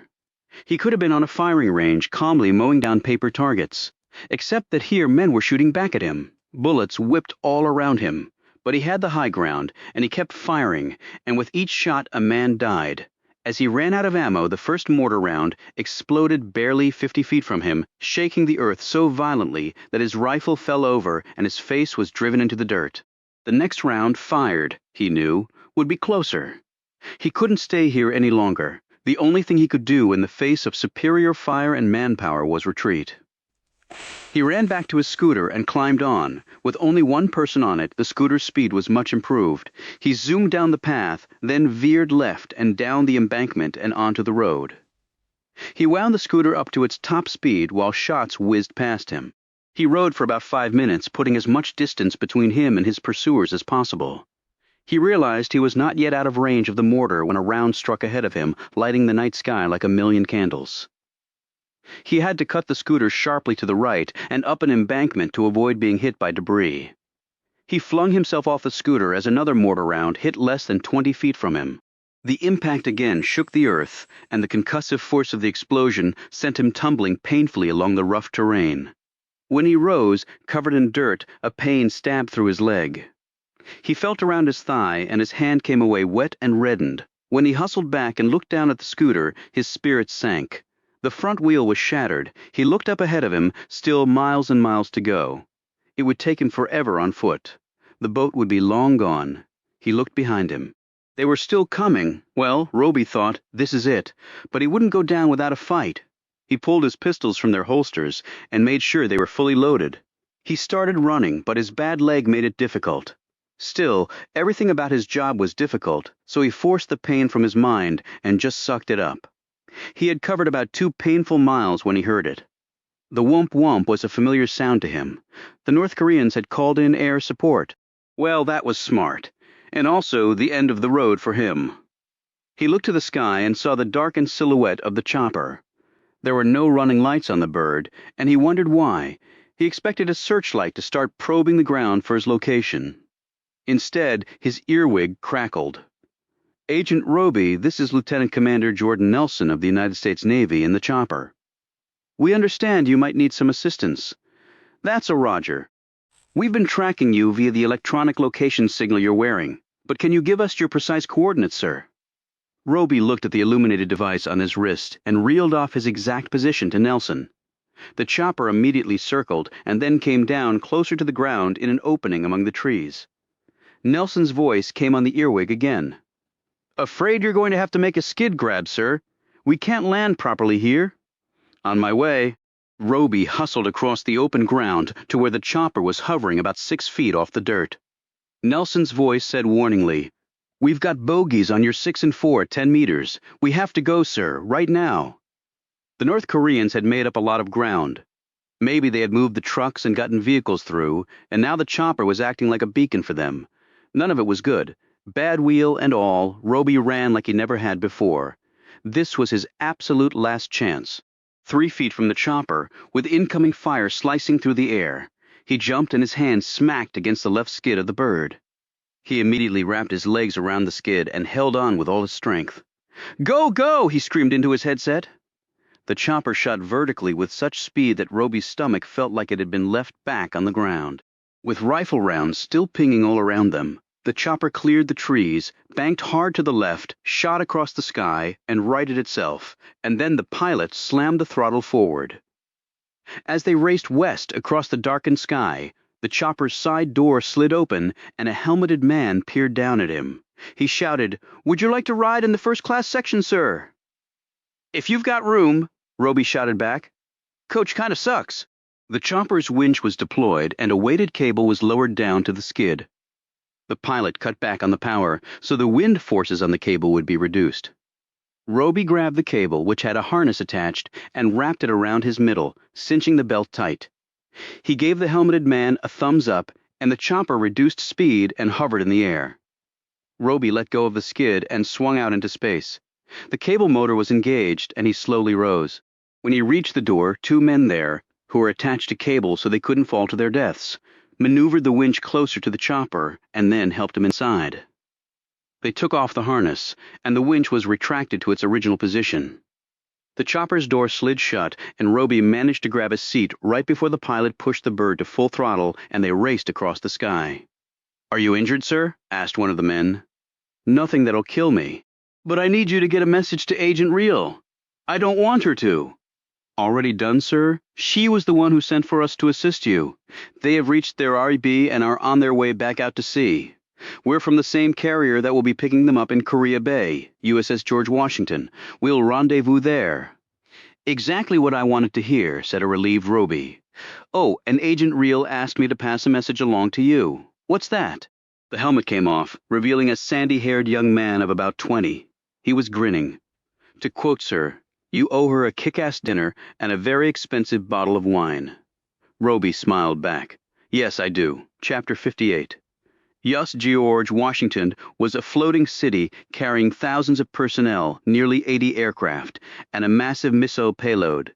Its bridge rose over 70 meters from the surface of the water. It displaced almost 100,000 tons and was longer than 3 football fields. When the chopper's skids landed on the carrier's deck, Roby breathed a final sigh of relief. He climbed out of the chopper under his own power, but gripping his injured leg. The young airman on the chopper put an arm under his shoulder, supporting him. "We'll get you down to sickbay, sir. They'll fix you right up. Can a guy get a cup of coffee on this boat?" asked Roby with a weary smile.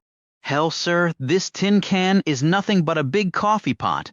The ship's doctor was nearly done taping up Roby's wounds when Real walked in. He looked up at her. "So you didn't think I could get my ass out without help?" She perched on the side of the bed and said, "No, I just figured the chopper guys needed some practice in land grabs on North Korean soil, and I know how accommodating you are." The doctor smiled and said, "I'm pretty sure I'm not cleared for this." "Then you better leave," said Real. "I need to talk to this guy." The doctor put one last strip of tape over the gauze on Roby's thigh. "All done, have your chat." He walked off. Real held up a thermos she pulled from the pocket of her jumpsuit. "Thought you might need a refill." She topped off his cup of coffee and then drank directly from the thermos. "How are the others?" Roby asked. "Suk is fine, a real trooper. Do-ho and Yoon-sun are still a bit shell-shocked, I think, but pretty damn happy not to be where they were." She looked down at his bandaged leg. "I take it things got hairy back there. A little. Well, more than a little. The North Koreans regrouped a lot faster than we anticipated. But for the chopper," he held up his mug of coffee. "Let's just say this ending was much preferred over what would have been." It's good to see you, Roby. It really is. There was a catch in her voice. He sat back against his pillow and studied her. "So Do-ho and Yoon-sun will be relocated and put into what? Witness protection of some sort?" Real nodded. "That's the gist of it. I think they're going to engage Suk to help them with the transition. Pyongyang will know exactly what happened." "Yes, they will. If we weren't on the most powerful warship on Earth right now, I'd be expecting incoming fire at us. So we won the tactical battle. But the strategic one is still out there. They're going to retaliate for sure. Pack was bad enough." Real sipped from her thermos and nodded. "We struck on their home turf. They'll feel they have to do the same. But where? And what or who?" added Real. She gazed off, her features tired, spent. He said, "Is the plan still to airlift us to Seoul and a private wing ride home from there?" She nodded. "That's the last I heard. And then what?" She looked at him. "Then we stand down until they call us back up." "Really? What else? You tell me. You thinking of hanging it up?" Roby cracked a smile. "I know a certain DCI who would be just thrilled if we did." "Isn't that reason enough not to retire then?" Roby's smile faded. "Is that what you want?" "I don't know what I want, Roby. I just know what I'm supposed to want." He lifted his hand and brushed a strand of hair from her face. "Well, you might want to take some time to figure out what it is you do want, Jessica, and leave supposed to in the trash can, because neither one of us is getting any younger." "So are you saying 15 years ago you wouldn't have needed the chopper ride to get away from the bad guys tonight? Do you want the truth, or what I'm supposed to say? The fact is, Roby, we are highly trained and can do lots of amazing things, but we're still only flesh and bone." She tapped his chest, "And here we're as vulnerable as anybody else. I certainly found that out, didn't I?" "Part of living, part of dying, the good with the bad?" she asked. "It's hard to imagine we still live in a world where people live in concentration camps, where they're treated like animals." You don't have to go to North Korea for that, Jessica. Happens all over the world. Some places just aren't as obvious, which makes them even worse in my book. I know. He reached out and took her hand, squeezed it, felt the strength there as she gripped him back. She said, I didn't want to leave you back there, but you did it right by the book. You don't leave the people we're guarding without coverage, but it's still going to stick with me, Roby. You need to let it go. I made the call. You did exactly what you were supposed to, and on top of it, you had the foresight to save my ass. I owe you my life, Jess, but for you, I'm gone forever. She grazed his cheek with her hand and then leaned over and kissed him there. She settled against him as he wrapped his arm around her. He didn't know if she was weeping. It was nearly impossible to tell with Jessica Reel. What was inside of her never seemed to truly make it to the outside. So he just held her, as the big carrier made its way south, where the free part of Korea would welcome them briefly before their journey home. Chapter 59. Chung-Cha watched as Min wrote out the symbols in the small lined notebook Chung-Cha had purchased for her. They were seated at the table by the window in Chung-Cha's apartment. Min was dutifully inking the marks as best she could. Chung-Cha's features did not betray what she was thinking. At age 10, Min could not really read and she could not really write. Her vocabulary was stunted, her breadth of thought constrained within the brutal limits of a concentration camp. She had seen more horrors than a soldier on a hellish battlefield, and for her, the war had been a decade long. Min looked up after struggling with the alphabet.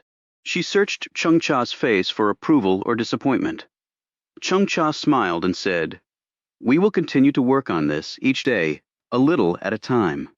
Min said, I am not very smart. Why do you say that? Because it is what they said back there. She did not refer to the place as Yodok or Camp 15 or any of its myriad other names. She just called it back there. Back there they lie, Min. That is all they do. To them you are nothing. Why bother with the truth? For nothing. Could you read or write your letters when you were free? No, and they called me stupid too. Now I have this place, I have a car, I have a job, and I have you. Min furrowed her brow as she thought about this. What is it that you do? I work for the Supreme Leader. But you said you had never met him. Most who serve him have never met him. He is a very important man, the most important of all. But we serve him well, and he takes care of us like the father he is. Min nodded slowly. But he doesn't take care of people back there. To him, they are his enemies. I did nothing to him, Min pointed out. No, you didn't. It is because of a philosophy. What is that word? It means an idea. It was because of an idea that I was back there? Chung-Cha nodded and then worried that she was venturing into waters that would prove too deep for her. She looked at her watch. It is time to eat. This remark always served to make Min forget whatever else she was thinking. I will help you. Can we have the white rice again? Chung-Cha nodded, and Min walked to the little kitchen to begin her tasks. As the pair worked away in the tiny space, Chung-Cha glanced out the window and saw the same man out there. He was always out there, or else someone just like him was. He worked, she believed, for the Black Tunic. The tunic had a name, but it was unimportant to Chung-Cha, and she had decided not to add it to her memory. The Black Tunic was a suspicious, paranoid man, which was one of the major reasons he had risen so high in the government. In some ways, he was more influential than the capped and medal generals with their tight, weathered faces, where the potential for violence percolated just below the surface. He was both her savior and her enemy. Chung-Cha knew. She would always tread cautiously around him. The approval for taking Min from Yodok had come through his good offices. But he could take Min away at any moment and for any reason. She was well aware of that, for now Min was with her. That was what mattered. That was all really that mattered. She glanced at Min, who was very carefully cutting a small tomato into precise slices. Her lips were pursed in concentration, and her hands, Chung-Cha noted, were rock steady. They reminded her of her own hands, but Chung-Cha was more likely to be holding a knife for the purpose of killing someone than for cutting up a tomato. Chung-Cha said, My mother's name was Hye-Woo. Min stopped slicing and looked at her, but Chung-Cha was still staring out the window. She was taller than my father. His name was Kwan. Yi Kwan. Do you know what Kwan means? Min said Kwan means strong. Was he strong? He once was, yes. Perhaps all fathers are strong in the eyes of their daughters. He was a teacher. He taught at a university. So did my mother. Min put down the knife. But you said you could not read or write. I went to Yodok when I was very young. I do not remember my life before. I grew up there. That is all I knew. There was nothing else before Yodok. But didn't your parents teach you when? They taught me nothing, said Chung-cha sharply, as she closed the lid on the rice cooker and turned it on. She said more calmly, they taught me nothing because it was forbidden. And by the time I could have learned, they could teach me nothing. Did you have brothers or sisters? Chung-cha started to answer, but then the image of the four-hooded people tied to posts impacted her mind as suddenly as a rifle round. Do you see the red circle drawn on their fronts? You will stick this knife inside the red circle. Do it now, or you will die here as an old woman. Chung-cha's hand moved involuntarily. She was gripping not a knife but a teaspoon. Min watched as the spoon made thrusts in the air. Then Min gripped her hand and said, "Are you okay, Chung-cha?" Her voice was fearful. Chung-cha looked down at her and put aside the spoon. She readily interpreted the fear Min held. Is my savior, the one person who stands between me and back there, going mad? Memories are sometimes as painful as wounds on the skin, Min. Do you see that? The girl nodded, the fear slowly receding from her eyes. Chung-cha said, "We cannot live without memories, but we cannot live within them either. Do you understand that? I think that I do." Good. Now finish with that tomato. When the rice is done, we will have our meal. An hour later, they set aside their bowls and utensils. Can I work on my writing now? Asked Min, and Chung-cha nodded. The girl rushed to get the tablet and the pen, but before she returned there was a knock at the door. They never summoned Chung-cha by phone. They came and got her. She knew why this was, just to show that they could do so at any time they wanted. And she would have to drop whatever it was she was doing and obey. Min's face scrunched up as Chung-cha rose to answer the knock. The men there were not in military uniforms. They were in sleek slacks and jackets with white shirts buttoned up to the neck. They were young, nearly as young as she was, and their angular features were smug. "Yes," she said. One of the men said, "You will come with us, comrade. Yea, your presence is required." She nodded and motioned to Min. "I will leave her with my landlord." "You do what you must, but you will hurry," said the same one. Chung-cha put a jacket on Min and walked her down to her landlord's apartment. She spoke a few words, apologizing for the lack of notice, but the landlord observed the two men behind her and issued no protest. He simply took Min by the hand. Min still held her tablet and pen. She looked up at Chung-cha with wide, sad eyes. Chung-cha said to the landlord, "Can you work with her on her writing, please?" The landlord looked down at Min and nodded. "My wife, she is good with that." Chung-cha nodded, took Min by the hand, and squeezed it. "I will be back for you, Min." When the door closed behind Min, the other man said sneeringly, "You're a little bitch from Yodok, right? How can you stand the smell?" Chung-cha turned to the man and stared up at him. The look in her eyes caused the sneer to drain from his features. She could kill this man. She could kill them both with a teaspoon. "Do you know what I am?" she said quietly. "You are Yi Chung-cha. I did not ask if you knew my name. I asked if you know what I am." The man took a step back. You are assigned. I kill people who are enemies of this country, comrade. That little bitch will one day do what I do now for our country, for our supreme leader. Anyone who speaks ill of her, I will treat as an enemy of this country." She took a quick step forward, closing the distance between them by half. "Does that include you, comrade? I need to know, so you will tell me now." These men were important, Chung-cha knew, and what she was doing right now was very dangerous, but still she had to do it. It was either that or her fury would cause her to kill them both. "I am not your enemy, Yi Chung-cha," the man said, his voice quavering. She turned away from him, her disgust ill-concealed. "Then let us go to our meeting." She walked down the hall and the men hurried after her. Chapter 60. It was a dilapidated government building. The paint was cheap, the furnishings cheaper still. The bulbs overhead dimmed and brightened as the shaky electricity made its way through the corroded lines like blood through clogged arteries. The smell was sweat, mixed with cigarettes. The packs of cigarettes available here carried the typical skulls and crossbones on them, but apparently no one in North Korea cared. They smoked, they died. What did it matter? Chung-cha stopped at the door indicated to her by one of the men who had come for her. The door was opened, and she was ushered in. Then the two young men left her. She could hear their polished shoes tapping down the faded linoleum. She turned to face the people in the room. There were three of them, two men and one woman. The black tunic was one of the men. The general who had been Pak's good friend was the other man. The woman looked familiar to Chungcha. She blinked rapidly when she remembered her. It has been a long time, Yi Chungcha, she said, rising from her seat. Her hair was white now instead of black, and her face was creased with age and worry, but it had been many years. Time did that to all. There was no escaping it. Chungcha did not answer her. All she could think of was the woman screaming at her all those years ago at Yodok.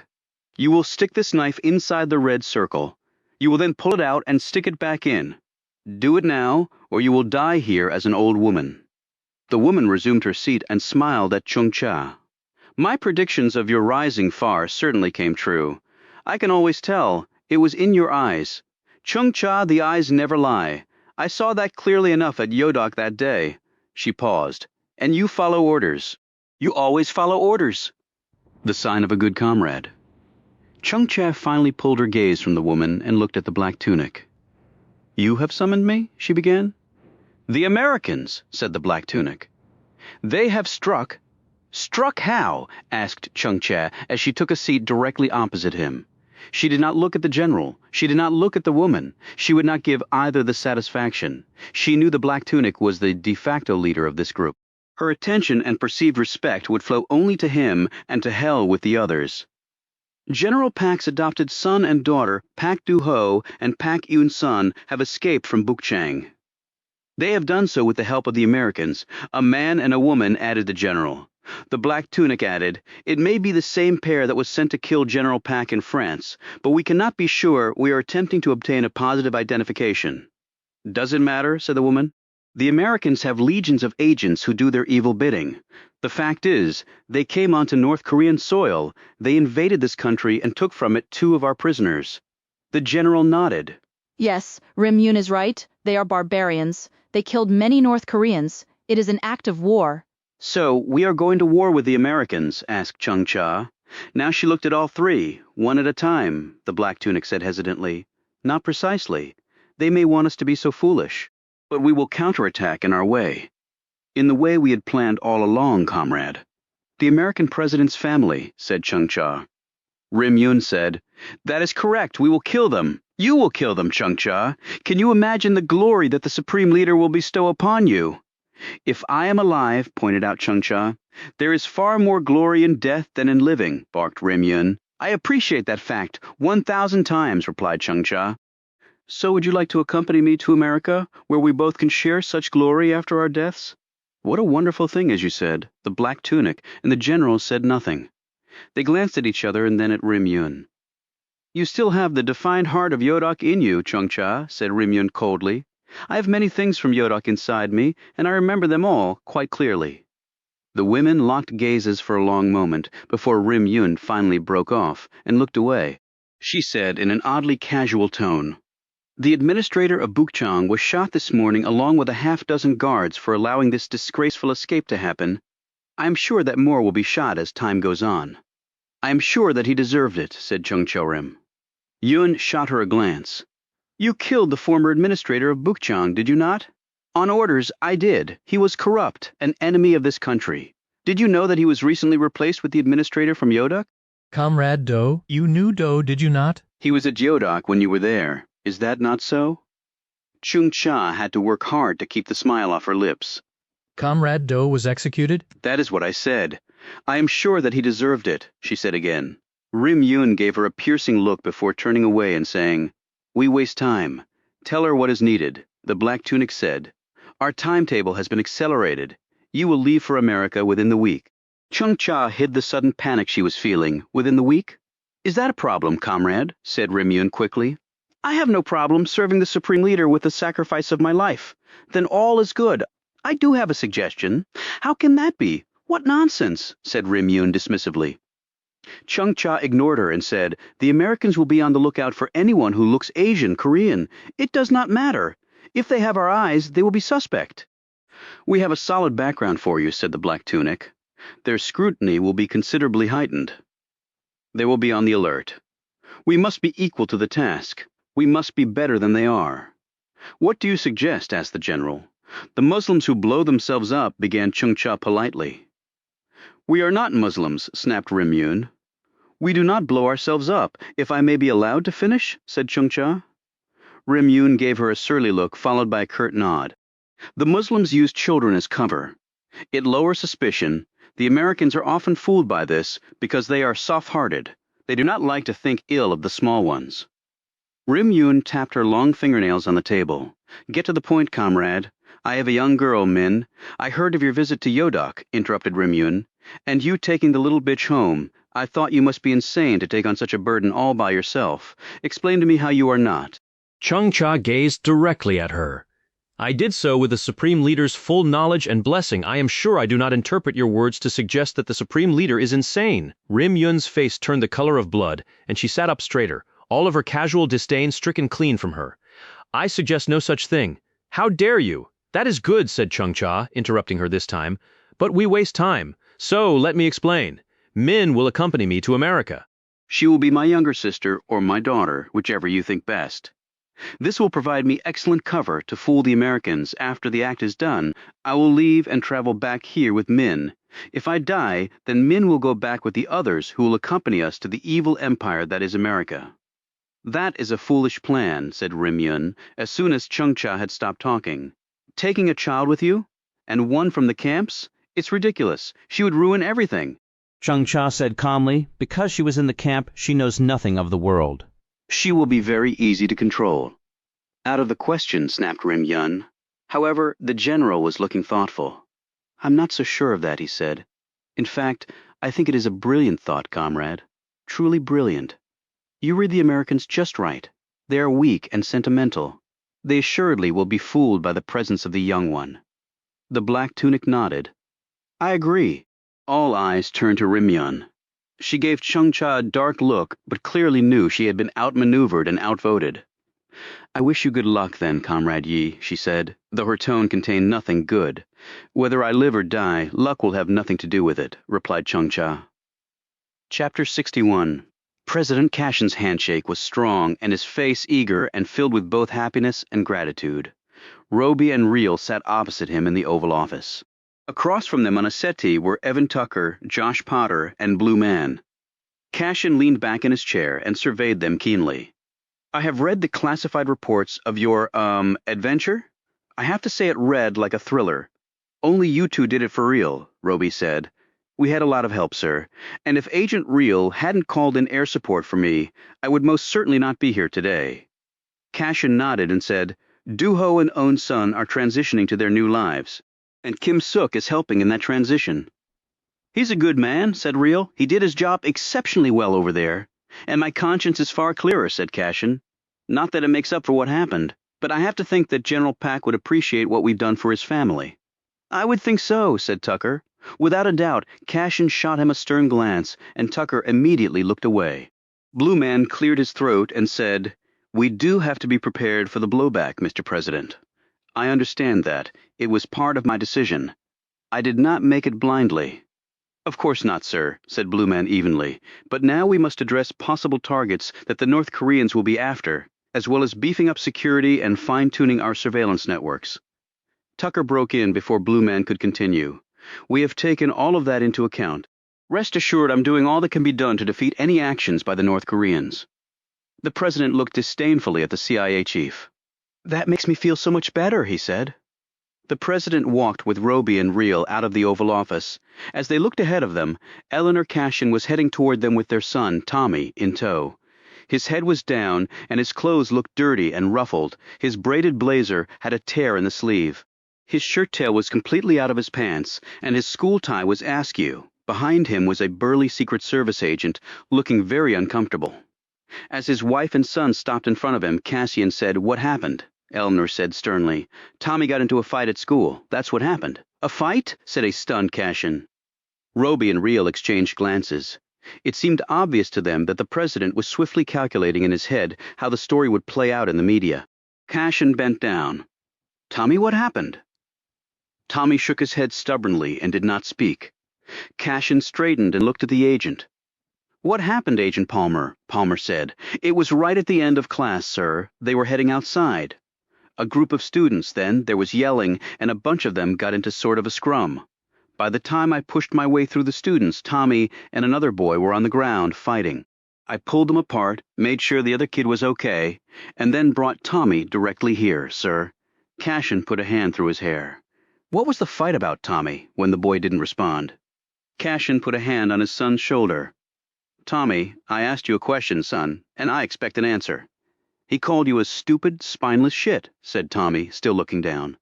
Language, Thomas, Michael, Cashin, said Eleanor in a warning tone. He asked what the fight was about, retorted Tommy. Well, that's what the kid called Dad, and that's why I hit him. Cashin cupped his son's chin and pointed it upward. Now they could all see that Tommy also had a black eye. Oh, Tommy, said Eleanor. Fighting solves nothing. Name-calling is meaningless. You weren't there, Mom, Tommy retorted. Then he eyed Agent Palmer. And if you hadn't pulled me off, I would have kicked his butt. He was doing his job, Tommy, said Eleanor, which is keeping you safe. I don't need anybody to keep me safe. I can take care of myself. Tommy, that is not the point, said Eleanor. You could have hurt the other boy. I hope I did. I hate this place. I hate it. I want to go back home. Look, son, began the president, looking around nervously. We'll discuss this later in private. No, we won't. You're the president. You don't have time for your son. Tommy, Eleanor exclaimed in a shocked tone. You were covering your dad's six, said Real. They all looked at her. Tommy said, What? You were just covering your dad's six, watching out for him. Sons do that for their dads. Daughters do that for their moms. Kids do that for their parents. You were protecting his honor, covering his six. That's what we call it in my line of work. Tommy rubbed his swollen eye. I guess I did cover his sixth thing. Cashin turned to Roby and Real, obviously relieved that his son had calmed. Tommy, these are two of the finest Americans you will ever meet. They just performed an important mission on behalf of our country. They're real heroes. Tommy looked suitably impressed by this. His entire demeanor changed. Wow, he said. Roby put out his hand. Nice to meet you, Tommy, and for what it's worth, I got in fights at school too, but I figured something out. What better to turn the other cheek? Tommy said in a sarcastic tone. No, I never really learned to do that. I figured out that if I talked to the other guy and tried to learn where his issues were coming from, then maybe I could fix things that way instead of using my fists. Whether you win or lose, getting punched in the face still hurts. Tommy did not look convinced by this, but said, Okay, you should get some ice on that eye, advised Real. It really helps with the swelling, just in case there's a round two. Tommy flashed her a smile. Let's go get cleaned up, young man, said Eleanor quickly, pivoting him around. And this is not over. I'm sure I'll be hearing from the school, and you're probably going to get a detention. I know you're getting one from me. She glanced at her husband and said in a low voice, Do you still think I'm overreacting? Nantucket, here we come. As his mother pulled him away, Tommy looked back at Roby and Real. Roby winked at him, and Real gave him an encouraging thumbs up. Tommy smiled again before turning away. Cashin said hurriedly, Sorry about that. Kids are kids, Mr. President, said Roby, and he has to live in the world's biggest fishbowl. Not easy. No, you're right. It's not easy. I doubt I could have done it when I was 10. Cashin walked them to the outer door of the West Wing. I want to personally thank you both again. I know what I asked of you was truly unfair and really an impossible mission, and still you succeeded. Roby said, No problem, sir. It's what we do. Cashin suddenly looked worried. Have you any inkling what the North Koreans might do in retaliation? Real said. Unfortunately, Mr. President, we present a lot of soft targets for them. That's the downside to a free and open society. The president nodded, turned, and walked back inside. As Roby and Real walked back to their parked vehicle, they passed a landscaping crew doing some work on a flower bed and an adjacent bank of bushes. All but one stayed focused on their work. This man looked up as the pair passed. He took off his cap and rubbed his brow. This was not done because of the sweat on his face. A group of tourists walking along the street on the other side of the fence included 3 men dressed in polo shirts and khaki pants. At this signal from the man inside the fence, all 3 started snapping photos of Roby and Real. As the pair pulled out of a side entrance to the White House, a few minutes later, this same group of tourists took photos of their license plate. Roby and Real drove on. Chapter 62. The Jumbo, jet flying in from Frankfurt, Germany, descended smoothly into the airspace around JFK. Min watched out the window from near the back of the plane. She had been nervous about boarding an airplane, but had done so when reassured by Chung Cha.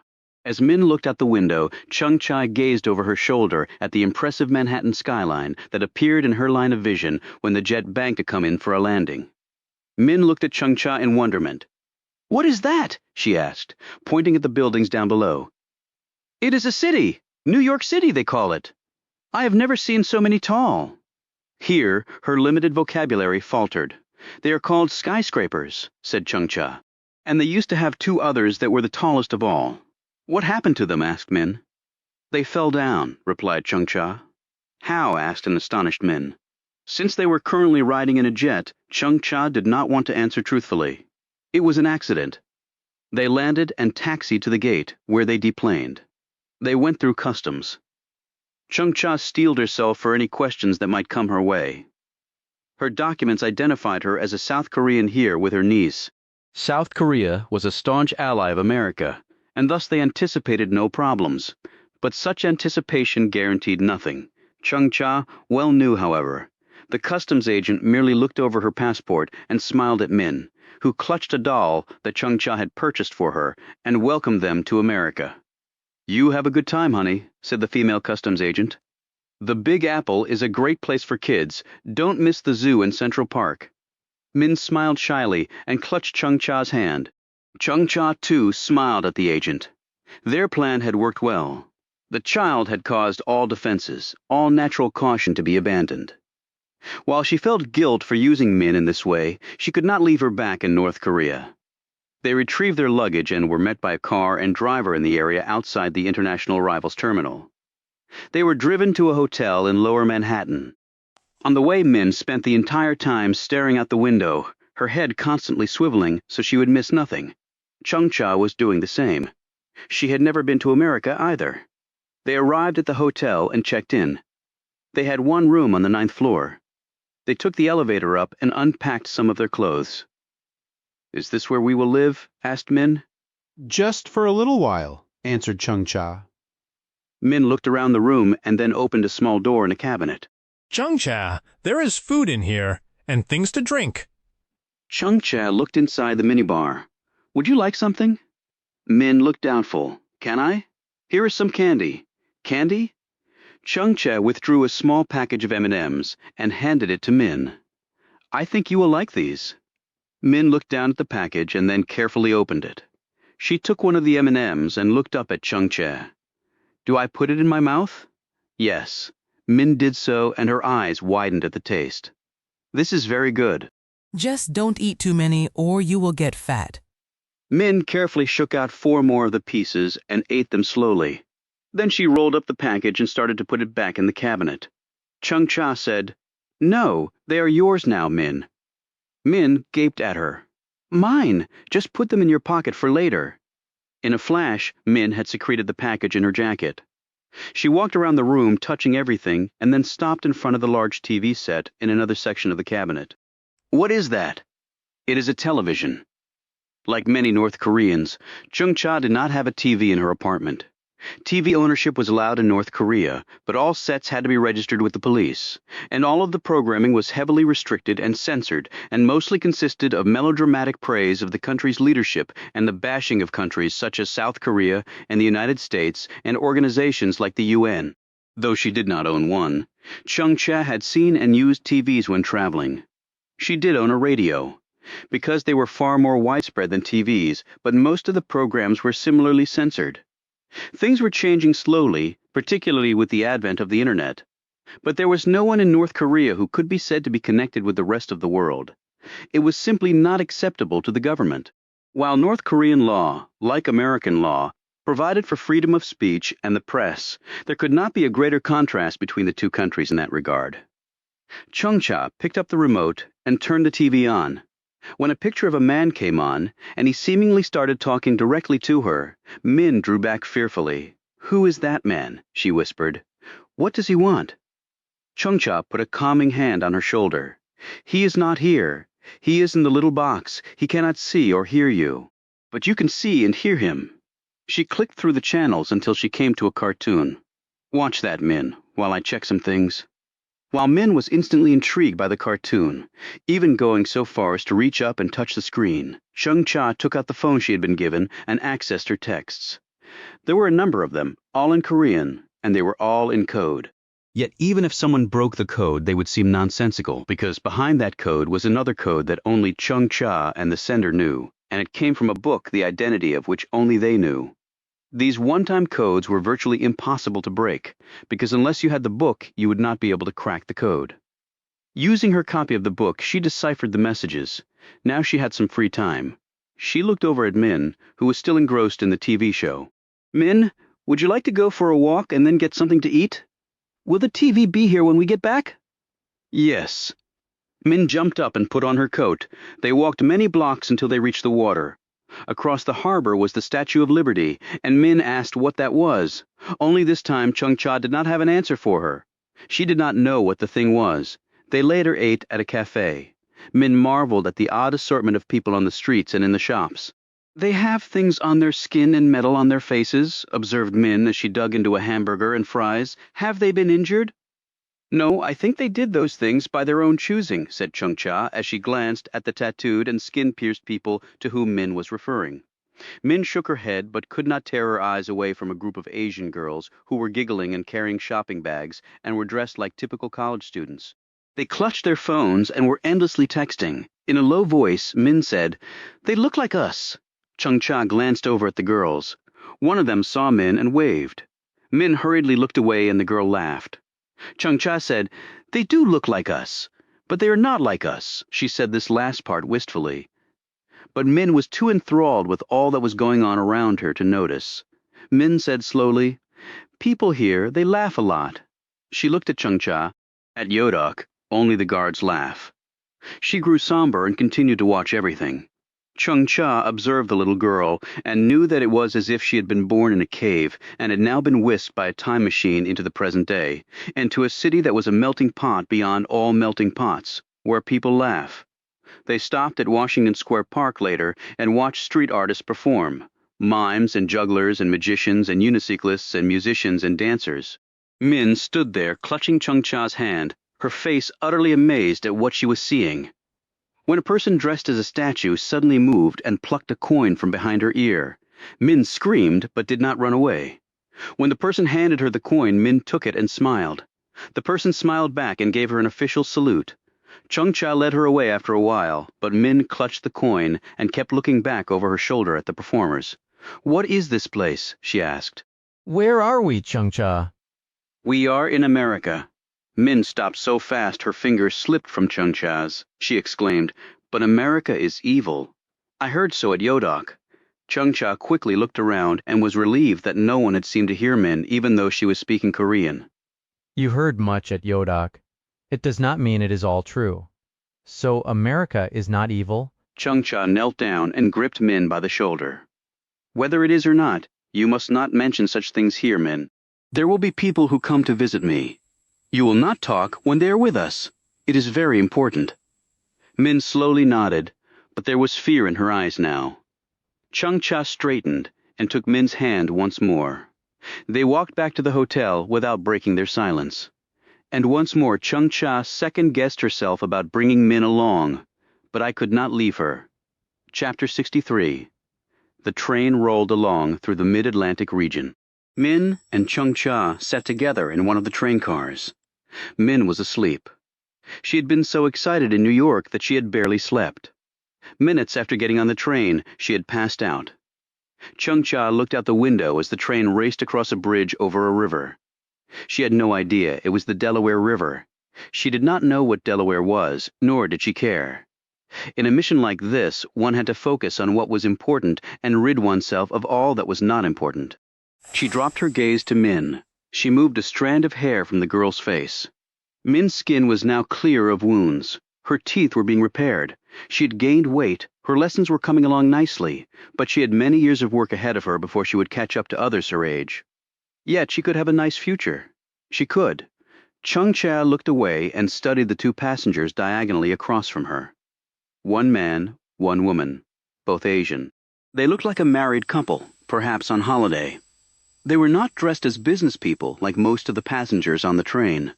But they were not married, and they were not on holiday. They had already signaled her. They were contacts. They would be getting off the train with her and Min at the last stop. Washington, D.C., the home of the American president and his family. When they pulled into Union Station, Chung Cha woke Min. They left the train, and Chung Cha steered Min until they were following in the wake of the young couple. They rode an escalator up to the parking garage and climbed into the back of a black SUV. The man drove, and the woman sat next to him, while Chung Cha and Min rode in the back. "Where are we going?" Min asked in a whisper. Chung Cha shook her head once, and Min lapsed into silence and stared fearfully ahead. They drove to Springfield, Virginia, to a townhouse in a vast sea of them. As they pulled into a parking space in front of an end unit, Min looked out the truck window and saw children playing in a yard 2 units down. They looked up at her. One girl about Min's age held a ball. The other, a boy about 7, was calling to his sister to throw it to him. The girl did and then waved at Min. Min started to wave back, but then quickly looked away when Chung Cha said something to her. They went into the house carrying their small suitcases. The townhouse's interior was spacious, far larger than Chung Cha's apartment, but it was barely furnished. They were shown to their room upstairs and set down their bags. The man and woman ignored Min, but showed Chung Cha the respect her position entailed. "We brought the girl toys," said the woman. "They are in the basement. She can use them while we speak." Chung Cha led Min to the basement, a large, mostly empty room. There was a stuffed bear, a book that Chung Cha knew the girl could not read, but that had pictures, and a large red ball. "I have some work to do upstairs, Min. You will stay and play with these things, all right?" "How long will you be gone?" Min said uncertainly. "I will just be upstairs. Can I stay with you?" Chung Cha said firmly. "I will just be upstairs. You will stay here and play." Chung Cha left the girl there, but as she walked up the stairs she could feel Min's gaze burning into her, and she felt a pang of guilt that was not easily swept away. They met in the kitchen that was situated on the main floor at the rear of the townhouse. By now 2 more people had joined them, both men and both North Korean. One of them was the groundskeeper at the White House. They sat at the table where pictures and files were laid out for Chung Cha. "There is a local team in place," the groundskeeper, whose name was Bei, informed her, "and it will be ready to go at a moment's notice, Comrade Yi, and it is an honor to have such an esteemed servant of the Supreme Leader here to assist us." Chung Cha looked at him over the file she was holding. Buried shallowly in his compliment was a complication. "Assist? Thank you, comrade. It will most certainly take a team to accomplish this goal. I am grateful to have someone such as yourself behind me." Bei's cocksure look quickly faded. She could not blame him for trying such a thing, but she was relieved that he had backed down. Otherwise he was a liability and would have to be treated as such. There was no room for error here. The Americans were too good at what they did. It was said they caught every electronic message sent around the world from every phone or computer. Chung Cha had even heard that they had invented some device that could read one's mind. She hoped that was not the case, or they might have already lost this fight. The others guided Chung Cha through the files and pictures over the next several hours. Chung Cha's mind occasionally would drift to Min downstairs playing with her toys, but then it would snap back and focus on the matter at hand. She studied the pictures of the 3 people, mother, daughter, and son. They were innocent, of course, but then not innocent because they were related to the American president who was her enemy. Then she was shown 2 other pictures. Bei said, "This was taken outside of Bukchang. The enhanced photo showed a man hanging onto the skid of a chopper. The image had been blown up such that his face was fairly clear despite the darkness." "This scum killed our brethren at Bukchang," said Bei. "He stole the Filth Pack's family from us." "We are told he was wounded in his escape, and that the guards nearly brought the enemy's helicopter down with their gallant rifles." Chung Cha peered down at the image of Will Roby. Her immediate thought was that he was a capable man, hanging on to the skid of a chopper. Fleeing enemy fire was not easy. She was shown another photo. It was of a woman walking through an airport. "In China," explained Bei. "Shortly before the attack on Bukchang. We believe she is an American agent." "We believe that she arrived with the other man. There was a report of one being a female. And I saw these 2 together at the White House after Bukchang was attacked." Chung Cha stared at the picture of Jessica Reel. She was tall and lean, and in her hardened physique, Chung Cha saw much strength. I understand there was a traitor with them, she said. Bei nodded. He talked with one of the guards. He was North Korean. He was undoubtedly brought with them for his language skills and perhaps knowledge of Bukchang. He might have been a prisoner there, said Chung Cha. Some have escaped and fled to America. Bei spit on the floor. Filth! Chung Cha looked at him. And why am I being shown these people? Bei looked at the others and then back at her. They must be killed too. But not by me. That remains to be seen, Comrade Yi. I cannot be in two places at the same time. We will see, said Bei. We will see. But whatever the course, I will be behind you all the way, Comrade Yi. The two locked gazes until Chung Cha again stared Bei down. As he looked aside, Chung Cha returned to the files, but her mind was a long way away. Chapter 64. Chung Cha and Min had eaten some dinner prepared by the woman who had come with them here. Then Bei had departed, and the man and woman had gone upstairs to their rooms. That left Chung Cha and Min. Min's eyes were droopy, but she said, "Can we go for a walk?" "I don't think that is a good idea," said Chung Cha. "Please, just for a few minutes." Chung Cha looked out the window. It was dark, but that held no fear for her. It was true she had no weapons with her. Those would be provided later, but she was a weapon. She had heard that America was crime-ridden, with gangs on the streets attacking people, killing, raping, and robbing. She had seen no sign of this at all, either in New York City or here. Still, they might be out there. "Just for a few minutes," she said to Min, and the girl smiled. They walked hand in hand around the residential development, which was well lit by street lamps. Min looked at all the parked cars and said, "Americans must have much money, I suppose," said Chung Cha. She had been thinking the same thing. She looked at all the houses where the lights burned bright and steady. In Pyongyang, one was lucky to have an hour's worth of light at night, and there were more cars in this, one parking lot, than she had seen in all of North Korea. They watched as a man and woman and their two small children came out of their house and headed to their car. The man smiled and said, "Hello." Chung Cha greeted him back. "Are you moving into the neighborhood?" asked the woman. What? Asked Chung Cha. "We saw you arrive earlier. Are you moving in or just visiting?" Just visiting, said Chung Cha automatically. The woman looked at Min. "What's your name?" "Her name is Min," said Chung Cha. She added in a more polite tone, I'm sorry, she does not speak English." The woman smiled and said, "I'm sure she'll pick it up right away. I wish they taught foreign languages here sooner, like they do overseas. Most kids don't get going on that here until middle school. Way too late in my opinion." She looked at Min again. "She looks to be about 10. Same age as Katie here. Katie, can you say hello?" Katie, a small girl with blonde curls, was partially hiding behind her dad. The woman said, "Katie's our shy one." Min too, said Chung Cha. "If you're doing the touristy thing and need any help or anything, "Let us know," said the man. "I work downtown. Take the metro in. I know it like the back of my hand. Just give a shout. Glad to point you in the right direction." definitely do the Air and Space and the National Archives. Pretty cool stuff." Thank you, replied Chung Cha, though in truth she had no idea what he had just said. The family got into their car and drove off while Chung Cha and Min continued their walk. What did they want? Asked Min. "Just to say hello and see if we needed help, were they pretending, so maybe they can try and hurt us later." I do not know, said Chung Cha. They seemed nice. What was wrong with the girl's hair? Wrong? It was all bent. It took Chung Cha a moment to grasp what she was referring to. "Oh, some Americans' hair is like that, or they use a tool to make it look like that. Why? I do not know. I suppose they think it looks nice." "I do not think it looks nice," said Min, although her expression did not match her words. It was clear she not only thought it looked nice, but was wondering how it would look on her. They headed back to the townhouse, and Chung Cha put a sleepy Min to bed.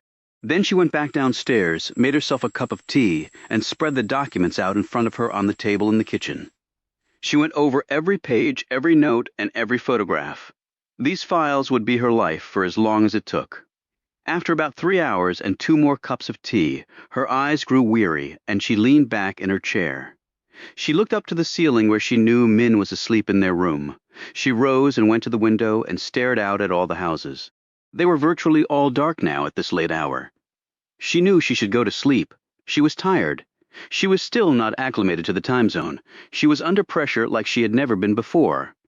To do what was expected of her was nearly impossible. She might be able to succeed in the first part of the mission, but the second part, her escape, would be impossible. And then, what would become of Min? It was 2 days later that Chung-Cha traveled to another place, far outside of the city.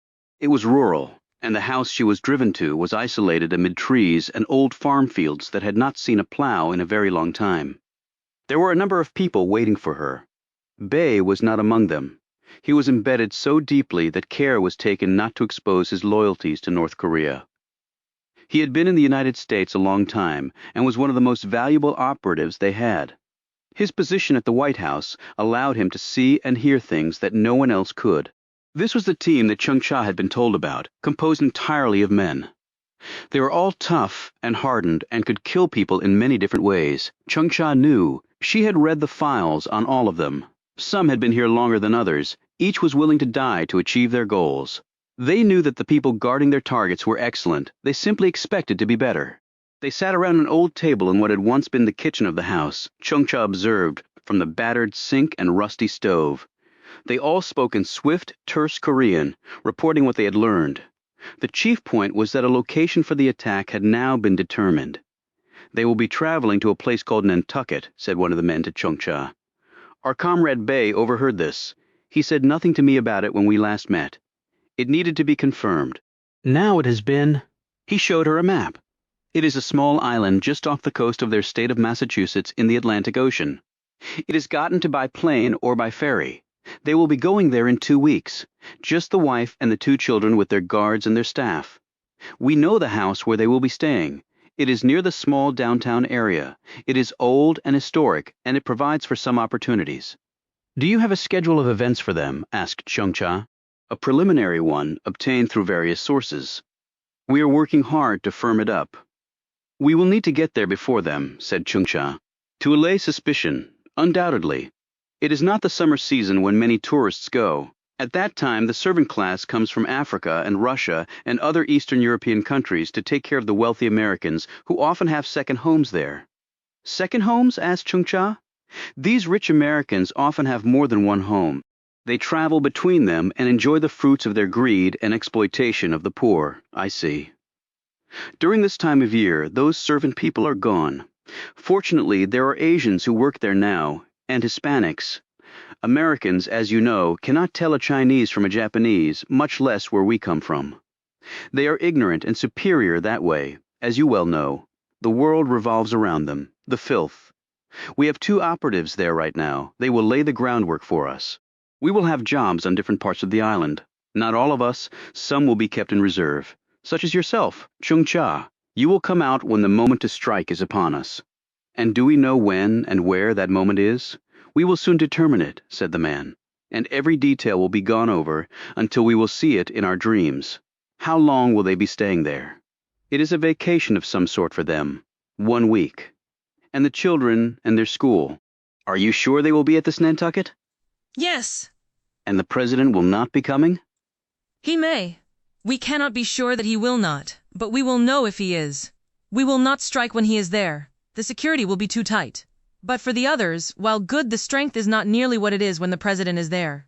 He is important above all others. It is said the Secret Service will leave his wife and children behind in order to save his miserable life. Chung-Cha nodded at all this and then studied the maps in front of her. I see how we will be able to get there, she said. But after the mission is over, how do we escape from this little island in the ocean? Surely we cannot fly out or take the ferry to this. She glanced quickly at a document, this Massachusetts place. They all looked at each other, and then at her. The same man said, We do not expect to live through this, Chung-Cha. She stared at him, her features impassive. She was, in truth, not surprised by this. It was a suicide mission. Her suicide. And she knew how she had come by it. Do you know Comrade Rim Yun? She asked the man. I have that honor. Yes. And was it she who told you this was so? Yes. Chung-Cha looked around at the others, who were all eyeing her both curiously and, in the case of 2 of them, with suspicion. There is no greater honor than to serve our supreme leader, she said, and to die in his service, she added. She turned back to the documents. Now, We have much work to do. But as they went over elements of the plan, Chung-Cha could really see only one thing in her mind. Min Chapter 65, Roby's phone rang. He was sitting in his apartment with Real, who was curled up in a chair, her eyes closed. But he knew she wasn't asleep. The rain was falling outside, and it was chilly. Neither of them had anything to do, and though the break was nice, they were not wired to be idle. "Yes?" said Roby into the phone. He sat up straighter. "Okay, when?" He nodded and said, "We'll be there." He put the phone down and nudged Real with his hand. She opened her eyes. "Are we being deployed?" "I'm not sure. What I do know is that we are being summoned to the White House." Again, Cashin already patted us on the head. What more does he have to do? "It's not Cashin who wants us." "What?" she said, unfolding her long legs and sitting up in the chair. The request came from the First Lady. We're to meet her in the private quarters at the White House Inn. He checked his watch. 1 hour. What could she want with us? No clue, but I guess we'll find out.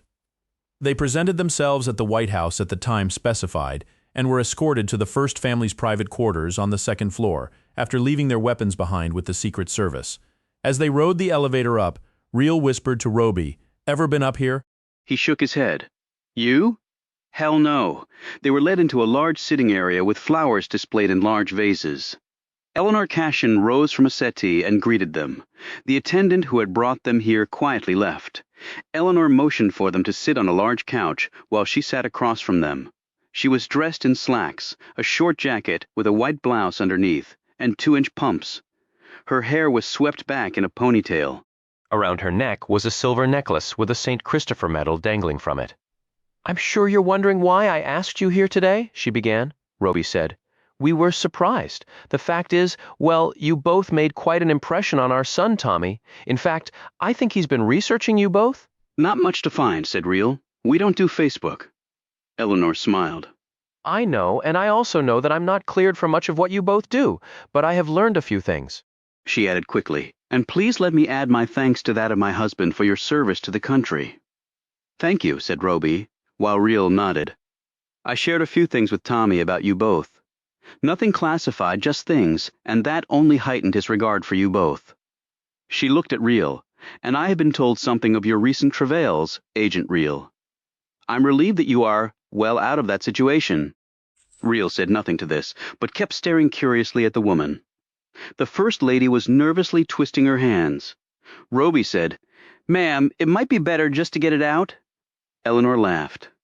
"I'm not usually so nervous and shy about a request. I used to be, but married to a politician, you get really good at asking for things from people."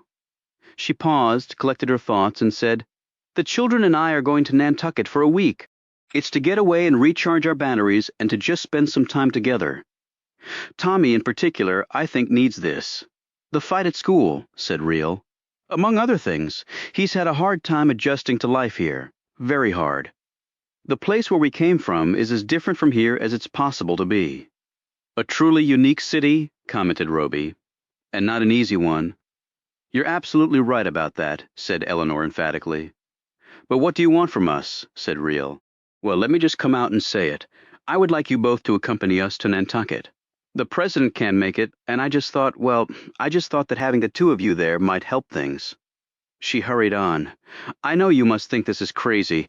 I mean, we don't really know each other, but Tommy hasn't stopped talking about you two. I don't know what it was exactly. Well, I think I do know.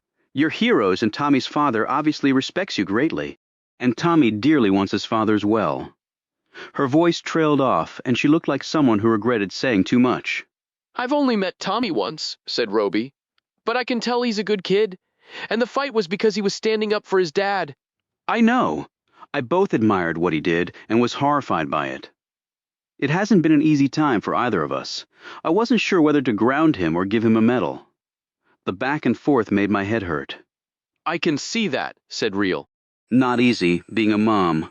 I'm sorry I didn't ask before. Are you a mother, Agent Real?" Real said unhesitatingly. "No, I'm not." Eleanor sat back. "So will you do it?" Real looked at Roby. She said, "Are the President and the Secret Service okay with this?" "Yes. My husband is fine with it." He thinks the added security you two will bring is a good thing, in fact, and my protection detail voiced no concerns. They obviously have researched you. And the kids, said Real. Tommy is over the moon about the possibility. And your daughter. She was put out about going to Nantucket, especially at this time of year, I have to admit. She wanted to stay home and be with her friends, but now she's looking forward to going. What changed? Asked Roby. Here, Eleanor blushed a bit. Well, she saw a picture of you, Agent Roby. Real gave him a sideways glance, her eyes twinkling. Not that that should go to your head, she said. Teenage girls can be quite impressionable, added Eleanor, Roby said, but this is really about Tommy, isn't it? It really is, yes, but spending some time with my kids away from this place, maybe it's about all three of us, Agent Roby. You can make it, Will, ma'am. And I'm Jessica, said Real, so you'll do it.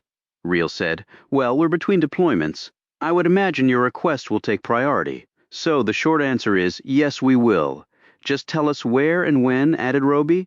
I can't tell you how grateful I am about this. I really am hoping for a good outcome from this trip. I think it could make a real difference, especially for Tommy. I'm sure it will, said Roby. Anything in particular you want us to do while we're up there with you? Since the president won't be joining us, I would hope that you could just spend time with Tommy. I could tell from your initial meeting that he looks up to you.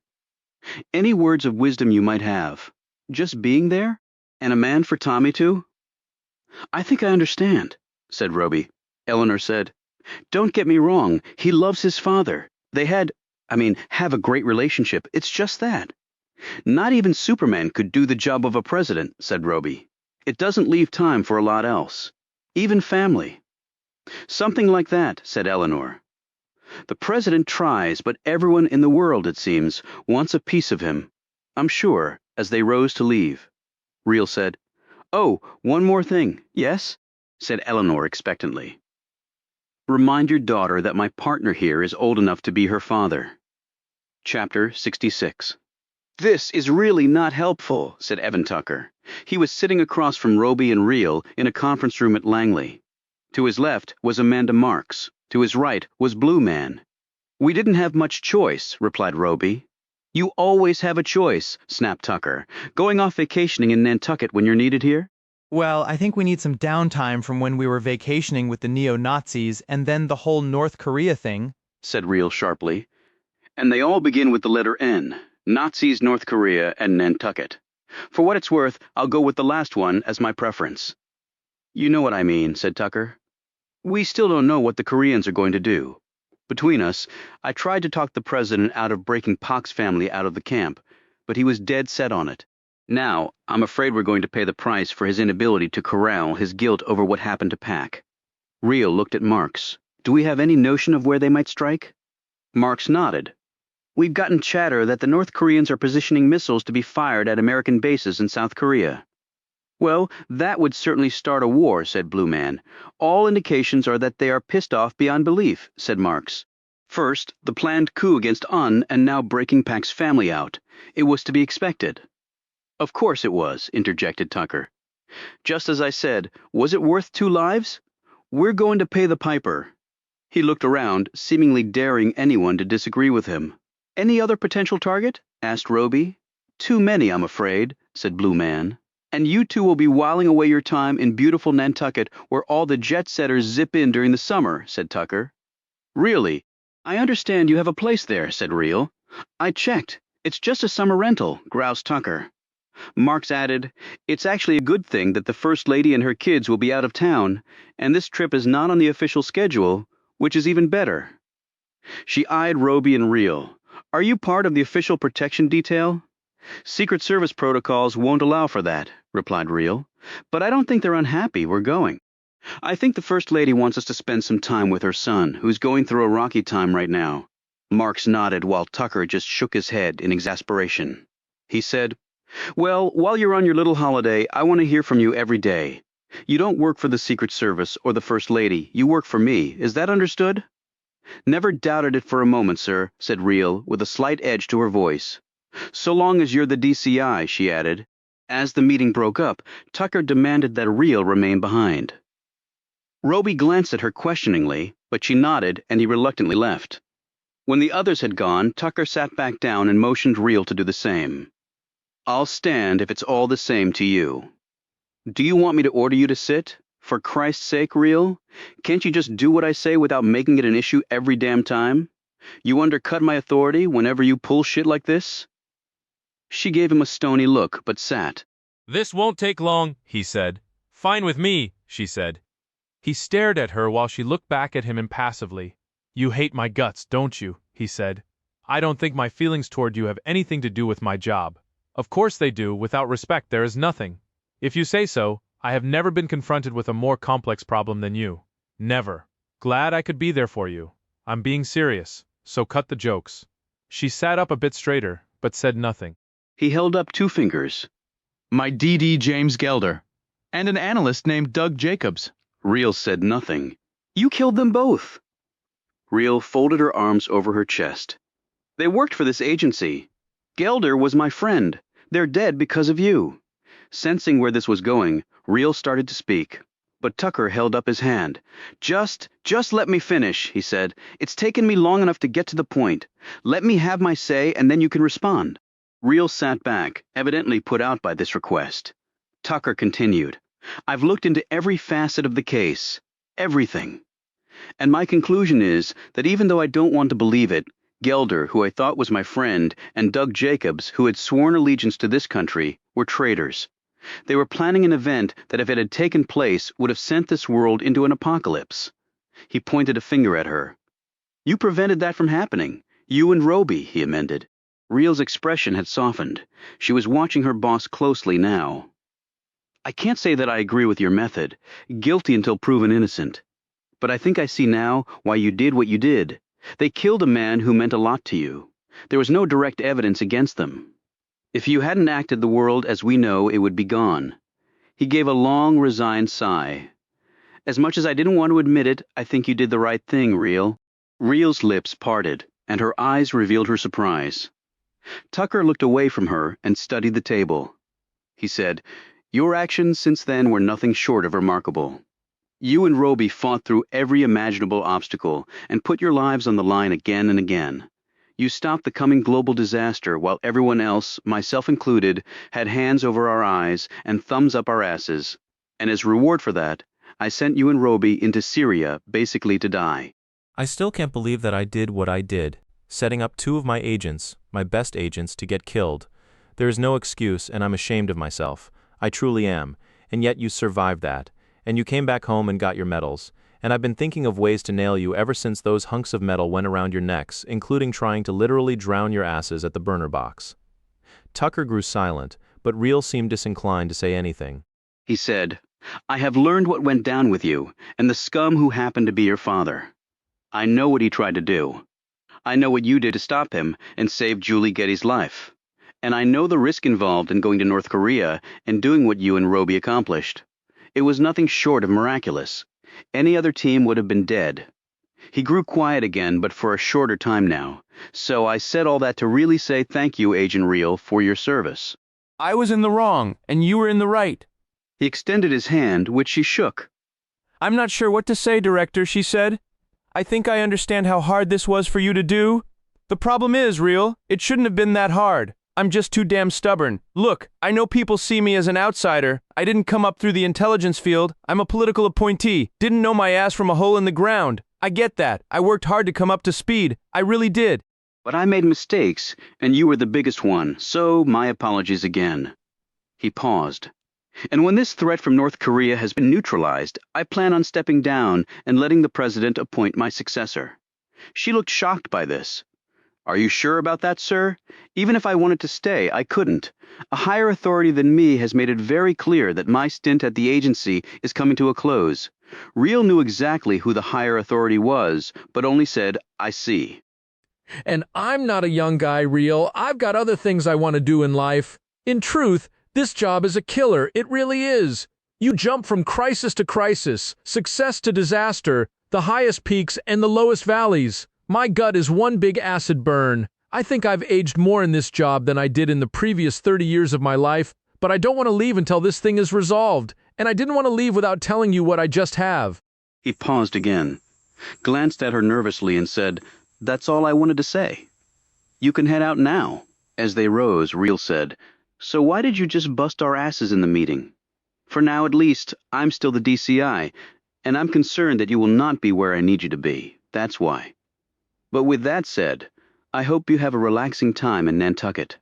Thank you, sir. I hope I will too. Chapter 67. The seas were choppy, though in the twin-hulled high-speed catamaran it was hardly noticeable. Chung-Cha sat in her seat in the heated space, while Min had her face glued to the window looking at the frothing water. It had occurred to Chung-Cha that Min had never been on a boat of any kind before. Until recently, she had never ridden in a car or a plane or a train. The young girl had come a long way in a short time. As the island of Nantucket appeared out of the mist, Min resumed her seat next to Chung-Cha. The ferry was only about half full, mostly with older people returning to the island. Chung-Cha smiled occasionally at some of them, but did not say anything. The ferry passed by the man-made breakwater and headed into the harbor. A few minutes later they were docked and the passengers filed off the boat. Chung-Cha held Min's hand as they went down the gangplank. The ferry's captain tipped his hat and said, "Enjoy your visit." Chung-Cha smiled. "We plan to," they continued, with their rolling bags to the car rental office, where Chung-Cha produced her license and her reservation and credit card. They drove off a bit later in a small white SUV as the sun was setting to the west, burning the sky into reds and golds. Min stared out the car window and said, "What are we doing here, Chung-Cha? I told you, just a little trip." Who were those people at the other place? Friends of mine. They didn't seem too friendly. Well, they are good people. You work with them? Min said, giving Chung-Cha a brief sideways glance, a little. What is this place called? Nantucket. This is the Atlantic Ocean that you are seeing. Where Korea is, that's the Pacific Ocean. I know nothing about any of that. Chung-Cha glanced at her as they drove along. "You will, Min. I promise you will learn every day." "Even here," she broke off. "Even what?" said Min quickly, apparently sensing unease in the woman. "Even when you are tired of learning," said Chung-Cha with a smile. She had put her destination into the car's navigation system. The island was not large, but the roads were not very well marked, and she was glad of the assistance the computer provided.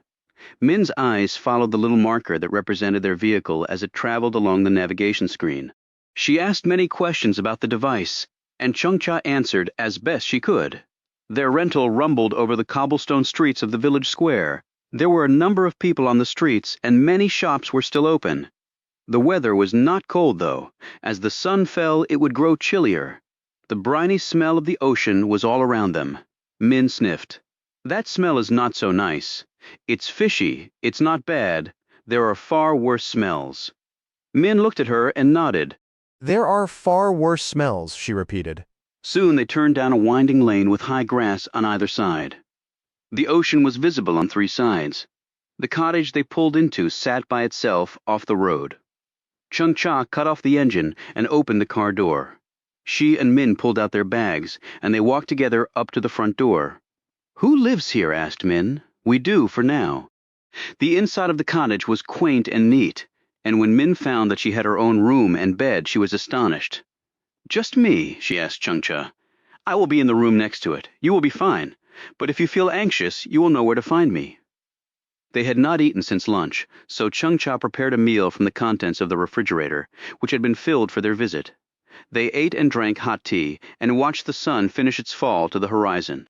"It looks like the sun has dropped into the water," said Min as they watched out the window. "Yes, it does." Min spent the next hour going around the house and seeing what was there. The owners had left toys and board games in a closet. Min had pulled some things out and was playing with them, but she did not like it when Chung-Cha was out of her sight for very long. Chung-Cha sat in a chair after hitting a switch, which caused the gas fireplace to turn on. When Min saw the flames spring out, she rushed over, her face filled with horror. "We have to get water to put it out." "No, Min, it is all right. It is the way it works. It gives off heat. See, draw close, like this. It feels good." She and Min stood in front of the fire and let it warm them. An hour later, Min fell asleep on the couch next to Chung-Cha. Now Chung-Cha could get to work. Since she understood that the mission was not expected to produce any survivors, she had to think some things through. When she had, she pulled out her phone and studied the images on there. The three Kashans stared back at her. Mother, daughter, son. Next, she looked at images of Will Roby and Jessica Reel. She could just tell they were like her. They looked strong and capable and unafraid of anything. As Min quietly snored next to her, Chung Cha went through all the files and details once more.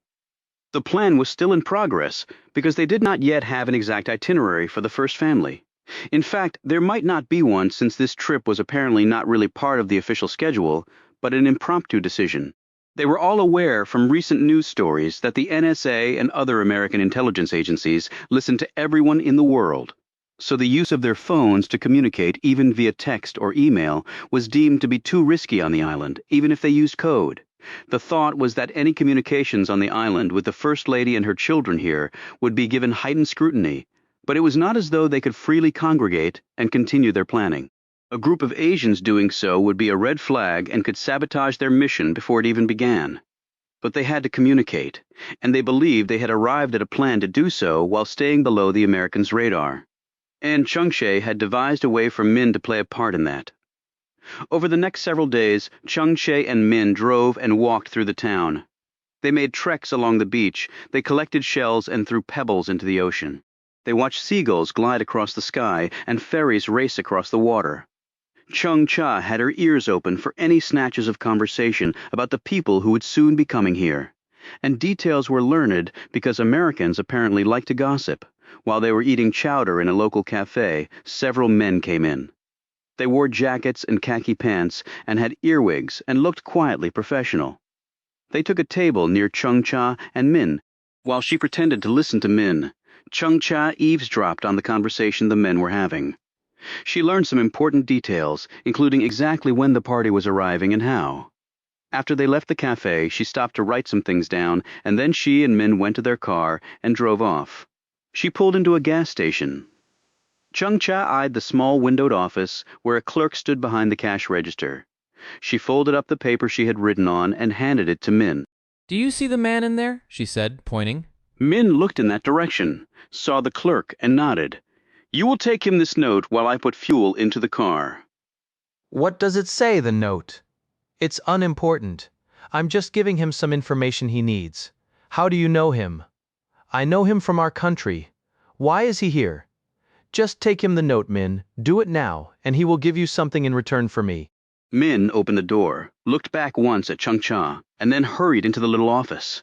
Chung-cha pumped gas while she watched Min. She gave the man the note, and he in turn gave her a piece of paper, along with some candy from the rack next to the register. He smiled and patted Min on the head. When Min returned to the car, she handed Chung-cha the note and held up the package of chocolates. "Can I have these? Just one, save the rest for later?" Chung-cha slipped the note into her pocket. "You're not going to read what the note says?" asked Min as she popped the candy into her mouth. "Later, not here." They drove back to the cottage. While Min went off to play, Chung-cha looked at the note. It was written in code and not in Korean, just in case. They had used English instead. She read through the contents twice to make sure she had missed nothing. Then she let out a small breath as she heard Min laugh. The TV was on, and she must be watching her cartoons. It must be good to laugh, thought Chung-cha. It must be very good. Chapter 68. It looks like a baby's bib, observed Reel, or a bikini bottom, replied Roby. They were in a private jet descending into the airport on Nantucket. Looking at the island from this altitude had prompted their respective descriptions. Mars, Venus, said Reel wryly. Guess so. Eleanor Cashin and her children were riding up front with their protection detail. Special motorcade cars were being ferried over. If the president had been coming, the logistics would have been far more daunting. Settled in 1641, about 48 square miles of land and about 58 more of water. 50,000 people during the summer, about a fifth of that during the rest of the year, said Reel. They call the island the Little Gray Lady of the Sea when the place is fog-bound, which it apparently is a good deal of the time. But on that island is some of the most expensive land in the country. Highest point is Folger Hill, about 109 feet. Roby stared at her. Aren't you just the fount of information? Google makes everybody a genius. The jet touched down and came to a stop. Reel and Roby grabbed their bags and headed for the exit. Claire Cashin made a point of stepping directly in front of Roby in the aisle. Her mother and brother were just ahead of her. The Secret Service were already outside the plane making sure everything was okay before the family exited into the waiting SUV. Claire had on skinny jeans, heels that made her much taller, and a Yale sweatshirt. She glanced back at Roby. Enjoy the flight? I enjoy every flight where the plane lands on its wheels. She laughed. That's really funny, handsome, and a sense of humor. Pretty impressive. Real turned her head so Claire would not see her, rolling her eyes. But she did poke Roby hard in the back and whispered, God, it must be great to be so popular with children.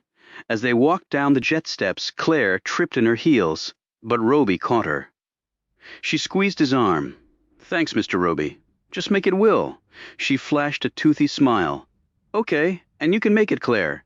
Roby was expecting another poke from Real, but it didn't come. He glanced over and saw Tommy staring, not at him, but at Real, while Eleanor was watching her daughter with a look of resigned exasperation. As they stepped onto the tarmac, they saw the 3 SUV motorcade waiting. Roby said to Real, I think you have your own fan club.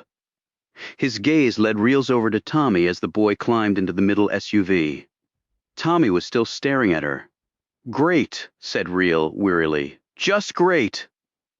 They rode in the rear vehicle behind the SUV carrying the Cashins. 2 Secret Service agents rode with them. One of them said, Welcome aboard. Understand you guys are with our intelligence community. State Department, said Real, hiding her smile. Yeah, said the agent, grinning. Why Nantucket, said Roby. The agent shrugged. First Lady went to school in Boston. Apparently she spent a lot of time here as a kid. Good memories, and must be nice to get away from D.C. Always nice to get away from that place, agreed the agent. He added, You 2 being here, anything we need to know, threats? The only reason we're here, said Roby, is because the First Lady asked us to be. I think she believes we can have a calming influence on her son, added Real. The agent nodded.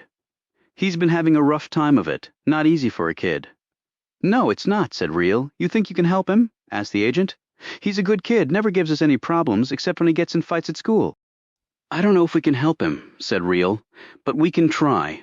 So, you guys have experience with kids? Roby and Real exchanged glances. Real said, We work in D.C., so we have lots of experience dealing with children. The agent laughed as the motorcade drove on. The place where they were staying was within easy walking distance of the downtown area. There were 2 buildings, a large main house and a 4-bedroom guest cottage. The Cashins and their staff would be in the main house. The protection detail was in the guest house. Roby and Real were given rooms in the main house. After she'd unpacked, Real came into Roby's bedroom, which was next to hers. Feeling privileged to be bunking with the Cashins, she said, as she perched on the bed. Roby put the rest of his clothes away and said, Jury's still out on that. Real looked out the window. Never been here. Looks nice, if a little surreal, like a Ralph Lauren ad. Roby joined her at the window and looked out over the grounds. Secret Service will have its work cut out for it. Lots of access points, and that's a public thoroughfare right there. I bet they'd like more of a buffer. You thinking they're going to be attacked on dear old Nantucket? Just saying, it's hard to turn it off, I guess. It's impossible to turn it off. Never look at the world any differently. Points of attack and counterattack. Kind of sucks, doesn't it? Not if it keeps you alive, it doesn't. Someone knocked on the door. Want to guess who, said Real. Come on in, said Roby. The door opened, and there stood Claire. Her smile faded when she saw Real. Will, my mom wanted to let you know that we're all planning to go get some lunch, and then take a walk on the beach. She'd really like you to come. Claire did not look at Real as she said this. Real put an arm around Roby's shoulders. Tell your mom we'd be delighted. Claire frowned and said, Okay. Downstairs, 5 minutes. Then she spun around on her heels and stalked off. I'd be careful, Jessica, said Roby. Why? Those are stilettos she's wearing. At the restaurant, Claire arranged things so she was sitting next to Roby, while her brother and Mom sat on either side of Real. She said to Roby, Mom said you were like a hero. That was very kind of your mother, but all I did was my job, no more, no less. She tapped him on the forearm. I bet you have some great stories, Eleanor said. None of which he can tell you, Claire, so don't hound the poor man about them. I don't hound, Mom, said Claire, frowning. I'm just interested, that's all. You thinking about going into public service? Asked Roby. Yes, and it won't be long. I'm practically in college. You just started your sophomore year, so you really have 3 more years of high school, her mother pointed out. Which will go by like that, said Claire, snapping her fingers. I'm afraid you're right about that, said her mother with a sigh and a glance at Tommy. She tousled his hair. We're going to the beach after this, Tommy. You can add to your shell collection. Tommy glanced awkwardly at Reel. That's for kids, Mom? I actually like collecting seashells, said Reel. Tommy immediately brightened. I know a lot about them. I can show you stuff. Sounds good. Eleanor gave Reel a grateful look, and then they all turned to their menus. The beach was deserted and rocky. It was low tide. Tendrils of sea foam and green algae coated the sand and the rocks. The day was overcast and the seas unstable. The breakers banged away, but far from where they walked. Tommy and his mother had buckets in which they were collecting shells. Reel walked next to Tommy while Claire was glued to Roby. The protection detail, dressed in windbreakers and jeans, formed a loose circle around them all. I'm really glad you came up here with us, Will, said Claire. You'd probably like to be back home with your friends, said Roby. Oh, no way, she said. My friends are okay, but they're pretty immature, especially the boys. Yeah, said Roby uncomfortably. He looked over at Reel for help, but she smiled and quickly looked away, focusing on Tommy and his bucket of shells. Tommy held one up for her. My dad said shells can come from thousands of miles away. This one might have started off near China or something, and then ended up here. Pretty cool. Pretty cool, said Reel. Are you married? Tommy asked. No. Were you ever? No. Why do you ask? Well, I mean, most women your age are married, aren't they? I don't know, Tommy. Maybe they are. Do you have kids? Reel looked past him, out to the ocean. No, I don't. Tommy looked disappointed. She added, But I think I'd like to be a mother one day. I guess I have to make up my mind before it's too late. I'm not getting any younger. Oh, you've got plenty of time, said Tommy encouragingly, and I bet you'd make a great mom. Thank you. I appreciate that. Tommy bent down and snagged another shell and then pointed to a horseshoe crab scuttling away. Creepy things, he straightened and said. Is what you do dangerous? Why do you ask that? My dad said. You guys were heroes. Serving the country. That's usually dangerous. We try to make it as safe as possible, said Reel, diplomatically. Have you ever killed anybody? Tommy called out his mother, who apparently had overheard this. I'm sure Agent Reel would prefer to talk about other things. Tommy glanced up, looking embarrassed. Sorry? No need to be, said Reel. Asking questions is how you learn things. Can I ask you some? He looked at her nervously. Like what? Like what you like and don't like, living where you do. I don't like any of it, said Tommy fiercely. None of it, really? He hesitated. Well, I mean, riding an Air Force One is pretty cool. You're one of the few kids to ever do that. And the Secret Service guys are nice, I'm sure. I don't like people saying stuff about my dad. I wouldn't either. My sister thinks I'm a useless idiot. Well, I'm afraid that would be the case regardless of where you live. It's just this thing between big sisters and little brothers. When you're older, you'll probably be really close. I doubt it. No, you will. Because what you're experiencing right now is so unique, Tommy, and you and your sister will always share that experience. She may not let on, but I would imagine this has been hard for her too. No, it hasn't. Everybody loves Claire. Really, everybody? Tommy looked at the shells in his bucket. Well, there are a few girls at her school that give her a hard time, and she says one teacher hates her because she doesn't like Dad. So not everybody loves her then. No. Your mother obviously loves you a lot. She's always bossing me, fixing my clothes, my hair, checking my homework, telling me to do stuff. Right. I guess it'd be a lot easier on you if she didn't care. What? You know, she's the first lady. She can do pretty much anything she wants. She could have come up here by herself. Maybe go to the spa, get her hair and nails done, eat out all the time, see old friends. But here she is, bringing you here, collecting seashells with you on the beach, and I heard her say later there's going to be a big Scrabble tournament. I'm good at Scrabble. I almost beat my mom once. Wow, that's pretty impressive. Tommy looked over at his mom to Reel, he said. Are you close to your mother? She's not alive anymore. Tommy looked shocked. Oh, I'm sorry. And your dad? Reel pursed her lips and looked away. He's been gone from my life for a long time. Were you ever close to him? No, we didn't have a good relationship at all, Tommy, which I guess is why I envy people like you. Because you obviously have parents who love you very much. Not all kids do. In fact, too many don't. Tommy stood there for a bit, fingering a shell. I think I'm going to show my mom this one. I think she'll like it. Good idea. Real watched as he ran across the packed sand toward his mother. Then she looked away, out to the ocean as far as she could see. When she turned back, she looked upward toward the parking lot that bordered the beach. A small young Asian woman was walking hand in hand with a little girl about Tommy's age. She could see that the little girl was watching them curiously, although the woman didn't glance their way as they trudged along. As Real looked away, she was thinking that life was quite odd, and families, in a way, were by far the most satisfying and exasperating parts of life. Chapter 69.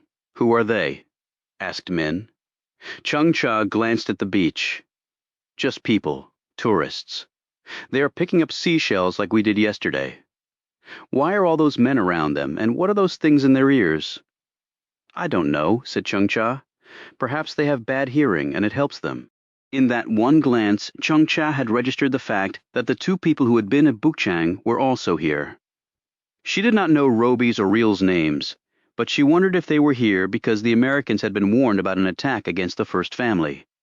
This was certainly a complication that needed to be addressed. She pulled Min along as they left the parking lot. Chung-Cha sat on a bench and wrote out a note, folded it, and said to Min, "There is a man behind the counter in that store over there," she pointed. "He is short and bald and Korean. You will give him this note." Min took the paper and looked down at it. "What does it say? Just a note. You know this man too, like at the other place?" "Yes. Now please go and give it to him. He may ask you to wait while he writes a reply. Go now." Min hurried across the street and into the shop. Chung-Cha could see the man through the window as Min walked up to the counter. There were no other customers in the shop. He had gotten this job very quickly, because after the summer season was over, many of the young people who performed these tasks went back to the mainland. She watched as the man read the note and then wrote out a reply for Min to take back. He took a minute to put together some things for Min in a plastic bag, as though she had purchased them. Min came back across the street with the bag in her hand. She gave Chung-Cha the note and they walked together back to their car. Chung-Cha sat in the driver's seat and read the coded note twice over while Min sat looking at her. "Something is wrong, Chung-Cha," said Min, as Chung-Cha folded up the note and put it in her pocket. "You do not look good." "I am fine, Min, just fine." They drove back to the cottage in silence. When they got there, Chung-Cha turned on the fireplace and made herself and Min some hot tea. They sat on the floor in front of the fire. Finally, Min said, "Why did you take me from Yodok?" Chung-Cha kept her gaze on the flames. "Are you happy that I did so?" "Yes, but why me?" "Because you reminded me of me." She glanced at Min to find her gaze full upon her. "Many years before you were there, Min, I was also at that place. I was not born at Yodok as you were, but I went there at such a young age that I cannot remember my life before Yodok." "Why did you go there?" "I was sent there, because my parents spoke out against our country's leaders." "Why would they do that?" asked an astonished Min. Chung-Cha started to shake her head, and then said, "Because they once had courage?" Min's eyes widened, as though she could not believe what she had just heard. "Courage?" she asked. Chung-Cha nodded. "It takes courage to speak your heart when others do not want you to." Min thought about this as she sipped her tea. "I guess it does. Like when you were defiant in the camp, Min. That took courage. You did not let the guards break you." Min nodded. "I hated the guards. I hated everyone there. They made you hate everyone, even the ones who were like you. That is what they do, so the prisoners will not rise up against them. Instead, they would turn on each other.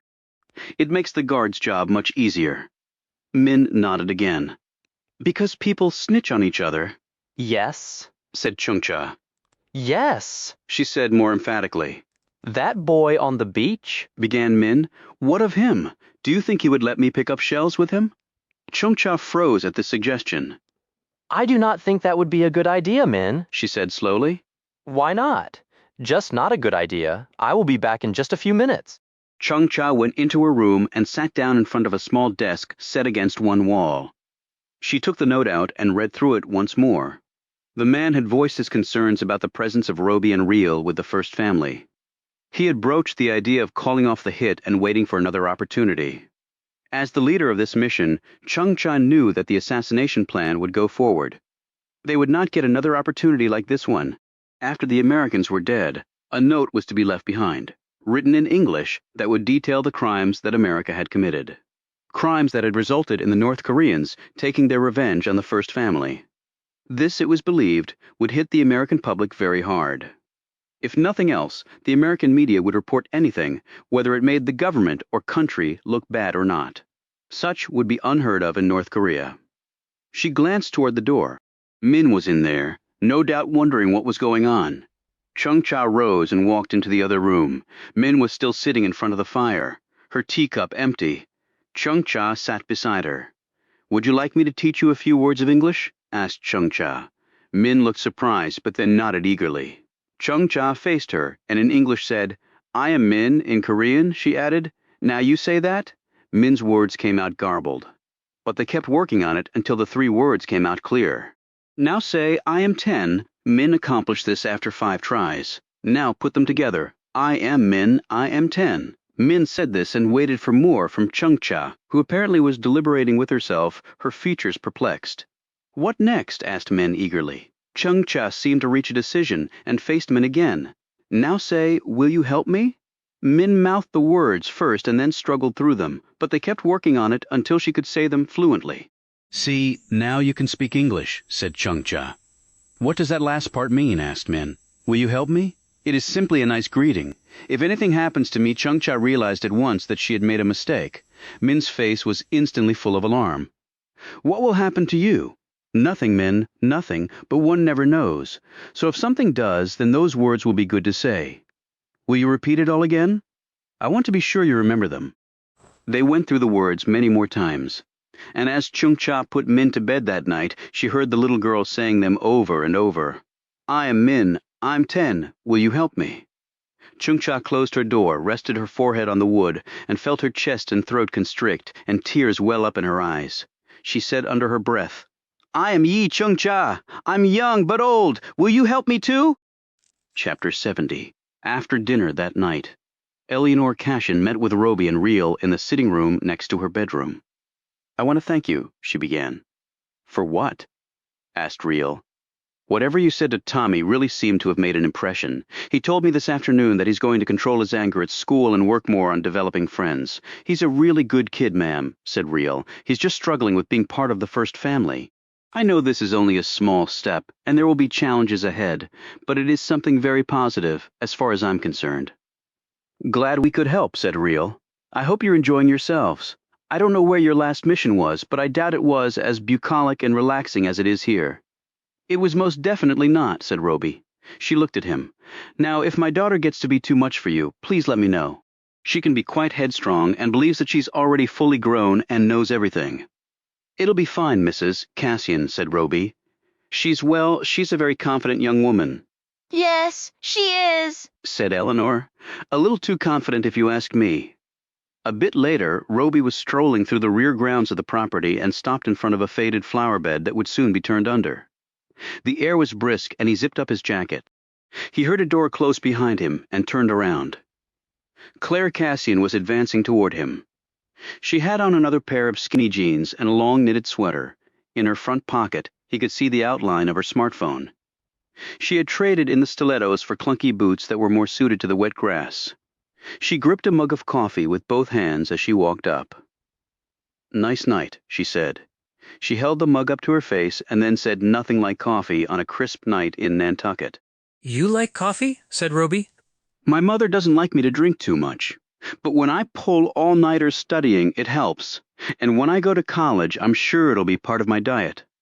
She set the mug down on a table next to a swing and pulled out her phone. "Hey, would you mind taking a picture with me?" "I'd like to post it on my Facebook page. I'm afraid I can't do that," said Roby. "My mom won't mind." "Well, I'll explain it to her. It's not that. It's just that my work for the government requires me to remain in the background." She put her phone away, and her casual look and tone vanished. "Oh, I didn't know that. It's not something either I or Agent Reel can talk about." She sat on the swing and motioned for him to sit next to her. Roby reluctantly did. She picked up her mug and looked over at a Secret Service agent who was patrolling the perimeter of the property. "Nothing like having armed guards with you all the time. But think of the stories you'll have to tell. There really haven't been that many presidents, or that many first daughters. You're in pretty select company, I guess. It just doesn't seem so, great right now." She paused and studied him. Have you known Agent Real long? Pretty long. We trained together way back when. Is she good? She wouldn't have lasted all these years if she wasn't. Is she better than you? Claire added playfully. Roby looked at her with a serious expression. In some ways, yes, she is. She's also saved my life, more than once.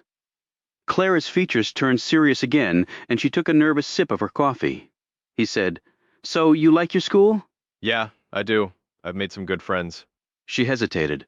Mostly girls, the guys are. You said immature? Sorry, that may not change much even when they get older. It's not so much that, but think about it. They have to come to the White House to pick me up for a date. I can imagine your father can be pretty intimidating for a young man. My dad's a softie. It's my mom who's the tough one. I'm sure she's just looking out for you. Yeah, well, sometimes she looks out too much. What about your brother? What about him? You two get along? He's 10. I don't have that much to do with him. He's still just a kid, Will. He's also going through a rough time. He ever try and talk to you about it? He would never come to me with something like that. Why? I mean, I'm almost 6 years older than he is, and he's a boy, and I'm a woman. I guess there is sort of a big gap in age between the two of you. Now Claire looked pained. My mom, she had a miscarriage when I was about 3. I'm sorry to hear that. Claire looked shocked that she had divulged this information. Oh my God, please don't tell anyone I told you that. I mean, very few people know, and it never came out during the campaign, and I know my mom would. Roby said, Claire, I don't repeat things people tell me to anyone, ever. She breathed a sigh of relief. Thanks, but back to your brother. Did you two used to talk? Sure, I mean, before Dad got elected. He was a governor before then. We lived in the executive mansion and everything, but it was nothing like this. Tommy was a sweet kid. He looked up to me. I think he still does. She smiled. There was this one year we went trick-or-treating. Dad went with us on the sly, so the camera crew wouldn't follow us. You know what he was dressed as? Roby shook his head. What? Maleficent. You know the wicked character from Disney's Sleeping Beauty? Everybody thought it was my mom, but she was in really high heels and was dressed as Darth Vader. That's who they thought Dad was. It was really fun. It was like our own family secret. Something only we knew when, everybody knew everything about you. She looked at him. Yeah, she said ruefully. I saw you had on a Yale sweatshirt. You thinking of going there in a few years? If I get in, the president's daughter, I think you'll be fine. But that's not how it's supposed to work. I don't want to get in because of him. I want to get in because of me. That's a great way to look at things, said Roby.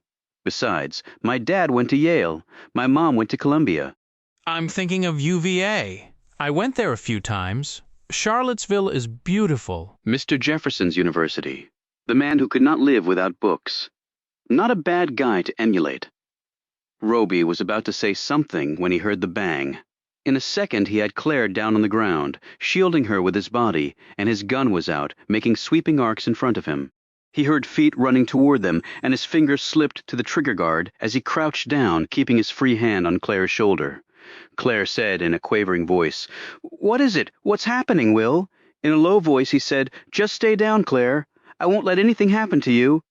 A Secret Service agent came running around the corner of the house and saw Roby.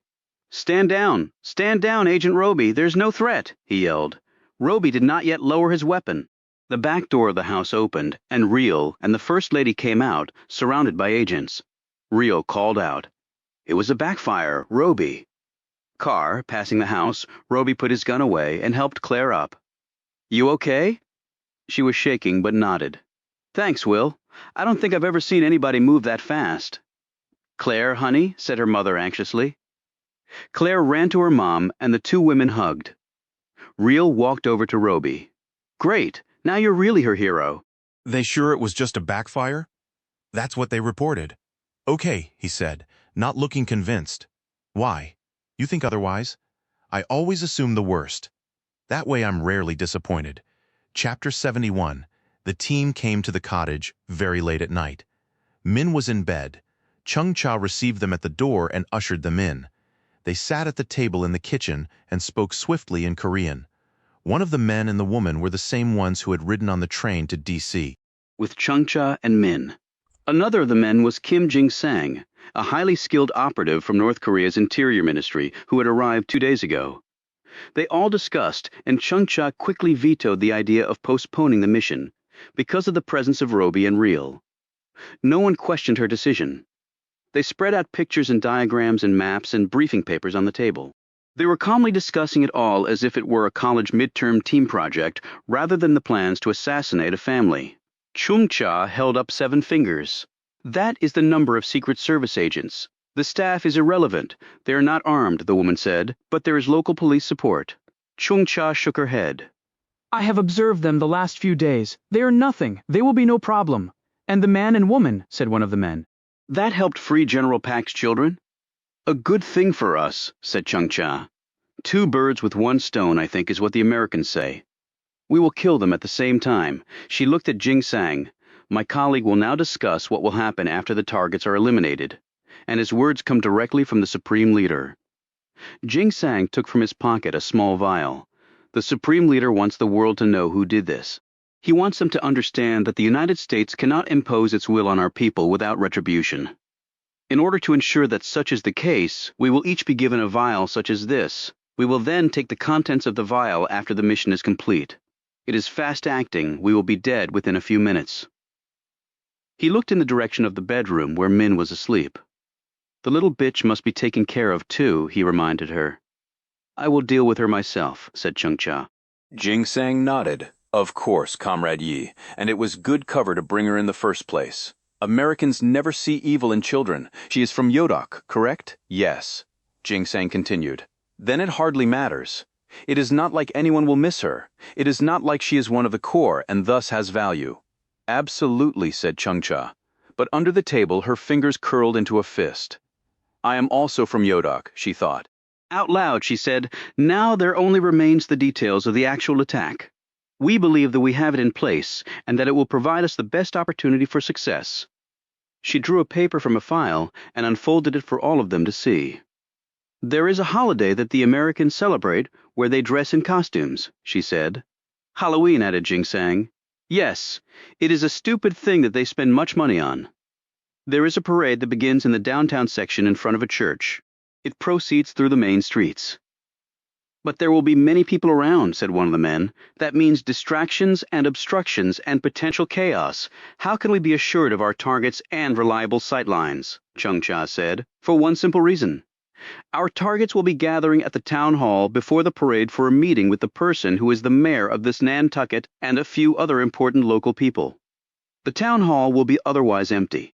The parade does not start until 2 hours later. We will strike there, and we will strike hard. We will pierce the outer circle of security and then the inner, and then we will complete our mission. Jing-sang said, How did you come by this information? Is it reliable? We have a person who helps to clean the mayor's office, Chung-cha said. He overheard them talking. And the itinerary for the town hall event was left on his desk last night. Our person photographed it. It is reliable. I have verified it myself, Jing-sang nodded. Excellent. And now this holiday? Halloween gives us the perfect way to breach their security wall, noted Chung-cha. She knew that the Secret Service was prepared to die to protect its charges, but then she was prepared to die in order to kill those same charges. They finished their meeting and said their goodbyes. Before he left, Jing-sang pressed 2 vials into Chung-cha's hand. To the glory, Comrade Ye. To the glory. She closed the door behind him and pocketed the vials. Chung-cha sat in front of the gas fire and finally fell asleep. She awoke with a start when she heard the noise. Her hand slipped to her pocket and closed around the knife. It was the same knife she'd used to kill the British envoy. The cottage was dark, the fire the only illumination. She heard cautious footsteps coming from the kitchen. She silently made her way to that spot and peered around the corner. Min had poured out a glass of milk and was drinking it at the table. Then Min stopped, put the glass down, and picked up the photo. The photo that Chung-cha had foolishly left on the table. She had fallen asleep before picking everything up and hiding it. Chung-cha went into the kitchen, and Min looked up at her. Why do you have this, Chung-cha? She asked, turning the photo around. Looking back at her from the grainy photo were Eleanor, Claire, and Tommy Cashin. Chung-cha fingered the vials in her pocket and eyed the glass of milk. Death by cyanide was relatively quick but not painless. Would a bullet be better? Quick, no pain. Min would never know it was Chung-Cha who had done it, she said. A friend brought those by. He was just taking some different pictures of people and places here. These are the people from the beach. The boy picking seashells. Chung-Cha came over to her, took the photo, and looked at it. You're right, I had not noticed that. I did not hear anyone come tonight. It was late. You were already asleep. Chung-Cha ran a hand down Min's hair. Now you should go back to sleep, Min. The little girl was gazing down at the picture, and then she looked up at Chung-Cha. Her lip trembled, and Chung-Cha recalled that the reason she had picked Min to take from the camp was her obvious spirit and intelligence. Chung-Cha, began Min. Not tonight, Min. We will talk about things tomorrow, but not tonight. She put the girl back in bed and lay with her for a while until Min was breathing evenly and eventually fell asleep. Then Chung-Cha did not go to bed, but went outside and sat in a wooden chair and stared at a sky that was filled with stars while a breeze lifted her hair and the smell of the nearby waters filled her nostrils. She took the vials of poison from her pocket and held them in front of her.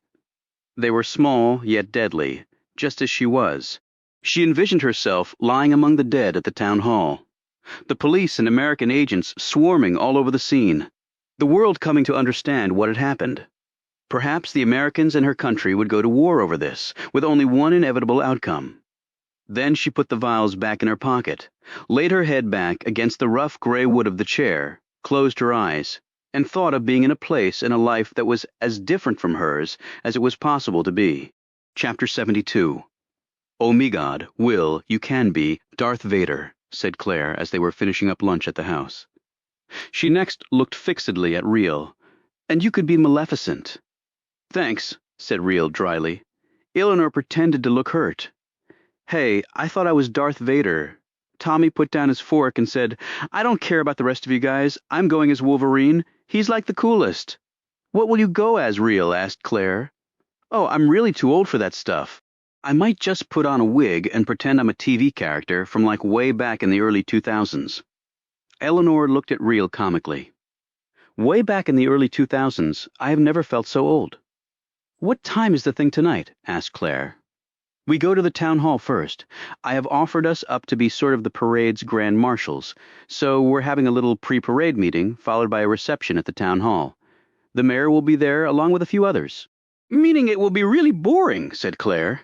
"Meaning it will not take that long, and it will mean a lot to the folks here," replied her mother briskly. Roby looked at Real. "You up for Maleficent?" "I don't have the costume." "I had them packed," said Eleanor. "I knew we'd be celebrating Halloween up here. I was hoping the president could make it, but that's apparently not going to happen." "What are you going to be, Mom?" asked Tommy. "I think this year I'll venture way, way back to the 70s and go as Cher." She confided to Real, who was seated next to her. "I've always loved all her different looks over the years, especially her hair." Cher? "Cher what?" asked Tommy, looking confused. He had obviously never heard of the singer. Eleanor said, "Need to know and you don't." After lunch was done, Roby and Real went outside. "Town Hall Halloween Parade?" "Yeah, sounds like a blast," said Real, without a trace of enthusiasm. "I take it you never went trick-or-treating?" "You take it correctly. Well, you can make up for lost time. I'm glad we'll be leaving here soon. I'm starting to feel claustrophobic. So, no islands in your future?" "I'm more of a city girl. You had a cottage on the eastern shore in the middle of nowhere," Roby pointed out. "That's why I'm a city girl now. I got sick of that. I guess the Secret Service will scope out the town hall and the parade route." "Guess so. I'm sure they're not too happy about this. Lots of people in costume. Easy to conceal stuff. Weapons, explosives. No, they are not happy. At least the president's not here. If he were, I'm not sure they'd be doing the parade." "Are you really going to dress up?" she asked. "Why not? And I have to be Maleficent, huh?" "Well, it does fit your personality," said Roby. She punched him in the arm. "So, when we get back to the mainland, what then?" he asked. "Wait for the next call-up. Doubtful it will be the both of us. They tend to send us out solo." "I know that, Roby. I'm thinking I have about another year of doing this, and then I'm calling it a career." She looked surprised. "When did you decide that?" "It seems like just now, but I've been thinking about it for a while." He stretched his arm where the burned skin was. Your little booby trap on the eastern shore made me think about my life, I guess. He smiled to show her he was kidding. But Real did not return the look. I can't tell you how awful I feel about almost killing you. We were on opposite sides back then. It happened. I made it out. We're okay. She looked at his arm and leg where she knew the burns were. I'll make it up to you somehow, Roby. I think you already have. How? Well, most recently North Korea. Doesn't seem like enough. Trust me, it was, he replied. Are you really serious about getting out? I am very serious. What will you do? He shrugged. Who says I have to do anything? I've saved enough money. I live simply. I've seen the world, or at least the bad parts of it. I might just do nothing. You don't believe that, Roby. Not for a second. I might do nothing for a while, and then I'll figure it out. He studied her. What about you? You were all fired up to call it a career. Yeah, but then you said we could continue our careers and have a normal life. You made me believe that was possible. I still think it is. But now you're quitting, said Real in a tone that indicated she felt he was betraying her. I said I'm leaving in a year in our line of work. A year can be a lifetime. What about you? What about me? I know Evan Tucker had a private discussion with you. What did he say? That no matter how long it takes, he's going to bring you down. She let out a long breath and shook her head. No, he basically apologized for all the stuff he'd done. What? Said Roby, looking stunned. He said I was right and he was wrong. Had he been drinking? Did his pupils look normal? I think he knew exactly what he was saying, Roby. Well, how the hell do you like that? I wonder what happened for him to change his mind like that. He said he'd reviewed all the evidence and had given it a lot of thought. Plus, you and I had almost gotten killed trying to stop the conspiracy Gelder and Jacobs were involved in. And you and I risked our lives in Syria and in North Korea. I guess it all added up for him. So, does that change things for you? He asked. How so? You going to stay on for a while? I don't know, probably not. Especially if you're not going to be around. He put an arm around her shoulders. Well, you've got a year to think about that. Yeah, if I live that long. Chapter 73. Min had never heard of Halloween. She had never worn a costume. She still didn't understand what Halloween was, though Chung Cha had tried to explain it to her. But she now had on a costume, and she had been given Halloween candy. They were at a small cafe on the main street of the downtown area that had been turned into a kid's party room before the parade was to start. Chung Cha had taken Min, who was dressed as a frog, her face hidden behind the costume, only her eyes and mouth visible. Chung Cha was in the costume of a pirate. The cafe was filled with children in a wide variety of outfits. At first, Min had been terrified to have the frog costume on, but once Chung Cha had shown her it was only plastic and cloth and couldn't hurt her, she allowed Chung Cha to dress her up. At the front of the cafe, giving out candy, were the Cashins. When Chung Cha saw this, she panicked slightly. She had seen security people roaming outside, but she never thought that meant the first family would be handing out candy. She said to Min, "Go get your candy. I will be back." Then she hurried to the far corner of the cafe, quickly becoming lost among all the other costumed folks. Min looked around frantically for her. With the frog costume covering her ears, she had barely heard what Chung Cha had said, and then when she saw that she was gone, she started to panic. However, she was being herded with the rest of the kids to receive her candy from the Cashins. As she got to the front of the line, Min was badly scared. She could not see Chung Cha anywhere, and kids and their parents were crowding in on her from all sides. When she looked up, she was standing directly in front of Tommy Cassian, who was, as he had said, dressed as Wolverine. She looked at him, and he looked at her. "Nice frog," said Tommy as he held out a handful of candy. Out of Min's panicked mind came one thought. She said, "My name is Min. I am 10. Will you help me?" Tommy looked at her strangely as he dumped the candy into her pumpkin bucket. Then Min said something else, but it wasn't in English. She had reverted to Korean. "Are you okay?" asked Tommy. "My name is Min. I am 10. Will you help me?" Tommy started to say something, but a hand reached out and pulled Min away so that other kids could get their candy. Min looked around the room and breathed a sigh of relief when Chung Cha rushed over to her. Before she could say anything, Chung Cha knelt down and hugged her. "It's okay, Min. I'm right here. It's okay." Chung Cha led her outside and then down the street away from the crowds. They reached an alleyway where there was a little brick stoop. Chung Cha perched next to Min on the bottom step. She had made certain that none of her team had seen them. They also didn't know that Min was dressed as a frog. Chung Cha would carry out her mission, but Min would be safe. Min was not going to die. Not by Chung Cha's hand. Min, you have to listen to me very carefully, okay? Min nodded, the frog head bobbing up and down. I have to go away for a little bit. Min started to jump up, but Chung Cha held her back, just for a little bit. From the alleyway, she looked across the street where the town police station was located. Do you see that place over there? She pointed. Min looked past her and nodded. I want you to take my watch. She slipped it off her wrist and handed it to Min. Now, when this little line gets here, I want you to go over to that place and tell them what I told you to say. You remember it, in English? Can you say it for me? I am Min. I am 10. Will you help me? That is perfect, Min. Perfect. Now remember, when this line reaches this point, that is when you will go. Chung Cha was indicating an hour from now. But where will you be, Chung Cha? I have a few things to do, but I know those people over there will take care of you until I get back. They are good people, Min. They will help you. But you're coming back, aren't you? Said Min fearfully. I will be back, said Chung Cha, forcing herself to smile. And then she thought to herself, please forgive me for that lie, Min. And please don't forget me. I only want your life to be a good one. Min reached out and wrapped her arms around her. Chung Cha returned her hug, fighting back the tears. I love you, Chung Cha, and I love you, Min. 15 minutes later, Chung Cha joined her team near the target location. They were all dressed in costumes. Jing Sang came up to her. Ready, comrade? Of course. And Min? She is back at the cottage. She drank her milk and went to sleep. Jing Sang smiled. Then let us do this great deed. To the glory, Chung Cha. To the glory, repeated Chung Cha. Out on the main street, the elements of the parade were assembling. There were motorized vehicles with floats built on them, a high school band, dozens of costumed zombies, and a plethora of other colorfully clad Halloweeners. There was also a long Chinese dragon that had emerged from an alley. Underneath its cover, one could just make out a number of sneakered feet marching along. We ready to move to the town hall, Sam? Eleanor Cashin was looking at her protection detail leader. He spoke into his walkie-talkie and then gave her a thumbs up. We're ready to roll, ma'am. Side entrance over there. 2-minute walk to the left and up the front steps. He and another of his men stood on either side of the Cashins as they filed toward the door. Sam gave Roby and Reel a high sign. They nodded and fell into step behind the Cashins.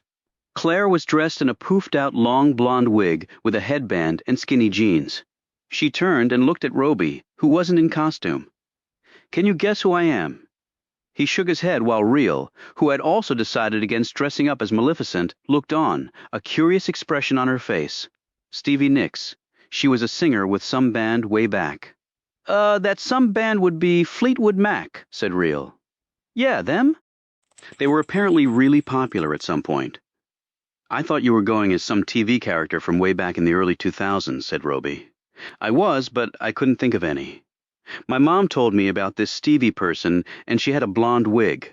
Yay for Mom, said Reel. The local police and the Secret Service detail surrounded the Cashins as they walked down the street toward the town hall. The sun was setting, and the sky looked nearly molten. The wind was picking up, and there was the threat of rain later that evening. Something the parade organizers were desperately hoping would not happen. Chapter 74. They were nearly at the town hall. When Roby spotted it, the Chinese dragon marched into place near the front doors of the building. He observed the great many feet under the dragon's skin. He looked at Reel, whose gaze was also on the dragon. Better to be safe than sorry, he said, and Reel nodded in agreement. He spoke into his walkie-talkie, and a minute later the Cashins were being hustled into the town hall. Several deputies raced over to the Chinese dragon and started pulling up the dragon's skin. Roby saw astonished faces revealed when they did so. They were teenagers, American teenagers. Roby smiled at Reel. Okay, I'm officially paranoid, you think? She replied. They entered the town hall, and Roby said to Sam, Dragon was a false alarm. Sorry, kind of like the car backfire. No harm, no foul, replied Sam, though he looked a bit put off. Eleanor came over to them. What is going on? False alarm, ma'am, said Sam. We can proceed on schedule, and he didn't get a chance to finish as a round hit him in the head, spraying everyone with blood. Roby grabbed Eleanor and jerked her downward as Reel turned and fired shots in the direction from which the round had come. Making her stay low, Roby pushed Eleanor toward the others. He yelled to one Secret Service agent who was shielding the two children, "Get them through that door, now." Another agent came up to help, and together they pushed the kids ahead of them. Claire started crying as she saw Sam dead on the floor. Tommy looked too afraid to make a sound. Eleanor called out to her children even as one of the agents with them was hit in the back of the head and went down, falling over a stack of chairs. A body came tumbling down from the second-floor balcony and hit the floor hard. It was one of the deputies from the local police. He'd been shot in the forehead. "They've got the high ground!" Yelled out Reel as she kept backing away, acting as the rear guard and firing widely angled shots at the balcony to provide cover. "Move, move!" Roby urged Eleanor as more shots rang out. The other agent with Claire and Tommy went down with a bullet in his spine.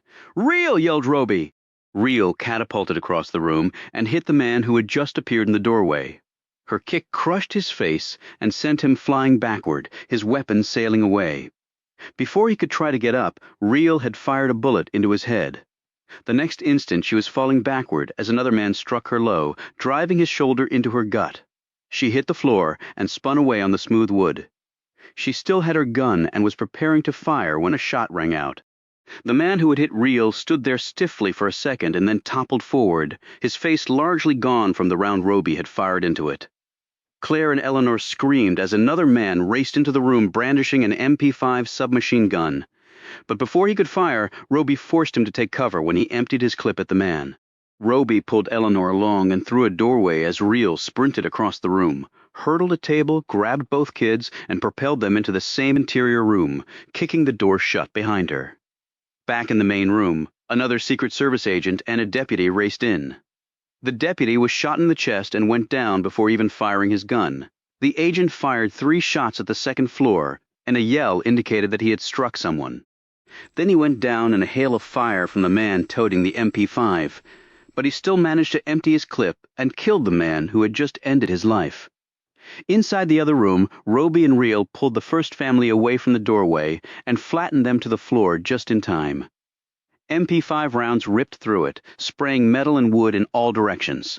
As soon as the shooting stopped, Roby and Reel led Eleanor and her kids through another interior doorway. Roby locked the door and then surveyed the room. It was small, windowless, and there was a set of stairs leading down. Reel had already eyed it. "Probably the cellar," she said. "Curved staircase, constrained fields of fire," he replied, understanding immediately. "Gives us an edge. Not much choice. Let's do it." They propelled the first family down the steps. The cellar was even smaller than the room above and had no exit. They were trapped. There was a stout wooden table that they immediately overturned, putting Eleanor and her children behind it.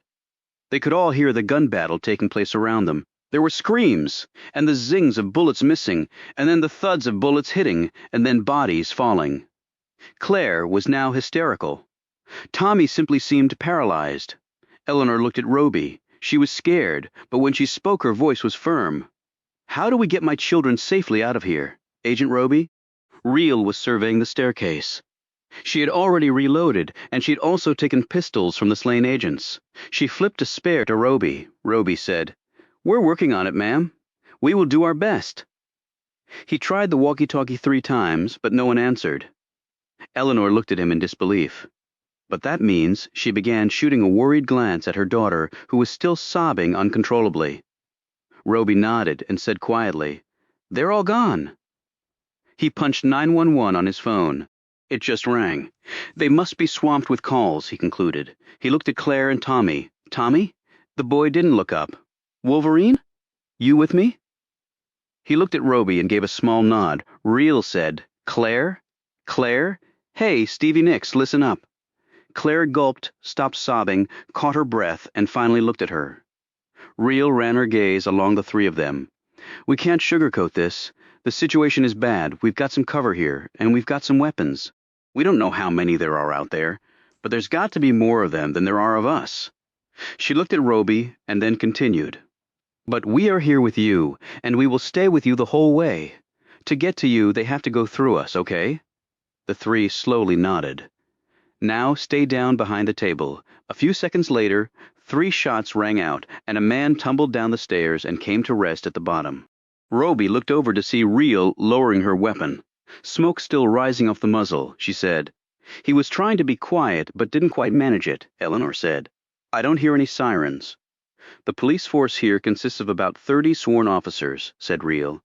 There were 10 assigned to your detail. They might already all be dead. The other side has MP5s, which can do a lot of damage in a short period of time. And pistols are pretty much useless against them. The rest of the cops might not be here yet. Roby looked around the room and was also listening for footfalls from above.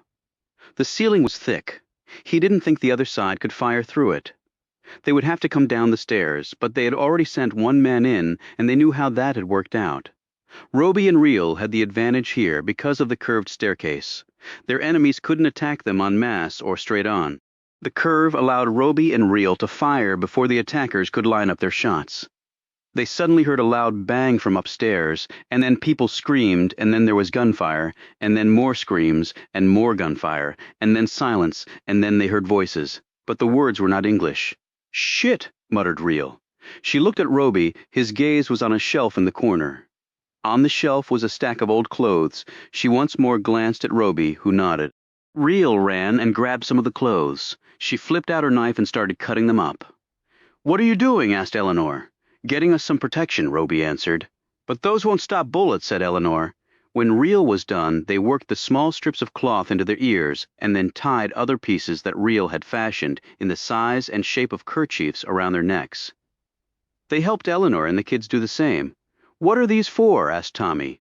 Flashbangs, answered Real. That's what we just heard. They're really loud and the light flash is blinding, and there's a lot of smoke. The other side obviously has them. They're used to disorient, added Roby, and they do that job well. They heard more shots come from upstairs, and then a number of footfalls. Roby and Real eyed each other and then pushed Eleanor and the kids flat to the floor. Cover your eyes and nose with the cloth and put your hands over your ears and stay down. Roby and Real took up their positions, each with one hand on their kerchiefs to pull them up quickly. Only they wouldn't have much time to recover and return the fire that was surely going to follow the flashbangs. But then they didn't have any other options. They heard the door open and then down they came. Not one flashbang or two. There were 3 of them.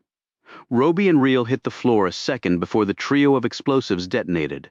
The combined sound was deafening, blowing right through the bits of cloth pushed into their ears, and the hands that covered those ears couldn't do much to deaden the noise. The smoke penetrated right through the flimsy cloth and into their mouths, noses, and lungs. And the flashes of light were like looking into the sun even though they were staring at the floor. Eleanor and her children screamed, and then all 3 passed out. By the time Roby and Real staggered to their feet, coughing and sickened by the blasts, smoke, and light, they were surrounded and outgunned MP5s against pistols. North Koreans wanting bloody revenge. It was over. Chapter 75b. Why the time Eleanor and her children came to. Roby and Real had had their weapons taken from them, and they stood with their hands behind their heads. Their faces were ashen, and they swayed on their feet, looking nauseated and unbalanced. Oh my God, said Eleanor as she rose, pulling her children up with her and then putting them protectively behind her. Composing himself, Roby said to the North Koreans, "This place is surrounded. You're not going to get away. If you surrender now, you will not be harmed." He knew as soon as the words were out of his mouth that the North Koreans didn't care about getting away. He could see it in all their faces. 5 men and 1 woman. The woman was dressed as a pirate. She looked vaguely familiar. Chung Cha stepped forward and said, "We are here to right the wrongs of your president," Real said. "Gotta tell you, this is not a great way to go about it," Chung Cha said. "You and he were in our country. You took prisoners that belonged to us. Your country planned to kill our leader. For that you must and you will pay, all of you," Eleanor said. "I have no idea what." Jing Sang fired shots into the ceiling. "Do not interrupt, woman," he roared, as Eleanor, Claire, and Tommy dropped to their knees, shaking with fear. Chung Cha continued. "You will all die right here. This will be a message to the world that the evil empire of America cannot and will not attack our great country without retribution that is fierce and swift and noble." Roby said, "You'll need hostages to get out of here. 5 is unmanageable. Take me and my partner. Like you said, we were the ones over there. We took your prisoners. These folks did nothing. Leave them here and use us to get out of here." We are not getting out of here, said Jing-Sang. He pointed his muzzle at the floor. We die right here after you do. That is. So this is a suicide mission, said Real. Jing-Sang smiled and shook his head. It is death with great honor. He looked at Chungcha. Comrade Yi is the very best that we have. She has killed more enemies of our country than you could possibly imagine. Your deaths will at least be efficiently done, that I can guarantee. Chungcha sliced the air with her hand, and Jing-Sang fell silent and took a respectful step back, bowing as he did so. Chungcha slipped a pair of knives from sheaths riding on her belt. The blades were customized, serrated, and slightly curved. She looked first at Roby and then at Real. Roby expected to see a face of pure hatred staring at him. Or perhaps he would only be looking at a blank face, all humanity long since driven from her. But that was not what was staring back at him. Jing-Sang said nervously, Comrade Yi, we must hurry. We killed many of the enemy, but they will undoubtedly have more on the way. Chung-Che nodded, said a few words in Korean, and then looked at Roby and Real. She said, in English, I am sorry for this. Then she attacked. She turned and gutted Jing-Sang with one of her knives, ripping upward. His gun fell from his grip, but she snatched it before it hit the floor. She fired once, hitting the next man in the brain. With her free hand, she threw her other knife, and it plunged into the third man's chest. The other two men were stunned by Chung-Cha's action, but opened fire. However, she had gripped the third man, spun him around, and used his body as a shield, absorbing the fired rounds. She then pushed him forward into the two men, dropped low, slid across the floor, and kicked the legs of the fourth man out from under him. As he fell, she pulled the knife free from the chest of the third man and raked it across the throat of the fourth man. Arterial spray covered her and the floor. Chung-Cha never stopped moving. She somersaulted across the floor as the remaining man fired at her but missed. Roby and Real had grabbed the first family and thrown them behind the table again. Then the pair scrambled across the room to retrieve their weapons. But they were not as fast as Chung-Cha. She had pushed off the far wall, flipping completely over the last man. As she went past him, the thin razor line was revealed in her hands. She slipped the wire around the man's neck while she was in midair, hit the ground on both feet, and pulled with all her strength at the same time, crossing her arms and forming an X. The man gurgled once and then dropped to the floor, bleeding out a few seconds later from his nearly severed head. Chung-Cha straightened and then dropped the wire. She turned to look at the devastation she had wrought. 5 men dead, all by her hand, all in less than a minute. She was breathing rapidly, her eyes focused and her limbs tensed. She turned to face Roby and Real, who had their weapons now. They were pointed at her, but neither agent had a finger on the trigger guard. Roby said, You want to explain why you just did what you did? Chung-Cha looked back at Eleanor and her children as they slowly rose from behind the table. Eleanor put her hands over Claire's and Tommy's faces so they wouldn't see the dead men. I hope that you're not hurt, said Chung-Cha. Eleanor slowly shook her head, but her face betrayed her bewilderment. I'm okay, she said slowly. We're okay, thanks to you. Chung-Cha turned back to Roby and Real. Real took a cautious step forward. That was the most amazing piece of close-quarter combat I've ever seen, she said admiringly. But like my partner said, why? We were sent here to kill them, said Chung-Cha, indicating Eleanor and her children. The others always intended to do this. But not you? Asked Roby. Chung-Cha did not answer right away. I do not know, she said, but in the end I could not kill this family, she added. I just could not. Change of heart? Asked Real with a skeptical look. I do not have a heart, said Chung-Cha firmly. I am from Yodok. I will always be from Yodok. They took my heart many years ago. You cannot grow another back. Yodok, said Roby. Then you were? Yes. Real studied her more closely and said, I've seen you before. Near the beach. You were with a little girl. Chung-Cha nodded. Her name is Min. Tommy spoke up. She was dressed as a frog. She told me she was 10 and that she needed help or something. Roby looked at Chung-Cha with incredulity. You brought a child on the mission? Chung-Cha said fiercely, Min is not involved with any of this. She is innocent. She is just a little girl. From Yodok too. She still has her heart. Do not take it from her. Please do not. She is just a little girl who knows nothing. Real looked at her. Why did you bring Min here? I told my superiors it was for part of our cover. That Americans do not think badly of children. But the real reason? To get her out of my country. To give her a chance elsewhere. Chung-Cha reached into her pocket and slipped out one of the poison vials. None of us were supposed to survive this, she said. Roby said, death with great honor? Including Min, said Chung-Cha slowly. But I could not let that happen. She has done nothing wrong. Min is just a child, an innocent child. Then I don't think you lost your heart at Yodok either, Reel said quietly. Roby added, but it was still extraordinary to turn on your own team. I am just tired of it, said Chung-Cha simply, and her limbs relaxed as she said it. Of it all. Roby and Reel exchanged a knowing glance. He said, what is your name other than Comrade Yi? Chung-Cha. Who were those men? Chung-Cha asked Reel, indicating the dead. From my country, their identities do not matter. There are many just like them back home. There will always be many just like them back home. I won't lie to you, Chung-Che, said Roby. You're in a world of trouble, even with what you did here, Eleanor said. But surely saving our lives will count for a great deal. You'll have to cooperate and give a full debriefing, said Reel. Exactly how you were able to get here undetected, how you knew of their itinerary, how you breached security, the shot rang out, and the bullet pierced Chung-Cha's neck. Roby and Reel looked over at the curved staircase. A young deputy was holding his pistol in two shaky hands. He smiled and yelled, I got her! I got the little Asian piece of shit! Chung-Cha did not fall right away. She simply stood there as blood poured down her front. Roby screamed, No, you idiot! He lunged for the deputy and knocked the gun out of his hand. Rhea was able to grab hold of Chung-Cha before she fell to the floor. She gently laid her down. She saw the bullet's entry wound and stuck her fingers inside it, trying to close the struck artery, but she couldn't get the bleeding to stop.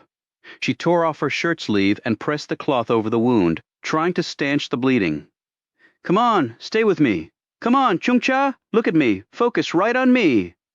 She turned and screamed, Roby, we need an ambulance, and we need it now. Roby had already hit 911 on his phone, and this time the call went through.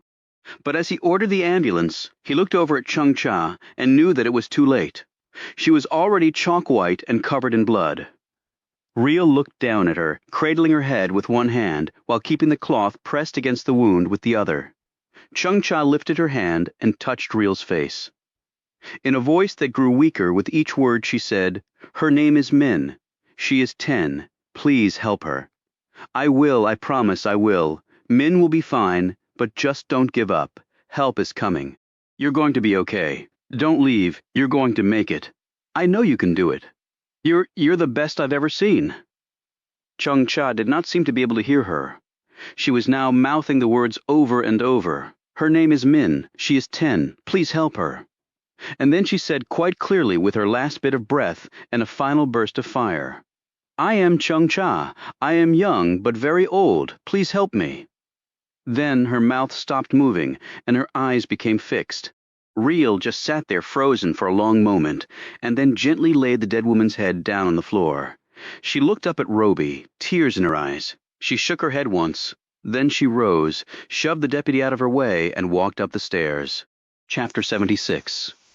The attack on the first family had driven the two countries nearly to war, but a diplomatic stalemate was reached that allowed the North Koreans to save face and kept the administration from having to reveal potentially embarrassing and politically damaging facts about the planned coup on the North Korean regime.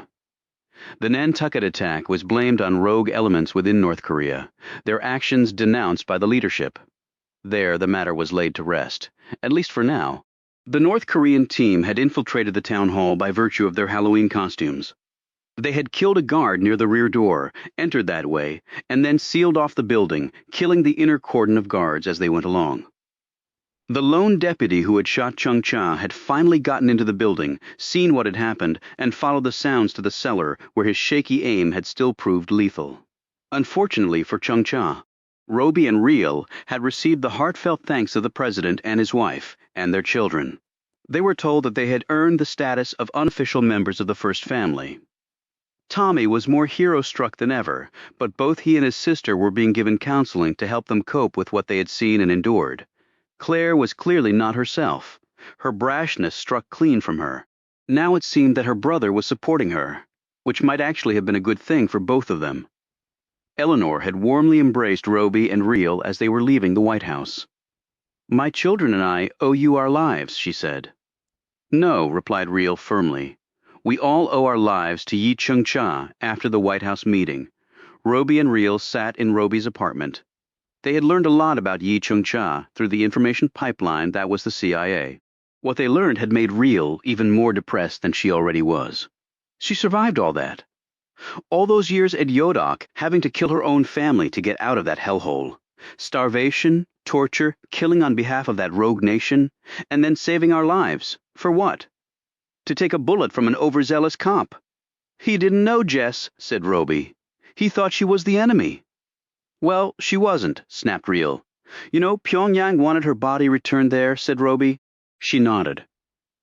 "But we didn't do it. She's buried here." "Why do you think she did it?" asked Roby. "I mean, really. I took her at her word. She was tired of it all, Roby. Just like I am, I guess. She was better than us. You know that, don't you?" She probably was, agreed Roby. "I've certainly never seen anyone take out 5 opponents the way she did. When she pulled out her knives and looked at us, I knew she wasn't going to attack us," said Reel. "Why? I mean, I thought she looked conflicted, but she told us she was sorry about it. Did you ever tell someone you were sorry before you killed them?" Roby sat back in his chair and thought about this, and then finally shook his head. "No. She did it for Min." Roby nodded again. "For Min.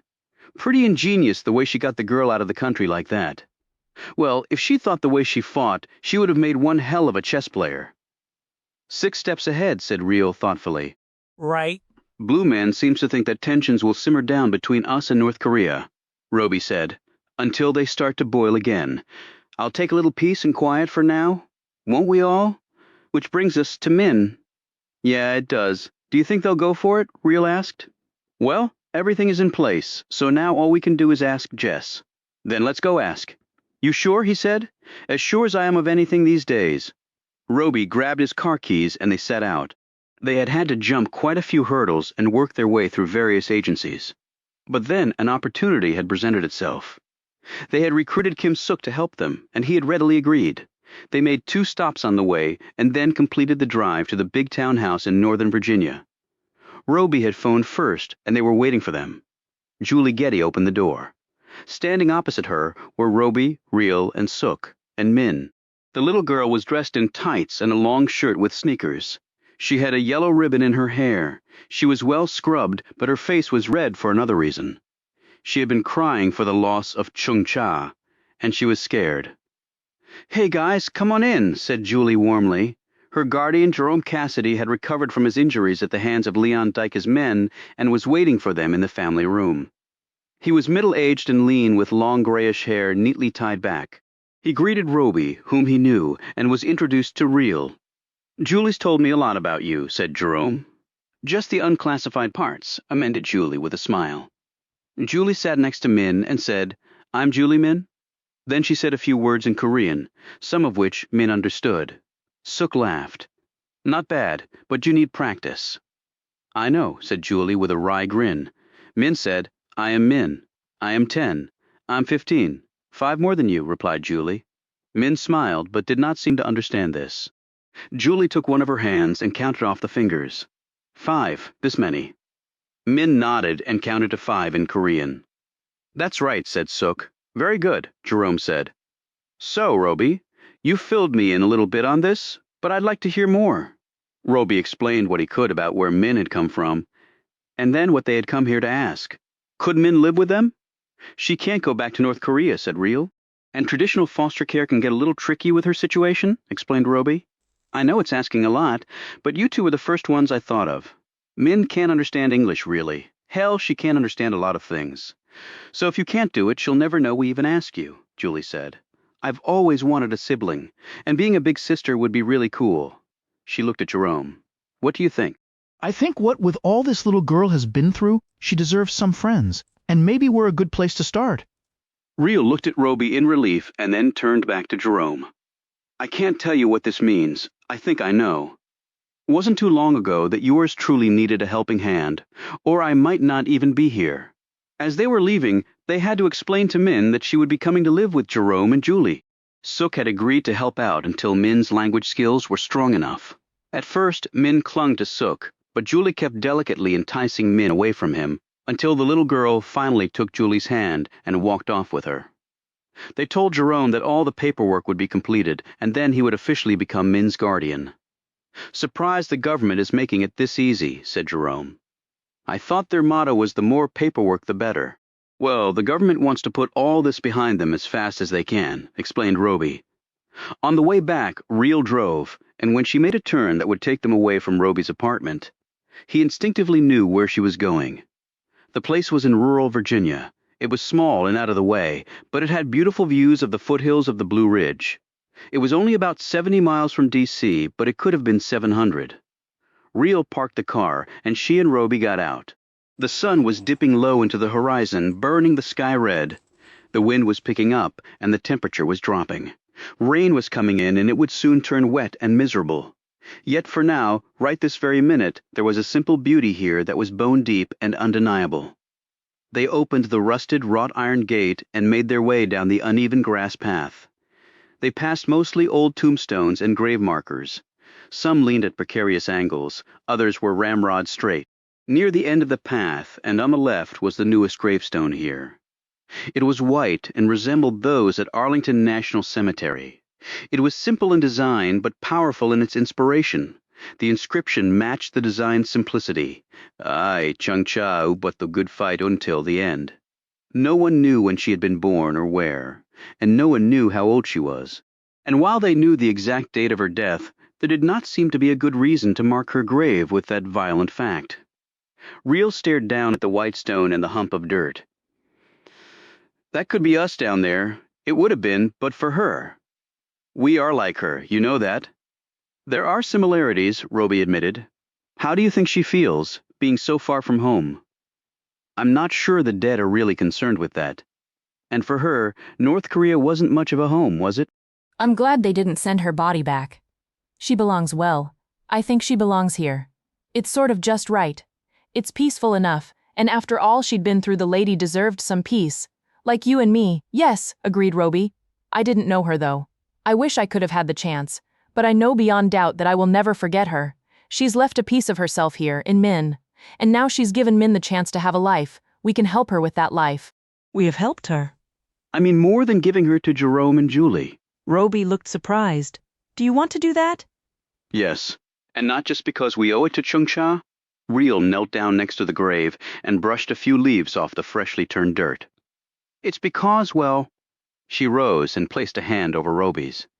It's because it's something people should do. She paused. Even people like us. Even people like us, agreed Roby. They turned and walked off together as the light gave way fully to the dark.